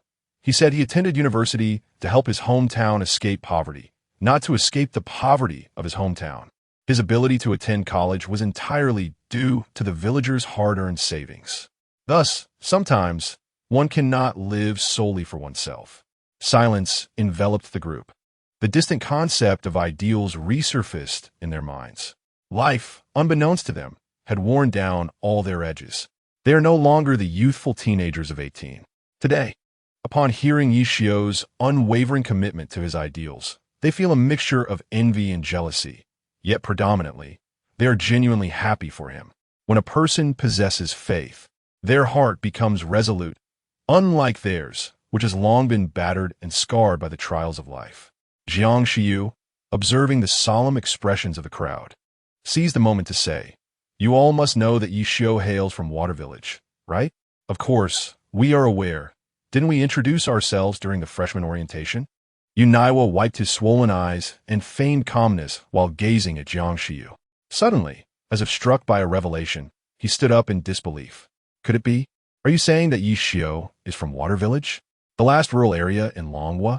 Jiangxiu nodded proudly. Indeed, it is Water Village. Yishio single-handedly preserved Water Village and was selected as one of the top 100 outstanding adults in the Water District. Wait a minute, I read about this. I even paid special attention to it. Although they share the same name, that Yishio was impeccably dressed and quite dashing. Uniwa swayed a bit as he pulled out his phone and began searching rapidly. The others couldn't help but lean in closer, clearly unable to believe that the person in question could be Yishio. Jiangxiu offered no explanation. She removed Yishio's glasses and quietly tied up his hair. In an instant, an enchanting and alluring face was fully revealed to the crowd. Just one glance, and they were unable to avert their eyes. The masculine essence of a man and the delicate allure of a woman perfectly fused in that singular visage. Many female classmates could not contain their excitement and exclaimed, "It's him! It's him! It's Yishio! Oh my goodness! We have such a handsome boy in our class! How wonderfully hidden he was!" Ignoring Jiangxiu's irritation, they rushed to touch Yishio. "What are you doing?" Nyonyo, nestled in Yishio's arms, erupted, "This is my daddy. If you like him, go home and hug your own daddy." How annoying. The crowd fell silent, then burst into laughter, thoroughly entertained by the jealousy of the little one. Yishio ruffled Nyonyo's small head, bemusedly looking at everyone, and said, "Everyone, please return to your seats. I have something I would like to ask of you." "What is it? Speak." Uniwa returned to his seat, seemingly grasping the implication of Jiangxiu's earlier words. If he was not mistaken, Yishio would soon invite them to participate in the transformation and development of Water Village. Noticing Uniwa seated, the others also returned to their respective places. "Then I shall begin." After peeling the last shrimp for Nyonyo, Yishio raised his glass and stood up. He gazed at each person intently and said, "As you all know, I am an orphan, rather reserved in nature. Yet, it is astonishing that from our class of 82 students, we have formed two distinct social groups, to the point that we cannot even gather for a party. Due to the influence of Xia Shui, both Lu Zi and I found ourselves in that group. However, I have never uttered a single word in any of the gatherings. Now, Lu Zi and I have withdrawn from that group, for I realize that we are fundamentally from different worlds. My attendance at that absurd reunion was solely due to Lu Zi's urging. Apart from Xia Shui, the others treated us as if we were invisible. Today, upon visiting my alma mater, I was unaware of the gathering until the gatekeeper, old Zhang, informed me. I had no intention of attending, but my wife and daughter insisted I should go, with my wife remarking that having more friends opens more pathways. Thus I came, and I can honestly say I was not disappointed. I felt a profound sense of camaraderie among you all. Though I, Yi Xiao, may not possess exceptional talents, I have nonetheless guided the people of Shui village to attain basic sustenance. I have always firmly believed that technology should serve humanity, not replace it. I take great joy in knowing that my knowledge can aid those I cherish. I also hope that everyone can rediscover their original intentions and lead the lives they desire. To our friendship as classmates, cheers! Cheers! The crowd promptly rose, raising their glasses. However, before the drinks reached their lips, an untimely voice pierced the air. "Oh, so you're all here?" Wang Yanli entered with a mocking grin plastered across her face. Yet, upon spotting Yi Xiao, she shrank back in terror, akin to a mouse encountering a cat. "Enjoy your meal and drinks. I merely passed by and shall not disturb you." Ignoring the astonished gazes of the crowd, she turned and fled. What is the hurry? Why the panic? Yuan Hao, just arriving, was promptly pulled aside. "Stop! Did I allow you to leave?" Yi Xiao set down his glass, his expression darkening as he turned around. In that moment, Wang Yanli and Yuan Hao stood frozen like statues, while their classmates, including Jiang Xiyu, remained perplexed by the unfolding scene. Yet, it was evident that Yi Xiao had transformed from his former self. At this moment, he resembled a blade poised to be drawn, unapproachable and formidable. Chapter 57. Intervening for repayment. Yi Xiao, be magnanimous and overlook past grievances. I did not mean to cause trouble, and I have already faced the consequences I deserved. Wang Yanli turned back, trembling with fear. While Yuan Hao might not fear him, she certainly did, at least until she became the daughter-in-law of the Yuan family. She could not afford to dismiss Yi Xiao. Unable to restrain herself, she tugged at Yuan Hao's sleeve. Yuan Hao, who had been pondering how to break up with her, seized the opportunity immediately. "Enough. Do you think after Yi Xiao punishes you, this matter will be settled?" "Wang Yanli, how long do you intend to deceive me? You claimed to be an innocent girl, and I believed you. You said you were untouched, and I accepted that. Yet, what of your nose and your chest? Do you truly take me for a fool? It's over. We are finished." Yuan Hao angrily shook off Wang Yanli's grasp and strode out without a shred of compassion. However, Yi Xiao's icy voice echoed once more. "Yuan Hao, how dare you leave? Did I permit you to go? Yi Xiao, what do you intend to do?" Yuan Hao, filled with indignation, could no longer restrain himself and turned around with an expression of fury, exclaiming, "When a rabbit is cornered, it will even bite. Have you not yet angered Qi Ming enough? You must be oblivious to the meaning of death. Given your status, I have afforded you ample respect.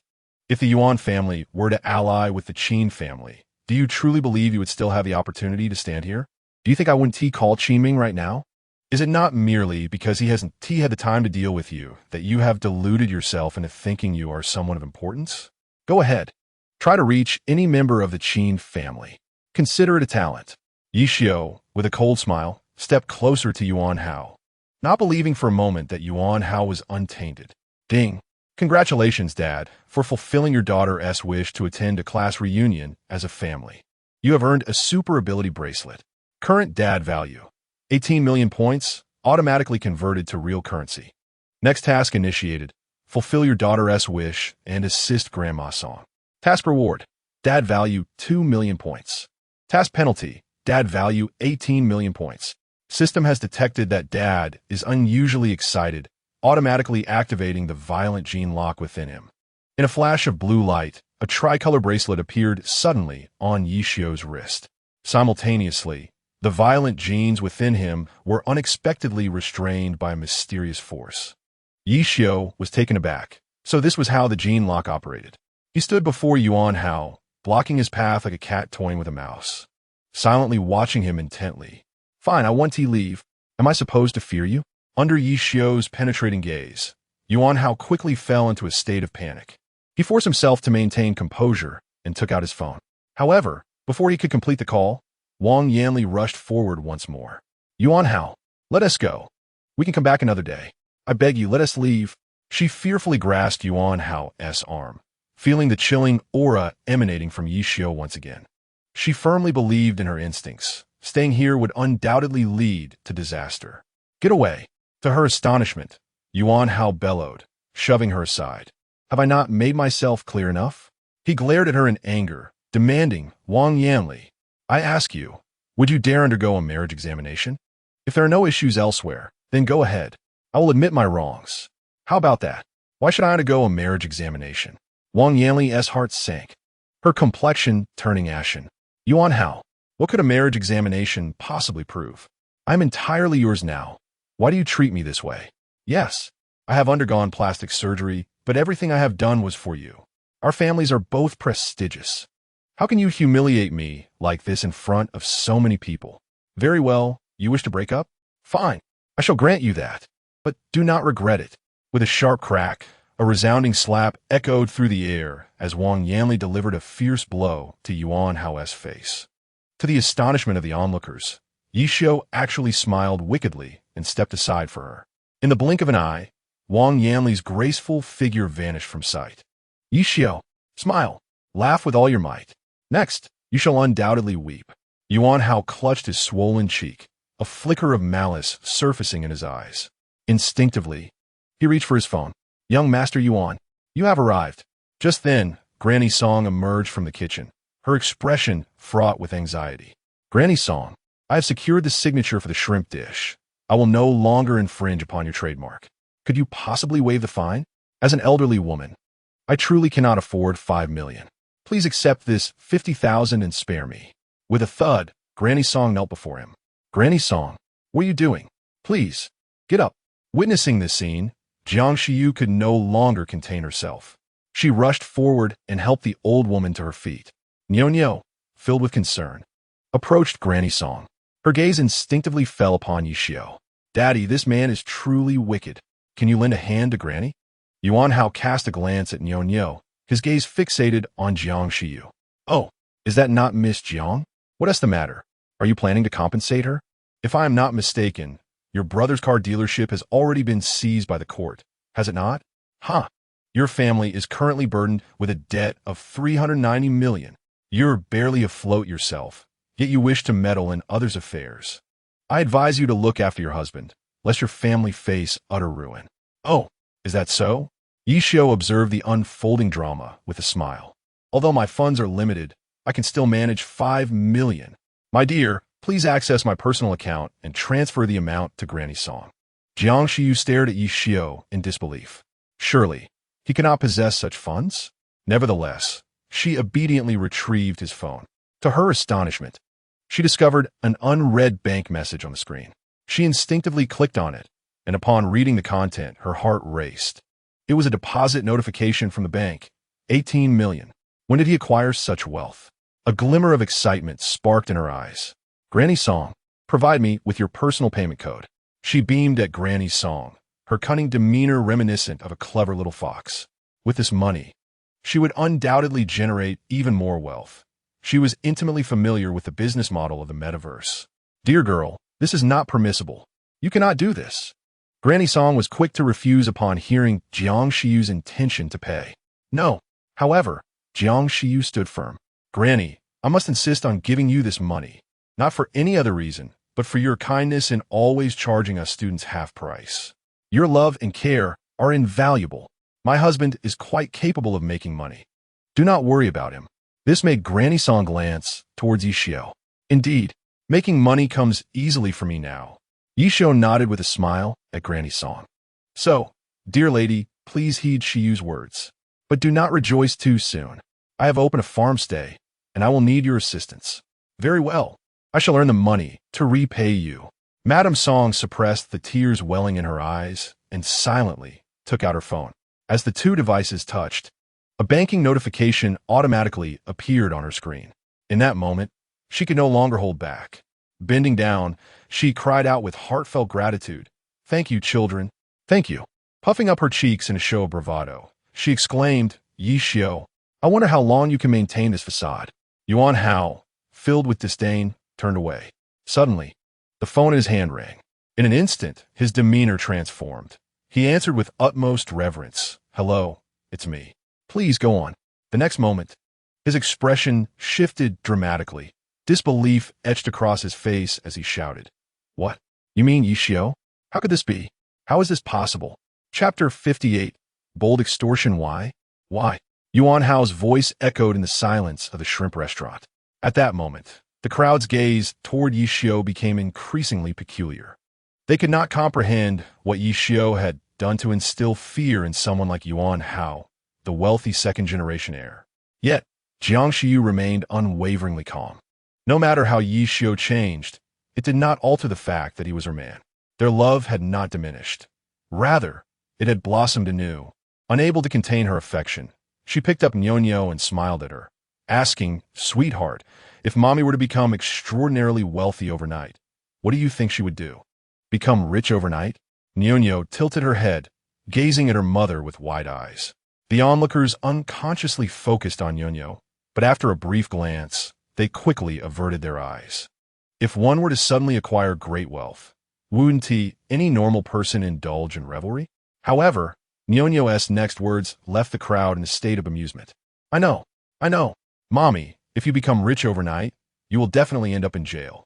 Such fortunes are all mentioned in the penal code. You're an adult. You should stop dreaming about such unrealistic things. It makes it quite difficult for me. Jiang Xiu felt a twitch at the corner of her mouth. Wishing to silence the little rascal immediately, her intention was to enlighten Yuan Hao, urging him to relinquish any ill-gotten gains before trouble found him. It was a friendly warning, given their history as classmates. To her dismay, Nyonyo had completely misinterpreted her words. She instinctively glanced at Yuan Hao, hoping he might grasp her implied meaning. Yet, Yuan Hao had not spared her a single glance. His gaze remained fixated on Yishio. What must I do to be freed from this predicament? He looked at Yishio, humiliation evident on his face. The arrogance he once wore had vanished completely, with a smile that suggested he had the upper hand. Yishio addressed Yuan Hao. Our water village frequently suffers from robberies and requires the construction of a wall. The funding needed is approximately 20 billion. Surely, your Sihai Enterprises can spare some funds for water village, can't you? 20 billion? Why don't you just go and rob a bank? Upon hearing this, Yuan Haowen was instantly filled with rage, his iron fists creaking under the pressure of his grip. However, the moment he caught sight of Yishio's icy gaze, he deflated like a punctured balloon, devoid of any will to resist. I need to return and consult with my father. This matter is beyond my authority. He lowered his head, his face etched with defeat. If he wished to avoid the fate of the Qin family, the Yuan family would have to resort to buying their lives. As long as they retained their lives, there remained the possibility of maneuvering. But that was a staggering 2 billion. If they surrendered that sum, the Yuan family would be left with nothing but an empty shell. This monumental issue was far beyond his capacity to decide alone. Very well, I'm not one to compel others unduly within a week. If you can raise 1.5 billion, you may pay the remaining balance whenever you please. This is my final concession, he said with a sardonic smile. Now, go home and contemplate this matter thoroughly. Yishio suddenly ceased his interference. He passed Yuan Hao with a mock smile, deliberately patting him on the shoulder as he walked by. In an instant, Yuan Hao's complexion paled dramatically. Witnessing this, Song Po straightened her back, feeling as though she had found the most solid support in the presence of these young individuals. She fixed her gaze upon Yuan Hao and declared, Young Master Yuan, let us commence the transfer. I have gathered 5 million. However, Yuan Hao's expression grew increasingly grim. You are quite ruthless. He brought out his phone and tapped it against Song Po's, then turned and left the seafood restaurant without a backward glance. Yes, the onlookers erupted into exuberant celebration. Yu Naiwa rushed forward and enveloped Yishio in a bear hug, exclaiming, Yishio, how on earth did you manage this? Such brazen extortion. And even Yuan Hao has acquiesced. What exactly is your identity? I thought you were an orphan. Won't this leave you vulnerable to Yuan Hao's retribution? Not at all. Yishio chuckled, pointing to the sky above. Some wish to reap the harvest, and I happen to be the scythe. My identity must remain confidential. Otherwise, it could lead to dire consequences. For now, let's leave it at that. But that won't do. We promised to drink until we were inebriated. You have your wife to look after you. What do you have to fear? Without further ado, Uniwa yanked Yishio back to the table of drinks. The two engaged in a spirited exchange, downing half a gin of liquor. Seizing the moment, Yishio inquired, Niwa, what prompted today's gathering? With a slurred tongue, Uniwa stammered, I heard that Qin Ming and his group were gathering, so we thought we'd join in and also come to see Teacher Liu. He mentioned you. He was quite disappointed that you didn't attend. You should visit him when you have the chance. One must not forget the grace of a teacher. Suddenly, a loud crash resounded as Uniwa's head collided with the table. Teacher Liu, Yishio murmured, feeling a warmth welling up in his eyes. Ding. Congratulations, Dad. You have successfully assisted Songpa. Dad points, 2 million. Current Dad points, 20 million, automatically converted to real currency. Next task initiated. Visit Teacher Liu with your daughter. The system emitted a series of prompt sounds, leading Yishio to a resolute decision. He rose unsteadily and made his way toward Grandma Song. Grandma, please take good care of my classmates. I wish to visit Teacher Liu. Grandma Song, filled with concern, grasped Yishio's hand. Child, you've had enough to drink. Perhaps it would be better to visit another day. Going to see the teacher in such a state lacks respect. I understand, Grandma. Yishio nodded, a bright smile illuminating his face as he looked at her. Grandma, the gates of our water village will always remain open for you. You're welcome to come anytime you desire. Good child, good child. Grandma Song affectionately caressed Yishio's cheek, gazing at him as if he were her own grandson. In that moment, Yishio felt a warmth envelop his heart. He pondered why it seemed that the kind-hearted were often the less fortunate. Heaven, do you truly lack vision? He mused. If the heavens were indeed blind, then he would take it upon himself to act justly from this day forth. After bidding farewell to Grandma Song, along with his wife and child, strode purposefully towards a parking lot. As the extraordinary bracelet on his wrist glowed brightly, an unusual sensation within him was instantly dispelled by a peculiar tricolored light. Daddy, do you believe in light? Suddenly, Nyo, beaming with joy, looked up at him. Of course, Yishio replied with a smile, nodding at her, because Nyo is the light of both Daddy and Mommy. Hee, Daddy and Mommy are also my light. Nyo giggled, energetically swinging their arms as they hurried towards the car. And today, Mommy is not annoying at all. She fed me so many shrimp. So, I don't plan to replace Mommy. Mommy is the best. Yishio couldn't help but burst into laughter. However, Jiang Xiu immediately interjected with a playful scowl. What did you just say?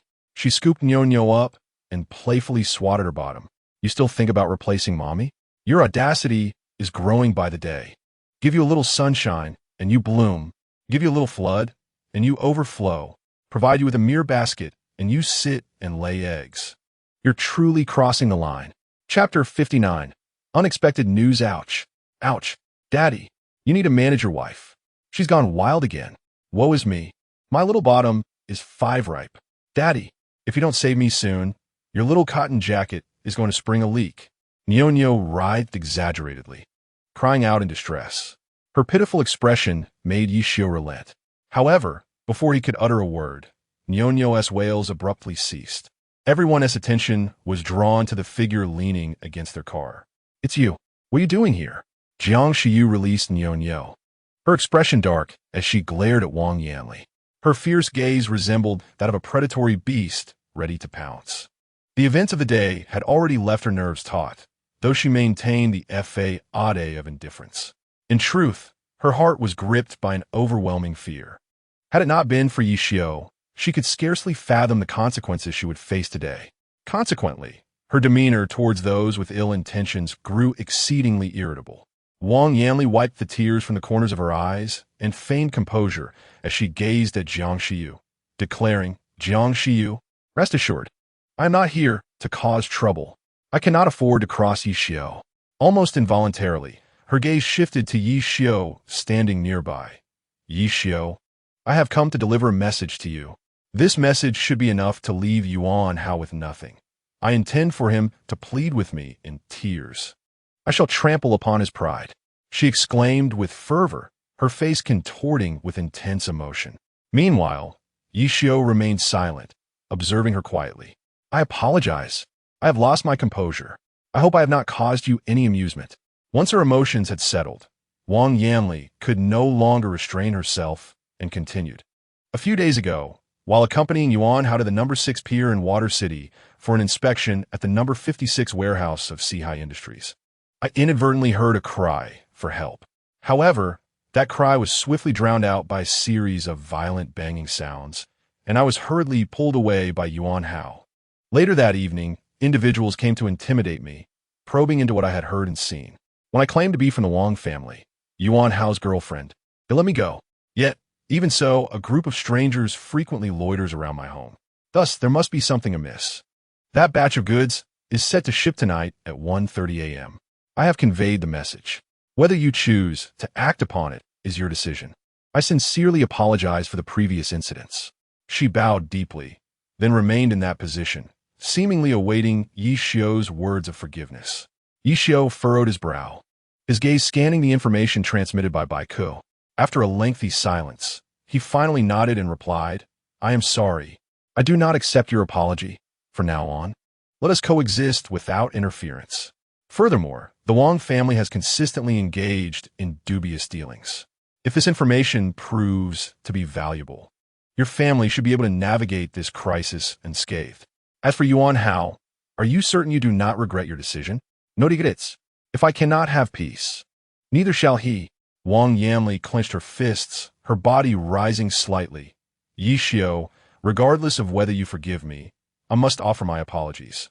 I have ordered my subordinates to dispatch 100 pieces of construction machinery to Water Village and to send a work crew to improve the roads there. I, Wang Yanli, have never been one to owe favors to others. I shall not disturb you any longer. Farewell. After casting a long glance at Yishio, Wang Yanli turned and departed. It was only after Wang Yanli had walked far away that Jiang Shiyu could no longer contain her anxiety and exclaimed, Darling, you must not go. This is undoubtedly a trap they have set. Though I am of the Jiang family, it does not guarantee my protection. My brother has already encountered trouble. If anything were to happen to you, how would we survive? I do not wish for this either. Yishio replied bitterly, taking Jiang Shiyu's hand. The former mayor has nurtured me. Without him, there would be no Water Village, and thus, no present-day me. As a member of the undercover team, I am duty-bound to investigate this matter. I suspect that this may be the last batch of goods from Black Shark.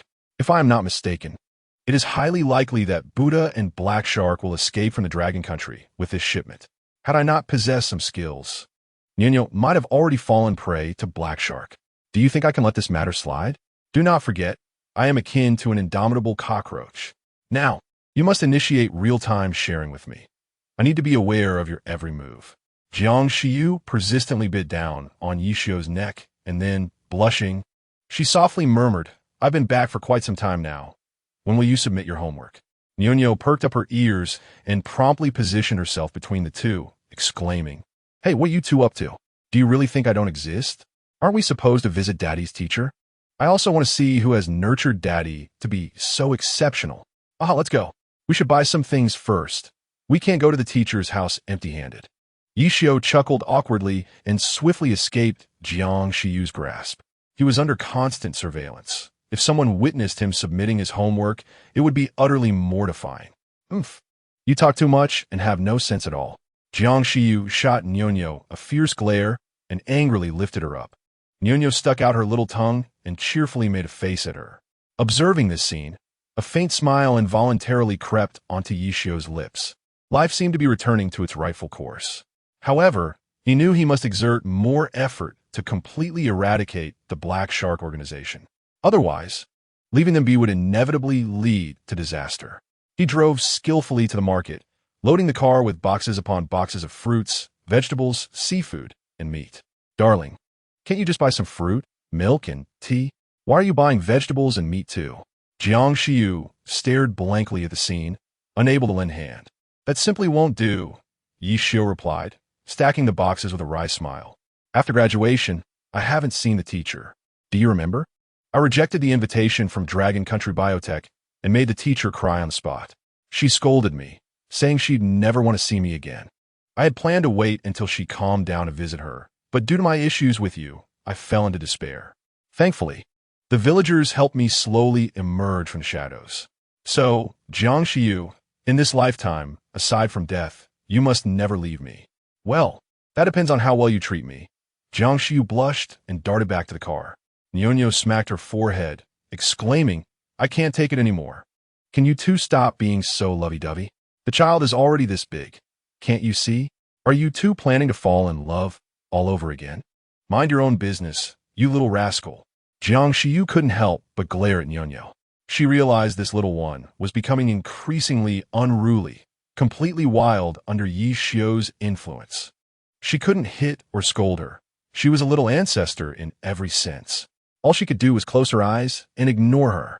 Besides, who said that being married meant one could no longer be in love? After all, the level of intimacy between her and Yi Xiu had remained fixed since their engagement. Boarding the ship first and settling the fare later is not entirely out of the question.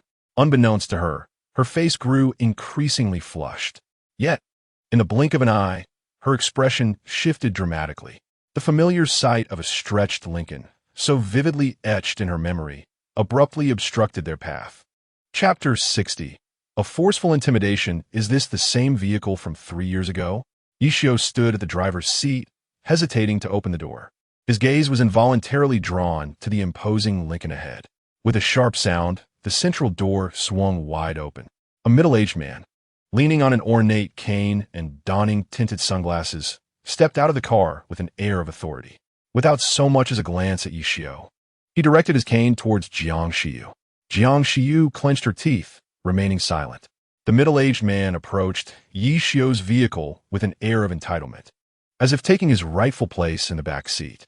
Instinctively, Yi Xiu entered the car, shutting the door behind him and settling into silence. Although he was unaware of the man's identity, he could sense Jiang Xiu's trepidation towards him.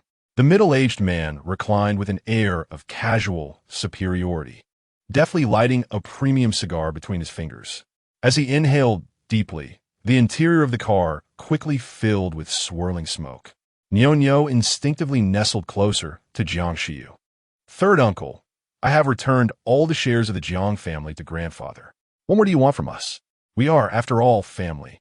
Do you truly wish to eradicate us? Unable to bear the stifling atmosphere any longer, Jiang Xiu finally erupted. However, the middle-aged man remained unfazed, his expression as calm as ever. Xiu, why can't you comprehend your second uncle's goodwill? Mike has always been steadfast in his devotion to you. He even accepts your daughter without reservation.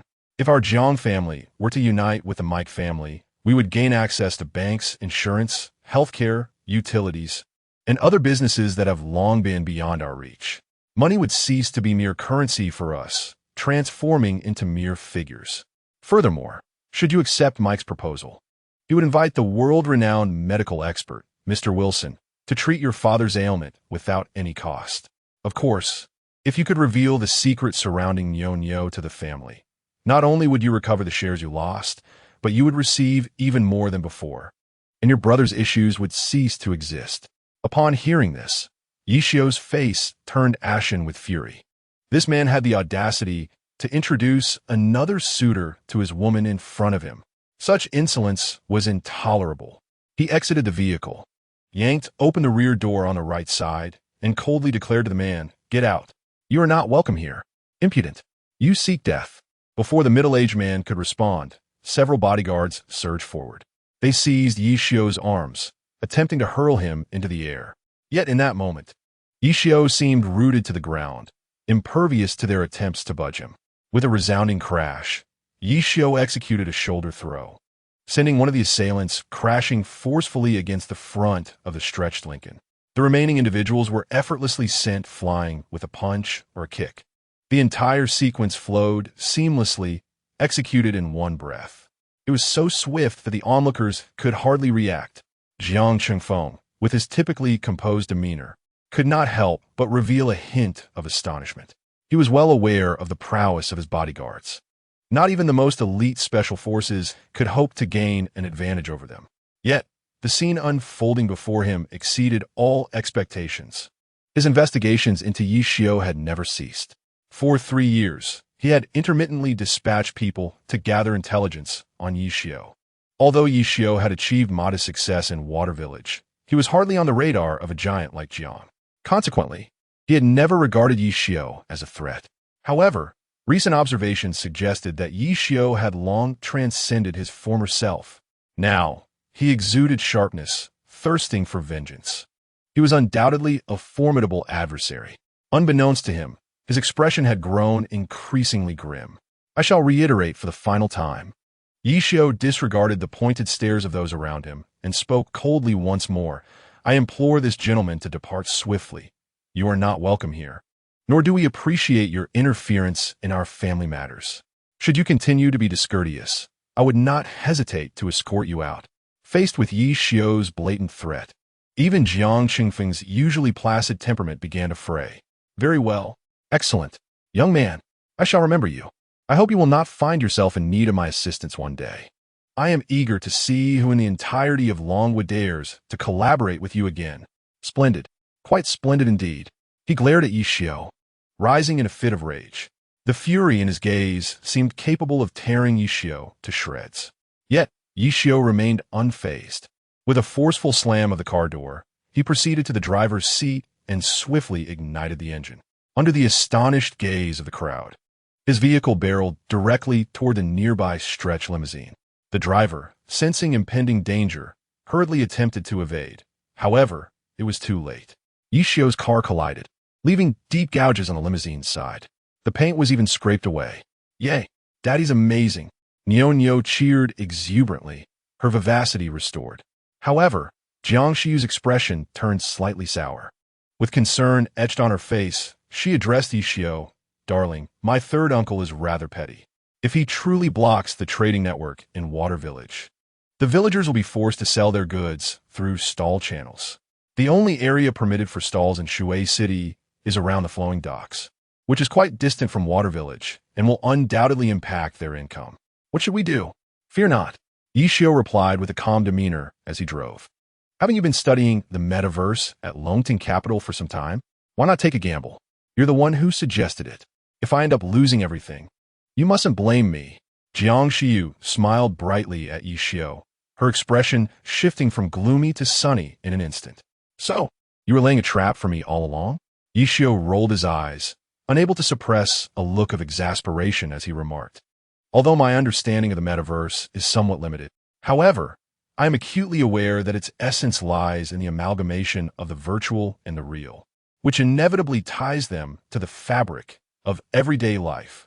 We can certainly take advantage of this.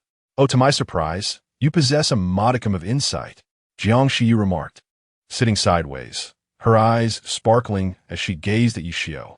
Indeed, the fusion of the virtual and the real is the cornerstone of the metaverse. Allow me to provide a simple illustration. For instance, when we disseminate advertisements in the metaverse, we can instantaneously transport ourselves thousands of miles away, sending electronic advertisements with remarkable swiftness. This eliminates the costs and complexities associated with physical flyers in the real world. Thus, in addressing the challenges of Water Village, we need only to focus on two critical nodes. The logistics system must support the delivery of any goods to the other party, and any player who remains online for an extended period will require a replenishment of neural fluid. If we can seize the opportunities presented by logistics and neural fluid, we will undoubtedly benefit. Many capital magnates have already positioned themselves within this industry, and the concept of the metaverse is experiencing explosive growth. Once the metaverse developed by multiple nations is unveiled to the world next year, it will undoubtedly ignite a new wave of capital frenzy. As for the cosmic currency, as a third-party medium, it will naturally rise in value. However, the currency exchange system has yet to be established, and the only means to acquire existing cosmic currency is through mining via computational power. My dear, are you certain you want me to delve into the metaverse? If we succeed, we shall reap bountiful rewards. If we fail, we risk losing everything. Yet, as long as we are not the last to take the plunge, we can still consider ourselves victors. Ultimately, the conclusion of the so-called metaverse is destined to be a chaotic affair. Those who struggle in the real world will find it equally challenging to thrive in the virtual realm. This is, after all, a game of capital. regardless of the outcome. Let us embrace the endeavor. For my sake, you relinquish your studies in financial computing to remain with me at the Agricultural University. Now, it is my turn to support you in pursuing your passions. Yishio halted the vehicle, gazing deeply into Jiang Shiyu's eyes. As their emotions intensified, their bodies inched closer together. Just as they were about to share a kiss, the mischievous Nyonyo suddenly interjected, placing her head between them. One kiss each, don't steal. She giggled, resembling a victorious little fox. Both Yishio and Jiang Shiyu widened their eyes in surprise. They kissed Nyonyo's cheek, as fleeting as a dragonfly's touch. In the next moment, they simultaneously spat. Pa, whose child is this? Such audacity. Chapter 61. Unwelcome Guests. This is a girl from the Yi and Jiang families. If she is brazen, what can I do? It is all hereditary. Nyonyo shrugged innocently, her big eyes blinking. Yishio rolled his eyes, utterly defeated by this little imp. Enough of the antics, he said, his demeanor serious as he instructed Nyonyo. When we visit my teacher's house, you mustn't speak carelessly. If you err, even if the teacher scolds or chastises you, do not expect me to intervene. Understood? Understood. Stop being so verbose. Nyonyo, feeling impatient, retracted her head and promptly opened the door before alighting from the vehicle. You go ring the doorbell. I will move the things to the yard. Yishio glanced at Jiang Shiyu and hurriedly exited the car, making his way to the rear compartment. He turned to gaze at the somewhat antiquated two-story building before him, tears nearly spilling from his eyes. The debt of gratitude towards his mentor could never be forgotten. How could he ever forget his teacher? Even after graduation, he should find time to return for a visit. After all, feelings are not the sole essence of life. Why had it taken him so long to awaken to this truth? In that moment, his heart was overwhelmed with remorse. His beloved mentor must surely still be angry. Ding, ding, ding. The doorbell rang repeatedly. Who is it? Coming. An elderly voice responded. A frail old man, supported by a well-dressed gentleman, slowly made his way to the door. Upon seeing the elder, Jiang Shiyu could not help but wave her arms with excitement, exclaiming, Teacher, teacher, it's me, Shiyu. Creak. The semicircular iron gate swung open. The old man silently adjusted his reading glasses hanging around his neck. Shiyu, it's you, he said with a smile, nodding as his gaze unconsciously drifted towards Yishio. Their eyes met, and no words were exchanged. Yishio, suppressing his tears, could no longer hold them back. With a thud, he knelt down. Choking on his sobs, he uttered, Teacher, Yishio has come to see you. I was wrong. I acknowledge my mistakes. I have disappointed you. Lu Mylan, her eyes reddened, stared blankly at Yishio before her. Although he had removed his glasses and tied back his hair, she recognized him instantly as her once most awkward student, both her pride and her disappointment. Trembling, she approached Yishio, tears cascading down her cheeks. Good child. You did wonderfully with the matters in Water Village. You have never let your teacher down. It is I who was mistaken. I am proud of you. Here, I apologize. Her eyes brimmed with tears, her body slightly bending with emotion. Startled, Yishio quickly grasped Lu Mylan's hand. With excitement illuminating his face, he declared, Your kindness will never be forgotten. Due to matters of the heart, I fell into despair for 3 years. Though I achieved modest success in Water Village, it pales in comparison to what you have accomplished. There are still many areas where I seek your guidance. Oh, by the way, this beside me is my daughter. He gestured towards Nyonyo, signaling her to speak. Quick, say hello to Grandma. Hello, Grandma. Nyonyo approached confidently. I am Yi Xinling. You can call me Nyonyo. I can assure you that Dad has always held you in his heart. He even just changed his hairstyle. If you don't believe me, look. She held up her phone, presenting a picture of Yishio wearing large frame glasses and sporting long bangs. At first glance, Lu Mylan recognized him. She reached out, affectionately patting Nyonyo's little head, saying, Nyonyo, you are wonderful, so full of spirit, just like your mother, always so delightful. Jiang Shiyu blushed, shy for once. Teacher, I came here in a rush this time and didn't prepare much. Would you mind if I cook a meal for you? Yishio, holding a large pile of boxes, placed them in the small courtyard and looked at Lu Mylan with eager anticipation. Of course, Lu Mylan nodded happily. her smile wide as she exclaimed, "It's the perfect opportunity to see how well Shiyu has trained you. Let us retreat to the house and watch television while these two men entertain themselves in the yard." "All right." Jiang Shiyu turned her head, unable to suppress her curiosity as she looked at Yishio. "Darling, are you sure you can manage? If not, I can take over." A man should never admit to being incapable. Yishio rolled his eyes, a look of helplessness on his face as he replied, "You should go accompany the teacher. I can manage with the senior. Only you and Nyonyo can tolerate your culinary disasters." "Hey, how rude." Jiang Shiyu playfully swung her small fist at him before turning to support teacher Lu as they walked towards the house. Once they had all entered the small room, Lu Xiaolin suddenly punched Yishio in the chest. "You bastard. Because of you, my grandmother fell ill and had to retire a year early. And you, after a scolding, you vanished without a trace. Do you have any idea how much effort my grandmother invested in you? You absolute scoundrel." He cursed vehemently, unable to restrain another punch to Yishio's chest. Yet, throughout it all, Yishio did not retaliate. "Why don't you dodge?" Perhaps feeling a twinge of guilt after hitting Yishio twice, Lu Xiaolin's tone softened. "Why should I?" Yishio replied with a bitter smile, looking at Lu Xiaolin. "Senior, if you haven't vented your anger yet, feel free to take it out on me. If time could turn back, I would never again act like a coward. The teacher has forgiven me, but I will never forgive myself. I am but rotten wood, mere mud." Slap, slap, slap. Yishio struck his own face repeatedly. "Enough. You jerk. As long as you realize your mistake, that's enough. If you keep slapping yourself and leave marks, my grandmother will surely have my head." Lu Xiaolin grasped Yishio's hand, his expression a mix of laughter and tears. "By the way, I heard that Jiang Shiyu went abroad after graduation. Haven't you been in Shuizuan the whole time?" He abruptly shifted the topic, looking puzzled at Yishio. "What exactly happened between you two? I'm a bit confused. And how did the child come about? Did you go abroad too?" "No. If I had gone abroad, things wouldn't be so complicated." Yishio sat down on a packing box, his expression suddenly turning melancholic. "To be honest, Shiyu only returned a few days ago. I just found out I have a daughter. Her parents never approved of me as a son-in-law, and to register Nyonyo's household, Shiyu secretly got married in Zhelongshan. Of course, she is the head of the household, and I became the son-in-law.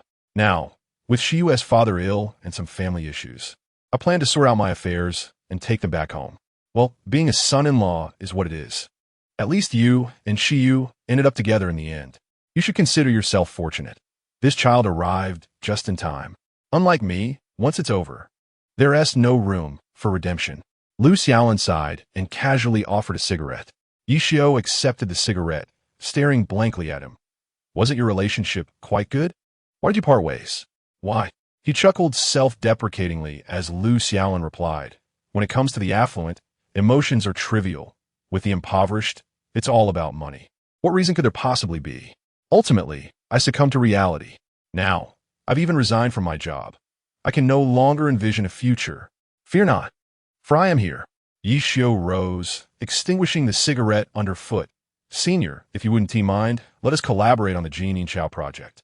This was also a lifelong aspiration of Professor Lu. "With the support of Shui Village, I believe we shall surely succeed." "Oh, you're still toying with that project. It seems you won't weep until you see the coffin. No matter how long you toil, success will elude you." At that moment, an untimely laugh from a woman resounded. Outside the courtyard, a man and a woman, hand in hand, entered with malevolent grins. "Zhang Meng, is that you?"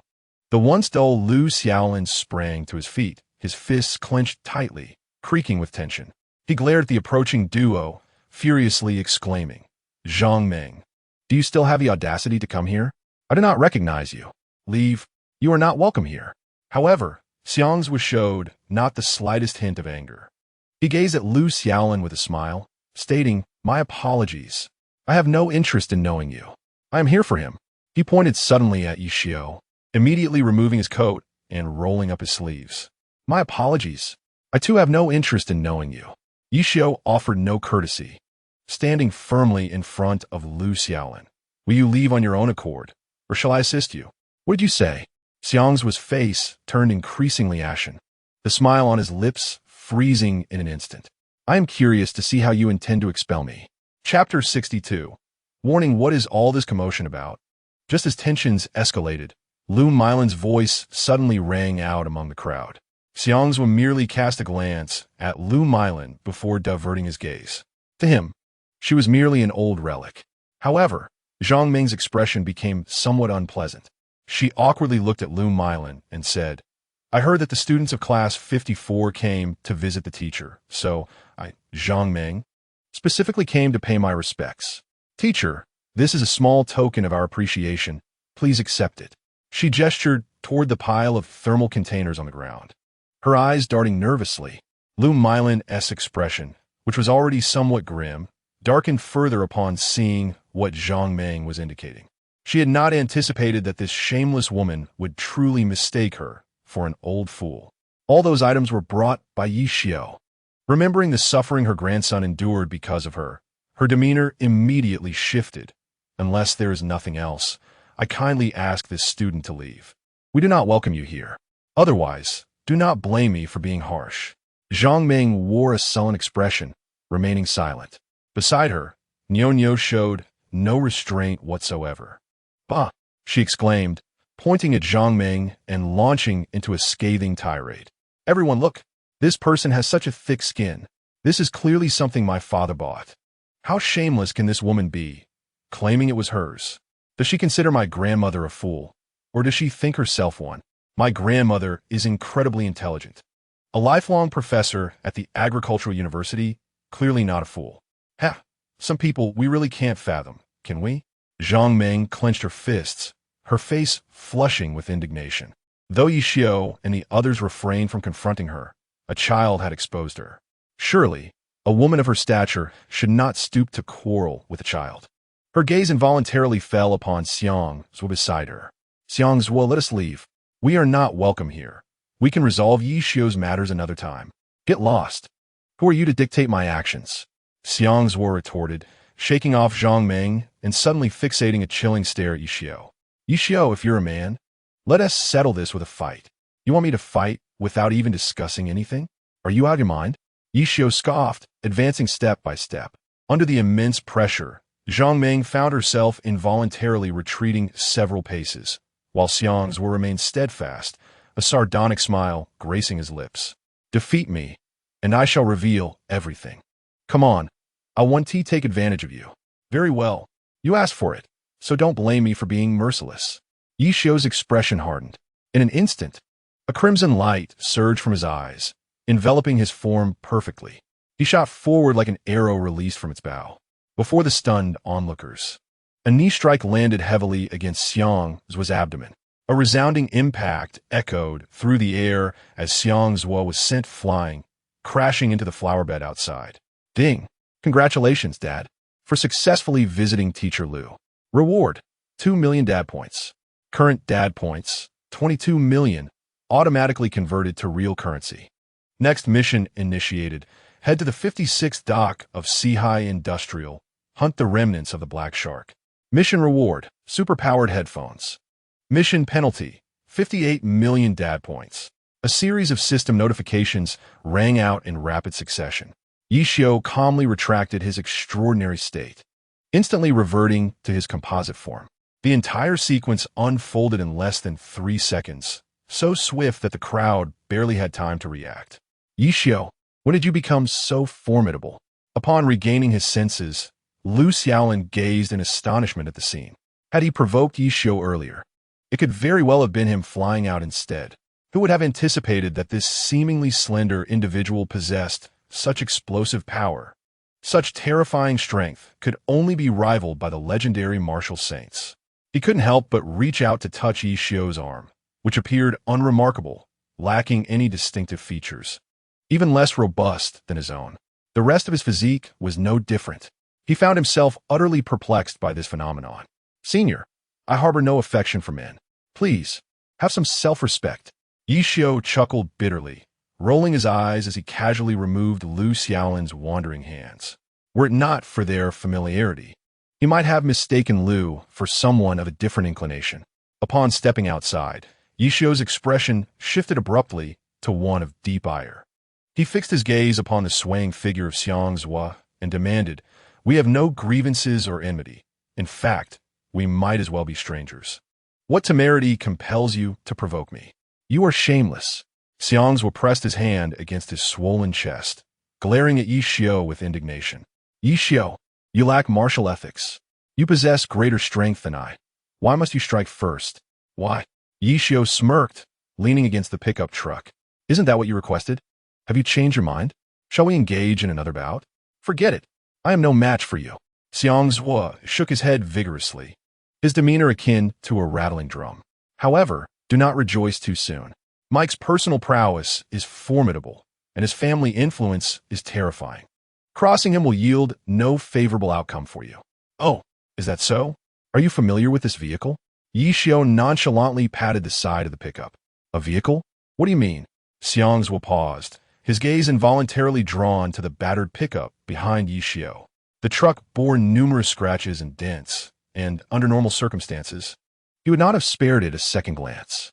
Yet, as his eyes fell upon the license plate, they widened in disbelief. How can this plate be here?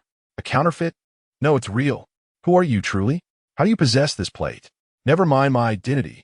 Just tell me, does Mike dare to lay a hand on this plate? Yi Xiao observed Xiangzhou with a sardonic smile as he lit a cigar without a care. You scoundrel! How dare you smoke behind my back? Hand it over. Give it to me. Before Xiangzhou could utter further explanations, Jiang Shiyu suddenly emerged from the courtyard. Do you wish to smoke as well? Yi Xiao instinctively offered her a cigar. Jiang Shiyu's eyes widened. Was she contemplating murder? Was that her intent? As Yi Xiao produced a lighter, realization dawned upon him. Jiang Shiyu had never smoked.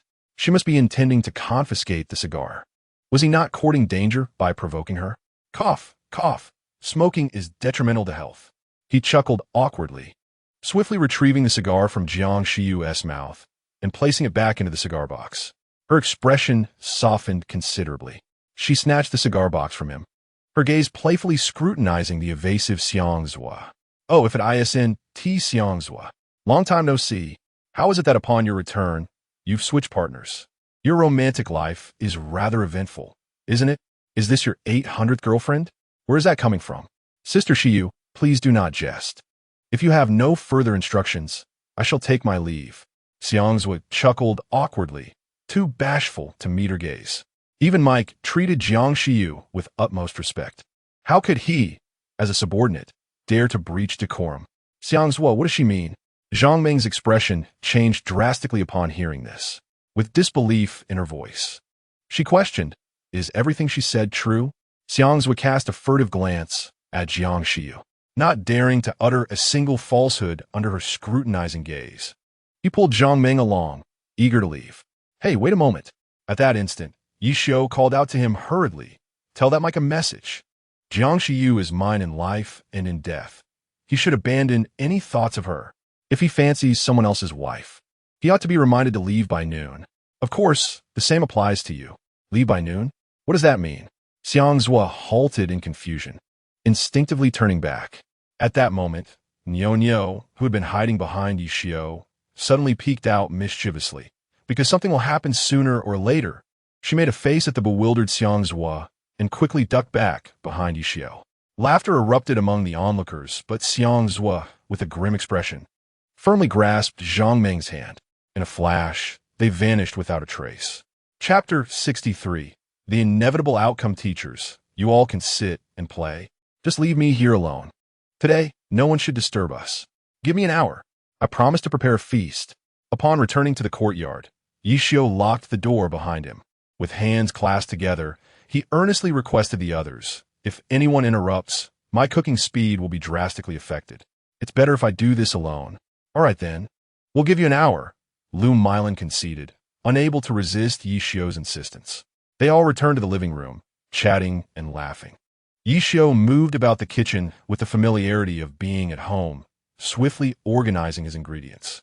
His culinary prowess unfolded in an instant. With knives dancing and ingredients flying, the kitchen became a whirlwind of Yi Xiao's shadows. The sounds of chopping and sizzling echoed like a rapid-fire barrage. 8 cold dishes, 8 hot dishes, 8 soups, 24 dishes were flawlessly completed within the hour. As they gazed at the table adorned with fragrant and visually appealing dishes, Everyone was left speechless. The knife skills, the presentation, the aroma. Surely even a five-star chef would struggle to replicate this. The intoxicating scent of the food permeated the entire courtyard. "Grandma, let's eat." Nyo could no longer contain her excitement, standing eagerly on her stool, saliva nearly dripping from the corners of her mouth. "Eat, eat. Don't mind me, everyone.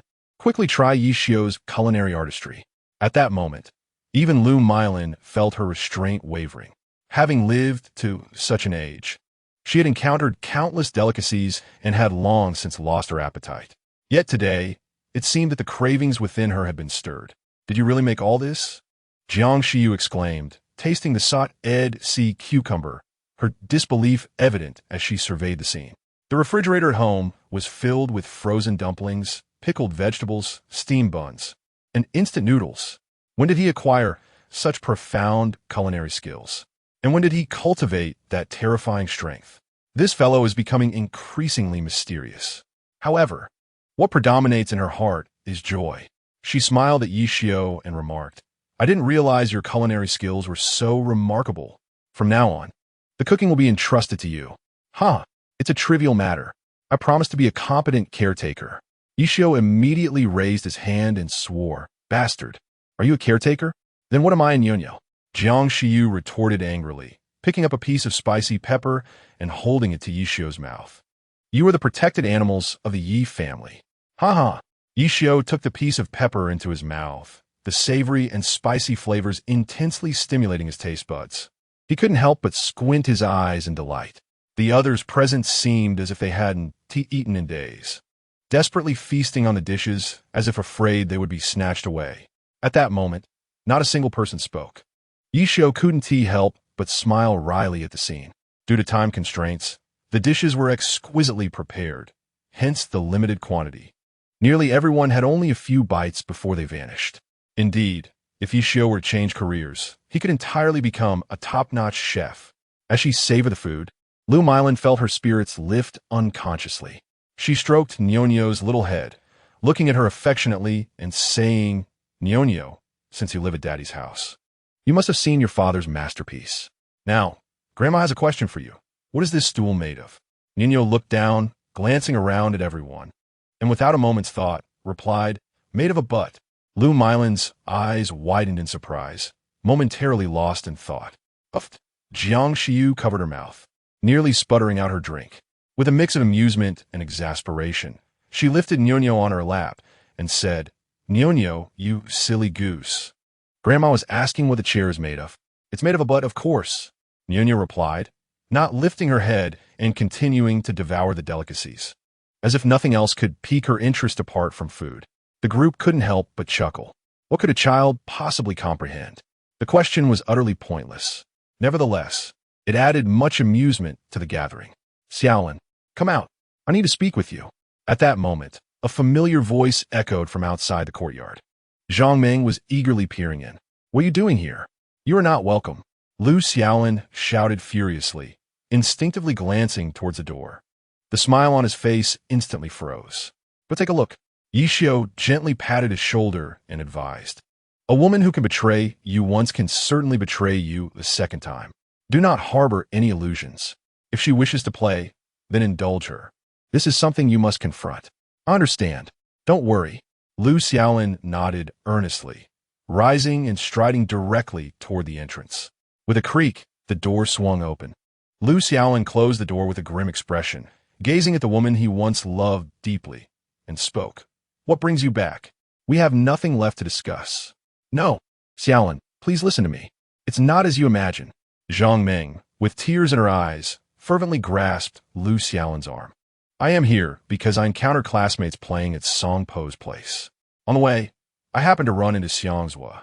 My relationship with Xiangzhua ended long ago. It concluded when he went abroad. I realize now that he merely toyed with my feelings and never truly loved me. Yet you have always been sincere with me. Xiaolin, let us reconcile. I promise to cherish you doubly from now on and will never leave your side again." "Very well. Shall we head to a hotel for a more profound conversation?" Lu Xiaolin asserted, pulling Zhang Ming toward the nearby inn without hesitation. However, to his surprise, Zhang Ming abruptly halted, She gazed at Lu Xiaolin with disbelief, as if he were a stranger, and exclaimed, Xiaolin, you were never like this? Are you seeking reconciliation merely to sleep with me? What is the matter? Are you unwilling? Lu Xiaolin fixed his gaze upon her, his expression darkening. No, I am willing. I am willing. I am willing. Zhang Ming hurriedly nodded, fearing that Lu Xiaolin might change his mind. Huh, you are willing? I find myself less inclined. Lu Xiaolin retorted coldly, pushing her away. At that moment, all the grievances she had harbored exploded forth. Zhang Ming, you remain as shallow as ever. To me, anything easily taken away is worthless. The moment you betrayed me, you became insignificant. What's this? At 30, are you feeling anxious? Or perhaps you are carrying someone else's child. Apologies, but I do not accept trash. With that, Lu Xiaolin turned and walked away. Lu Xiaolin, you are no man. Zhang Ming, infuriated, could not contain herself and shouted at his retreating figure. Am I the shallow one? If you were wealthy, would I still love someone else? I merely made a choice every woman would consider. Goodness, you speak so casually. Yi Xiao stood at the doorway, staring blankly at Lu Xiaolin as he approached. Senior, is this the woman you once adored? Lu Xiaolin forced a smile and nodded. Though I wish it weren't true, this is indeed the reality. So, what do you think of Shao Qing? Did you not already have your answer? Ye Shi Wu joyfully embranjet Liu Shaolin. Therefore, I welcome you aboard my ship of mischief. The two exchanged knowing glances and suddenly burst into laughter, as if they shared an unspoken bond. Lu Milin shook her head, her previously taut heart gradually relaxing. Chapter 64. A resolve to serve the nation after dinner and some light conversation. Yi Xiao left teacher Lu's home in high spirits. He intended to drive, but was intercepted by Jiang Xiu. With no alternative, he obediently took the passenger seat, accompanied by a drone escort and vigilant monitoring. The journey was smooth and uninterrupted. Upon arriving home, Jiang Xiu could not contain her curiosity and gazed at Yi Xiao, inquiring, Darling, how did you acquire such culinary skills? Today's meal was simply exquisite. Even I, a notoriously picky eater, have no words to express my delight. Exquisite indeed. Yi Xiao leaned back, a mischievous grin spreading across his face as he collapsed onto the bed. I believe you are the most delectable, the most enchanting of all. Ahem. Will there be assignments to submit shortly? Jiang Xiu, her cheeks flushed, looked at him shyly, her eyes brimming with flirtatious allure. Yi Xiao beckoned with a finger. Not so fast. I object. Suddenly, Niao exclaimed, launching herself onto Yi Xiao's lap in a protective manner. Her wide eyes fixed on Jiang Xiu as she declared, I hereby announce that from this day forward, Daddy can only sleep with me. You wicked woman, do not even think about laying claim to my daddy. Jiang Xiu felt overwhelmed. With Niao causing such a ruckus, she and Yi Xiao had completely lost their private moments. She yearned for a moment of intimacy with Yi Xiao, yet it seemed impossible. It appeared essential to bring her parents back home soon. Most importantly, Niao's education should not be delayed, for it was pivotal to her future. Very well, your daddy is yours. Can I not sleep alone? She subtly signaled to Yi Xiao and quietly retreated to the earthen platform in another room. Yi Xiao understood her hint and immediately began to tickle Niao's sides. Huh, you little rascal, look at what you've done to your mother. I shall take revenge on her behalf. Niao blinked innocently, her eyes wide. No, Daddy, I was wrong. Ha ha. Stop. In just a few moments, Niao could no longer contain her laughter, pleading for mercy. The sound of her tinkling laughter echoed throughout the small room. After a playful tussle, Niao eventually succumbed to slumber. Yi Xiao slipped off the bed and stealthily made his way to Jiang Xiu's room. Indeed, Jiang Xiu was not asleep at all. She was sitting on the platform, covered with a quilt, gazing at her skin, which glowed like polished jade in the darkness. Yi Xiao could not help but swallow hard. Wife, I must attend to my task. Upon my return, I shall surely find an opportunity to submit my assignment. Fear not, I have arranged for undercover protection for you both. The real-time sharing system is already activated. And how long will you be gone? Jiang Xiu looked at Yi Xiao with reluctance, suddenly unable to resist, wrapping her arms tightly around him. Not long. Perhaps I shall return by tomorrow morning. with her softness in his embrace. Yishio felt his heart race uncontrollably. He suppressed the primal urge rising within him and gently pushed Jiang Shiyu away. He placed a hand over her fragrant lips. Speaking cautiously, "Do not disturb Nyonyo. Trust me, I will handle this matter." Jiang Shiyu nodded, her gaze burning with intensity as she looked at him. "Is the matter of the dimensional gate related to Nyonyo's necklace?" Yishio paused, taken aback. "What do you mean? Have you noticed something? Do you have any thoughts on this?" Jiang Shiyu shook her head, expressing her concerns about the Jiang family's relentless pursuit of the secret held by Nyonyo. Once they obtained the secret, they would conspire with other nations to compel the Dragon Kingdom to jointly develop the secret of the dimensional gate, subsequently negotiating the division of interests. Of course, the crux of this matter lies in the distribution of benefits. Consider this: if I, too, have uncovered the secret of the necklace, my uncles must have noticed it as well. Truly, I do not wish to see the Jiang family venture further down this misguided path. Should the Jiang family fall, I would feel no sorrow. However, the ordinary people who survive because of them might suffer dire consequences, and that is something I cannot bear to witness. Therefore, I wish to join your cause. I fear I cannot make that decision." Yishio turned around, a bitter smile gracing his lips. "Nevertheless, I will contemplate this matter. If Nyonyo inquires about my whereabouts, just tell her I went to buy her some pickled bamboo shoots. This little one is far more mature than we imagine. So, do refrain from acting clever in her presence. Rest now. Having resolved the black shark issue, no one should trouble us further." With that, he cautiously exited the kitchen and left the room without starting the vehicle or making a sound, gliding away like a specter, swiftly dashing towards the road. A black jeep stood silently by the roadside. Yishio entered the vehicle, finding it devoid of occupants. Yet, he understood that Baiko was close at hand. "How is your mission progressing?" He retrieved a cigarette from the storage compartment and lit one for himself. "Not bad," Baiko's voice echoed suddenly from the empty passenger seat. "Yinyu Tower has been completely dismantled, and all of Buddha's subordinates have been apprehended. The Black Shark is now a mere shadow, and progress has been made regarding the human trafficking case. The health and safety departments, along with other agencies, have identified numerous corrupt officials ready to be purged. It is anticipated that 2 million corrupt officials will be brought to justice. However, these matters are not your concern.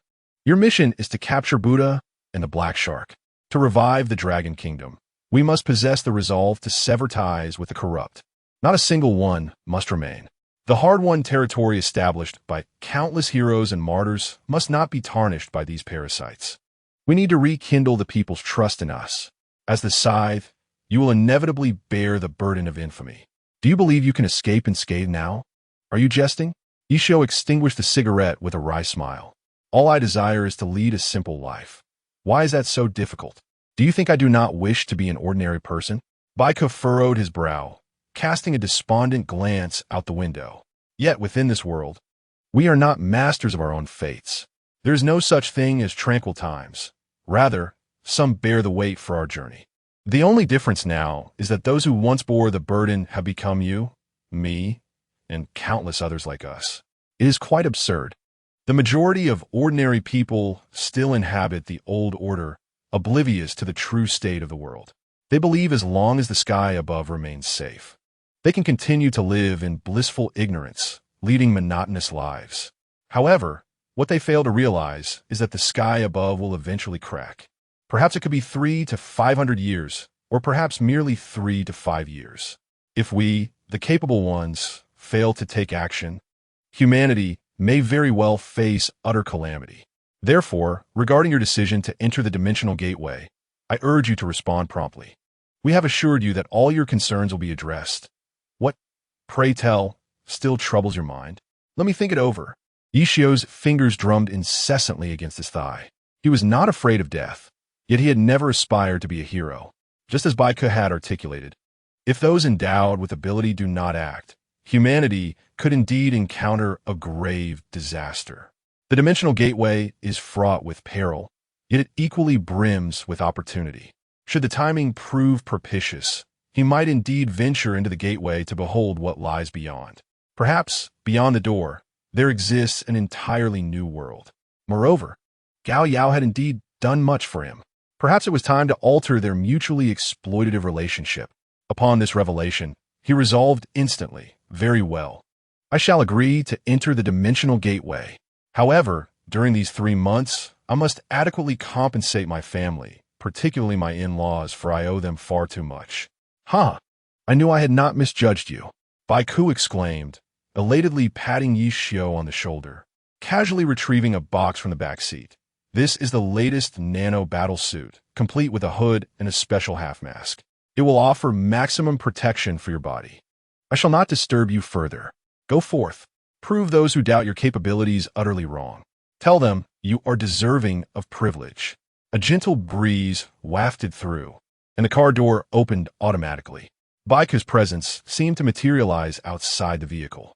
Chapter 65. A Clash of Titans. Yi Xiao locked the car door and, undeterred by the surrounding world, donned his battle attire. This confrontation was unavoidable. Everything commenced with the black shark.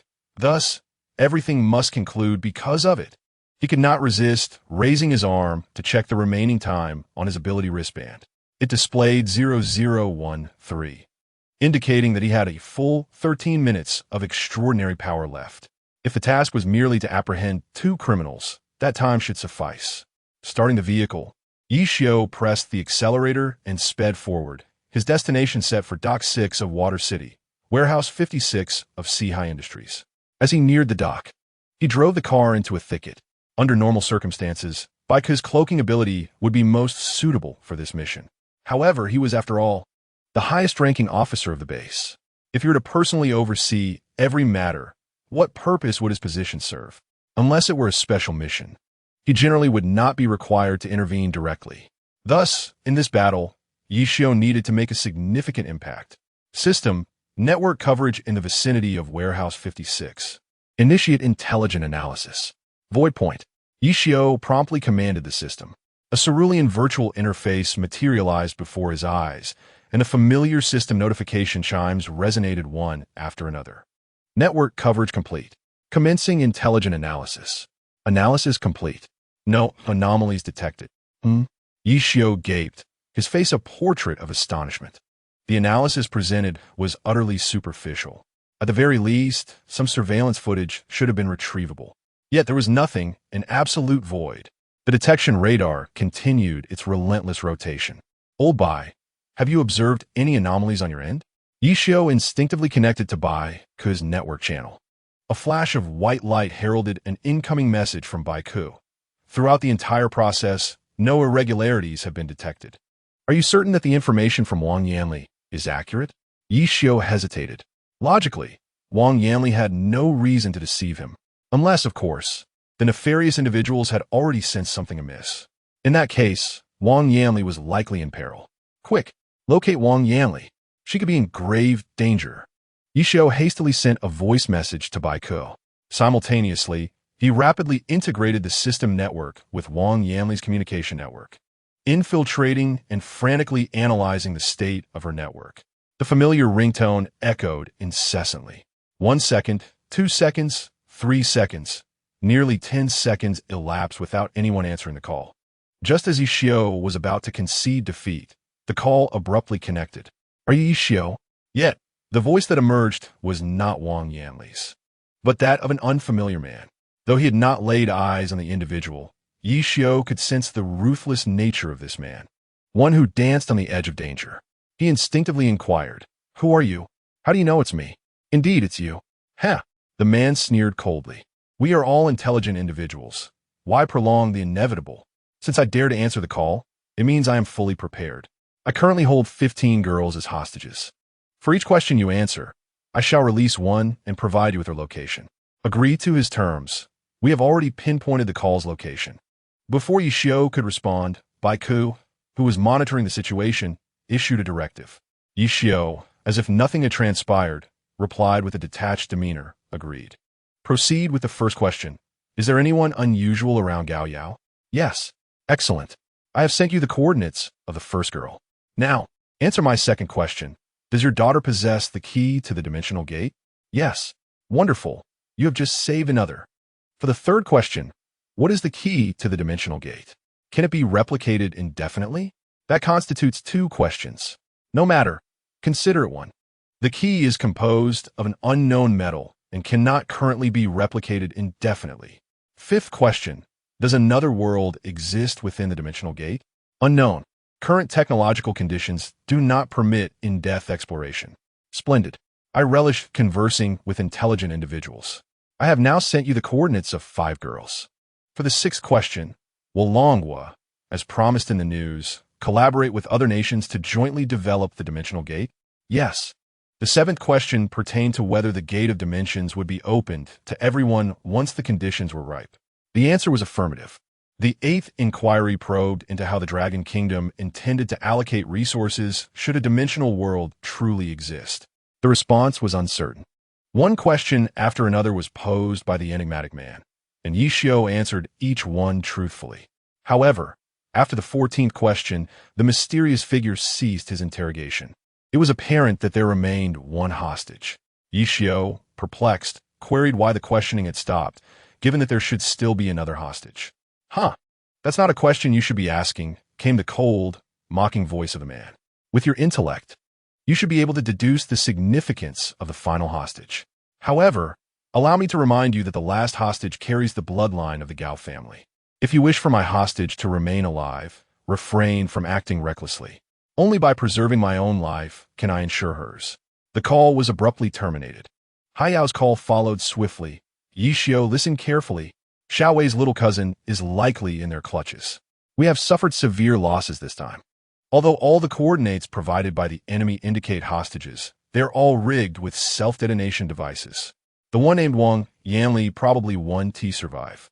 The coordinates show her communication device is located in the high seas leading to the old Copper Mountain, nearing foreign territorial waters. If my guess is correct, the voice that just spoke was likely the legendary Buddha. They're probably aboard that deep-sea submarine stolen 3 decades ago. I have dispatched Baiku to assist you. Do you think I should destroy this submarine? Didn't you already come to a decision? Yishio replied, gazing upwards at the multitude of supersonic aircraft converging upon him like thunder, his heart racing. A barrage of fire seemed imminent, potentially igniting a new world war. Alas, it appeared he was destined to bear the reputation of the executioner.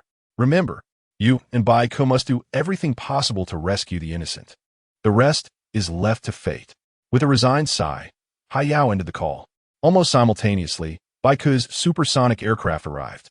Without a word, everything was understood.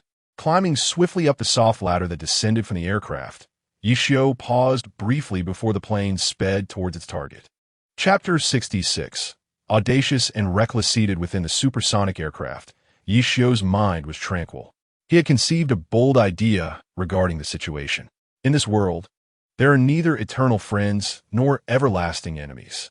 Should the ugly nation redirect their fire towards the black submarine, a major conflict between nations might be averted. To persuade them to shift their focus, it would be necessary to present an enticing proposition. Granting them access to the Gate of Dimensions would undoubtedly serve as a lucrative exchange. Relying solely on the power of the Dragon Kingdom was, quite frankly, insufficient. Had we united with other nations earlier to collectively develop the Dimension Gate, the course of human history might have been significantly altered. At this thought, his gaze instinctively fell upon Baiku. Baiku, do you believe that if we leverage the Dimension Gate as a condition, the United States would comply with the Blue Star Alliance's orders and assist Dragon Country in capturing fugitives? Is that your perspective? Baiku turned his head, astonished, and looked at Yishio. Have you caught wind of something?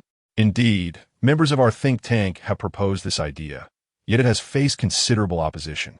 Many believe that those not of our kind harbor ulterior motives.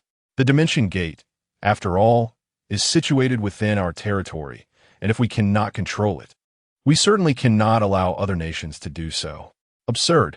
Yishio's expression hardened, his gaze fixed intently on Baiku.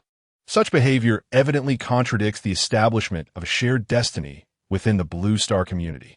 Furthermore, the Alliance is not solely dominated by our Dragon Country. How could they permit us to monopolize the Dimension Gate indefinitely? Avoidance and procrastination are not viable solutions. Indeed, you are correct. Evasion and delay will not resolve the issue. Baiku replied with a wry smile, deliberately averting his gaze from Yishio. Previously, we were monitoring your conversation with Jiang Xiu. She was right. The metaverse, in its final development, will inevitably lead to chaos. I can also unequivocally inform you that cosmic currency is a crucial method for redistributing wealth across Blue Star, with participation from all nations. This implies that once we venture into space, cosmic currency will serve as the universal currency. With the new year approaching, the metaverse, developed by multiple nations, will officially enter public testing. We are merely in a limited internal trial phase now. Once virtual assets entirely supplant real assets, the metaverse will transition into its operational phase, and humanity will embark on the space age. The ticket to space will require a certain quantity of cosmic currency. Those without it will remain confined to Blue Star. I suspect that if this information were to be disclosed, it would plunge the world into chaos. Thus, our think tank suggests that we delay granting access to the Dimension world until after this news is released to deflect global tensions. Frankly, 99% of people do not believe that a genuine world lies beyond the Dimension Gate, as the concept itself is largely hypothetical. Do you understand what I mean? Yi Xiu, with a grim expression, lowered his head and replied, I understand. These are inevitable circumstances, given that the Earth-Moon system cannot accommodate an overwhelming population. However, I must ask one final time, upon my joining, will you truly alleviate all my concerns? Naturally, Baiku sat upright, nodding resolutely at Yi Xiu. As Uncle Gao stated, the freedom we grant you corresponds directly to the value you generate. Currently, many wish you harm, including some of our own. Yet, all have been thwarted by our people. As long as our members remain unharmed, you will be absolutely safe, and your family will receive the highest level of protection. Moreover, should you flawlessly execute this task, many will fall silent, and we shall have justifiable cause to initiate a deification plan on your behalf. Your renown will resonate throughout the Dragon Kingdom. If one day you achieve resounding success, do not be taken aback. You possess the capability, we possess the resources, and your ascent to fame will be the inevitable outcome. Consequently, no one will dare to trouble you further, nor will you be subjected to the disdainful treatment of those who look down upon others. Therefore, pursue your ambitions without hesitation. I have faith in your character. He smiled wryly and nodded. With matters stated so plainly, what further concerns could he harbor? His sole focus should be on fulfilling the task at hand. The two ceased their conversation, closing their eyes in silence. Suddenly, as they were merely 30 kilometers from their target, Gao Xiaowei, who was piloting the aircraft, could no longer contain herself. Exclaiming loudly, we have lost contact with the revitalization submarine. It has vanished from the radar. What? Baiku, who had been slumped in his seat, straightened abruptly. Instinctively, he said, adjust the altitude. I'm jumping into the sea. Understood. Gao Xiaowei nodded decisively, immediately altering the aircraft's elevation. After gliding close to the water for a brief distance, Yi Xiu inexplicably sensed an emptiness beside him. He instinctively glanced upwards. Protective capsule closed swiftly. In an instant, Yi Xiu made a resolute decision. Take me to the old Copper Mountain Airport and let headquarters initiate the bombing. However, our flight path has not been authorized. If we rashly enter enemy waters, we risk being destroyed. Gao Xiaowei anxiously adjusted the aircraft's course. At that moment, naval ships from Old Copper Mountain were hastening towards them. Clearly, an indiscriminate attack would be out of the question. Meanwhile, 3,000 supersonic fighter jets from the Dragon Kingdom hovered in an orderly fashion in the void. A standoff between the two forces was instantly established. There is no other option. Let me negotiate with them. Yi Xiu gritted his teeth, his gaze involuntarily drawn towards the enemy's carrier fleet. Are you jesting? Gao Xiaowei retorted with fury, turning back to shout, why not wait at Snooker Aviation, lying in wait? What you propose is tantamount to suicide. Who do you believe you are to negotiate on behalf of the Dragon Kingdom? Warning, you are encroaching upon our territorial waters. Please turn back immediately. Otherwise, we shall resolutely defend our rights. Warning, you are encroaching upon our territorial waters. Please turn back immediately. Otherwise, we shall resolutely defend our rights. Warning, you are encroaching upon our territorial waters. Please turn back immediately. Otherwise, we shall resolutely defend our rights. At that moment, a warning blared from the communication channel, emanating from the opposing reconnaissance aircraft. Silence. If anything goes awry, I shall take responsibility. Yi Xiao rushed to Gao Xiaowei's side, seizing the communicator and declaring, "Hello, I am the envoy from the Dragon Kingdom. I have come to discuss the joint development of the Dimensional Gate. However, there are malicious forces intending to sabotage our cooperation and are holding our key personnel as hostages. We now demand that your side intercept the revitalization submarine to ensure the foundation of our collaboration." What? This audacious fellow! How dare he? As Yi Xiao's words fell, the conference room of the Dragon Nation erupted in uproar. This audacious young man was beyond the pale. A thorough investigation was imperative. Who sanctioned the envoy from the Dragon Nation? By what authority did he take liberties with the matters concerning the Dimensional Gate? I strongly demand a re-evaluation of Yi Xiao's identity. He must be apprehended and contained. Such a perilous individual cannot be allowed to mingle among the ordinary populace. Who is the shadowy figure behind him? Who recommended him? Investigate. Pursue this matter to its conclusion. Indeed, the sentiment was one of collective outrage. The atmosphere in the conference room of the Dragon Nation was fraught with tension. However, Wang Guangming, the newly appointed mayor of Water City, maintained an unperturbed demeanor throughout. He was not originally entitled to participate in such a high-level meeting, not even as an observer. Yet, due to the unique nature of the Dimensional Gate, he had been granted permission to attend. But who could have anticipated Yi Xiao's audacity? Though none explicitly named him, the assembly's ire was implicitly directed towards him. Should this matter be mishandled, his tenure as mayor would come to an abrupt end. Nevertheless, he displayed no signs of panic. For Gao Yao was his most trusted ally, and Yi Xiao was Gao Yao's most trusted confidant. To remain steadfast in the face of chaos was undoubtedly the wisest course of action. In stark contrast to the intricate entanglements of the Dragon Nation, the atmosphere in the ugly nation was one of jubilation. The envoy from the Dragon Nation? The Dimensional Gate. How splendid! It seemed the collaborative initiative proposed by the Dragon Nation was indeed genuine, albeit initiated prematurely. We need not endure prolonged anticipation or extensive inquiries. Indeed, a new era may soon dawn. Do you suppose the Dragon Nation has uncovered the secrets of Snooker Airlines? There is no need for conjecture, without a doubt. The Dragon Nation must already be aware that Black Shark and Buddha have allied with Snooker Airlines, which has been covertly serving us. Trading two heads and a group of hostages for an opportunity to research the Dimensional Gate is undoubtedly a lucrative exchange. I consent to an audience with the envoy from the Dragon Nation. I concur. At Old Copper Mountain, within the National Assembly. The members of the Assembly, in high spirits, expressed their opinions freely. Ultimately, they reached a consensus to meet with the envoy from the Dragon Nation. However, prior to that, they needed to ascertain the veracity of Yi Xiao's identity. Chapter 67. A Web of Conspiracies. Silence. Everyone silence.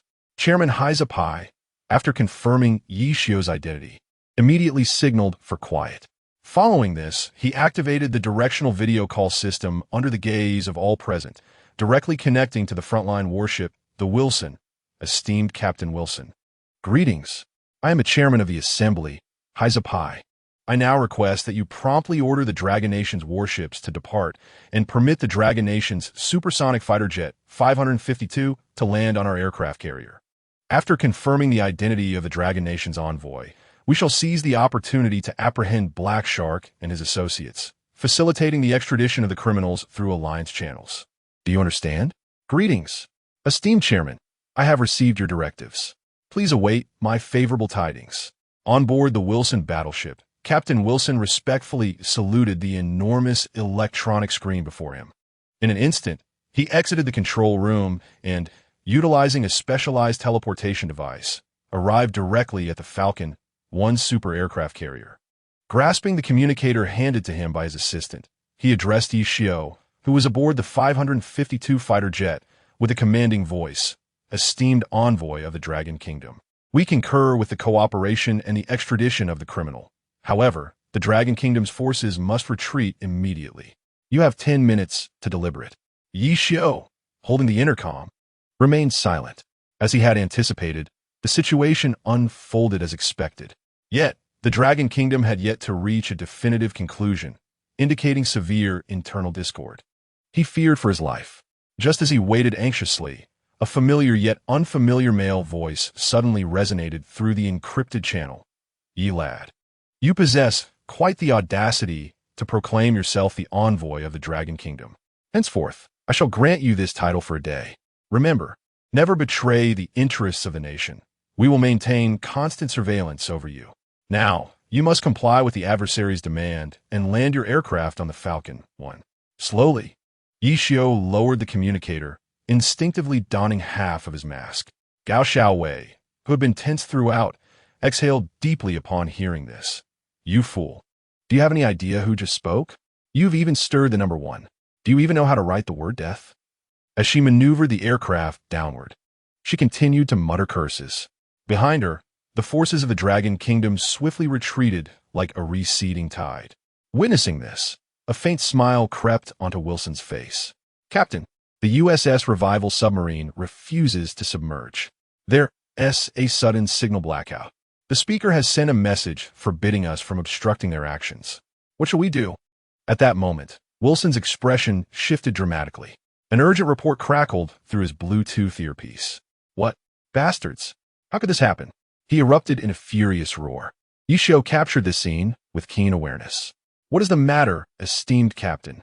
he inquired as he disembarked from his aircraft, striding towards Wilson. The captain quickly donned a smile, advancing to meet him.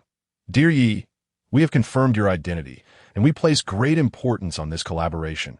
However, the situation has exceeded our expectations. The Revival has refused to submerge and appears intent on heading north. Keep in mind that in the extreme north, signals are chaotic, and our satellites cannot provide effective information. What are your thoughts?" Yi Xiu grasped Wilson's hand tightly, a flicker of anxiety crossing his mind. If the Black Shark managed to escape, all their efforts would be in vain. Wilson withdrew his hand, his expression slightly awkward. The Revival is a nuclear-powered submarine from 30 years ago, a renowned ghost ship. Logically, even if we lack the means to decode it, the Dragon Kingdom should possess the capability.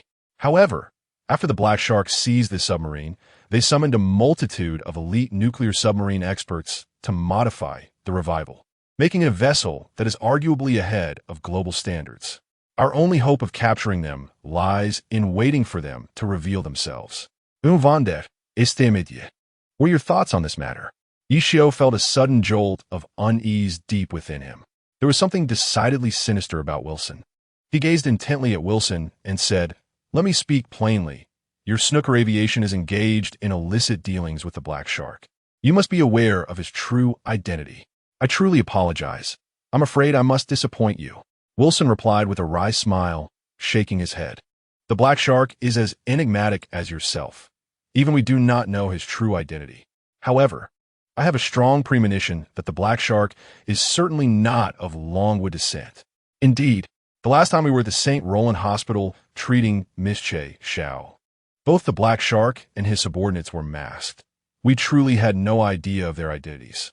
At that moment, a soldier with an Eastern appearance approached, carrying a medical kit directly towards the two men. Wilson's expression changed drastically. He hastily explained to Yi Xiu, "We have no connections with the Black Shark. It is merely that he sought out Wilson Peter, the world's greatest medical master, and this esteemed disciple beside me, Jean Zhonghua. Our involvement with the Black Shark is purely coincidental." Yi Xiu stared blankly at Wilson, having not considered this angle at all. His mind was consumed with the name Che Xiao. If there were no unforeseen circumstances, this Che Xiao would be the very person they had been searching for, the sister of the deceased Che Kuei. Wilson's pale explanation was clearly a desperate attempt to cover up the truth. The relationship between Snooker Aviation, the Black Shark, and the fleet was undoubtedly not a one-way street. He calmly turned his gaze to Wilson and stated, "I believe I understand. Esteemed Captain Wilson, please take me to St. Roland Hospital immediately. I must find this girl. My assistant, Ms. Gao Xiaowei, will discuss the collaboration details with you in my stead." Wilson's expression shifted, and he felt an inexplicable sense of tension. although he did not comprehend why the chairman would allow the black shark to escape. He understood that he absolutely could not let Yi Xiao find a girl named Che Xiao. If she were located, it was highly likely that the black shark would be exposed. The chairman's decision to let the black shark go clearly indicated a desire to keep him hidden. Thinking along these lines, he awkwardly looked at Yi Xiao and said, "I need to consult. Please hold on a moment." With that, he made his way to the communications officer. Shortly after, he returned with a robust soldier. He introduced the soldier, saying, "Jack, this is Mr. Yi from Longhua. Your task is to escort Mr. Yi to St. Roland Hospital to find a girl named Che Xiao. All agents are at your disposal for this assignment. It is of utmost priority. Do you understand? If you fail, do not return to see me." "Understood," Jack replied respectfully, his gaze inadvertently falling upon Yi Xiao. He could not fathom why Longhua would send such a young man as an envoy. The envoy from the Dragon Nation ought to be seasoned individuals, typically aged in their 60s or 70s. Yet Yi Xiao is clearly not even 30. Nevertheless, having been in this line of work for an extended period, he comprehends what inquiries are appropriate and which are not. "Mr. Yi, this way, please." He suppressed his inner doubts and hurriedly escorted Yi Xiao onto the aircraft. Throughout this time, Yi Xiao remained silent, patiently awaiting news from Baikou. His prolonged silence suggested that he had likely made some discoveries, and it was highly probable that he had boarded the revitalization. After all, the revitalization had surfaced once. Yet soon, he sensed something amiss. If the ugly nation had already detected the revitalization, no matter how swiftly it submerged, it could not evade a torpedo's assault. Clearly, the ugly nation had intentionally allowed them to depart. What could be the underlying motive behind their desire to collaborate with the Dragon Nation while simultaneously permitting the revitalization to escape? Furthermore, their current course was evidently deviating, seemingly designed to delay time. Yi Xiao's thoughts raced, his brows furrowing deeply. This situation was definitely not right.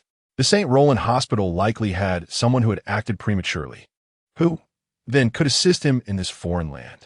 Almost instinctively, he thought of Xia Shui. He summoned the system interface and swiftly connected to Xia Shui's network. With focused intent, he dispatched a message. "Xia Shui, I am en route to Old Copper Mountain.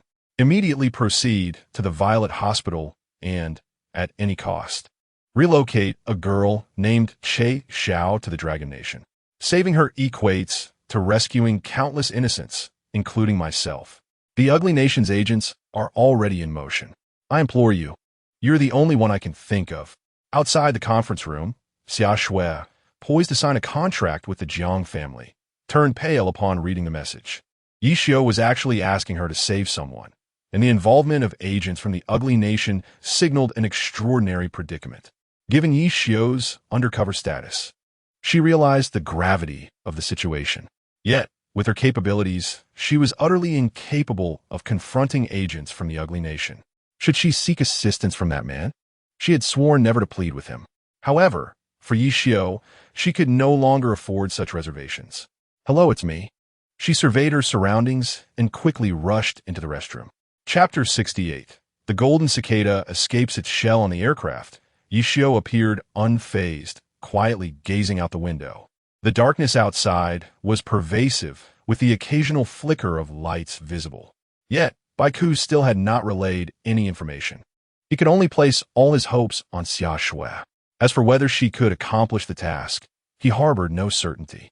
The agents of the ugly nation, as the hounds of their country, had always taken the lead. Now, they had become a vassal state of the ugly nation.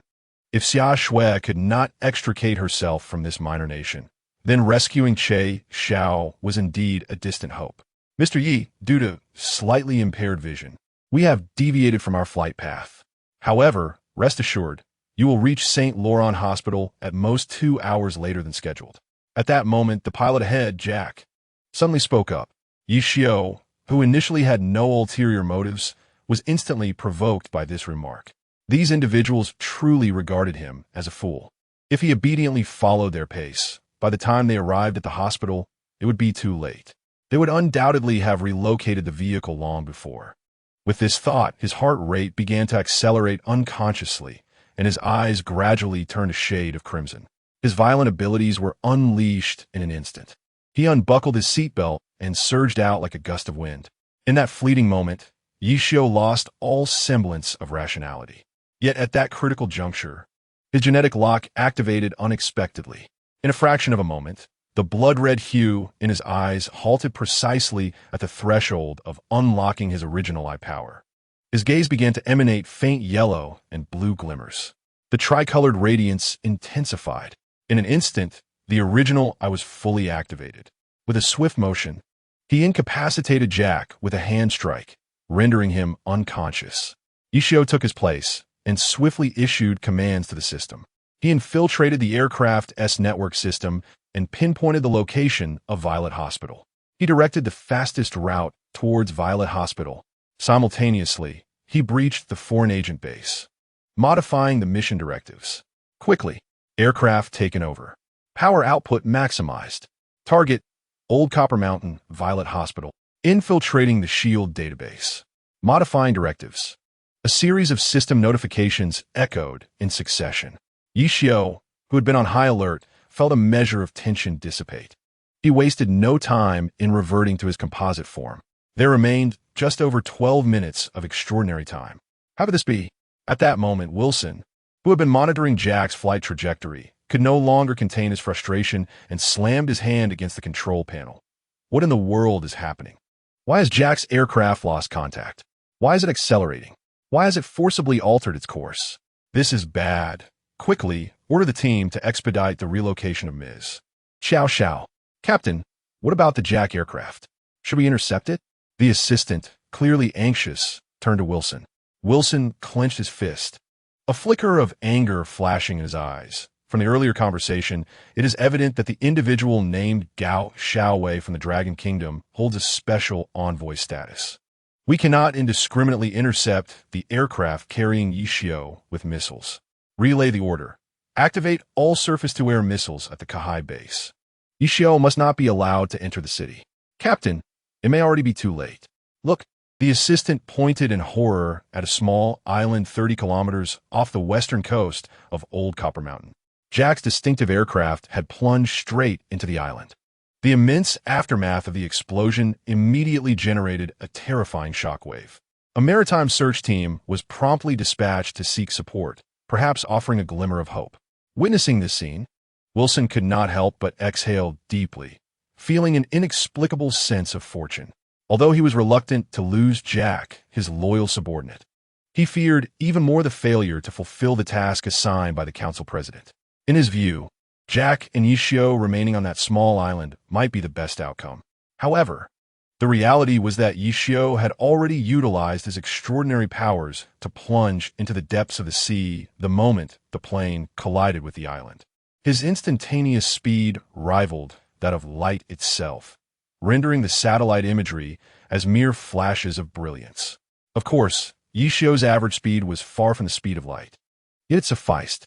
Tourists who had been enjoying their day on the island, upon sensing the horror of the explosion, immediately began to scream and surged toward the small cruise ship at the shore. Yishio discreetly put away his half-mask and blended into the crowd, soon following them onto the vessel. "Is everyone aboard?" the captain asked, turning sharply to face the crowd. A blonde woman, in a state of panic, clutched her chest and exclaimed, "There's no one behind us. Please take us away from here. My goodness, this is terrifying." Her clothing had unwittingly become drenched with seawater. Yet no one mocked her, for they were all in disarray. "All aboard now. We're heading to the shore immediately." The captain, regaining his composure, skillfully grasped the throttle and gradually pushed the power to its limits. In an instant, the cruise ship surged toward the shore. Ye Shiu, Abbeading Unfazit, sat quietly beside the blonde woman. This scene soon captured the attention of the blonde woman, who stared at Yishio in astonishment, asking, "Are you from the Dragon Nation?" Yishio smiled and nodded. His unpretentious and graceful demeanor ignited a spark of warmth in Avril's heart. "Hello, I'm Avril, the cheerleader for the Rockets. The Rockets have members from your Dragon Nation as well." Avril extended her hand, introducing herself eagerly. Although Yishio initially had no intention of engaging, he extended his hand out of courtesy and gently shook her warm palm. However, Upon noticing something he deemed inappropriate, his gaze became somewhat evasive. Ahem, hello. I'm Ishio, and I'm also a fan of the game. You are quite intriguing. Avril chuckled, glancing at her own chest, amused by Ishio's peculiar behavior. Are all you Easterners as reserved as you? Perhaps, Ishio replied, shaking his head with a wry smile. He instinctively distanced himself from Avril. He had a mission at hand and was not in the mood for conversation. However, this did not deter Avril. Instead, it piqued her curiosity about this man even more. Dearie, may I buy you a drink? I'm very interested in your Eastern culture, especially you. She unconsciously leaned closer to Ishio. At the end, his entire body leaned heavily against Ishio. Ishio, curling up, gazed at the other person with a wry smile and said, I'm sorry. My sister is currently in the hospital. I fear I cannot make it today. If I had the time, Ishio's voice abruptly trailed off. A fiery light erupted towards the sky from the direction of the Violet Hospital, simultaneously releasing a dense cloud of smoke. Alarm bells rang in Ishio's heart as he instinctively exclaimed, Not good. Under Avril's astonished gaze, Ishio leapt into action, effortlessly crossing 5 meters to land on the water bridge. She gasped and stood up involuntarily. Yet, in mere moments, Ishio's figure vanished completely amidst the crowd. Chapter 69. The dawn breaks. Hey, Ishio, where are you? We are now trapped in St. Roland Hospital. That is the Violet Hospital. The girl named Che Xiao is right beside us, but we absolutely cannot break out. The airspace and the ground are completely sealed off by the agents, and chaos reigns at the scene. Inside the St. Roland Hospital, Xia Shui, trembling with fear, dialed Ishio from her position by the window on the top floor. Ishio, she called, as he sprinted towards a secluded corner, cautious yet urgent. I'm almost there. I'm less than 500 meters away. Once I reach the scene, everything will be manageable. Hold on. Xia Shui nodded earnestly, her gaze drawn to the window. However, 500 meters away, an overwhelming presence of elite agents from the U.S. surrounded the area, including operatives from other nations. They jumped and darted about, relentlessly attacking the hospital. All escapees were seized without exception, regardless of their guilt or innocence. Those daring to resist were swiftly eliminated. With a shattering sound, the glass on the second floor suddenly broke. The destruction cascaded upwards, reaching the top floor in a chain reaction. Before Xia Shui could process what was happening, Ishio shouted, It's me. Keep the windows and doors secure. I need to interrogate Che Xiao immediately. With a clatter, everyone instinctively aimed their weapons at him. Xia Shui instinctively cried out, No, he is one of us. The crowd exchanged glances, their eyes involuntarily drawn to Xia Shui. Gathering her courage, she instantly reverted to her strong demeanor. Everyone, do as he says. If you get the chance, escape. With him here, I will be safe. With that, she rushed towards Ishio and helped him up. Ishio instinctively glanced at the superpower wristband he wore. Less than 10 minutes remained. That should be sufficient for him to complete the video call. She is Che Xiao, he thought, yet she has not uttered a single word. I even suspect she might be mute. Without uttering a single unnecessary word, Xia Shui pointed directly at the girl seated in a wheelchair. The girl remained calm, so tranquil that it was impossible to discern what thoughts lay within her mind. Ishio approached with a directness that brooked no preamble, addressing the girl. Your brother? Che Kuei has passed away. The girl's eyelashes fluttered, her hands instinctively gripping the door handle. Yet, she remained silent throughout. Ishio, undeterred, continued. Your brother's final wish was to amass great wealth to take you to meet the world's most esteemed doctors, but he reneged on that promise.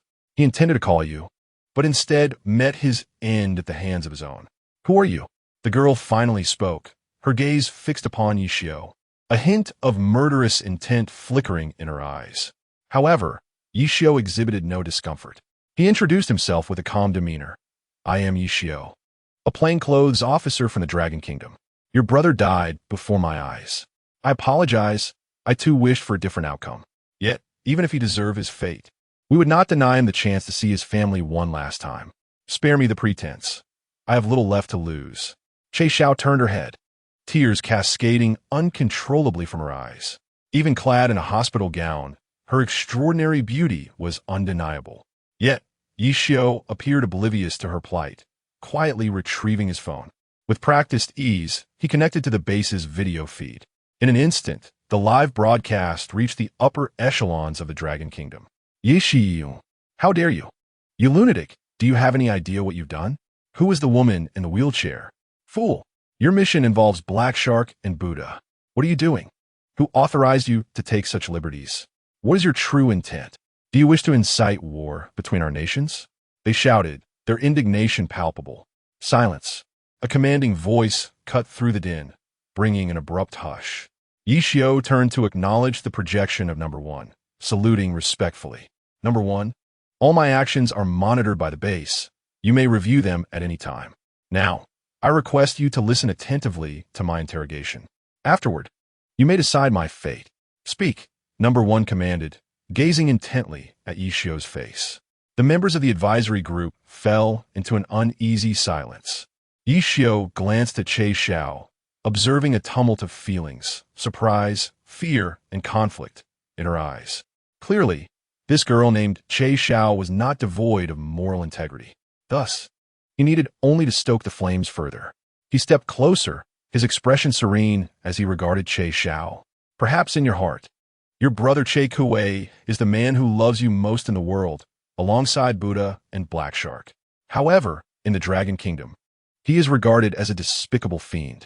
For 30 years, he has infiltrated various departments, corrupting over 5 million public servants and engaging in heinous crimes such as child trafficking and human smuggling, leading to the ruin of at least 300,000 families and the siphoning of vast wealth abroad. Buddha and Black Shark are complicit in these atrocities. And do you know? The revival plan we designed for the great rejuvenation of our nation was stolen by your brother and his cohorts. However, this is a high-level phantom battleship crafted from 50 years of tax revenue by the Dragon Kingdom. To speak candidly, your existence is built upon the countless white bones of the fallen. If you do not wish to be labeled a traitor to the Dragon Kingdom and still acknowledge your identity as one of its citizens, you must reveal the true identities of Buddha and Black Shark. Concealing the truth is equally sinful. Che Xiao gripped the handrail tightly, the veins in her neck standing out prominently. Unbeknownst to her, her breath began to quicken. Everyone could not help but watch this scene in silence. Ultimately, as if she were making an excruciating decision, she slowly reached into her bosom. Yishiyu, be careful, Xia Shui exclaimed involuntarily from aside. The peacekeeping soldiers stationed at the door and windows rushed in immediately. Do not worry, everything is fine. Yishio waved his hand with an air of calm. Che Xiao produced a USB drive hanging from her neck, and then turned her head to the side. Kixiao, I am Minotauritor. Go ahead. Grant me a swift end. Yishio took the USB drive and skillfully inserted it into his phone. Instantly, a series of recordings and surveillance footage began uploading to the base's database. Simultaneously, the information obtained by the base's database was encrypted and sent to the think tank. Upon viewing the information, the think tank erupted in chaos. You wretched country! Number one clenched his iron fist, his expression shifting drastically. He instinctively shouted at Yishio, listen, Yishio, until you find the recovery ship, do as you please. Even if it gets dirty, we will help you clean up. Now, you must return to that small island where the plane crashed. You need not worry about anything else. Everyone in this room will remain safe. I trust that with your skills, you know what to do next. Now, to avoid monitoring in this call. Beep beep. The projection interface automatically shut down. Che Xiao opened her eyes in confusion. Why aren't you taking action? You haven't committed a crime. Why should I harm you? Yishio replied with a bitter smile as he gazed at her. It is my fault for failing to protect your brother until his judgment. So let me take on his unfinished business. I will ensure your illness is treated. Doing good deeds isn't your responsibility. Leave this to me. Xia Shui laughed playfully, suddenly wrapping her arms around Yishio. Yishio, you scoundrel. Do you know? For you, I asked him for help for the first time in 10 years. Tell me, how will you repay me? Perhaps in the next life, he chuckled. Yishio wriggled free from Xia Shui's embrace like a slippery eel and, in an instant, dashed towards the door.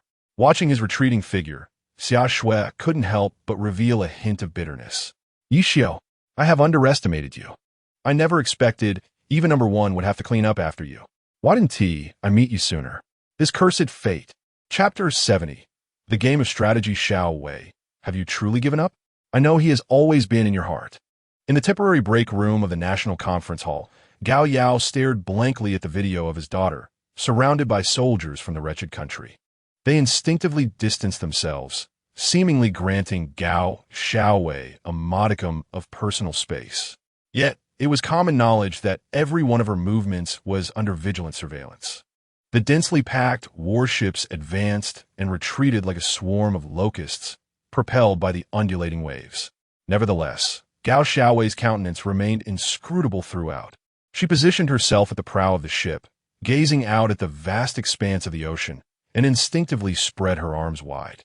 In a voice only two could hear, she whispered, "Father, I believe I have finally emerged from that shadow. I have come to understand that while I do cherish him, it has not reached the point of being unable to marry anyone else. Moreover, he has never held any affection for me. Do you know that, Father? During our first encounter, he even attempted to take my life. My eagerness to achieve honor led me to make a foolish misjudgment. Had Nyonyo lost her life because of this, we might never have had the chance to speak calmly. Upon reflecting on our time together, I realized it was all one-sided. Who would truly fancy a woman like me, so brash and thoughtless? To be comrades, to fight alongside him, might not be such a poor choice. This love, I shall completely forget. Can you truly forget?" Gao Yao shook his head, a bitter smile creeping at the corners of his mouth. The feeling of unrequited love. I believe you have begun to experience now. Honestly, I hold a fondness for this boy, Yi Xiu. Alas, he is already taken. His scholarly demeanor is precisely what I admire. The darker the surroundings, the more one appreciates the value of light. This time, you did not falter due to your cousin's troubles, which brings me some comfort. However, if Yi Xiu were to face repercussions, or even execution, could you remain composed? What? Gao Xiaowei pressed her Bluetooth earpiece closer, adjusting her holographic glasses perched on her nose, momentarily swaying. She steadied herself and fixed her gaze on the video of Gao Yao, asserting, in this matter, Yi Xiu has done nothing wrong. Because of him, we have identified the identities of Buddha and Black Shark. We are currently monitoring all personnel associated with them, which is undoubtedly heroic for our dragon country. Ah, if only the world were so simple. Gao Yao sighed ruefully, turning his back, his expression solemn as he spoke. Whether it is right or wrong is not for us to determine. Whether he is a hero is also beyond our purview. As a member of the undercover team, I have granted him sufficient freedom. Yet he ultimately remains a cog in the national machinery. His reckless actions, devoid of organization or discipline, are an undeniable truth. The best outcome for Yi Xiu in this situation would be to have his position revoked, barred from employment for life. Yet, he is indeed a talented individual. This time, I fear I may find it difficult to extricate myself from this predicament, so I must make arrangements for the subsequent matters. Xiaowei, remember this. No matter what transpires, do not act impulsively. Each person must bear the consequences of their choices. Take care of yourself. I understand, Father.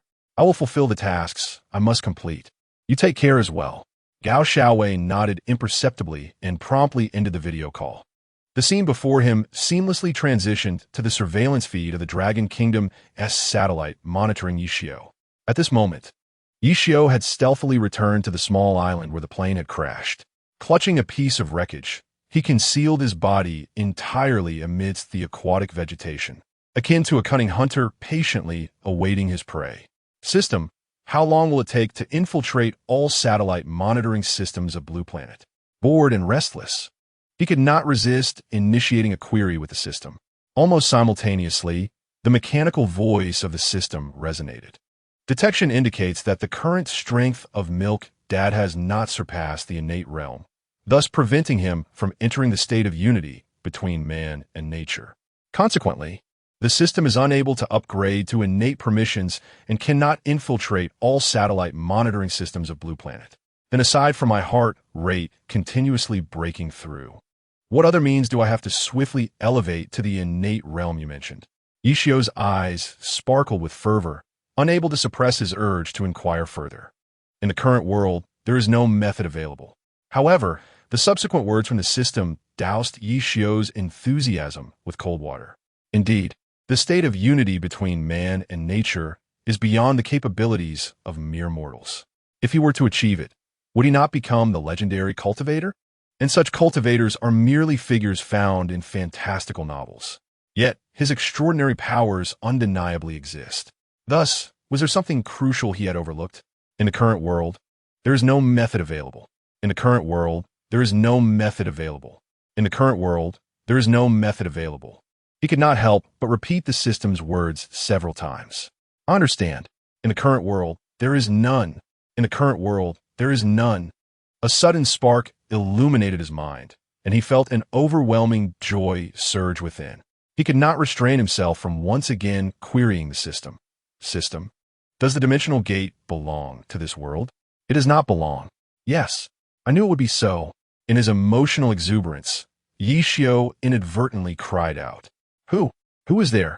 At that moment, a startled exclamation suddenly rang out from the shore. Yi Xiu's heart skipped a beat, and he discreetly continued to question the system. Is there truly another world within the dimensional gate, and does it contain elements that can enhance one's realm? Unknown. Yi Xiu felt a jolt of dismay. His fervent heart instantaneously plummeted from the heights of ecstasy to the depths of despair. It seemed that to uncover the secrets of the dimensional gate, he would need to investigate personally. It is I, the envoy of the Dragon Kingdom. Save me. Quickly.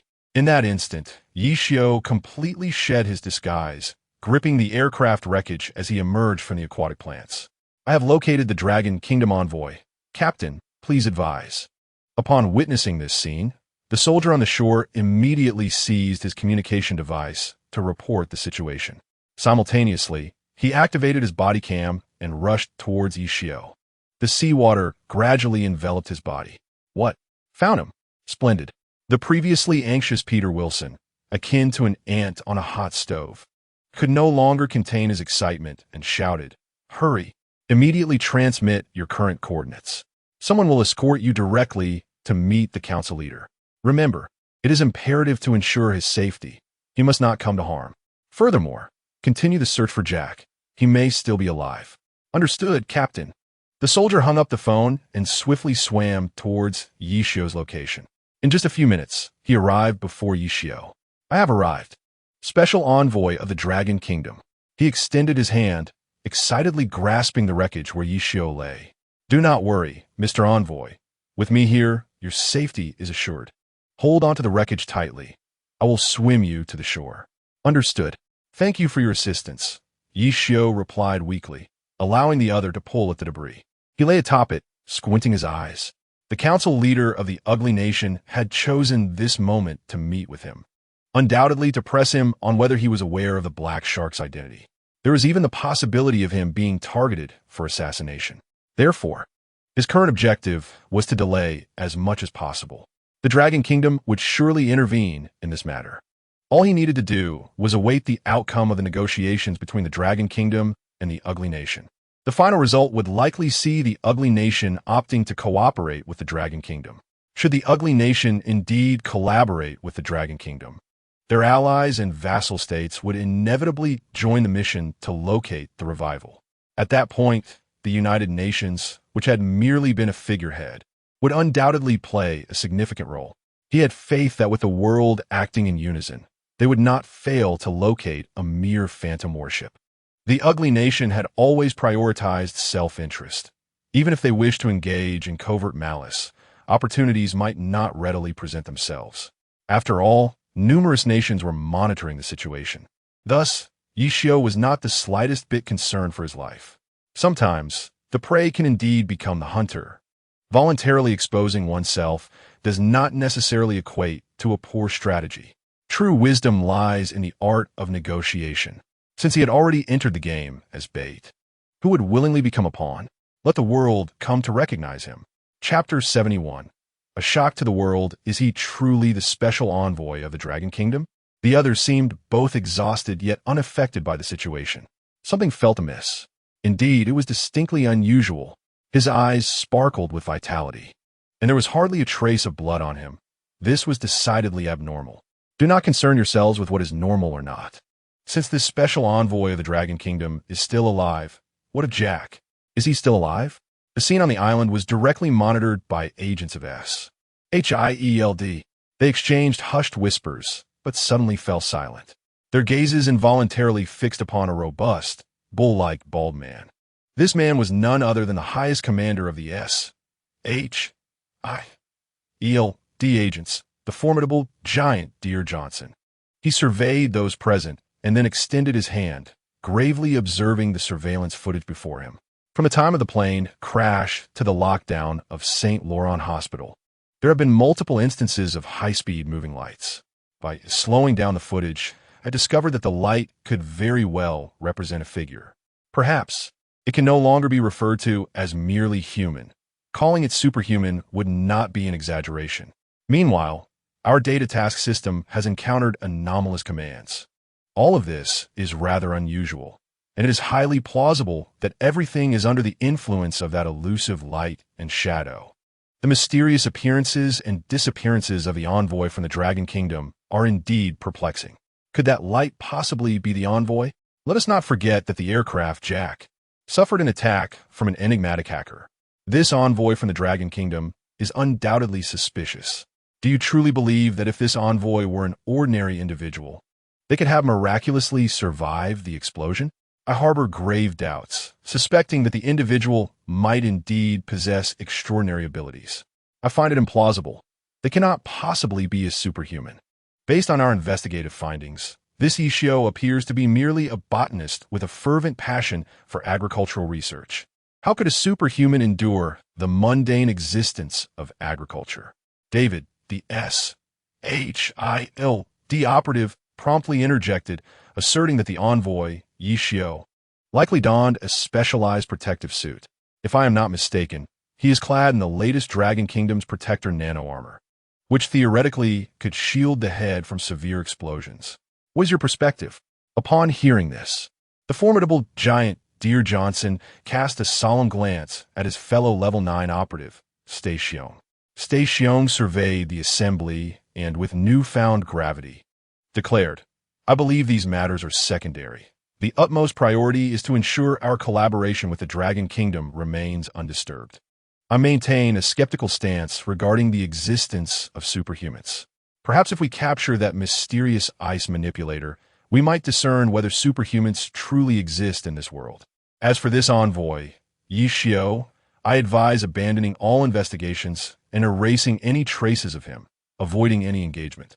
We must guarantee the flawless execution of our cooperation with the Dragon Kingdom, for the Dimensional Gate Project stands alongside the space program and the Metaverse Initiative as paramount. As a superpower, we must confront our relationship with the Dragon Kingdom with utmost seriousnness. Naturally, under our overwhelming advantage, we might employ some subtle tactics. However, the Council President intends for our SHIELD operatives to safely escort this individual, Ishio, to the President's office. How can we defy the President's orders? It is highly likely that the President may take drastic measures against Ishio. David furrowed his brows, his head drooping in despair. This situation appears to be rather complicated. SHIELD cannot contravene the President's directives. It is the protocol. Not necessarily. Giant Dear Johnson glanced at the incessantly vibrating communication device, a wicked smile creeping across his lips. Indeed, SHIELD cannot defy the President's orders. But what if the conglomerates decide to abandon him? The Dragon Kingdom must have already uncovered the true identities of Buddha and Black Shark through that woman from the Xia family. Ultimately, the fate awaiting Black Shark and his associates is singular, indefinite imprisonment. Thus, the question of the revival's ownership may very well become the most exasperating issue in this affair. Damn it, these tenacious individuals from the Dragon Kingdom are simply inescapable. Is it possible that superhumans truly exist in this world? David, increasingly frantic, found his naturally curly hair becoming even more unruly due to his anxious ruffling. The others wore expressions of utter despair, faces drawn tight in frustration. Their only option now was to locate the Black Shark and secure the revitalization. The Dragon Kingdom was both a partner and a competitor of the Ugly Nation, and unless absolutely necessary, they would never relinquish control. However, the odds of successfully completing this mission were a mere 1 in 10,000. Destroying the revitalization seemed to be the most prudent course of action. The magnates unanimously declared that the revitalization must be obliterated. At that moment, the formidable Chaucer Johnson spoke up again. The group exhibited no surprise. They appeared to have anticipated this outcome. Yet in the next instant, they widened their eyes in sheer terror. The revitalization had inexplicably reappeared on the very island that had been bombed earlier. Even Ishio, who was about to be relocated, was momentarily stunned by the sight before him. Yet he felt an overwhelming sense of joy within, for the long-lost Baiko had unexpectedly sent a message. Ishio, I have taken control of the revitalization systems, but all the hostages are in the enemy's hands. Number 1 has stated that the revitalization must return intact to the Dragon Kingdom, so it all rests on you. I can hold them off for no more than 2 minutes. They are currently attempting to breach the control room door, so you must act quickly. What the hell? Ishio thought, incredulous. After deciphering the message, he suppressed his inner terror and swiftly seized control of the motorboat, holding his phone high with one hand. He glared back angrily. Listen up.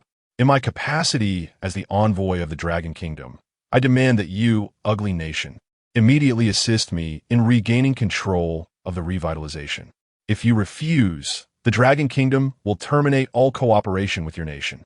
The soldiers were momentarily taken aback, unable to comprehend the gravity of the situation. One soldier instinctively contacted the council leader. Council leader, the revitalization has reappeared, and the Dragon Kingdom envoy refuses to come to the meeting room while demanding our assistance in regaining control of the revitalization. What should we do? Are you a fool? Black Pai yelled frantically upon answering the call. Ignore him. Your mission is to ensure his safe arrival here. Do you understand? Safely bring him to me. If he resists, eliminate him on the spot. With that, the soldiers involuntarily raised their weapons, the dark muzzles all aimed squarely at Ishio. The man in charge of communications immediately warned Ishio, esteemed envoy of the Dragon Kingdom. The council leader orders you to turn back at once. Should you continue to resist, we will have no choice but to eliminate you on the spot. Outrageous. What do they think they're doing? Executing an envoy? Such audacity. Number 1, witnessing the scene through satellite video, erupted in fury. Immediately contact the Foreign Affairs Department and announce to the world that if any harm comes to our envoy in the Ugly Nation, we will stop at nothing to utterly annihilate them. At these words, the room fell silent in shock. This was the first time Number 1 had issued such a resolute declaration against the Ugly Nation, marking a historic moment for the Dragon Kingdom. Upon the issuance of this message, it is certain to instill dread in the hearts of certain individuals. Indeed, with its release, the entire world erupted in turmoil. An overwhelming sense of indignation emanated from the Dragon Kingdom, as the slumbering Eastern Giant has now fully awakened. Satellites from various nations swiftly locked onto the Dragon Kingdom. The northern, eastern, central, western, and southern battle zones simultaneously initiated a Level 1 alert, hastily entering a state of combat readiness. Major and medium-sized bases across multiple regions began to activate their long-range weaponry. Even the space-based armaments from orbital stations were deployed. The triad of land, sea, and air commenced a coordinated military operation. Every satellite belonging to the Dragon Kingdom operated at high velocity. The video transmission from the leader was almost instantaneously presented before the heads of state of various nations. His words were deliberate and resonated with authority. Leaders, I implore you to immediately recall your nationals from the Dragon Kingdom. Our soldiers will prioritize the protection of our own people. Once war commences, no one can guarantee their safety. Concurrently, I, a citizen of the Dragon Kingdom, shall initiate a recall. I request that all nations permit passage, as we will arrange a special aircraft for their retrieval. Though we loathe war, we are not afraid of it. The Black Shark has allowed his brother, the Black Shark, to wreak havoc upon our nation for 30 years. This vendetta shall not go unavenged. Now witness the evidence of the Black Shark's crimes. Should there be any accomplices aiding his tyranny, we shall show no mercy. Chapter 72. The stalemate of war, an invisible battle, devoid of smoke yet palpable. unfolded in the upper echelons and gradually permeated the mid and lower tiers. Across the Dragon Kingdom, countless lights illuminated the night and alarms rang out nationwide. Almost every citizen was roused from slumber by the cacophony, with little time to gather their belongings. They heeded the directives from their local authorities and made their way to designated air raid shelters. Those concerned for Yishio were similarly awakened, sending him a flurry of inquiries. After all, Yishio had become their cornerstone over the years. Yet, they received only a uniform message in return: do not inquire. Await further instructions. Resigned, they could only suppress their curiosity, biding their time in silence. They all understood Yishio's nature. He preferred solitude when pursuing his endeavors. If all was well, he would undoubtedly reach out to them. Anxiously, they gathered together, unable to restrain their whispers. Do you think war is truly imminent? Will humanity even have a future? Just consider the nano shield above us. If it fails, cosmic rays will inevitably return to plague the Earth. Can we survive such an event? The first eruption of cosmic rays led to a bloodbath lasting 71 days, claiming 13 billion lives worldwide. Had we not tirelessly administered vaccines and rapidly constructed a nano-defense barrier, we would have been obliterated long ago. Engaging in warfare now, wouldn't that be folly? Who could argue otherwise? The tranquil days have barely passed, and chaos looms once more. Were those in power truly contemplating? They undoubtedly have their own thoughts. If we were to comprehend their mindset, would we not become akin to those who reign above us? War, inevitably, entails bloodshed and sacrifice. In the past, our Dragon Kingdom's performers were the highest paid globally. However, presently, the remuneration for our artists ranges from 3,000 to 12,000 monthly, while scientists receive limitless salaries, starting at a staggering 100,000 a month. Agricultural universities have been elevated to first-class institutions, standing alongside technological universities. Reports of corruption and bribery are met with substantial rewards, and acts of bravery and kindness are lavishly praised and financially rewarded. We encourage procreation with a plethora of subsidies being distributed. Is this not the equity we seek? Indeed, especially in our water village. We, in Water Village, enjoy far greater happiness than many in the Dragon Kingdom. Our education is free, our healthcare is free, we have security in our old age, and housing is assured. The average annual income has reached around 30,000. Who claims that education is futile? Who asserts that knowledge cannot alter one's fate? Yishio has proven otherwise, for he not only transformed his own destiny, but also ours. The only significant drawback remains the severe aging population in our Dragon Kingdom. Even though the state offers free childcare until the age of 8, the impact has been minimal, as this reform has only been in effect for less than 5 years. Previously, everyone lived in dire straits. Alas, what is even more abhorrent is the group of black sharks engaging in human trafficking, abducting women and young girls. The revival of the Dragon Kingdom's population has suddenly become a grave issue. Should this great war truly commence, the aftermath is unimaginable. Do you think it possible that this is merely a show of force, or perhaps a drill? The aim being to compel the ugly nation to comply with the Dragon Kingdom. It is possible. I too believe this conflict may not come to fruition. The villagers engaged in fervent discussion, unwittingly gathering towards the direction of the air raid shelter in the mountains. Everyone has arrived. Splendid. This saves us from wasting time. Not far away, Gao Yao, taking a shortcut, happened to arrive at this moment. Without a moment's hesitation, he stated directly, I promised Yishio that I would ensure your safety. Do not say a word, do not ask questions, just follow me. The crowd fell silent, their gazes instinctively drawn to Yi Daong. Yi Daong understood the gravity of the situation. He surveyed the villagers present and, with undeniable authority, declared, without the former mayor, our water village would not exist. If we lose our homes, we can rebuild. But if we lose our lives, we have lost everything. Get in the vehicles, everyone. The villagers exchanged glances and swiftly complied. Ultimately, all members of Water Village boarded those specialized armored vehicles. Jiang Shiyu sat in Gao Yao's exclusive vehicle, her heart racing with anxiety. Beside her, Nyonyo, however, was exuberantly celebrating. Mummy, look, Daddy seems to be on fire. Look, She joyfully raised her tablet, waving it excitedly before Jiang Shiyu. Jiang Shiyu's gaze inadvertently fell upon the tablet. The music playing was familiar to her, emanating from the hotel directly across the street. Yet, upon seeing the masked man seated beside Nyonyo, a flicker of astonishment crossed her face. "It's your daddy. Since when can he play the piano?" She excitedly snatched the tablet from Nyonyo's hands. The melody of Xianglan resonated with deep sorrow, enveloping her in its poignant embrace. Unbeknownst to her, tears began to cascade from her eyes. "Mommy, why are you laughing and crying at the same time?" Nyonyo raised her small hand, tenderly wiping away her mother's tears. "Mommy, this is happiness. We can save on tuition." Jiang Shiyu quickly turned her head, discreetly dabbing the corners of her eyes. Yet, soon her expression was once again clouded with concern. Her gaze unintentionally drifted towards the figure of Gao Yao in the passenger seat. "I wonder how your father is faring?" Gao Yao glanced at Jiang Shiyu in the rearview mirror with a wry smile. "Miss Jiang, you need not worry at all.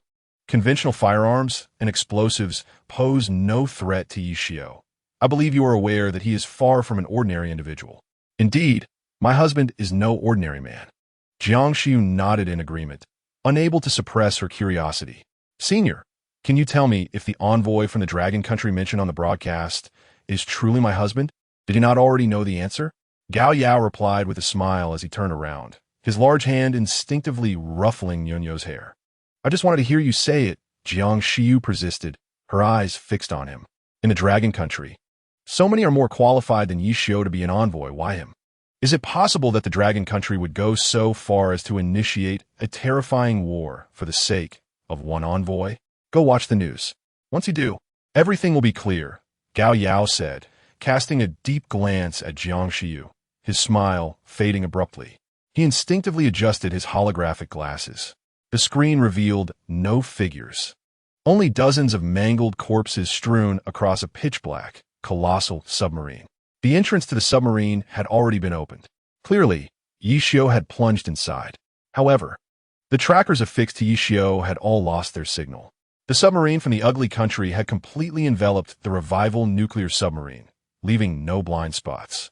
As Yishio entered the submarine, it was as though he had stepped into a void. With his particle gun, he unleashed a frenzied barrage against every obstacle in his path. "Yishio, you lunatic! My brother is the chairman of the ugly country Parliament. If he finds out, he will surely kill you." Outside the control room, in the left corridor, Black Shark shouted through his mask, shoving one of his at the conclusion of the extraordinary abilities. All of Black Shark and Buddha's subordinates were eradicated. However, the two of them miraculously evaded capture. How could this be? Upon entering the control room, a man adorned with prayer beads around his neck could not suppress a terrified scream. He brandished a blue light Gatling gun, revolving his body incessantly. Suddenly, with a thud, both of his arms were severed, without him experiencing even a hint of pain. By the time he reacted, a blood-red dagger had already been thrust into his back. Buddha-Jean, witnessing this scene, Black Shark could not contain a scream of terror. His particle gun immediately swept towards the space behind Buddha-Jean and to his sides. Buddha-Jean's body involuntarily collapsed. In an instant, his body was riddled with bullets, blood splattering everywhere. A cruel smile flickered across Black Shark's emotionless face. "Aunt, you cannot escape." He unleashed a frenzied barrage at the myriad of red dots moving in the air. Baiku, who had been enduring in silence, finally could no longer hold back. "Yishiyun, the hostage is in Black Shark's hands, please." He cried out in anguish, his body collapsing limply. A torrent of blood swiftly soaked through his battle armor, rendering him motionless like a corpse. "Damn it!" Yishio roared, bracing a particle gun against the door of the control room. His superpower had been completely exhausted. The only thing he could rely on was his tattered battle armor. He had never anticipated that a warrior as formidable as Baiku would meet such a downfall. He was still alive, thanks to his robust physique that could withstand pain and impact. Yet, he was utterly drained. What difference was there now between him and an ordinary person? Death had perhaps become an inevitable fate. Chapter 73. Rising Fame Yishio. Let us converse. In truth, there is no need for you to fight desperately. Your water village has an annual collective income of merely over 10 million. The sum that falls into your hands is minuscule.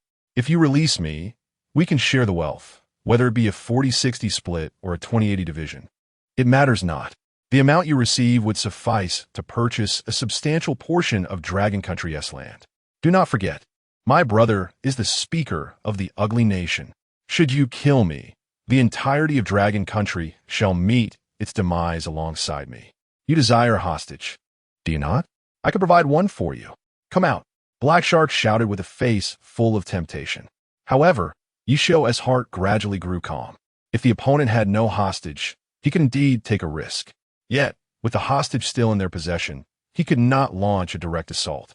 Perhaps he could infiltrate the nuclear submarine S network through the system and forcibly commandeer it. With this thought in mind, he deliberately stalled for time, saying, "The Dimension Gate cannot be explored independently by Dragon Country. The final outcome will inevitably involve multiple collaborations. Why are you so eager to uncover the secrets of the Dimension Gate? If you just wait a little longer, everyone will have a chance to enter." "Oh, is that so?" Before Black Shark, a glimmer of intrigue danced in his eyes, and an involuntary wicked smile crept upon his lips. "My nation, in order to maintain its hegemonic status in the future, must always keep the Dragon Nation beneath its heel. You are an astute individual. Surely you are aware that humanity's destiny lies among the stars. The Dimensional Gateway may elude my nation, but you, Dragon Nation, shall not lay claim to it either. Yishio, you might as well concede. You are destined to become a pawn of the Dragon Nation. War is an impossibility between our nations. Everyone knows the inevitable outcome of conflict, mutual destruction. There will be no victors in this war. However, should you choose to spare me, wealth, power, and women shall all be yours." "Oh, is that so?" Yishio remained unfazed, quietly inquiring of his system, "What is the probability of successfully eliminating Black Shark?" "0. The system's response was as blunt as ever. Yet, in Yishio's estimation, the outcome could either be success or failure, thus rendering the success rate at 50%. However, he realized he had been overly hasty. A direct assault was undoubtedly unwise, considering the revival was once under Black Shark's command. What he could do now was temporarily sever the network in this vicinity, then seize the opportunity to utilize the system's capabilities to take control of the entire nuclear submarine and subsequently rewrite all operational protocols. System immediately access the control room surveillance feeds. He decisively issued another command to the system. The scene shifted dramatically. The multitude of surveillance feeds before him shrank, while the view from the control room magnified. In the frame, Black Shark stood amidst an array of automated weaponry, his head barely visible. Anyone peeking through the entrance would surely not be the first to be riddled with bullets. Thus, he had no choice but to take a calculated risk. He turned, carefully lifting the particle gun in his grasp, aiming at Black Shark's toes, and began to fire furiously. The resounding cacophony instantly captured Black Shark's attention. He raised a microcomputer in his hand, activating the weapon and completing the electronic weapon system's adaptive pairing, swiftly redirecting the weapon's attack trajectory. The relentless barrage of bullets surged toward Yishio's position like a tempest. The alloy walls contorted under the onslaught, threatening to reveal the light beyond. In a moment of dire urgency, Yishio rolled to the side, fortuitously landing in the corridor across from him. Thinking of escaping? Not so fast. Sensing something amiss, Black Shark pivoted the gun's direction, unleashing a fan-shaped spray of fire. System, infiltrate the controller in his hand. I shall turn the tables. Upon spotting the microcomputer in Black Shark's possession, Yishio's spirits soared. If it were a manual operation of those weapons, he might have been at a disadvantage. However, the reliance on the microcomputer presented him with a golden opportunity. Ding. Infiltration complete. Updating operational display. Update complete. As the scene transitioned, the weapon operation system was updated. Black Shark stared blankly at the microcomputer controller in his hand. Damn it. How is this possible? A hacker. Where's the hacker? He seemed to have realized something, abruptly detaching the microcomputer from his hand and hurling it forcefully towards the ground. However, it was too late. A firearm emerged from behind him, unleashing a torrent of flames. In an instant, the Black Shark's body was sent flying. At that moment, Yishio raised the particle gun in his hand and charged forward. Although the opponent was clad in nano armor, their facial design was nearly identical. With a single shot, Yishio shattered the adversary's eye. The second shot met with the same target. After 2 shots, the black shark was irrevocably dead. Yishio hurriedly approached the little girl bound to the chair. Seeing that she had merely lost consciousness, he couldn't help but exhale a sigh of relief. He then turned his gaze to the figure lying on the ground, Baiku. His heart skipped a beat as he rushed forward. As he flipped the body over, a bloodied face came into view. Kid, have we both descended into hell? Why is everything so red? Baiku trembled, extending a hand before turning his head and collapsing into unconsciousness. Damn it, a dead horse is worth a living horse's medicine. Observing the wounds on his own body healing continuously, Yishio decisively sliced his finger open, letting drops of blood fall. Baiku's complexion gradually became more vibrant. Yet in an instant, it turned pale again. Blood began to gush forth from Baiku's wound anew. Yishio understood that he could not afford to delay any longer. He dashed to the area where hostages were held, shouting, "Is there a doctor among you? I have a patient hemorrhaging severely. We need help immediately. I'm a doctor." At that moment, a slight figure darted through the crowd. She looked anxiously at Yishio and said, "I currently have no tools."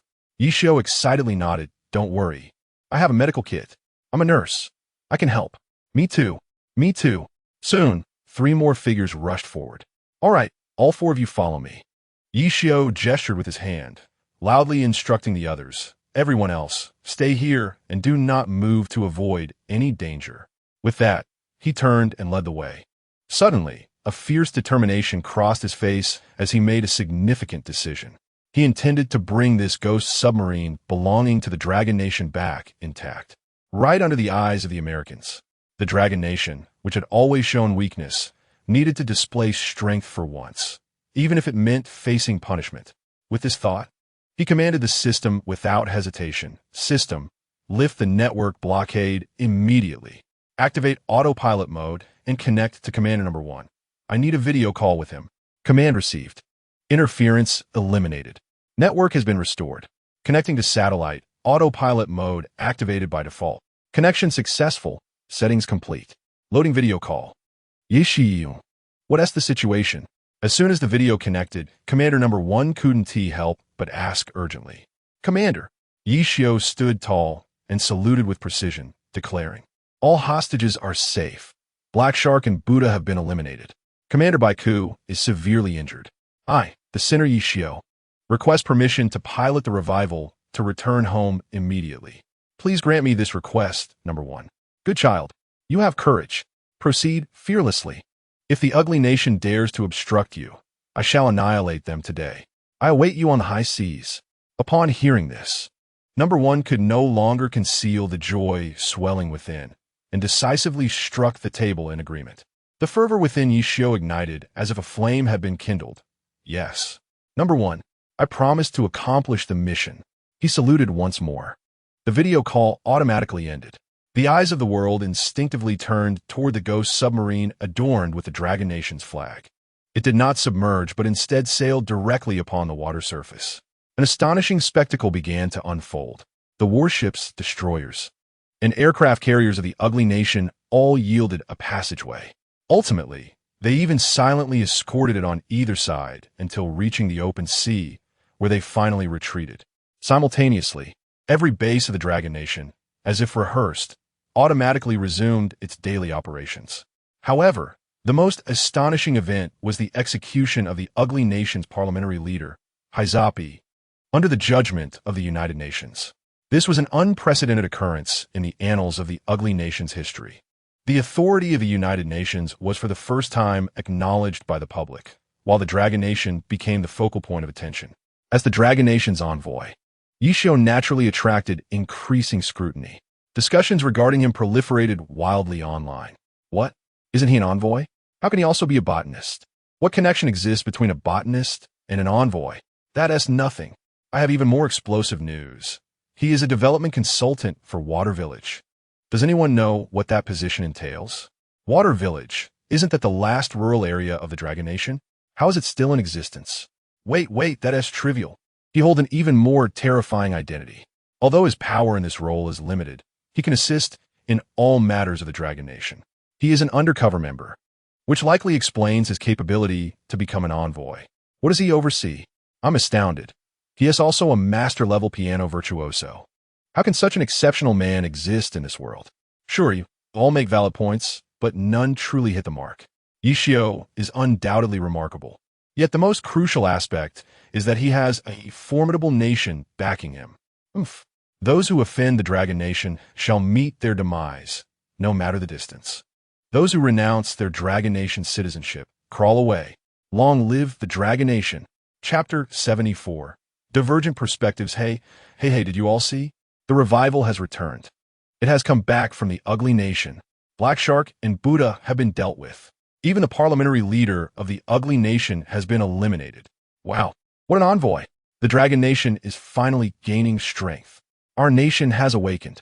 Haha, the Blue Star Alliance is led by the Dragon Nation, and the United Nations also follows suit.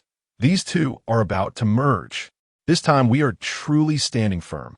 As the video of the revival's return appeared online, nearly every citizen of the Dragon Nation could not help but erupt into cheers of joy. The assembly appeared to foresee the imminent rise of the Dragon Nation. However, within the confines of the think tank, an oppressive silence prevailed. Both sides stood resolutely by their arguments, casting furious glares at one another.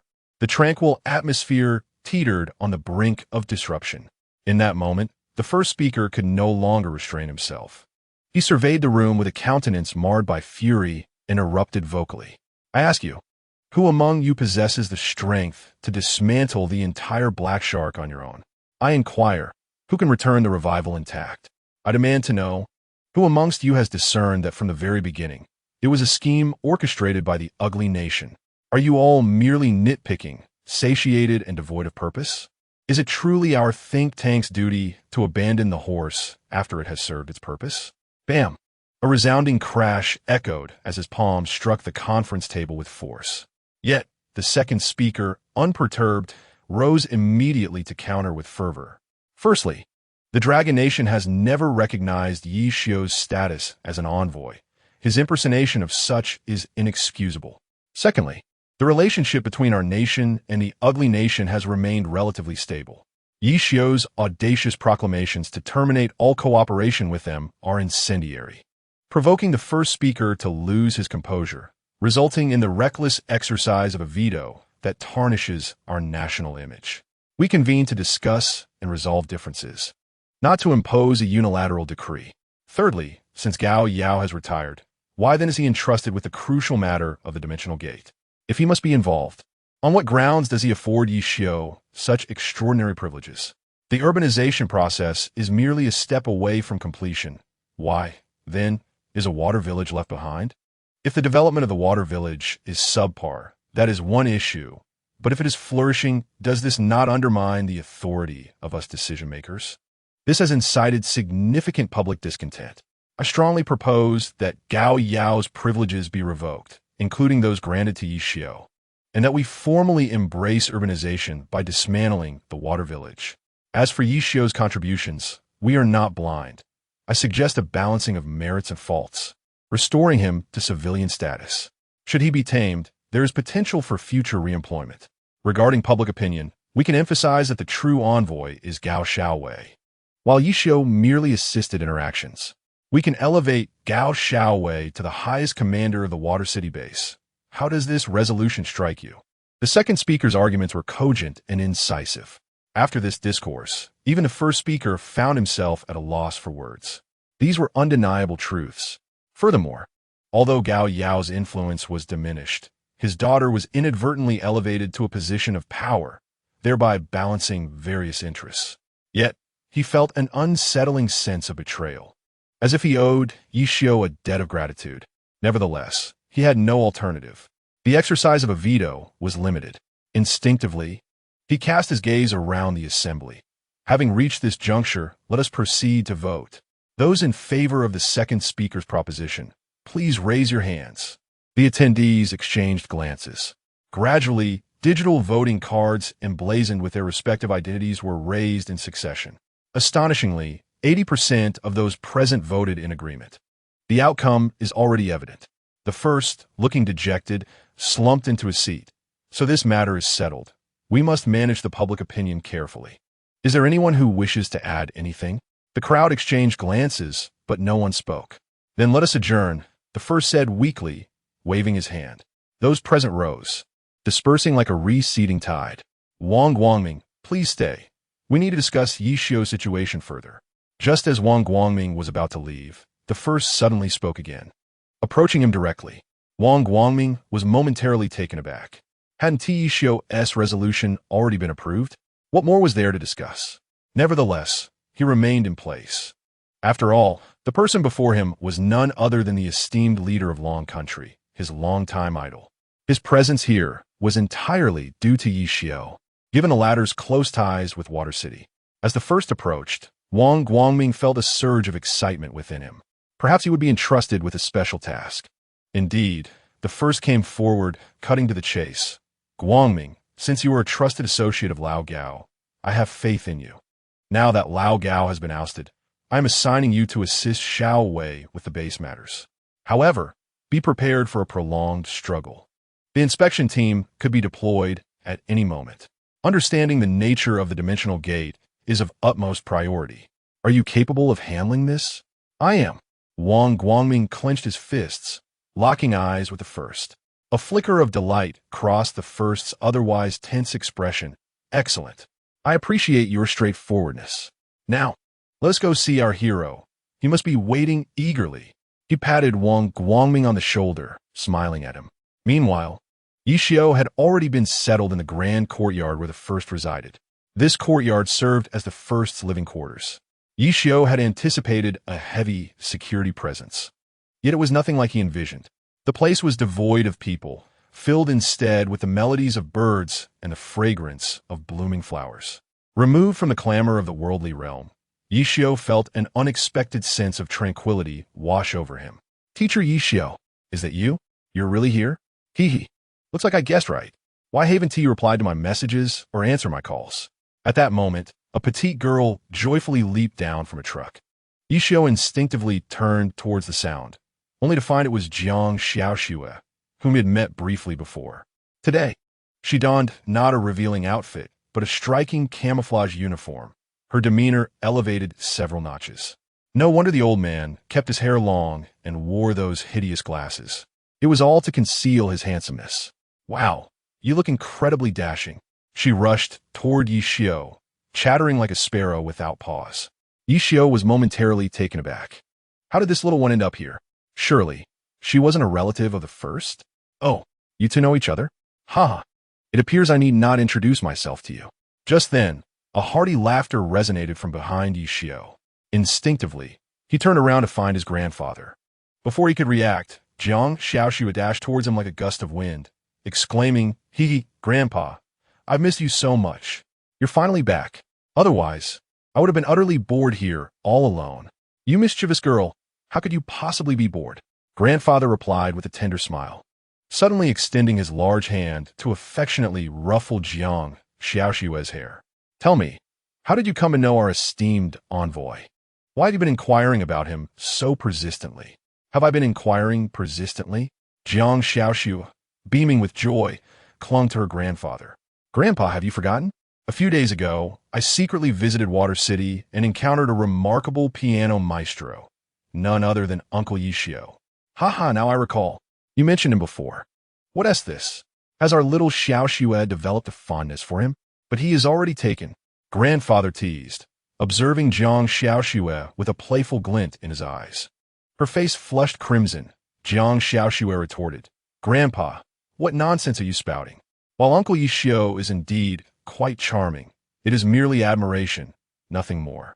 You old scoundrel, stop your frivolity.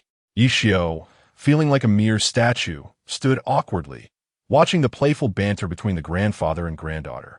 Was this truly the once dignified grandfather? He appeared to be a mischievous old rascal. For some inexplicable reason, Yi Xiu's ominous premonition grew stronger.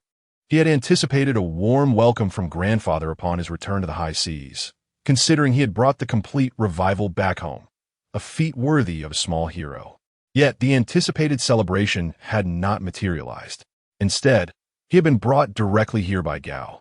When questioned about what had transpired, he could only stammer, offering a vague remark about a wish being fulfilled before hastily departing.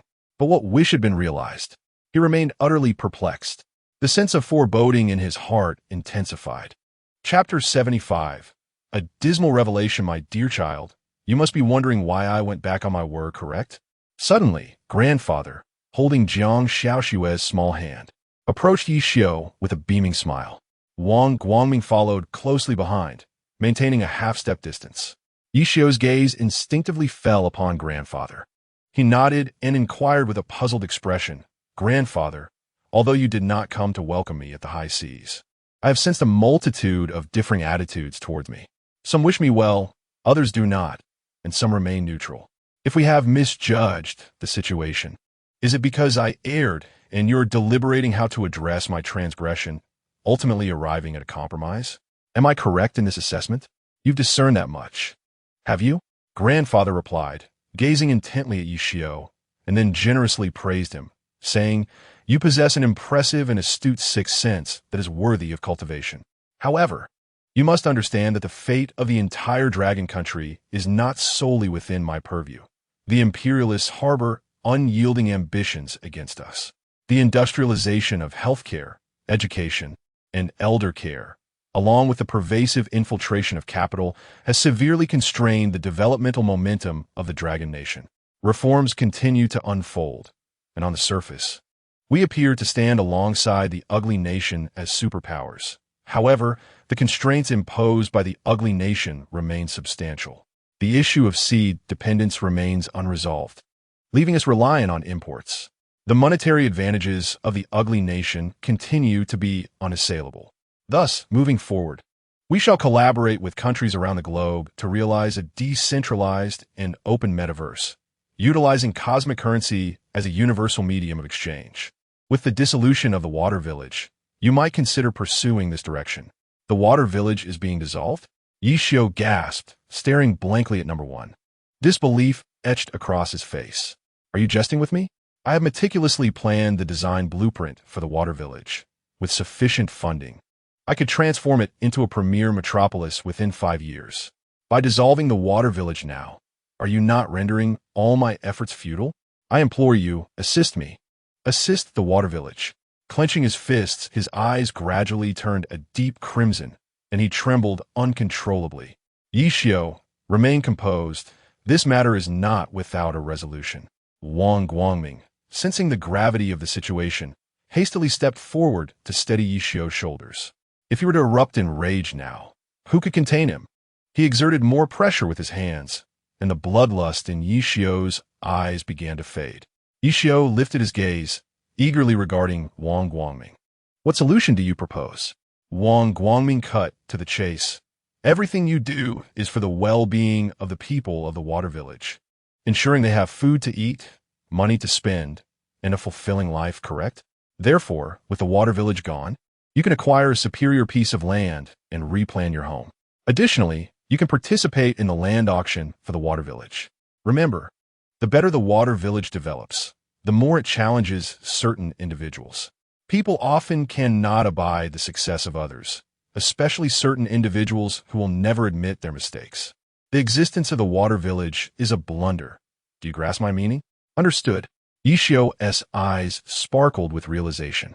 What are the special development funds and account balances for the Water Village? Do they still belong to us? You truly are astute. Wang Guangming chuckled wryly at Yi Xiu. Indeed, they belong to you. More accurately, they belong solely to you. I have merged all those accounts into your personal account, and I have also arranged for temporary housing for you at no cost. Once you are prepared, the Water Village can be ready for relocation at any moment. By the way, your records have been amended. You are now merely an ordinary citizen of the Dragon Nation. However, your title as a botanist is entirely legitimate. Your previous position was honorary and temporary, as was your role as a special envoy for the Dragon Nation.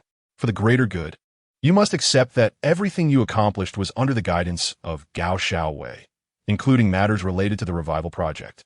As for the reason behind your dismissal, We will publicly state that you failed to adhere to confidentiality protocols and related regulations. Due to your unique experiences, there will undoubtedly be individuals who will covertly investigate you at that time. This fabricated dossier serves as the perfect guise. Yeshiyun, I hope you can comprehend our intentions and execute the mobilization of the masses flawlessly. Regardless of how others perceive you, in our eyes, you will forever remain a hero.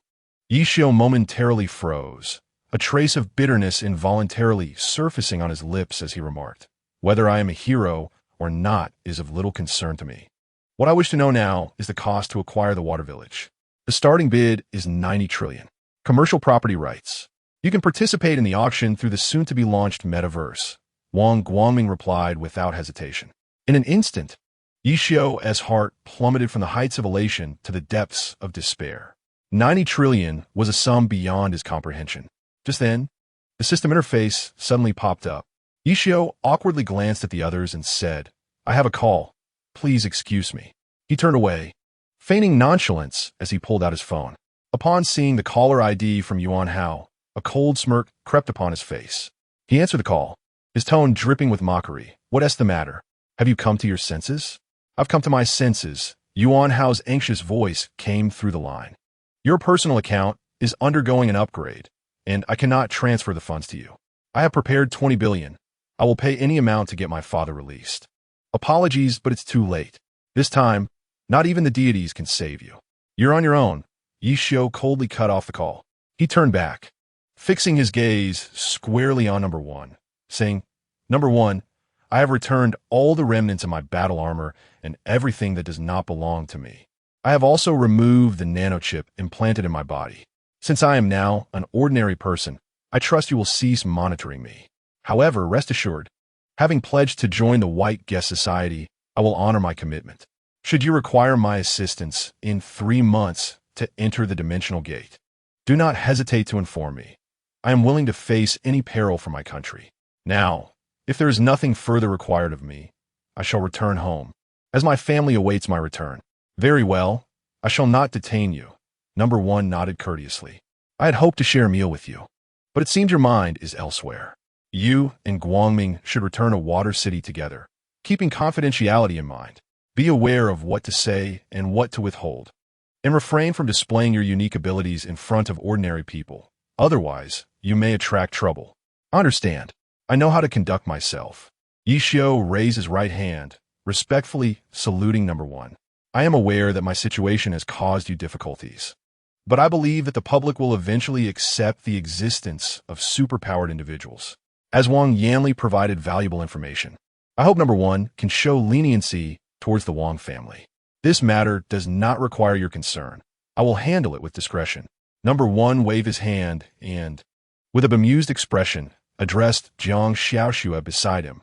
"You came here for him, did you not? Now that you have found him, why not return to Water City together?" He paused, observing her hesitation. "What's the matter? Are you too shy to speak? How shameless. You always talk too much. I shan't bother with you any longer." "I have many matters to discuss with the elder," Jiang Xiaoxue retorted, rolling her eyes in annoyance. She cast a lingering look at number one, a mix of indignation and exasperation evident on her face. "And could you perhaps rein in your son? He keeps sending people to monitor me. I am his daughter, not a criminal. If you behave yourself, who would bother you? Yet here you are, playing waitress for others. When will you properly attend to your grandfather?" Number one glared at the little sorceress in front of him, then turned away, hands clasped behind his back. "Sigh, I cannot deal with this. I suppose I must avoid you. Please do not pester me. I wish to live a few more years." Jiang Xiaoxue made a face at number one, and then bounced over to Yishio's side. She linked her arm with his, her face alight with anticipation. "Come on, uncle. Let us go shopping. Afterwards, we'll visit your home to see the little princess and your wife." "Uncle?" Yishio stroked his chin, a hint of embarrassment coloring his expression. "Am I really that old to be called uncle?" "Not at all." Jiang Xiaoxue stuck out her tongue playfully, tugging Yishio towards the exit. "Ha ha ha. I find Uncle rolls off the tongue better than Big Brother, so let us not dwell on details. I promised Nyo I would bring her pastries. Let us go, we can't waste time. Wait for me." "Hey, wait." Wang Guangming called out with a wry smile, chasing after Yishio.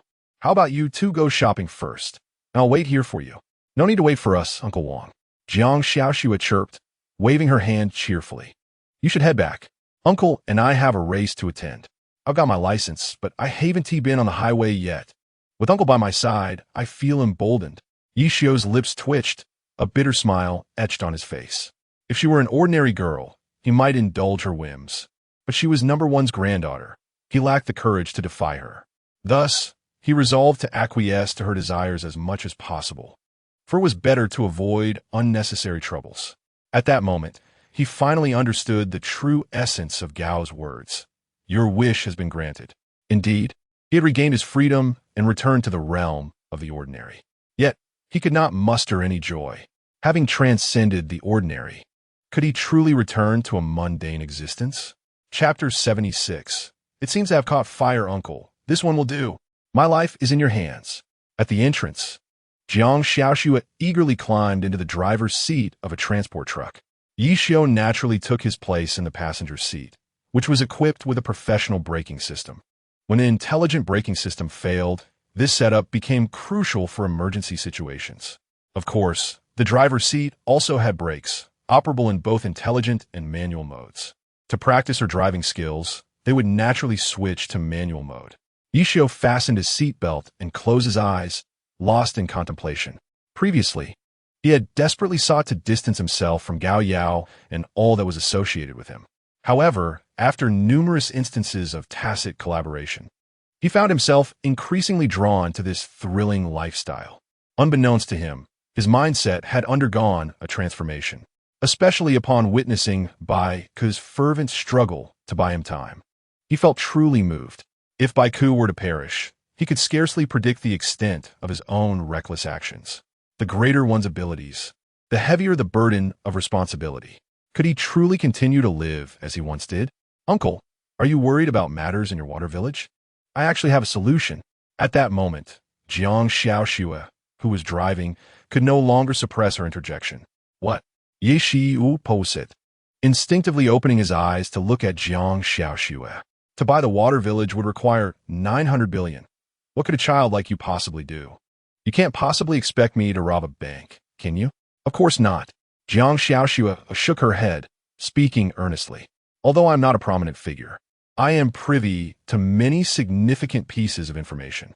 The metaverse has launched ahead of schedule, and virtual devices have sold out.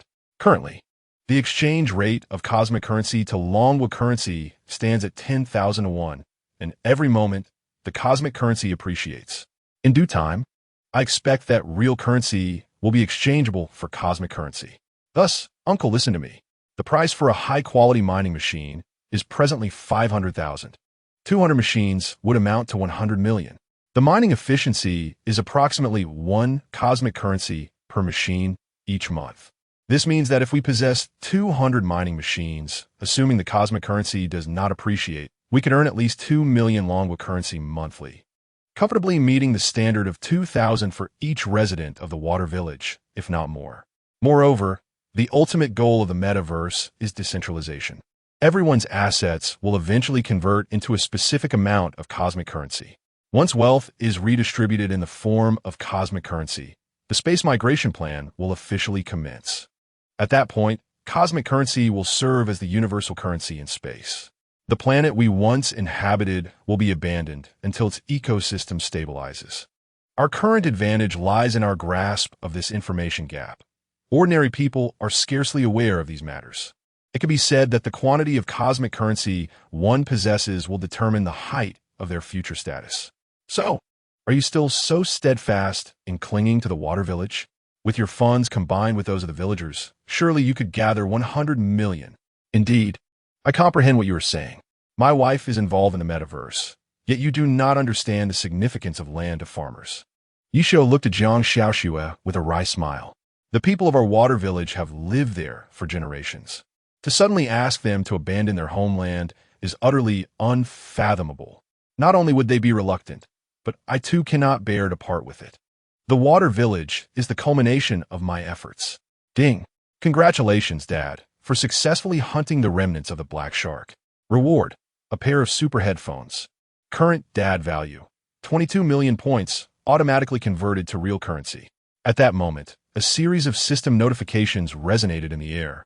A pair of blue superpowered headphones automatically secured themselves onto Yishio's ears. Observing the latest system task, Yishio couldn't help but feel a surge of joy. He and Baiku were set to collaborate once more. However, his elation was fleeting. Entering the prison for reform was no trivial matter. Indeed, as soon as the system's task reminder concluded, Baiku's call came through. He adjusted the superpowered headphones, and Baiku's voice rang directly in his ear.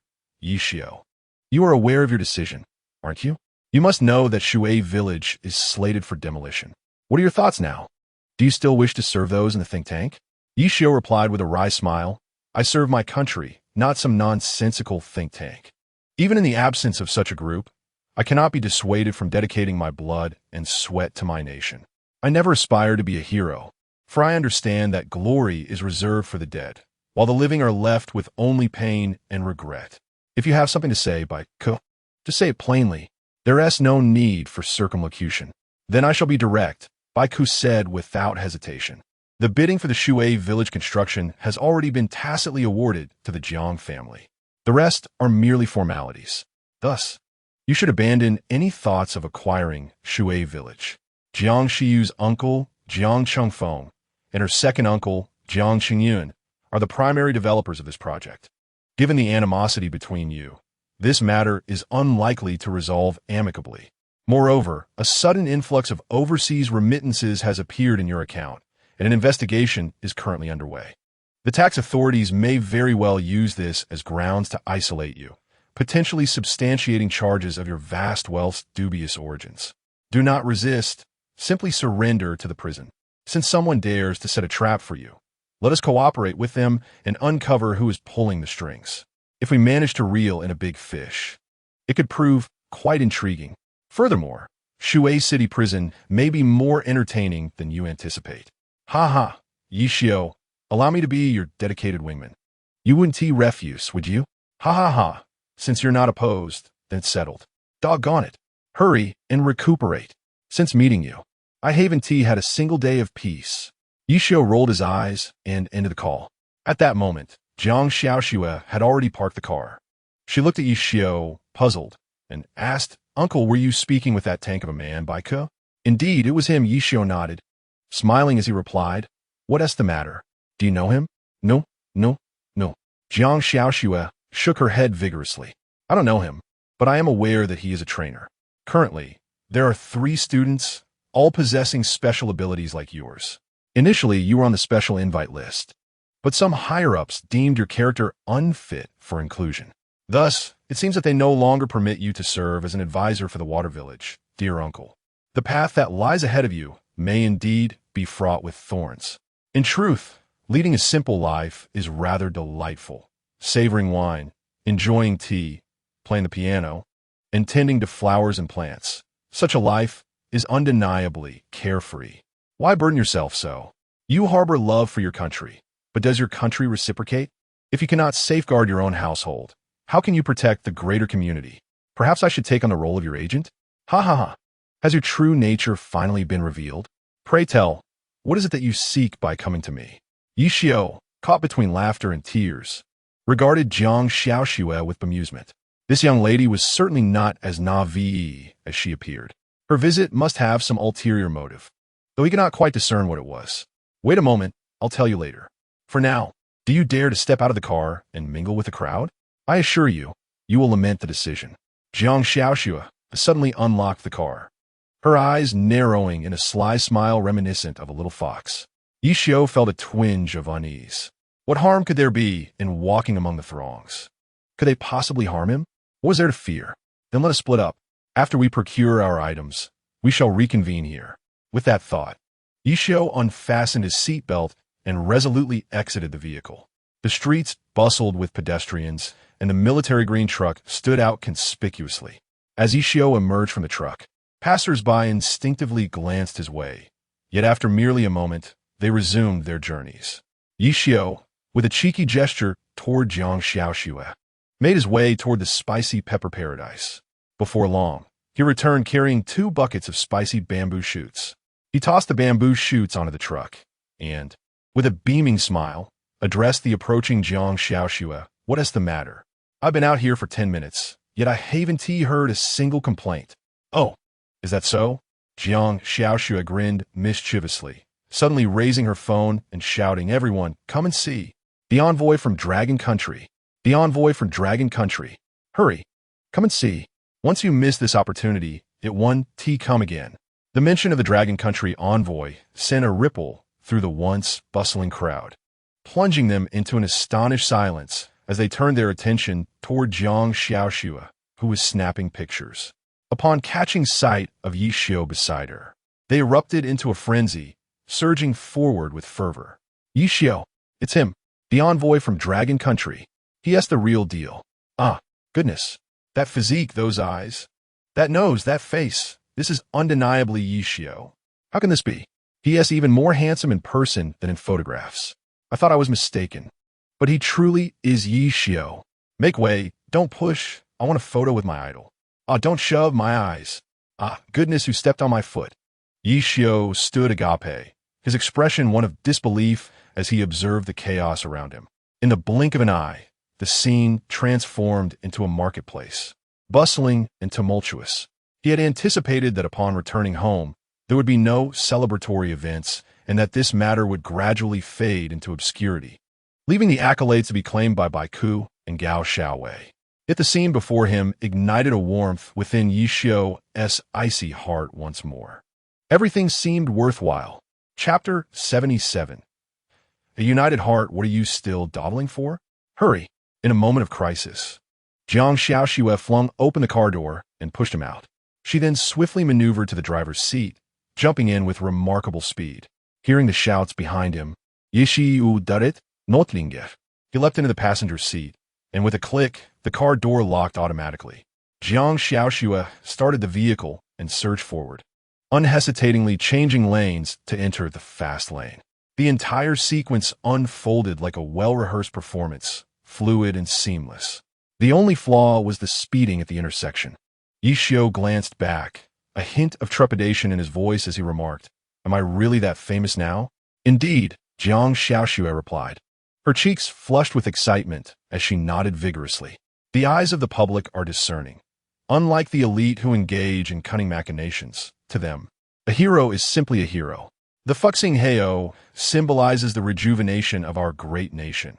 Who among us does not wish to see our homeland grow stronger?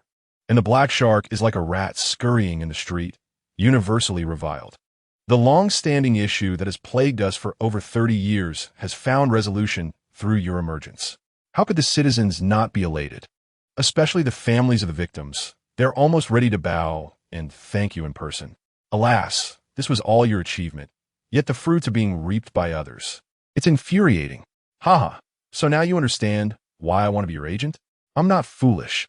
How can I not grasp that? Yi Xiao rolled his eyes, a look of resignation on his face. I must ask, Miss Jiang, you're not short on funds. What has prompted this sudden desire to become my agent? Have you forgotten that stars and actors are now on fixed salaries? Their earnings are hardly distinguishable from those of skilled laborers. Not at all, not at all. Jiang Xiaoxue chuckled, shaking her head. What you see is merely the reported income. Their agencies secretly rake in countless sums through traffic matrices. After all, decisions are made above while strategies are devised below. Coincidentally, I specialize in monetizing traffic. If you allow me to accompany you and cultivate a wave of fans, I could easily help you earn, say, 300,000 a day, without exaggeration. In return, you must teach me piano and assist me in escaping my father's clutches. Learning piano hardly seems a distraction, right? Later, I could develop an app. Imagine the astonishment. However, all this hinges on your assistance. Content is the core of traffic, and your popularity is at its peak right now. It would be a shame not to capitalize on it. You could also seize this chance to engage more with everyone. Yi Xiao looked at Jiang Xiaoxue with amusement. After all that, you merely wish for my help in increasing your followers? How many do you have now? Hee, a trifling matter. Merely 300. Jiang Xiaoxue evaded Yi Xiao's gaze and chuckled awkwardly. However, these fans were amassed one by one. There are no fake followers, and I spent not a single penny. Those who know me are largely unaware of my true identity. If I could leverage your popularity on Potato Live to surpass 1 million followers, it would be child's play. With 800 million netizens in our dragon country, if each contributed just 1 yuan, a single live broadcast could net you 12 billion. What do you say? Will you do it? All the earnings would be yours. Oh, is that so? Ishio shook his phone and suddenly wore a peculiar smile. Are you implying that Potato is developed by you and your little team? Huh? Jiang Xiaoxue gazed at the familiar interface of Tianyan on her phone, her spirits dampening. I must say, Uncle, overly intelligent individuals are rarely endearing. Indeed, I intend to harness your fame to drive traffic to our software. Naturally, the compensation I provide you will be derived from this venture. We are not in need of money. We seek success. To be frank, the developers of this software are all second-generation wealthy individuals. We have little interest in wealth. We merely wish to demonstrate that we are not parasites. Do you understand? I understand. Ishio chuckled, shaking his head. Very well, I agree. As for contracts, let's forego them. Once profits are made, you may offer whatever you see fit. Now, let us hit the highway and return to Shui City. We must be back before 7:30. I have an unsettling premonition about being late. Great. Thank you, Uncle. Just sit back and relax. I will ensure we return as swiftly as possible. Jiang Xiaoxue, unable to conceal her excitement, pressed the accelerator. Virum, the engine roared to life, the sound resonating through the air as she activated nitrous acceleration. With such a straight highway, it would be a waste not to indulge in a thrill. A flash of light zipped by, and in an instant, she vanished from 100 meters away. Ishio, bewildered, observed the scene before him. Is this truly a truck? Could this girl be treating a truck like a go-kart? He felt as if the vehicle might take flight. Nonetheless, Ishio remained unperturbed, with him at the helm. He could always seize control of the steering wheel. Jiang Xiaoxue, on the other hand, displayed no fear whatsoever. On ordinary days, she drove recklessly, often causing rear-end collisions, even drifting off the road. Yet for reasons unbeknownst to her, today she made not a single error. Indeed, with a master in command, mistakes were hardly likely to occur. 3 hours later, the truck came to a steady halt at the village entrance of Shui Village. A convoy of construction vehicles completely obstructed the road. Damn it! Have we arrived too late? Ishio growled, his already grim countenance darkening further. He stepped out of the vehicle, his face flushed with fury as he shouted at the surrounding individuals. Who are you? Who authorized you to block this road? The crowd fell silent, hastily retreating to the side. The figure of Wang Yanli gradually came into view. Thank you, Ishio. With a resounding thud, she collapsed. She suddenly knelt down before everyone, repeatedly bowing her head to Ishio. In an instant, Ishio understood the situation. What are you doing? Get up. He hurried forward to assist Wang Yanli, saying, You need not thank me. If there is gratitude to be given, it should be directed toward yourself. Without the information you provided, I would not have been able to locate the revival train, nor could I have eliminated Fo Zan and Black Shark. Moreover, your family has merely strayed into the wrong path without fully embracing it. Otherwise, even if I wished to help, it would be beyond my capability. By the way, what is the purpose of bringing these individuals here? Your family has no dealings with the Jiang family, correct? No, it's not what you think. Wang Yanli lifted her head, her face brimming with gratitude as she looked at Ishio. Have you forgotten? I promised to assist you in paving the road. Additionally, my father stated that whatever you request, the Wang family will strive to fulfill, be it financial resources or manpower. That's unnecessary, Ishio replied with a bitter smile, shaking his head. Even if you wish to assist, it is no longer feasible. The documents for the Water Village's demolition have already been processed. The land has been secretly acquired by the Jiang family. Before long, we will have to relocate. The Jiang family? Isn't Jiang Shiyu a member of the Jiang family? Could it be true, as the rumors suggest, that Jiang Shiyu's family has separated from the Jiang family? Wang Yanli's eyes widened in astonishment, as if she had just realized something significant. Ishio offered no explanation, his gaze involuntarily drifting toward a small figure in the distance. Papa, you're back. The small figure, clad in a panda costume, dashed toward Ishio with exaggerated excitement. I missed you so much. Ishio immediately crouched down, a tender smile gracing his face. Hey, slow down, little one. Be careful not to fall. Hee. Mua. The little girl rushed into Yi Shio's embrace and planted a kiss on his cheek. Naughty Papa, where are my treats? What about my spicy bamboo shoots? If you didn't buy them for me, I will be mad at you all morning. Oof. You little glutton, all you think about is food. I got you the delicacies from spicy heaven, the only one in the dragon country. Yi Shio laughed as he lifted the girl into his arms, his gaze naturally landing on Jiang Shiyu, who was approaching. He looked at her gently and said, My dear, I have returned. You need not worry any longer. Jiang Shiyu said nothing, simply stepping forward to embrace him tightly. Nearby, Yi Daong wished to speak, but the words stuck in his throat, leaving him at a loss for how to begin. Gradually, more people from Water Village gathered around. Papa, the little girl said, her face filled with reluctance as she clung to Yi Shio's neck. Grandpa Gao told me that our Water Village is going to be demolished. What should we do? I really like it here. I don't want to leave. Yi Daong gritted his teeth and stepped forward. Yi Shio, give us a clear answer. We will all follow your lead. If you agree to move, then we shall move. The relocation housing is near the flowing docks, with mountains and sea nearby. The place is quite nice. Yi Shio sighed, his gaze fixed intently on Yi Daong. Uncle Daong, are you truly willing to part with this place? Yi Daong, suppressing the tears welling in his eyes, lamented, What if we are reluctant? The people we fought to keep in Shui Village have all been removed. If we continue to stubbornly resist, who will come to our aid? Let us embrace the urbanization plan. After all, to many, Shui Village is merely a thorn in their side. If it must be dismantled, so be it. The villagers of Shui, heads bowed, quietly wiped away their tears, their spirits gradually sinking into despondency. Everyone, listen to me. Yi Shio, observing the listless crowd, spoke with a grave expression. I have pondered this matter deeply during my journey. In truth, there exists a glimmer of hope, for the land of Shui Village has already been earmarked for purchase by the Jiang family. If I can resolve the conflict between myself and the Jiang family, not only can we preserve Shui Village, but it can also flourish beyond its former glory. Is that true? Yi Daong exclaimed, unable to contain his excitement. The other villagers also gazed at Yi Shio with eager anticipation. Only Jiang Shiyu clenched her delicate fists, trembling with anxiety. Yi Shio enveloped Jiang Shiyu in his embrace, looking resolutely at the crowd. Uncle Daong, leave this matter to me. You all can rest easy in the village. If I fail, let my head be used as a ball to kick around. Today, everyone present is welcome in our village. Guess all. As if inspired by Yi Shio, the villagers revived their spirits. Good wine, good meat. Let us celebrate.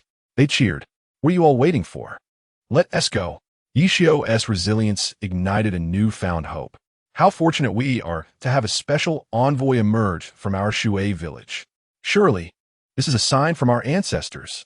Today, let us feast and drink heartily. They did not regard him as a hero, but the people of Shui village did. Kulme, come, let us head into the village. With Yi Shio's declaration, the construction trucks blocking the road were led into the village by Yi Daong. In the end, only Yi Shio's South family and his close friends remained. Their gazes towards Yi Shio were filled with fervor. Only Yi Bin wore a grim expression, resembling a madman as he bellowed to the heavens. Ah, Shui village, you will return. 30 years in the east, 30 years in the west. Do not underestimate the young and poor. Suddenly, Nyo, with her sparkling eyes, could no longer contain her joy and began to dance with delight. You are still that youthful spirit, unchanged. Time is merely a test. The belief sown in the heart remains unwavering. Her innocent voice echoed through the air, eliciting expressions of suppressed laughter from the others. May you return as the youth you once were. 30 years in the east, 30 years in the west. Do not underestimate the young and poor. Isn't that just inviting disaster to repeat itself? Yi Bin, quickly catching on, glared fiercely, advancing towards her with clenched fists. I dare you. Uncle Ben, I was joking. I'll rephrase it. Nyo, frightened, quickly hid behind Yi Shio. You're 26 now. You can't call yourself a youth anymore. How about changing it to 30 years in the east, 30 years in the west? Don't underestimate the young, middle-aged, or elderly poor. Upon hearing these words, The crowd could no longer contain their amusement and erupted into hearty laughter. "You little rascal, just like your father. Full of mischief. Where are you running off to? Take this," a playful tap from Uncle Ben. Yi Bin, his face ashen, circled around to Yi Xiu's back. Pursuing Nyo as an eagle might chase a chick. "Ha ha he!" Nyo darted about like a slippery loach, weaving through the crowd. "You can't catch me. You can't catch me." Yi Bin had no intention of truly capturing her. He was merely teasing her for fun. With Nyo, this little bundle of joy, by his side, his spirits lifted unawares. "All right, enough of the antics. Allow me to introduce someone," Yi Xiu said, shaking his head in bemusement as he shot Yi Bin a glance. He then gestured towards Jiang Xiaoxue beside him. "This young lady is Jiang Xiaoxue. Consider her my apprentice of sorts. She has a keen interest in monetizing traffic and has come to assist us in that endeavor, while also helping us procure mining machines through special channels. The metaverse is launching tomorrow, heralding a new wave of investment opportunities. Not merely concepts, but authentic virtual reality technology. Of course, we still have our ace in the hole with the agritourism license we VE secured. I plan to transform Xiaoqing's barbecue shop into a self-service barbecue. You'll handle the sauce, and the rest will be left to the customers. With such a vast agricultural base in Water Village, what could we possibly worry about? Thus, the upcoming tasks are divided into 3 aspects. Binzi will oversee the daily safety of Water Village, Xiaoqing will manage the self-service barbecue, and Liuzi will be responsible for my experimental base. Jiang Xiaoxue will handle traffic monetization. She will focus on metaverse applications. And I will deal with all matters related to the Jiang family. Is that clear? Understood. The crowd responded in unison. A faint smile of satisfaction appeared on Yi Xiu's face. "Very well, you all head back to the village. My wife and I need to discuss matters concerning the Jiang family. Instead of walking, you can take Jiang Xiaoxue's car back." "All right, leave it to me," Jiang Xiaoxue nodded, a glimmer of intrigue flashing in her eyes. Indeed, an exceptional man is never without remarkable women by his side. The moment she laid eyes on Jiang Xiu, she was captivated by her serene elegance and confidence. Being in the company of such a person would surely impart a wealth of knowledge. She mused with a smile as she returned to the car. Shortly thereafter, she set off towards Water Village. Yi Xiu's gaze involuntarily shifted to Jiang Xiu beside him. "How are matters in Jiangcheng progressing? Why did my request to bring our parents back to Longhua get denied by the Chou Nation? Why are they restricting their freedom? Is it because of me?" "Not at all," Jiang Xiu replied, her expression dimming. "The Waterflow Automobile City has been auctioned off to settle debts. Guess who purchased it? Astonishingly, it was bought by my third uncle.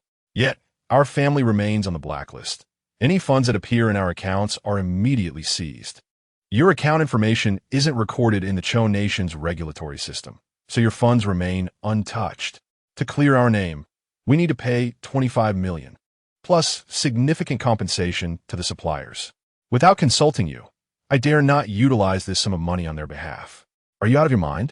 Upon hearing this, Yi Xiu was immediately incensed, unleashing a torrent of reproaches. "Jiang Xiu, are you out of your senses? What do you mean by yours, mine, and his? You are my wife, so everything that belongs to me is inherently yours. Moreover, your family is also my family, is it not? Transfer the funds to your account immediately. The substantial transfer requires a password, which is your birthday. Do it now, instantly.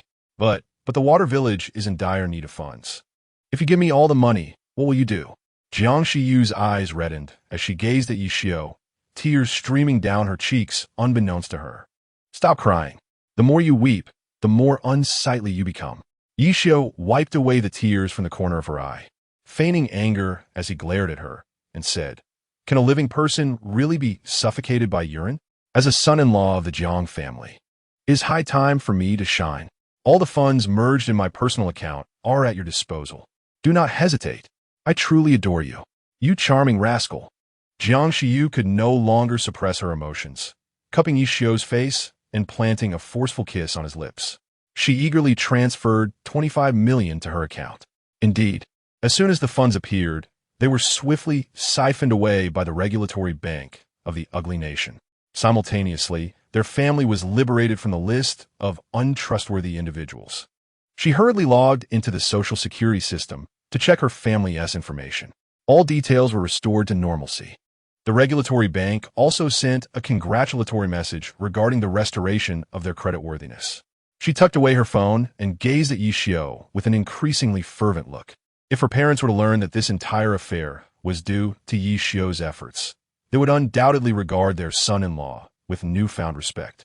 Furthermore, Yishio is also an envoy of the Dragon Nation. Even if her parents were dissatisfied with him, they would not counsel them to divorce, would they? She embraced Yishio and could not help but press another passionate kiss upon him. Nyo joyfully nibbled on the pilfered spicy bamboo shoots, her rosy little hands flailing at her mouth. Ah, so spicy, so spicy. Is it really appropriate for you two to display such affection in front of me? Daddy, I suddenly think that the sister named Xia Shui is also very beautiful. When will you invite her to play here? She glanced back furtively, giggling like a little fox. What? Xia Shui? You still have contact with her? Do you not realize that this woman has always harbored ulterior motives towards you? Jiang Shiyu's eyes widened, her expression shifting dramatically. Her fierce gaze seemed as if it could devour Yishio whole. You little rascal, always stirring up trouble for daddy. Yishio shot a reproachful glare at Nyo, then promptly explained to Jiang Shiyu, My dear, it is not as you think. The situation is as follows.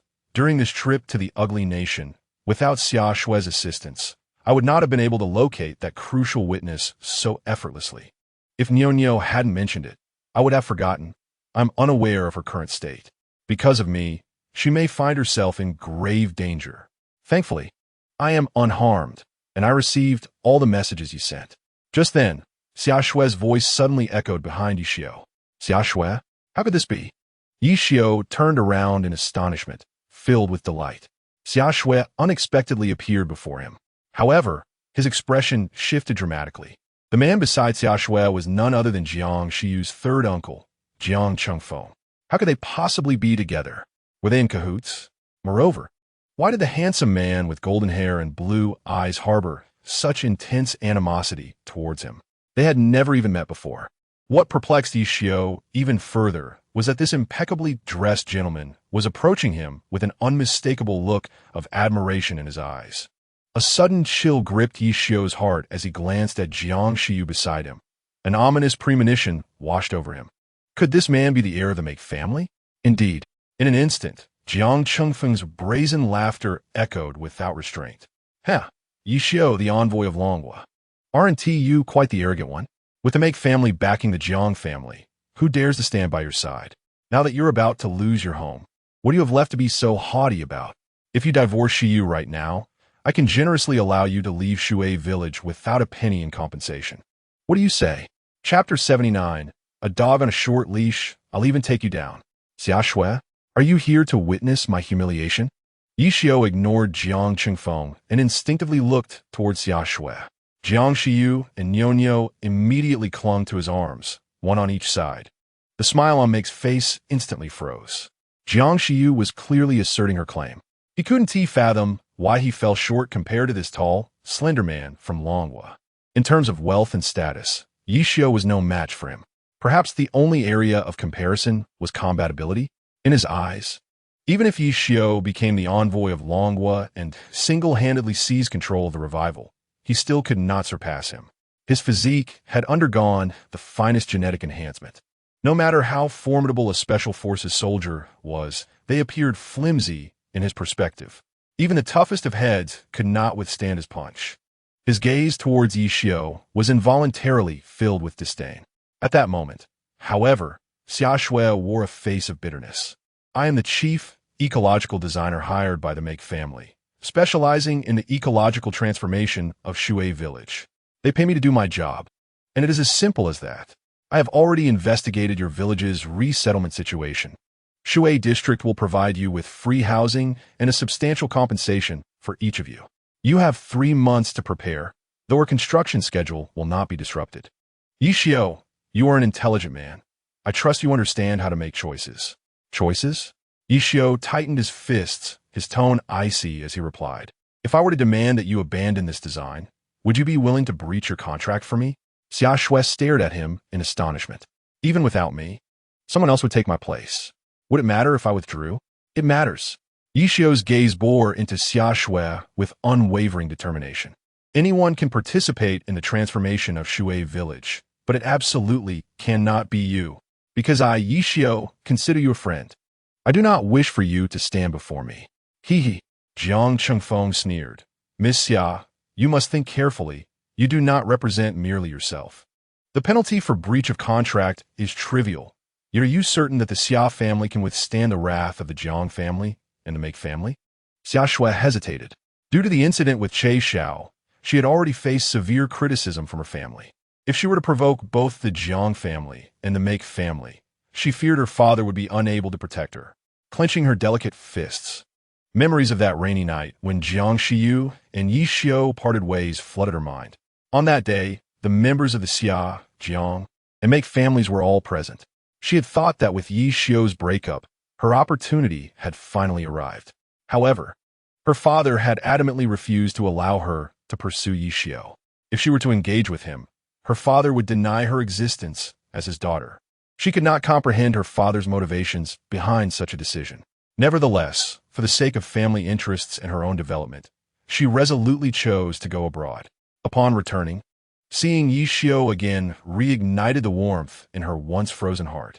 Learning that Yi Xiu had neither married nor pursued another woman filled her with a joy so overwhelming that she nearly fainted. Yet, the appearance of Nyonyo struck her like a harsh slap. She understood that between herself and Yi Xiu, any possibility had vanished. Once again, she succumbed to reality. What is this? Do you have a say in this matter? Do not forget why you are here. Jiang Chengfeng, noticing the displeasure on Make's face, could no longer contain his anger and shouted at Xia Shui. Xia Shui, burdened with unspoken grievances, dared not offer any resistance. Despite her apparent success within the social circle, in the presence of behemoths like the Jiang and Make families, she felt like a mere ant. Her presence here was solely due to her family's connections. If this deal succeeded, the Xiao family would truly ascend to the Jiang family's grand vessel. She was acutely aware of the true purpose behind her accompanying Jiang Chengfeng to this gathering. Jiang Chengfeng aimed not only to crush Yi Xiu in reality, but also to dismantle him psychologically. The so-called envoy from Longwo was nothing more than a jest in the eyes of these individuals. I'm sorry, she murmured, lowering her head and quietly retreating to the side. In Yi Xiu's eyes, there was nothing but disappointment. Xia Shui, when will you learn to live for yourself? Xia Shui's body trembled, her delicate fists instinctively tightening. Which scion of a prominent family could ever truly live for themselves? She remained oblivious to the sacrifices she had made in her efforts to assist him. I shall measure the data. You continue your discussion. Her breath quickened, and gradually, she could no longer bear the oppressive atmosphere. She turned and walked toward the nearby caravan. Witnessing this, Jiang Chengfeng could not help but reveal a sly smile. Yi Xiu, I ask you once more, will you divorce Shiyu or not? Think of Shuizuan. If you agree, it shall be yours. Daddy, look, this person resembles a dog. At that moment, Nyonyo suddenly pointed directly at Jiang Chengfeng. The expression on Jiang Chengfeng's face darkened instantly. What did you say, you little brat? Repeat that. Yi Xiu chuckled as he glanced at his daughter and remarked, Dear, do not speak nonsense. Dogs would never acknowledge such disgraceful offspring. You. Jiang Chengfeng glared at Yi Xiu, his eyes nearly ablaze with fury. What do you mean by you? Shut your mouth. Bark again, and I will end you. At that moment, the previously silent Mike could no longer contain himself. He shot a fierce look at Jiang Chengfeng before turning his gaze to Yi Xiu. In our dragon country, there's an old saying, when beating a dog, one must regard its master. Sir, do you not think you are being rather disrespectful? He regarded Yi Xiu like a predator eyeing its prey. However, upon glancing at Nyonyo and Jiang Shiyu, his demeanor softened significantly. Huh, so, you believe you have reason to unleash your dog? If you cannot manage your dog, I might as well take you down too. Yi Xiu sneered, his eyes gradually turning bloodshot. Strangely, this time he did not succumb to rage. The genetic lock within him felt somewhat loosened. With an expression of indifference, he addressed Mike. If you desire respect from others, you must first learn to respect them. Jiang Shiyu is already a married woman, and you show such interest in another man's wife, even disregarding the upbringing of her child. How noble of you! I can assure you, you will not take Shui Guan from me, and you certainly will not lay a finger on my wife. While I'm still somewhat composed, I suggest you leave promptly. Otherwise, I will ensure you regret ever entering this world. Swish, swish, swish. Almost as soon as Ishio finished speaking, a group of black-clad bodyguards surged forth, encircling him in an instant. Mike remained unfazed. He smiled at Jiang Shiyu, saying, "Is he your reason for rejecting me? In terms of lineage and status, how does he compare to me? Is it merely because he possesses fighting prowess that provides you with a sense of security? If I were to defeat him, would you then consent to be with me? Impossible." Nyonya released Yishio's hand and angrily shoved Mike. "You bad guy. What do you even like about my mommy? I can have her change. Can't you see that my mommy despises you? She can't even be bothered to exchange a single word with you. How can someone who enjoys disrupting another's family deserve happiness?" However, Mike displayed not a shred of anger. He calmly regarded Ishio and said, "You must be quite curious as to why I wish to marry her, right? Let us settle this with a fight. If you can defeat me, perhaps we can discuss matters further." "Honey, don't." Jiang Shiyu quickly shook her head in concern. "Haha, fret not. I shall not kill him. At most, I will mar that handsome face of his." Mike coldly laughed as he removed his jacket. With a wave of his hand, the surrounding bodyguards retreated several dozen meters away. Ishio smiled at Jiang Shiyu. "Rest assured, I will handle this. You and our daughter stay back and watch." "Very well." Jiang Shiyu, knowing she could not change Ishio's mind, reluctantly led Nyonya aside. Their eyes locked, an atmosphere charged with murderous intent. In that instant, both men simultaneously launched powerful punches at each other. Hut, hut, hut. The two individuals, unable to maintain control, staggered back 6 or 7 paces. Ishio was momentarily taken aback. It was astounding that someone could withstand a punch delivered in his composite state. This strike was potent enough to shatter a car door. Yet the opponent's arm bore no signs of injury whatsoever. It felt as though his blow had collided with an iron block, exhibiting an extraordinary hardness. Moreover, Mike was thoroughly startled by Ishio's punch. His hands, having undergone genetic enhancement, were already fearsome beyond measure. A mere mortal would undoubtedly suffer grievous injuries from such a hit. Yet, Ishio's response was remarkably akin to his own. Consequently, this battle appeared to morph into a war of attrition, where the victor would be determined by who could endure the longest. "Kid, you possess some skill. Let us continue," he declared, swinging his fist without hesitation as he charged at Ishio once more. The two exchanged blows, each strike landing with brutal force, causing a cacophony of terrifying sonic booms to resonate through the air. Their strengths were astonishingly evenly matched. Under normal circumstances, Ishio might have indulged him, but now he afforded the opponent no opportunities whatsoever. Anyone who dared to target his beloved must be subdued. "Force form. Transform," he intoned silently within. Instantly, mysterious tricolored light ignited in his eyes. In an instant, a radiant yellow light enveloped his entire being. "If you can withstand this punch, consider yourself formidable. How dare you encroach upon my territory?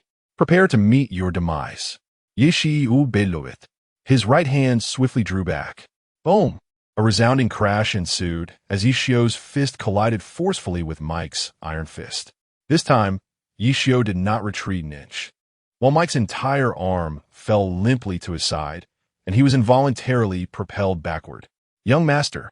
Upon witnessing this scene, the group of black-clad individuals could not help but exclaim in alarm, instinctively rushing forward. "Do not approach." However, lying on the ground, Mike let out a cold roar. He perceived no radiance emanating from Ishio, yet he could distinctly sense the overwhelming force exuding from him. The ancient term kung fu resurfaced in his mind. Surely, even the former martial saints could not unleash such a terrifying punch. A sense of panic began to envelop him. Chapter 8. The Subtle Relationships Forged Through Conflict. Ishio. I concede that you have decisively triumphed over me in martial prowess, a fact I greatly admire. However, you are by no means a good man. Over these past 3 years, you have failed to fulfill the responsibilities of a husband, a father, and certainly not those of a son-in-law. You do not deserve forgiveness. The resilience of Shiyu moved me deeply. Her beauty captivated me. I cannot pinpoint when it happened, but I have secretly fallen in love with her, and it has spiraled uncontrollably. Everyone believes I have lost my mind. They think that a young master of my standing can have any woman he desires, especially not a single mother with a child. Mike chuckled bitterly, enduring the agony coursing through his body as he unsteadily rose to his feet. Yet, the outcome was a series of rejections, time and again. I have begun to alter my strategy, earnestly seeking the favor of her parents, who have started to appreciate me. If I can win Shiryu's heart, we shall undoubtedly be together. And you, a marriage devoid of parental blessings is destined to fail. The fact that Shiryu is yet to bring you home speaks volumes. However, the disappearance of Nyo has illuminated your existence to me and revealed that you and Shiryu are already wed. I have commenced an investigation into your life. Yet, I find nothing remarkable about you. You are truly not a worthy rival. But upon encountering you today, I discovered you are quite different from my expectations. Now, I regard you as competitor. The child I can relinquish, and I can also return Shuei Cun to you. But sure, you must be mine. I, Mike, have never known defeat. You scoundrel, I shall tear your mouth apart.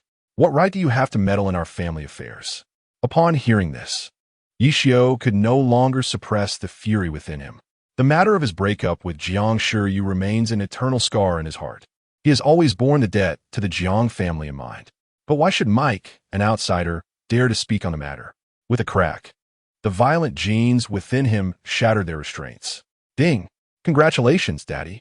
The paternal heart technique has broken through to the 5th level of postnatal mastery, comprehending internal energy, granting extraordinary abilities for 20 minutes. A mechanical system prompt echoed. Yishio, like a bolt of lightning, launched a powerful punch towards Mike. Yishio, no! Jiang Shiryu, regaining her senses, could not help but scream in terror.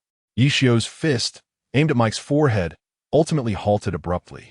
The fierce gust of wind swept Mike's hair back, distorting his face uncontrollably. A thick spray of crimson splattered everywhere.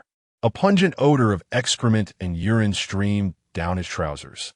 It was the first time Mike felt death so close at hand. In his eyes, Yishio appeared as a demon. Yet he forced himself to remain calm, glaring at Yishio, and shouted, Yishio, I will not give up on Shiryu. If you have the ability, kill me. Do you think I would hesitate? Yishio erupted in rage, his blood surging violently. A powerful force, uncontrollably emanating from him once more, sent Mike staggering backward several paces. Blood quickly enveloped his handsome face. Yishio, you madman, do you know who he is? He is Mike Tarrant, the sole heir of the Mike family. Their family empire controls 30% of the global economy. His interest in your woman is your blessing. Do not be so ungrateful. Witnessing this scene, Jiang Chengfeng trembled in fear. He rushed forward, shielding Mike as if he were protecting a cub. Although he had previously been insulted by Mike, he could not stand idly by while Mike was bullied before his eyes. Therefore, he had to act. What are you all waiting for? Take him down, he shouted with bluster, feeling his own strength wavering. Yishio's prowess could undoubtedly overpower numerous elite bodyguards. However, he could not fathom that so many would be unable to stop him. Get out of my way. Can you not comprehend human speech? Yet, in a sudden fit of rage, Mike bellowed and kicked him away. Caught off guard, Jiang Chengfeng fell to the ground in a disgraceful manner. Blood mixed with teeth created a gruesome sight. Nevertheless, Mike paid him no heed and strode past him. How can I trust someone who is so ruthless? Even to his own family? Jiang Chengfeng, this is not your affair. Attend to your own matters. I do not wish to see you again today. Jiang Chengfeng, covering his mouth, vanished like a wisp of smoke, as if fleeing for his life. Throughout this ordeal, no one noticed the fleeting glint of malice in his eyes. At that moment, Xia Shui, who had been distracted, could no longer contain herself. Yishiyun, you scoundrel, I detest you, she cried, rushing towards him. I have made my decision. This time, I will live solely for myself. I am about to lose everything. Yishio, you scoundrel, are you satisfied now? Yishio lifted his gaze and smiled at the approaching Xia Shui. No, you shall not lose everything. You have me, Shiryu Nyonyo, an entire family of Shui village. Cough, cough. Jiang Shi, you gently cleared her throat. Yi Xiao's outstretched arms instinctively lowered. He gazed at Jiang Shiyu in exasperation, saying, "This embrace is purely platonic. Be quiet. A man must learn to maintain his integrity." Jiang Shiyu shot him a fierce glare, to the astonishment of those present. She stepped in front of Yi Xiao and embraced Xia Shui tightly. Mike was taken aback, a flicker of envy crossing his eyes. He understood what this decision meant for Xia Shui. However, he could not comprehend why both women were so enamored with Yi Xiao. Was he truly inferior to him? He suppressed the pain coursing through his body and inadvertently recalled the terrifying scene from earlier. The rebelliousness vanished from his face, replaced by fervor. He called out to Yi Xiao excitedly, "Yi Xiao, what you just demonstrated was at the external manifestation of vital energy in Eastern martial arts. Even the sage of martial art from years past could not achieve such a feat. Can you enlighten me on how you accomplished this?" "Why should I tell you?" Yi Xiao replied coldly, his gaze fixed on Mike. For some reason, the murderous intent surrounding him suddenly receded like a tide. He looked deeply at Mike before turning away. In our Eastern tradition, cultivating martial arts begins with cultivating virtue. If one cannot conduct oneself properly, how can one hope to master martial arts? If you can rid yourself of the proclivity for coveting another man's wife, perhaps you will surpass me in the future. Coveting another man's wife is a sickness. If you are ill, seek treatment promptly. Cultivating virtue? Seeking treatment? Mike was momentarily taken aback, unable to suppress his urgency as he stepped forward. Suddenly, he coughed, blood spewing forth. He glared at Yi Xiao's retreating figure, shouting, "What?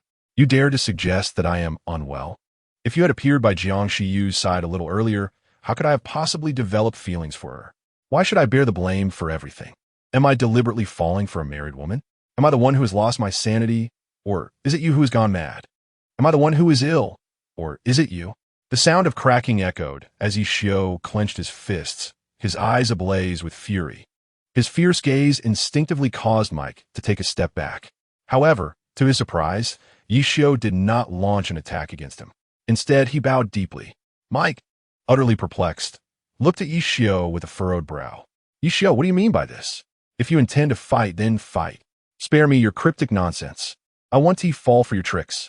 Is this grand gesture simply a ploy to bring about my demise? Come on, you want to kill me. It's you who will meet your end. You misunderstand." Yi Xiao lifted his head, his expression laden with bitterness. "You are right. I am indeed troubled. Had I been courageous enough back then, perhaps our circumstances would not have unfolded as they have. Perhaps it was my good fortune that Shiyu never gave up on me, always waiting for me to awaken to my senses. If it weren't for Nyonyo's sudden appearance, I might have relinquished all hope for Shiyu. After all, no one is willing to wait in place for someone else for 3 years. Mike, think carefully. Do you truly love Shiyu? Are you certain it is not merely a fear of losing? Listen to me, seek a psychologist. I can sense that you are not as malevolent as you believe. What? Sick? You are the one who is sick. You should be the one to consult a psychologist." Mike exclaimed, turning away in frustration. Suddenly, with a trembling voice, he spun back around. "If I truly am ill, and if I were to be cured, would I then become a formidable warrior like you? Not at all." Yi Xiao shook his head dismissively, wrapping his arms around Nyonyo and Jiang Shiyu in a carefree manner. Mike felt a pang of disappointment flash in his eyes.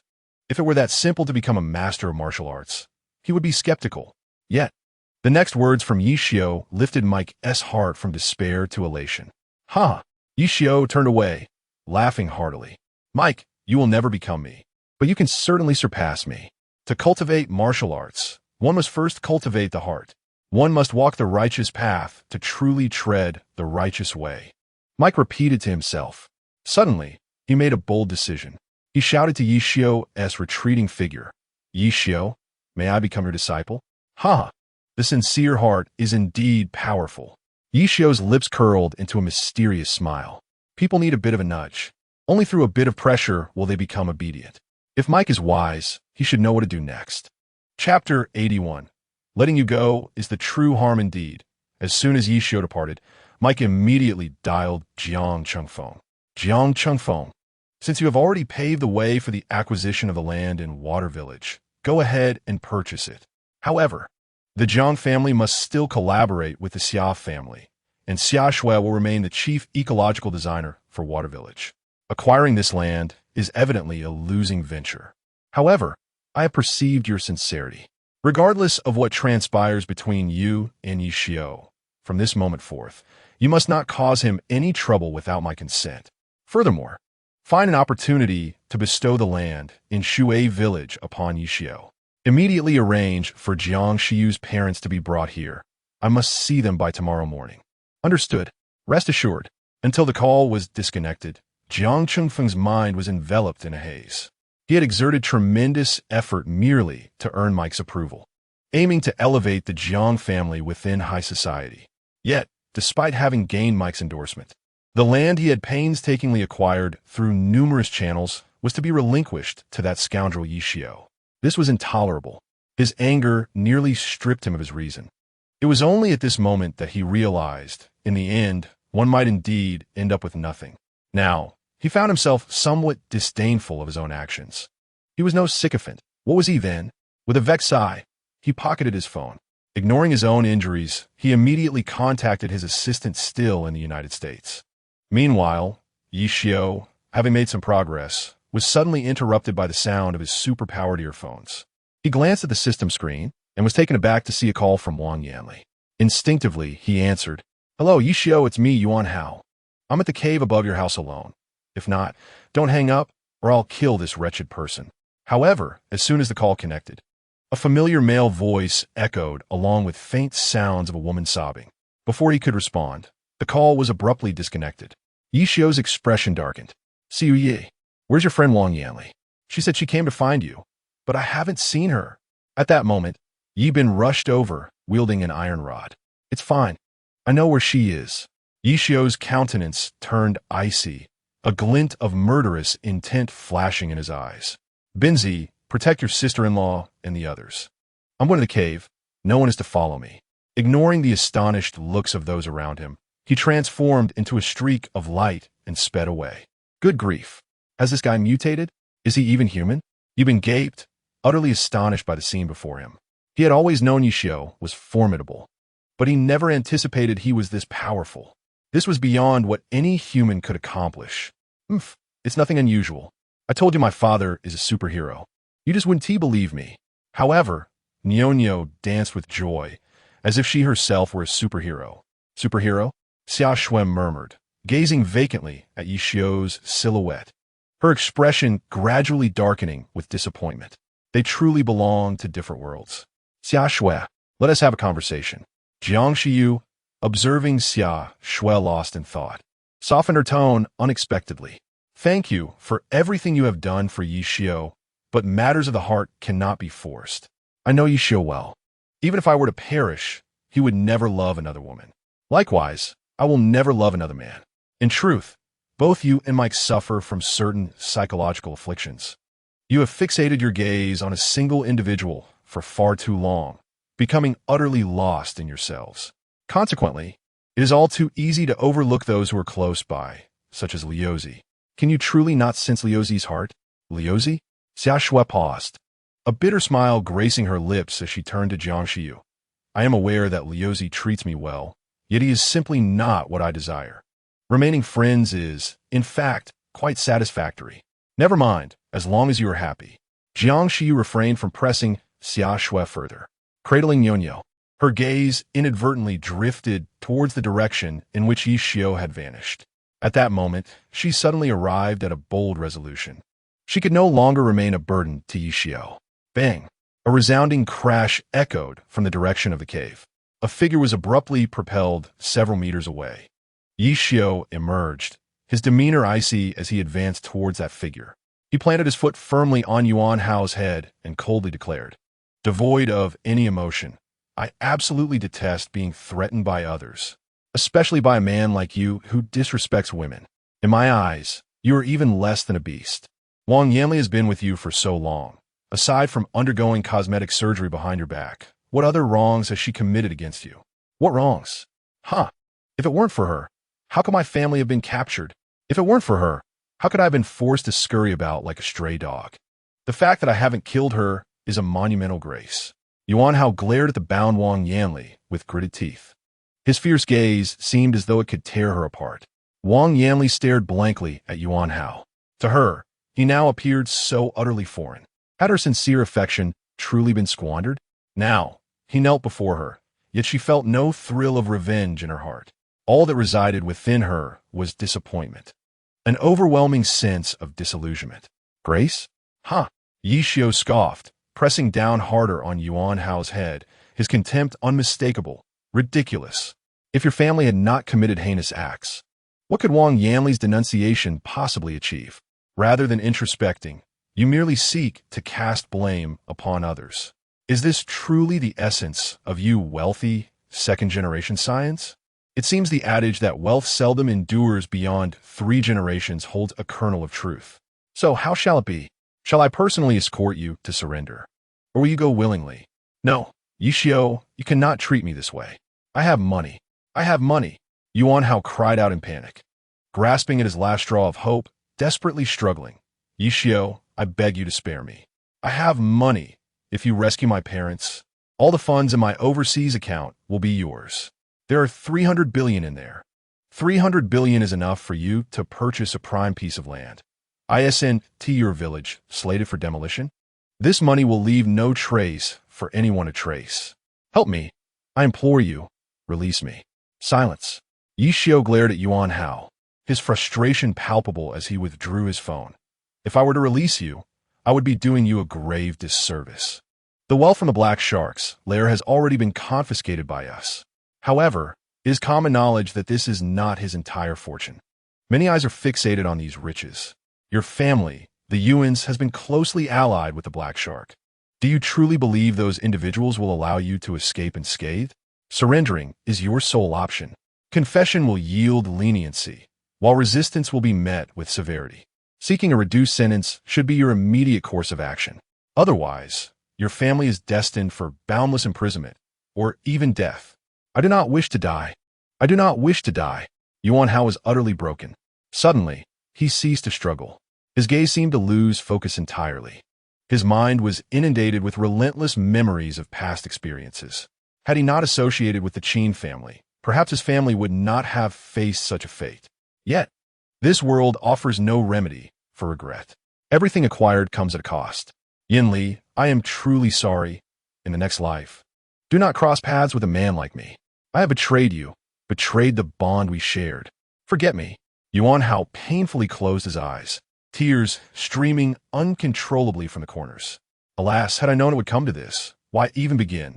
Yi Xiao sighed, silently dialing Bai Ke's number. As soon as the call ended, the multifunctional reconnaissance drones concealed around the water village sprang into action with thunderous precision. However, Yi Xiao's expression grew increasingly grim. The property transaction center had bypassed Wang Guangming and initiated the auction for the water-themed land directly. Clearly, everything was predetermined. Ding! You have a new text message. Please check. At that moment, the system interface unexpectedly popped up. Yi Xiao instinctively glanced at the message. Upon seeing the sudden influx of 900 million in his personal account, his heart skipped a beat. What was destined to arrive had finally come. It seemed unavoidable. In that case, why not take a gamble? Chapter 82. A Change of Heart. Yi Xiao, are you alright? Just then, Yi Bin, driving a group of people, rushed anxiously toward the cave.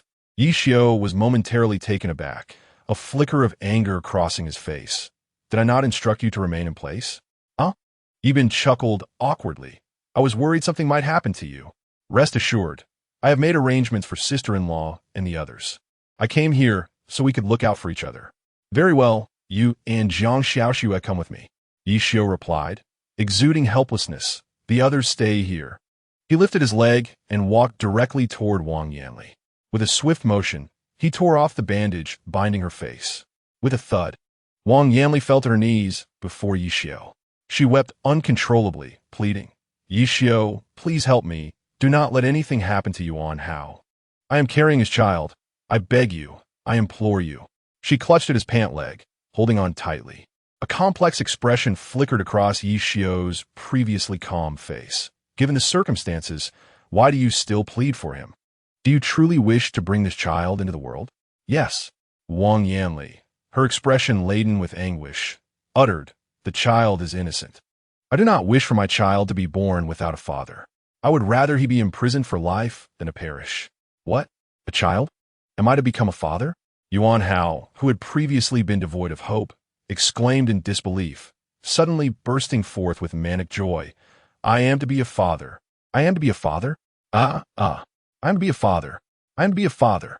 Yishio, I implore you, assist me in contacting my parents. I must share this wonderful news with them. I must confess. I must confess. I must confess. Very well. I shall inquire on your behalf." Yishio had initially intended to refrain from involving himself in Yuan Hao's affairs, yet ultimately he acquiesced. He gestured into the void, establishing a video call with Baikou. Speaking to the emptiness as though it were alive, he announced, "Yuan Hao intends to turn himself in immediately, but prior to that, he wishes to communicate with his parents. The conversation may be freely monitored."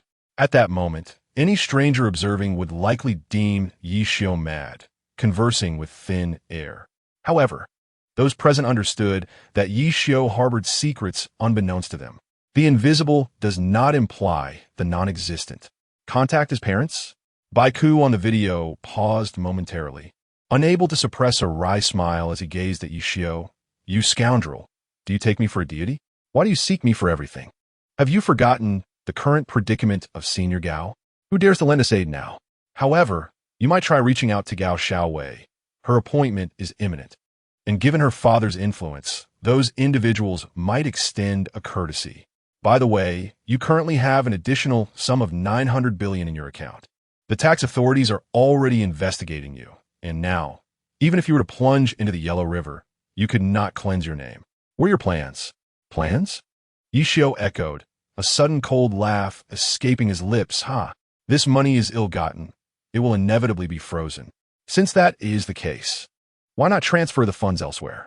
My account is an unrestricted personal transfer account. This account symbolizes my identity, profession, and status in the Dragon Kingdom. Therefore, who would dare to sanction me lightly? By purchasing this land in Shui Village, I will ultimately direct the funds to the exchange. As an intermediary, I will undoubtedly face inquiries or even imprisonment. However, the money has already been spent, and Shui Village can be preserved in another form. Should I be incarcerated, it would fulfill both my desires and yours. Thus, I even suspect this money was provided by your associates. I am devoid of funds, so do not speak foolishly. What say you? Shall we reinstate your surveillance protection?" Baikou chuckled heartily, swiftly changing the subject. "Let it be." Yishio's expression gradually turned grave. "I do not require protection. However, all others must be safeguarded. By the way, if I wish to auction the land, must I simply proceed to the trading hall?" "Not so." Baikou shook his head. "You must first pay a deposit and submit various materials for review, among other requirements, before you can qualify for the auction. However, you need not worry about that. I assure you that once you arrive at the trading hall, there will be individuals ready to prepare your qualifications. Alas, Yishiyu, endure a little longer. As your contributions continue to grow, even those who may disdain, you will find it impossible to silence the voices of the masses. A nation devoid of heroes is indeed a lamentable one.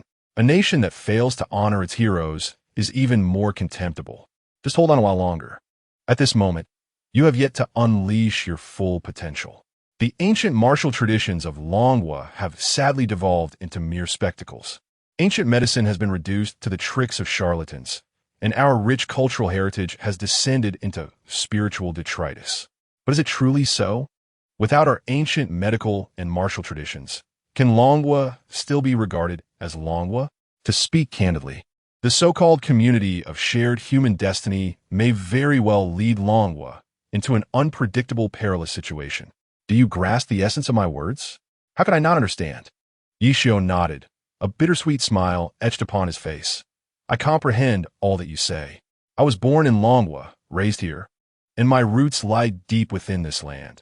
I know what I ought to do and what I should refrain from doing. Even if I must bear the weight of infamy, I shall remain true to my convictions. Senior Gao is indeed our finest exemplar. I have not misjudged you. Baiku gazed at Yishio with satisfaction before suddenly turning away. Initially, you were not entitled to knowledge regarding the gene enhancement agents prior to your joining. However, the actions of certain individuals have deeply saddened me. They occupy their positions without contributing and yet hinder our efforts to recruit talent. I shall not permit such occurrences to transpire again. Tonight, meet me at the new area urology department. I will introduce you to someone. Without further explanation, Baiku abruptly ended the video call. At that moment, the undercover team had already arrived. Upon seeing Yishio, they could not restrain themselves from exclaiming, "Envoy!" Yishio was instantly taken aback. He looked at the agents with a mix of amusement and exasperation. "Do not call me Envoy. I cannot bear such a title. Everything I have done has been under Commander Gao's direction. She is the true envoy of Longhua." The crowd fell silent, all of them aware that the success of this endeavor was solely Yishio's doing. However, those in authority had instructed them to keep their mouths shut. What should not be said must not be uttered. What should not be asked must remain unasked, binding their tongues with the mantra of obedience to orders. Those who dared to voice dissent faced confinement or even arrest. Their fervor was swiftly doused in cold water. Now, with Yishio standing before them, how could they not be stirred? "Envoy, we are all aware of your endeavors. We know everything. Are you not at all saddened by such outcomes?" Old Sun gazed intently at Yishio, wishing to see into his very soul. Yet, Yishio responded with an air of nonchalance. "History will be narrated by future generations. Moreover, I indeed contravened the regulations. Had I communicated beforehand, perhaps the outcome would have differed.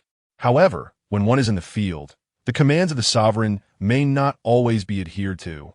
Those who wield the pen, how could they comprehend the nuances of timing and circumstance? I lament on your behalf." Old Sun clenched his iron fist, his eyes inexplicably glistening with emotion. His colleague had merely spoken a word of justice for Yishio and had been subjected to confinement. This matter weighed heavily on his heart, leaving him in a state of unrest. He could not fathom why those in power acted as they did. All he desired was fairness. Was that too much to ask? The members of the plainclothes team wore expressions of inexplicable discontent. Even Yishio's emotions began to fluctuate intensely. With a somber demeanor, he surveyed the crowd. "If I were to claim that I am not disheartened, it would be a blatant falsehood. In this world, the strong set the rules. The wise exploit them, and the weak abide by them. To shatter these constraints, we must strive to become strong. You have all been my wingmen, my staunchest support.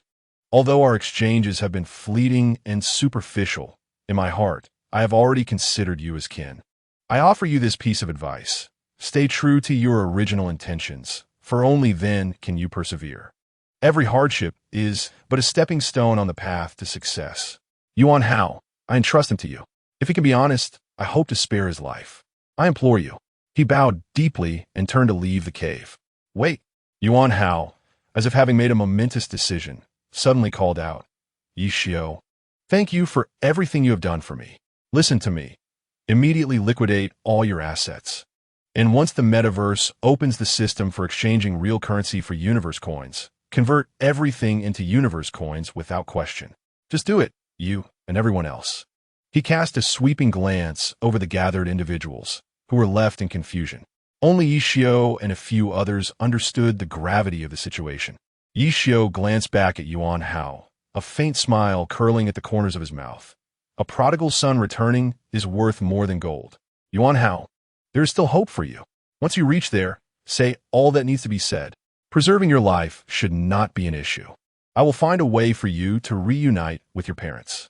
With a thud, Yuan Hao knelt before Yishio's departing figure, his blood staining the ground in a vivid crimson. "Your kindness requires no words of thanks. If I survive, I shall surely turn over a new leaf." Chapter 83. Quick to heat, quick to cool, do not see me off. Everyone should attend to their own affairs. Upon exiting the cave, Yishio promptly took a seat in the back. "You sit beside me." He gestured for Jiang Xiaoxue to take the spot next to him. "Then I shall drive. I know the route well." Yi Bin, in perfect understanding, moved to the driver's seat. He started the vehicle and sped down the earthen path toward the village. Yishio tied his long hair back, his gaze inadvertently drifting toward Jiang Xiaoxue. "Open the live stream. I wish to see how the public perceives Water Village. Certainly. I'll prepare it right away. Jiang Xiaoxue, initially taken aback by Yi Xiu's decision to go live, quickly regained her composure and expertly set up the streaming equipment. Novia autentificación. Just keep it natural and authentic. As Yi Xiu unbuttoned his shirt, he focused intently on Jiang Xiaoxue's actions, unconsciously leaning closer to her. As the live stream was set up, the online viewer count surged rapidly, surpassing 30 in an instant. However, the screen soon erupted with frenzied activity. Lemon, wow. Boss, this is the surprise you have prepared for us.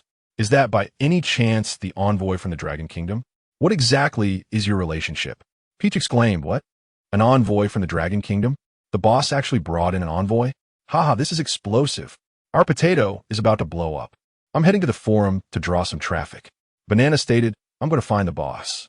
Orange added, I'll reach out to the influencer. Yishio widened his eyes, overwhelmed by the scene before him. Do you really only have 30 followers? Is that true? Surely your app download count isn't just 30, right? Ahem, let's not focus on details. Jiang Xiaoya blushed, awkwardly clearing her throat. Suddenly, she couldn't contain her excitement as she pointed at the screen. It's 31, 32, 33. Oh wow, it's still increasing. The number of online viewers began to surge, showing no signs of stopping. The comments started refreshing at an astonishing pace. Potato? What is that? It's too rudimentary. Only one official live stream entrance. What the heck? An envoy. An envoy. So handsome. Is this for real? How could an envoy appear in such an obscure place? Where? Oh my gosh, that face, it's definitely the envoy. Speak up. Envoy, are you shy? Don't play it cool. Speak up, or I'll kiss you. This cursed screen feels so unreal. Alas, my first kiss is gone today. Hey, that. Envoy. I heard you're in Water Village. I'm coming to see you right away. Let go of the envoy. Let me through. Listen to me. You can't handle such a wild man. Yishio watched the barrage of comments intently, filled mostly with admiration and confusion. In a matter of moments, the online viewer count skyrocketed from 30 to 3,000, increasing by the second. Yishio realized that he had underestimated this group of wealthy heirs. They were fully prepared, merely waiting for the right opportunity to ignite their potential. His appearance instantly alerted the keen Jiang Xiaoya to the business opportunity. Hey there, uncle. Say whatever you want. There's no script. Just go with the flow. Ha ha. My potato has finally come alive. Jiang Xiaoya chuckled mischievously, deliberately avoiding the camera. Yet this only heightened the curiosity of the crowd. In just 5 minutes, the number of online viewers surpassed 50,000,